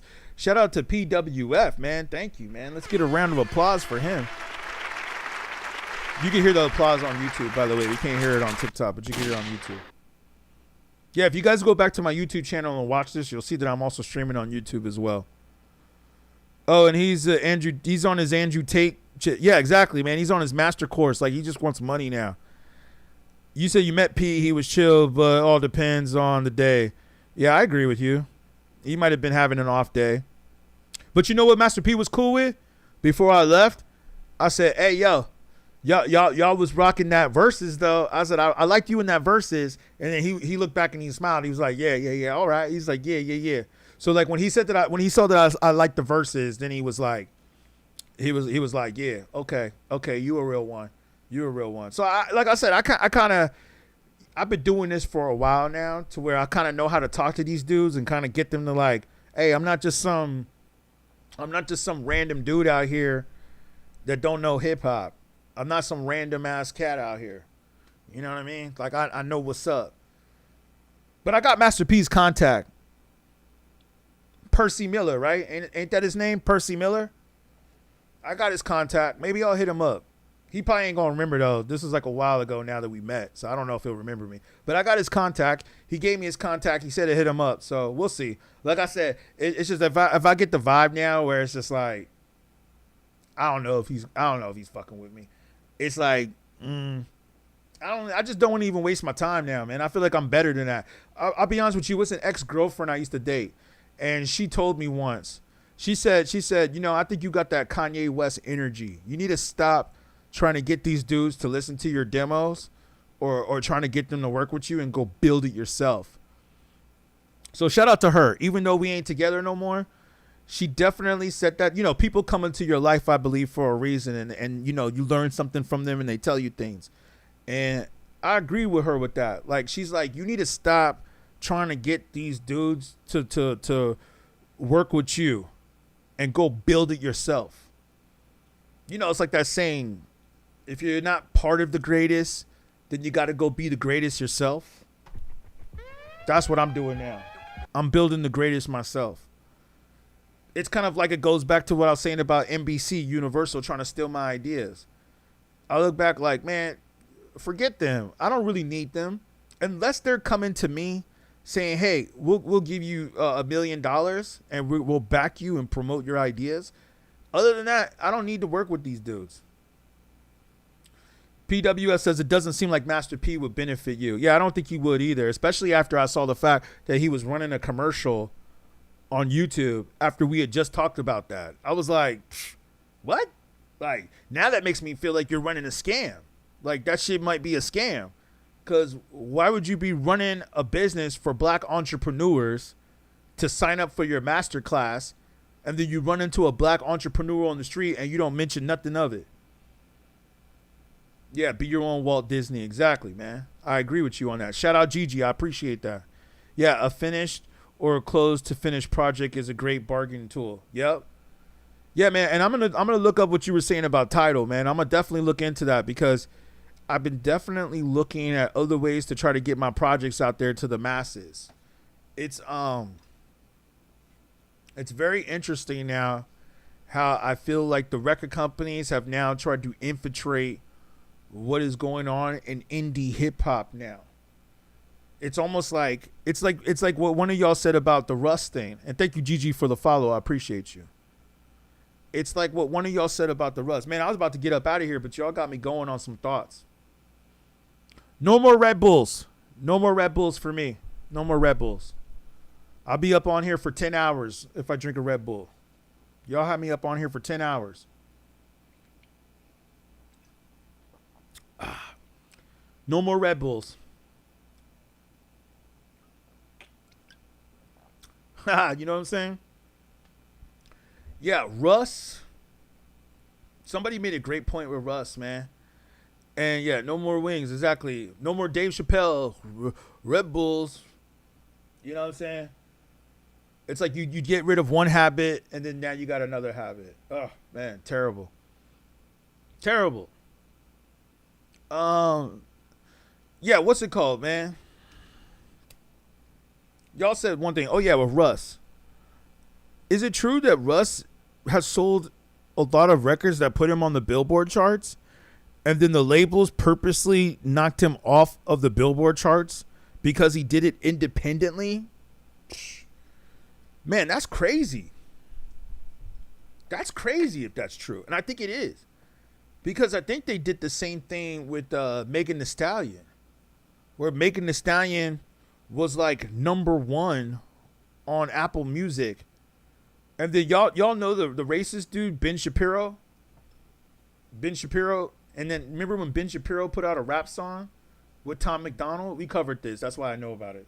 If y'all don't know who Ben Shapiro, I'm sure some of y'all know who Ben Shapiro is. And Ben Shapiro put out a rap song called Facts, which was hilarious, by the way, right? And yeah, trying to force you to conform. Exactly. Tom is so corny. I agree. And they put out that rap song Facts, right? And it went #1 on Apple Music because I believe Ben Shapiro was rapping, which was hilarious. Thank you, Neil, for the follow. Shout out. And Max says it evolved. But my point is that I think that Ben Shapiro and Tom McDonald actually beat out Megan Thee Stallion. But because they just didn't want that to be just like, you know, they got to like control the industry. The record companies, Rock Nation, all of them have to control the persona of the industry. They bumped Ben Shapiro down and put Megan Thee Stallion back up. But I think that Ben Shapiro, even though it was a corny song, I agree. I think that Ben Shapiro actually beat out Megan Thee Stallion, and they were lying about that on the charts. The charts. Yeah, the people's respect is the industry. The industry doesn't exist successfully without the people. I agree. I'm going to say this, though. Relapse is the best Eminem album. We just had a talk. We had like a whole hour talk about Eminem. Relapse? For real? I'll tell you this. I liked Relapse better than Encore. I don't know if Relapse was the best Eminem album. I think Slim Shady was. Some of the best in a while. Yeah. You said you hate everything Eminem dropped after a Relapse. I agree. But what album was I'm Not Afraid on? Because that shit was trash. I'm not afraid to take a stand. Everybody. I was like, what was Eminem thinking when he did that song? Oh, Recovery was trying so hard to appeal to the masses. Yeah, what was he thinking? I agree with you, Davey, on that comment. I agree with you, man. You said you can't name 3 Eminem albums. The first one was definitely dope. Yeah, that was Recovery. Oh, man, I could not stand that song. I'm not afraid. But I always sing that song when I'm making fun of shit. Like, when I'm like, if someone's like, hey, were you afraid? I'm not afraid to take a stand. Everybody. Oh, man. That was such a trash song. Thank you, Slump Music, for the follow. I appreciate you, fam. Thank you. D12? Okay, yeah, they had some, yeah. He was thinking these royalties are finally all mine and not Dr. Dre's. I'm sure he made a lot of money off that song. And then he's like flying. He's like flying through Detroit or through the city like Batman or Superman. Okay. I was like, what is he thinking? What was he thinking? Haha. Local Lobo says it's Woo Wednesday, dog. Shout out Local Lobo. Yeah, I just said that earlier. Yep. We're going to do Woo Wednesday later today. So make sure you guys jump on later today. Shout out Local Lobo, because that's what we were talking about yesterday. Yeah, we got to do the Woo Wednesdays, man. We got to compare the Wu-Tang albums, but the solo albums. Not all of the albums, but we got to do the solo albums. But we'll do that on the stream later today. Mav Nix, many great new artists. Name some. I believe you, but name some. The underground is popping right now. Who are the artists? And please don't say Yeet. Please do not say Yeet. Do not say Jid. Ken Carson. Maybe. Okay, Che. Right, GG. But hey, I'm not afraid. Crazy, man. I wish I could just go to the studio that day when Eminem was recording that song and just be like, M, don't do it, please. For the love of hip hop, do not put that song out. Do not put that song out. But he wouldn't have listened. Eminem was going to do it anyways. I believe there's a bar in Hollywood close to Vine and Santa Monica that used to do Woo Wednesdays. Really? What, when they would have like a trivia night or something?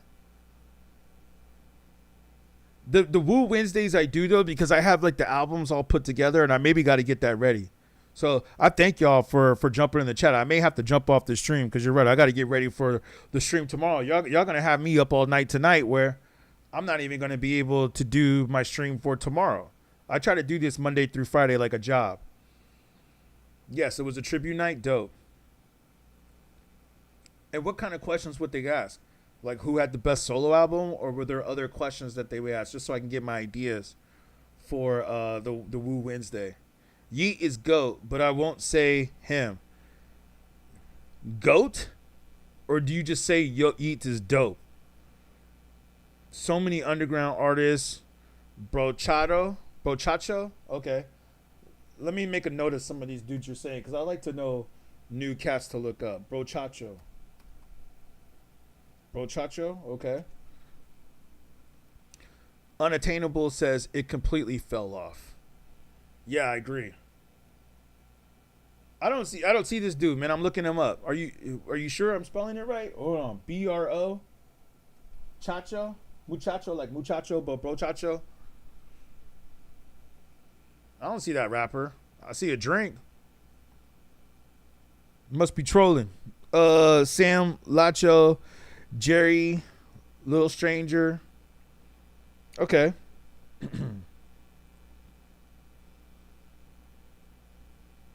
Ryan Campbell. Let's see here. I think I've heard that name. Somebody brought up another dude that was pretty dope. Like, what's his name? Navy West? Navy West was pretty dope. If that's how you say his name. Limroy, Snicket, Larchow, okay. Yeet is a product of his producer. I'm pretty sure he could spit bars continuously for 2 to 3 minutes. I gotta check that out. He's a lot of punches. All right. I'm gonna check it out, man. I'm gonna check it out. Yeah. I was looking up some of these other rappers. What was that one dude's name? Navy West? Was that his name? Let me see. I'm gonna look that up though. I know you be saying some real heads. I don't know. I can't remember the dude's name. Maybe I've been on here too long. I think it's time for me to get up out of here. But I appreciate y'all, man. Yeah, Navy. That's his name. He's pretty dope. He's all right. Navy Blue. That was his name. He kind of reminded me of J. Cole a little bit, though. Yeah, he kind of reminded me of J. Cole. Oh, yeah. Cunning Linguists were pretty dope. Yeah. Shout out to Cunning Linguists. You said you're not recommending Yeet. Yeah, I can't get into Yeet, man. I can't get into him. To me, he's not a real rapper. He's just a gimmick rapper. Like he's just like kind of cool and has this kind of like he's like a Playboy Cardi to me. You know what I'm saying? Like I think his image is more poppin' than who he really is as a rapper. You know, like Playboy Cardi to me is more so just about the image. You Goose, by the way. Okay. Fatty's Boom Batty says I'm wrong. Wrong about what? About Lil Yeet or Yeet? Let me look that up. Yeah, I'm not saying that about Yeet. That's what people were saying in the comments. People in the comments were saying that he's trash. Goose, by the way. Okay, I see Goose, by the way. Is he featuring Conway on a track too? So that's a good sign. Okay. All right. I'll look up Goose, by the way. I got him right here. I probably heard some of his stuff. I just probably didn't know the name, but I think I might have heard some of his stuff. Yeah, I see right here that he featured Conway. Yeah, if he's featuring Conway, then you know he's got to be doing some dope shit. We were just bumping the Conway track earlier today. That's pretty dope. You know what I'm saying? Like Goose, by the way, is definitely tight.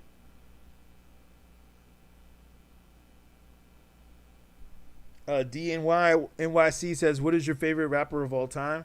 I got a few of them, man. I got a few, but off the dome, I would say Nas.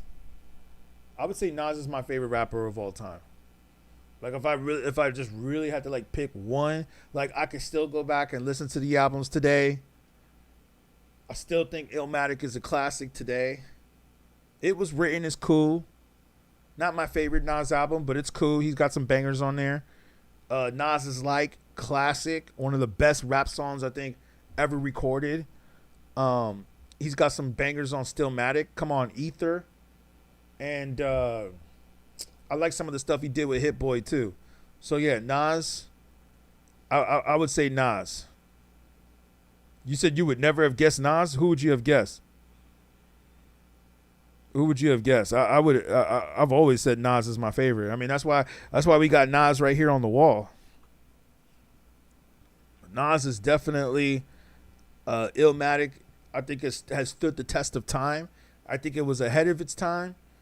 I know it was ahead of its time. Because like look at this too. When Nas dropped Illmatic, he dropped only 9 songs on there. Really 8 songs, because I think one of them was really just an intro. So some people would consider that like almost an EP. But and then after Nas, a lot of people were dropping like 20-song double CDs. And then it kind of went back to just doing less is more. So I think just in that aspect of it, Nas was ahead of his time. He was ahead of his time just by dropping only 9 songs on Illmatic and making sure that every song was a banger. So it's like, I didn't have the picture showing, so you're right. So it was like Nas, I feel like, was really ahead of his time. Let's also not forget to mention the fact that he was only, 19 when he did that album? Only 19. Let's not forget that. You see, that's the thing. This is a whole nother subject. But a lot of people, I think, especially what we've been doing now in American culture, a lot of people need to stop babying this generation and acting like 17, 18, 19 is really just a kid. I mean, it is a kid, especially in today's generation. But that's because we baby our kids. And the internet, let's just be honest, has made people soft. But if you really think about it, you can teach a 15-year-old or a 16-year-old to really be intelligent. Like, this is one thing they don't teach you in school. Alexander the Great already ruled an empire by the time he was 15 years old. How come they don't teach that in school? I always find that very surprising that they don't teach in school that there was already an emperor at the age of 15. Have I ever heard of Das Effects? DNY? Yes, of course. I know Das Effects very well. They want effects. Yeah, some DOS effects. They want effects. I love the song with Ice Cube too. You better check yourself before you rickety wreck yourself. Because Chuck, yeah, DOS Effects is classics. I don't really like one of them too much though, because he tried to holler at my girl once at a show. I was doing a show opening up for DOS Effects, and one of the dudes was trying to holler at my girl. So I was like, ugh. That kind of made me like not respect DOS Effects as much anymore. But I know DOS Effects for sure. I probably know DOS Effects a little too well. I know them a little too well. You know what I'm saying, Lord? Yeah. Legal age in some third worlds is 14. Yes, I agree with you. I mean, like I said, I was in the Middle East. When I was in the Middle East, I saw 5-year-olds out there working. I was like, we baby our kids over here in the States, dude. Like in America, we baby our kids. We're like, oh, they're too young to do that. They're too young to know that. Man, I look back, for me, I feel like I've always been very mature for my age, even when I was a kid. I look back at me, man, when I was 10 years old, I feel like if my parents would have taught me the concept of money, I feel that I was very capable to learn the concept of money at the age of 10 years old. Definitely 13. I don't think they had to wait until I was 20 years old to be like, okay, you need to go like save your money now and get a job. I could have learned that at 10. You know what I mean? I wish my parents would have taught me more stuff at 10. A lot of this stuff I had to figure out on my own. Not all of us have great parents, unfortunately, who teach us things. I wasn't one of those Nepo babies that came from a family. I'm not trying to say like, oh, I grew up like in poverty and all that, but I also didn't like grow up with parents that like were teaching me the skills of the world, where I think like kids at the age of like 13, 12 years old should be able to understand the world that we are in. And some people are like, no, they're too young for that. They're too young for it. Like, yeah, you want kids to have their childhood. You don't want them to grow up like Michael Jackson, but still, of course, I love Lords of the Underground. Shout out Mr. Cheeks. Chief Rocka. Yeah, those are classics, man. You said same, left home at 15. Exactly, man. Do I think hip-hop fell off? No, I don't think hip-hop fell off. I think you have to search for it. Yeah, parents do the gatekeeping. Yeah, they do, man. In fact, some of us had parents that was still learning as we were. Exactly, man. Like, my parents, like, there was a lot I had to learn on my own. And then also, let's also, like, speaking of hip-hop wasn't mainstream yet. So I was listening to rap music, and they were like, what the heck are you listening to? What is that trash? Like, my mom hated Biggie. I remember playing Biggie when I was in school. My mom would be like, you better turn that crap off. You better turn that shit off. That's what my mom was saying when I was playing Biggie and Tupac. She was like, you better turn that shit off. She didn't like that music at all. She didn't like it at all. Now that they've gotten older and hip hop is like more mainstream and it's more widely accepted, now they appreciate it more. You know, but it's like, yeah, back in those days, woo, I wasn't allowed to play hip hop in my house. I played it still, but I had to listen to it with the headphones on. Mama, if I was playing the speakers, oh my God, yo, man, I remember playing Biggie, just me and my bitch, yeah, just me and my bitch. Oh, my mom hated that shit. She hated that.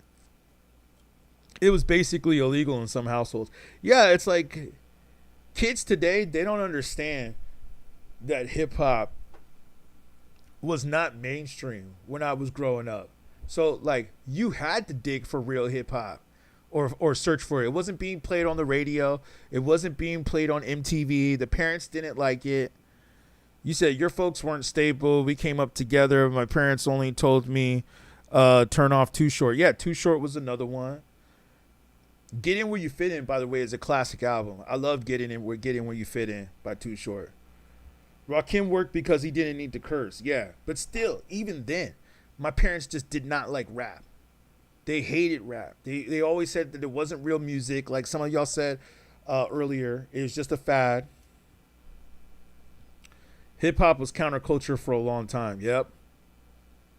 Exactly. Yeah, exactly. Rakim was before his time. Definitely. That's why I got Paid in Full on the wall, man. Paid in Full. Pff. Classic, fam. Classic. Well, I hope you guys jump in here for tomorrow, man. It's been nice chatting with y'all, man. I think I'm about to jump up out of here. I want to save some energy for tomorrow.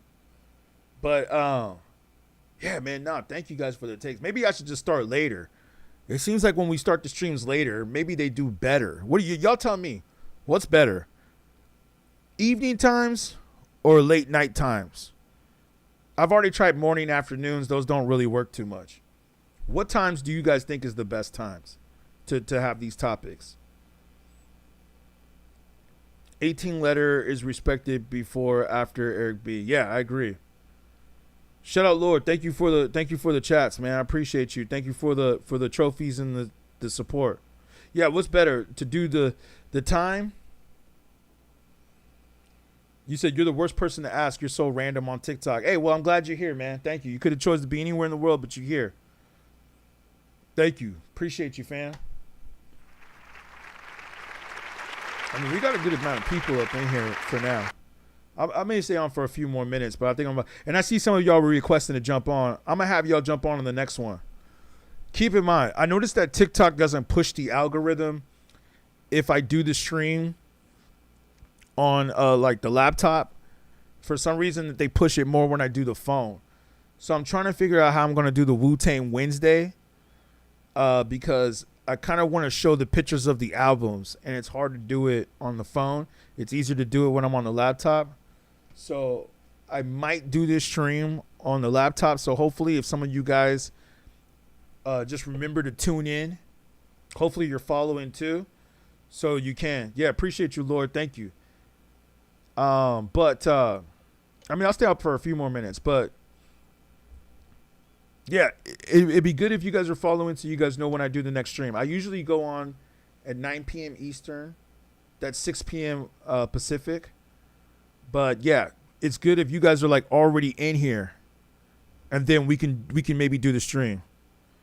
Good luck on the journey. Thank you, fam. I appreciate you.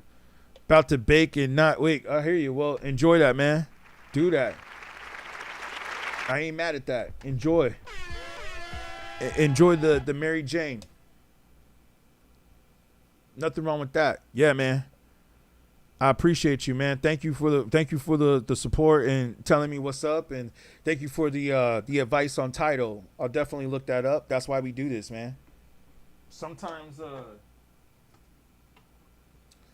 you learn new things when you on these streams. So I thank you, fam. Appreciate you, man. Before we head up out of here, let's play the track by Conway again that he just dropped a few hours ago. But thank y'all, man. I appreciate you. Before we head up out of here. Shit getting too easy. Yeah. You know I bring it to you niggas' chest, trying to snatch your heart about it. Why they playing with my top like we won't kidnap the nigga daughter about it? Never been from the trenches where your hood at, homie. Can you walk around it? That little bit.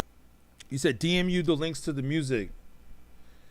Yeah, shut up, man. I appreciate you. I will. David Mnemonic, but I'll DM it to you. And Mnemonic is spelled MNEMONIC, in case you're wondering. But yeah, I'll DM it to you, man. Thank you, fam. I appreciate you. Got chalk around it. Record label playing with my music money. I'ma pull up to the office about it. I'ma catch a case and go to court about it. Got some bread tucked to pay the lawyer about it. I realized niggas never really had love for me when I thought about it. But a wise man once said nothing, so that's kind of why I never talked about it. The flow insane, we gotta talk about it. Them little yeah, the new shit that I want to come with is gonna be on this type of stuff, man, like Conway, but a little bit darker. Off the Wall says, hip hop is straight, bro. Tell Jay-Z we good. We got too slimy. Yeah, man. I appreciate that, man. I'll let Jay-Z know that we're good. Yeah, tell Jay-Z to put my album on Rock Nation, man. Jeez. Underlying problems probably could have sorted out it, but some people selfish and want all the dollars. I ripped the National Treasure box trying to get me another auto out it. Last mixtape I got an auto out it. Probably right on pussy niggas thought about it. Want to smoke? Hey, who wants smoke with me? That really ain't smoke to me. That shit like candle smoke, man. That shit is potpourri. It's teddy bears and candles lit where homie got smoke to cease. Cause he wanna smoke with me. Now who want to smoke? I been that nigga. I was hitting Liz when I was broke. Oh, we got another troll up in here. Off the Wall. Lover, I think I've seen you before, man. Man, I've been on the stream for nearly 8 hours, dude. I can't go there with you today. We're gonna have to do that tomorrow. I can't or later today. I can't do the Playboy Cardi over Nas. I can't do that. I can't do it. I can't do it, man. I've been streaming for 8 hours almost, man. I cannot have the debate with you with Playboy Cardi over Nas. Are you serious? I'll just say this real quick if you're not trolling. You said you're not trolling, so I'll just say this real quick. And remind me, that's it. No more Red Bulls for me. Let me ask you a question. Are you going to say that Playboy Cardi has a better album than Illmatic? Now I'm rich again. I got my foot back on their throat. And if he does have a better album, Whole Lotta Red. Okay, when Machine Gun died, I ain't gonna lie, I gave up hope. Rest in peace. When I lost my son, I started drinking more to coke. I'm at you niggas next, and I'm gonna squeeze until you choke. I think these niggas trying to get my spot, but I'm like, nope. They compared me to M when I was signed to Interscope. I've been flyer, built an empire with a pen and pad, cause my pen fire. Fuck your entire. Dropped on Christmas 2020. I'll have to go back and listen to this album. I thought Playboy Cardi had better albums than this, to be honest with you. But I'll go back and peep it. Better influence, better commercial success, and better production. It didn't have better influence. It did not have better influence. But, if you want to talk about album sales, that's the thing. We're not really talking about album sales on this stream. We're talking more about cultural impact. But let's fact check that. We don't talk about album sales here. That's the problem. You guys are too concerned with how many copies something sold. And then again, it came out in 2020, so it didn't come out when people were really buying physical albums. People were buying streams. So it's like we can't really compare streams to record sales that were physical copies. When Nas dropped Illmatic streaming, yeah, he created a subgenre of rap. He was one of them. I mean, you could kind of argue Future too. You could kind of argue Future. You could kind of argue Lil Wayne. But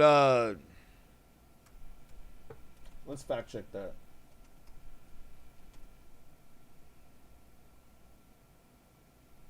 Let me fact check. Give me a second.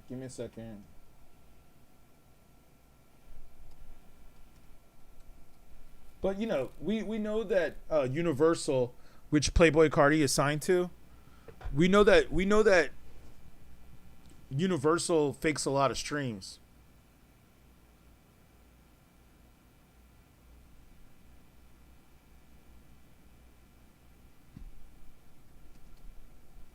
Like, everybody cares about first week sales, man. That's the problem. So you're wrong. And not that I don't think you said it, but I just searched it.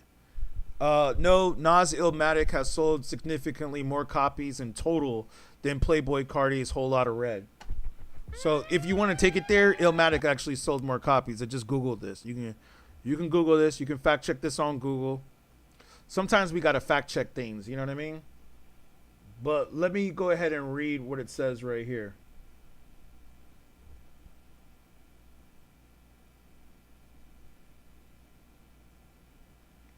So I said, did Playboi Carti's Whole Lotta Red sell more albums than Nas's Illmatic? Now keep in mind, Nas's Illmatic came out in 93. So it's still selling to this day. That's another thing. Is Whole Lotta Red still selling or gonna sell 30 years from now? Probably not. Y'all agree with me on that? I don't think it's gonna sell 20, 30 years from now.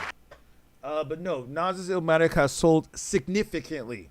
Notice the key word. They use significant. This is what they're saying on Google. I'm not saying this. This is what Google says. Illmatic has sold significantly more copies in total than Playboi Carti's Whole Lotta Red. While Carti won the first week battle, Illmatic definitely has sold more because it's been out longer. Illmatic Nas has sold over 2 million copies in the United States and officially certified 2 times multi-platinum. Whole Lotta Red has sold over, it didn't even sell 1 million copies. Equivalent units in the United States. And it wasn't even physical copies. Like, Nas has sold physical copies. Why the total flip? Longevity. And check this out. Here's a little education right here for you guys. Illmatic is widely regarded as one of the greatest hip-hop albums of all time. This is according to what real hip-hop heads say. So that's why I said I can't really have those conversations with you. It's too late at night for those conversations. Like, Whole Lotta Red is not considered one of the greatest hip-hop albums of all time. Illmatic is considered one of the greatest hip-hop albums of all time. Widely considered.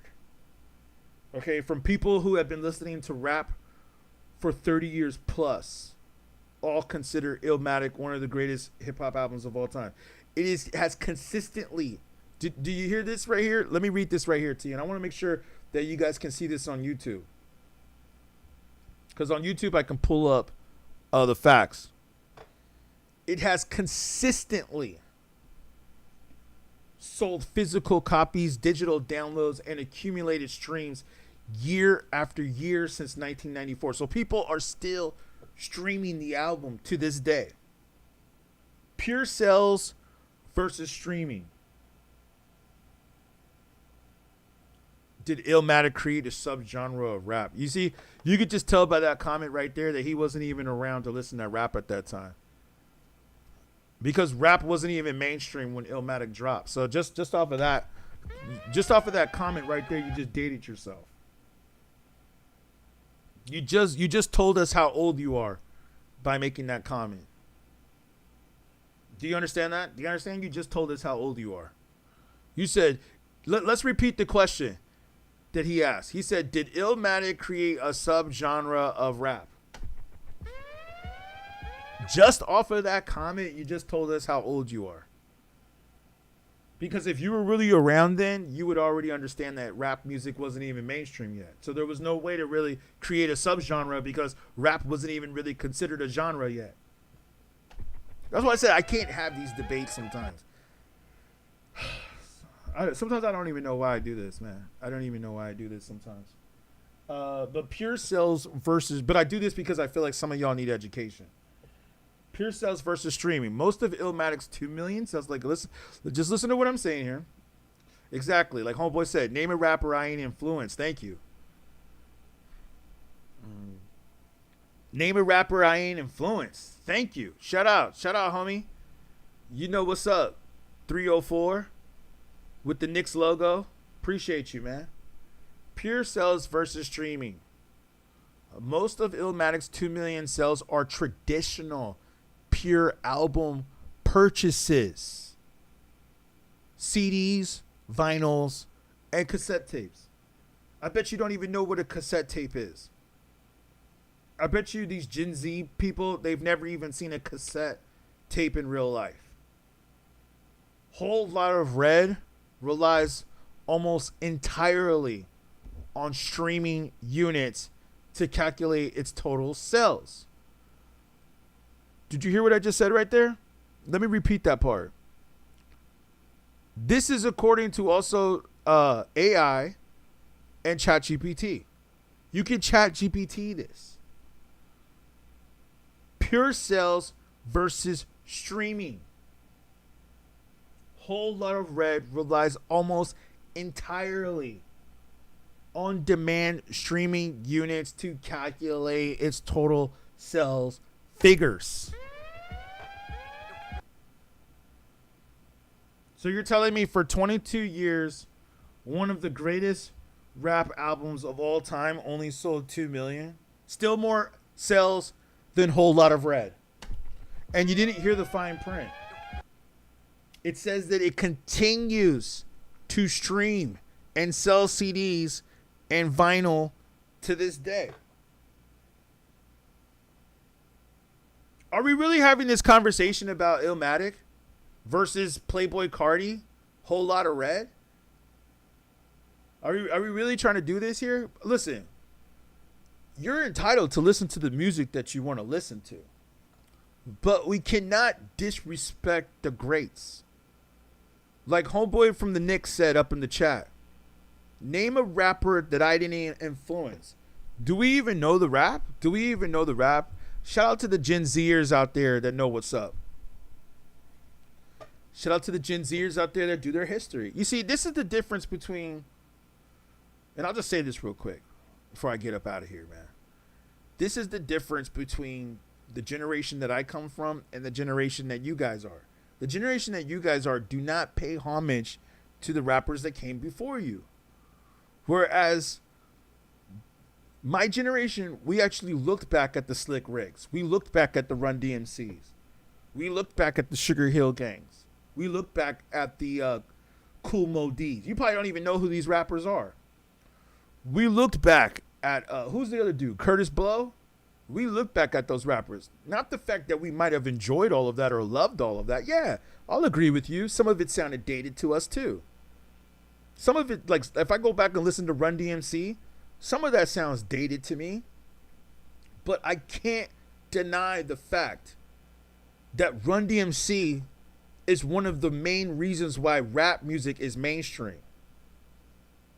We can't deny that. Like, you can't deny the forefathers of who built this and who put it out there. And that goes back to my point of, that's how we can tell that you just dated yourself.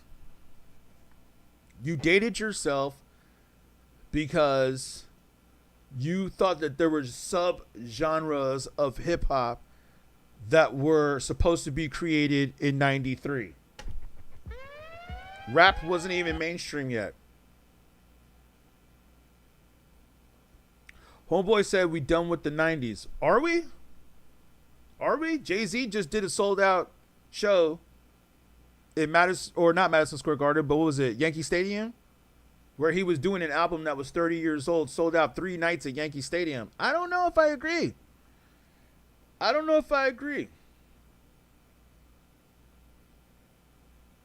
Teletube, baby. Teletube, we already know you're a troll. We're not going to get started with you. You went up on here and said that NBA Youngboy is the best rapper ever. We already know you're a troll. Hip-hop became mainstream in the late 80s, by the way. Nah, not necessarily. Are you talking about Run DMC? Yeah, I don't know if we could say that. Because, like I said, Jay-Z just sold out Yankee Stadium 3 nights in a row. And he's also doing a tour in London and in Europe. So, and he's doing an album that's 30 years old. So, yeah, Ye's dope. I like Kanye West. I already know this. This dude is telling me to look up something that I was already there for. I already lived it. I don't need to look it up. I was listening to rap before it was mainstream. The only mainstream rappers that came out in the 80s other than Run DMC and a few others was NWA. But it wasn't really mainstream. When you say mainstream, you see, that's why I know you don't know what you're talking about. When you say mainstream, are you saying it's mainstream? Answer this question. This will tell me everything. Are you saying it's mainstream because it got a record deal? Or are you saying it's mainstream because corporate America supported it? Corporate America was not supporting rap music in the 80s. It might have been signed to a couple of major labels. It might have, like, Run DMC was one of the first rap groups to be signed to a major label, if that's what you mean. But Run DMC was not getting played on MTV until Yo MTV Raps came out. Run DMC was not getting played on the radio stations all the time. So that's what I'm saying. It's like, are you just saying because they had a record deal? Just because you have a record deal doesn't mean it's mainstream. There's plenty of new genres that are coming out right now that might be signed to a major label, but they don't have mainstream success. Like, there was a dude on the call earlier today who said he was like some kind of rap rock. He said straight up, his genre is not mainstream, but he got a record deal. So let's see. Tuba Too Thorough. Younger generation is way better. Yeah, we saw you say that 5 hours ago. And who was it that you said? NBA Youngboy. Get out of here. So why would you say hip hop wasn't mainstream yet? Well, I think I just explained that. And just to be sure, let me just look something up real quick. It wasn't mainstream. It wasn't.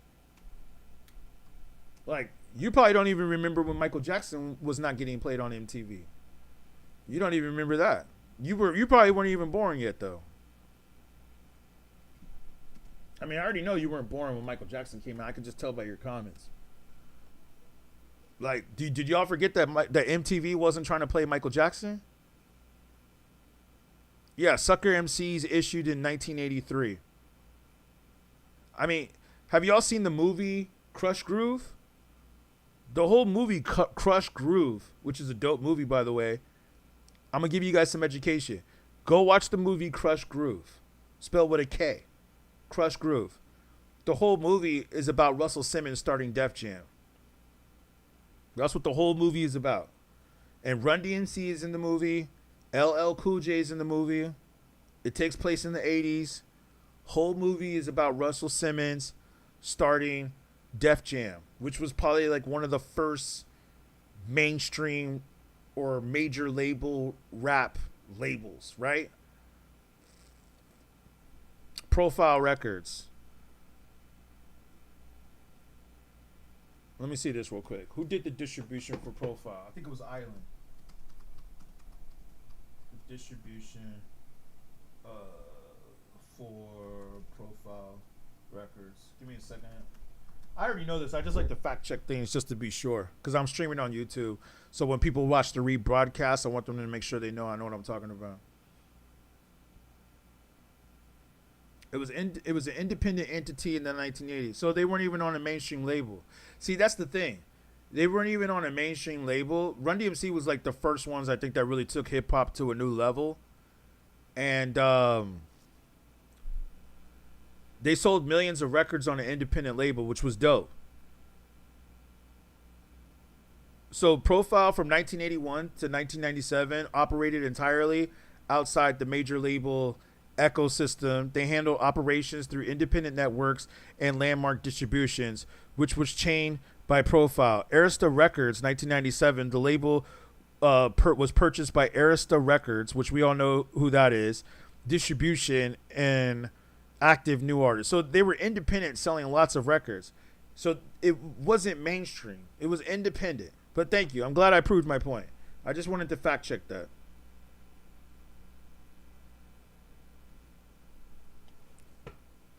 I'm not trying to say that the 90s is the only era of hip hop. Someone said you gotta let the 90s go, Hunk.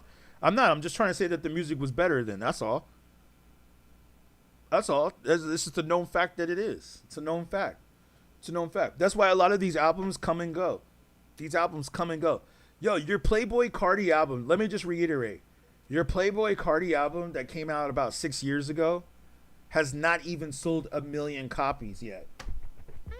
Do me a favor.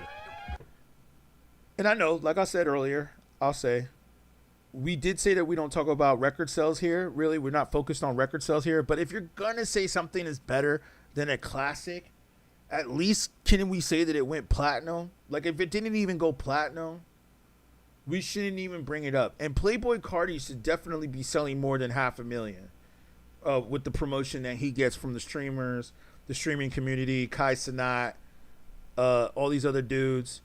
You know, he should definitely have done better than that. What about if you're still on the line, what about the last Playboy Cardi album that came out? What was it he said? He is music? No, it was trash. It was trash.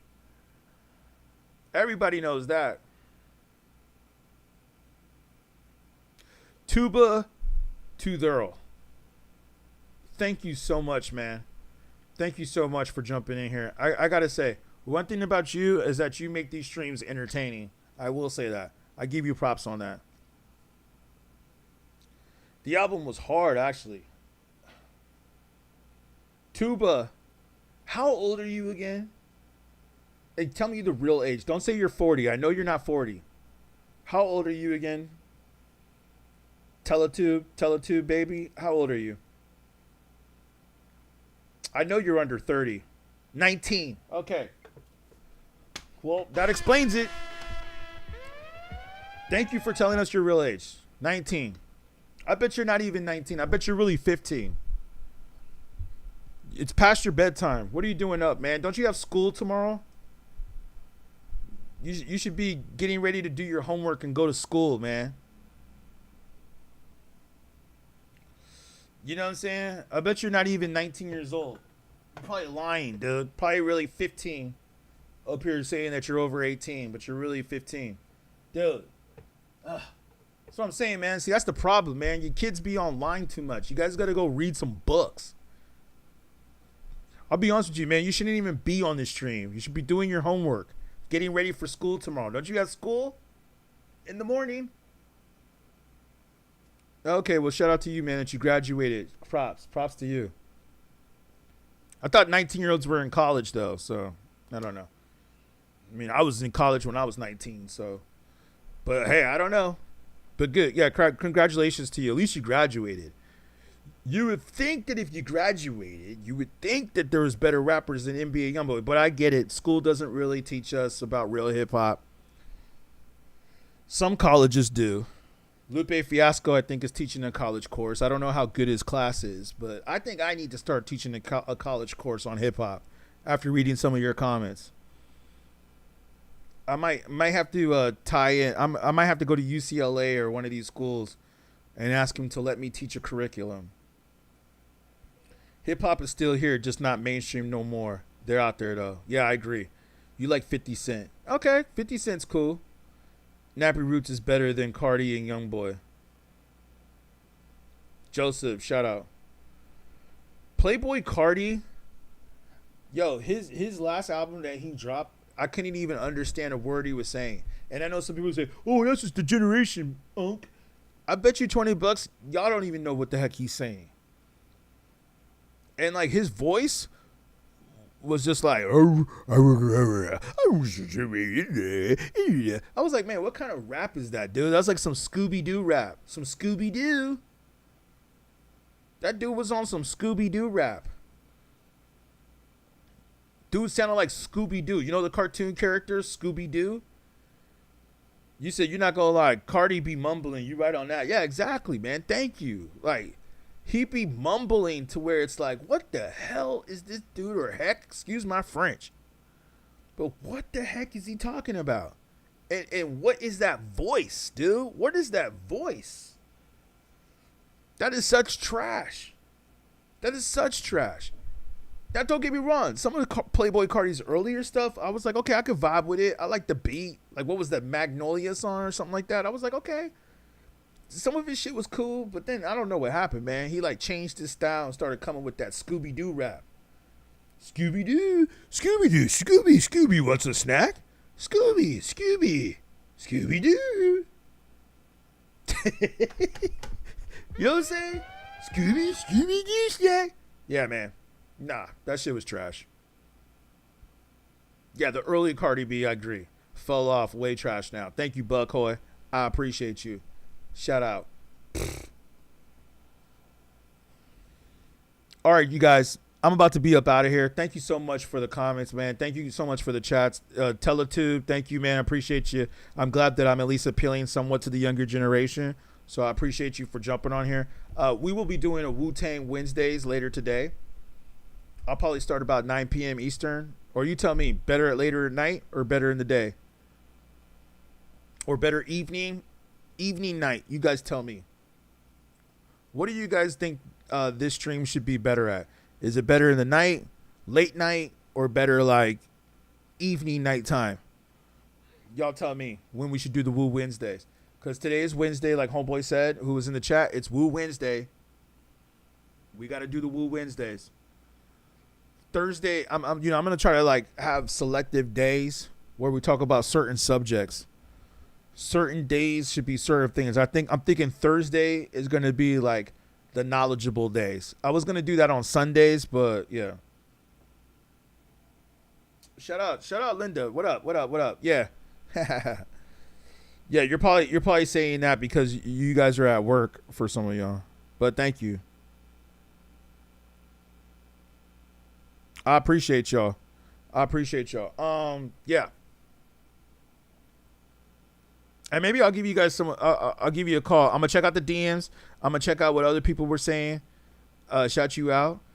We're gonna jump back on a little bit later. Like I said, I may go on the laptop. Hopefully, you guys jump in for the Woo Wednesdays.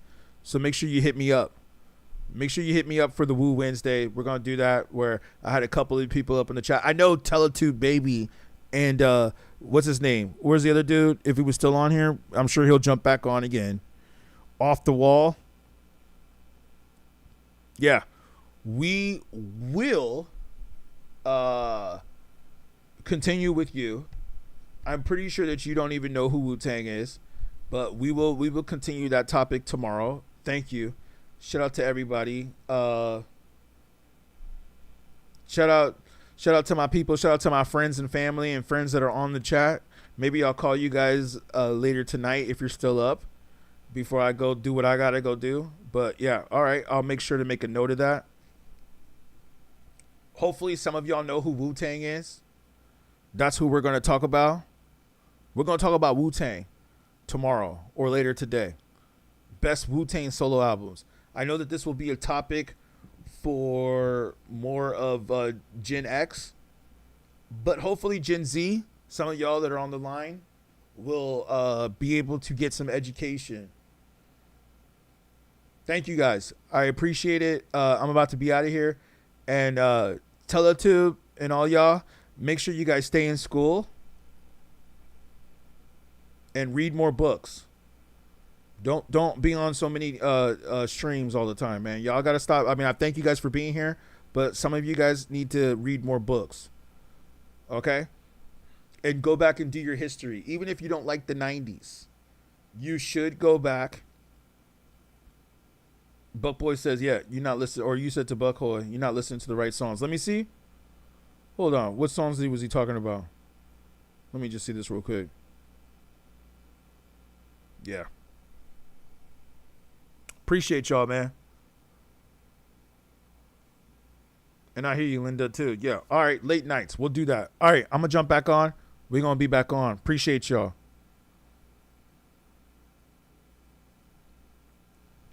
Let's play the Conway one more time before we get up out of here. And shout out to some of y'all that are on YouTube. I appreciate you guys that were on YouTube as well, that were streaming with me on YouTube. So, yeah, maybe you're right. All right. Appreciate y'all, man.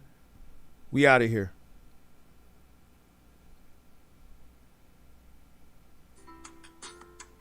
Yeah, I'm out of here. Fuck this. I mean, not fuck this.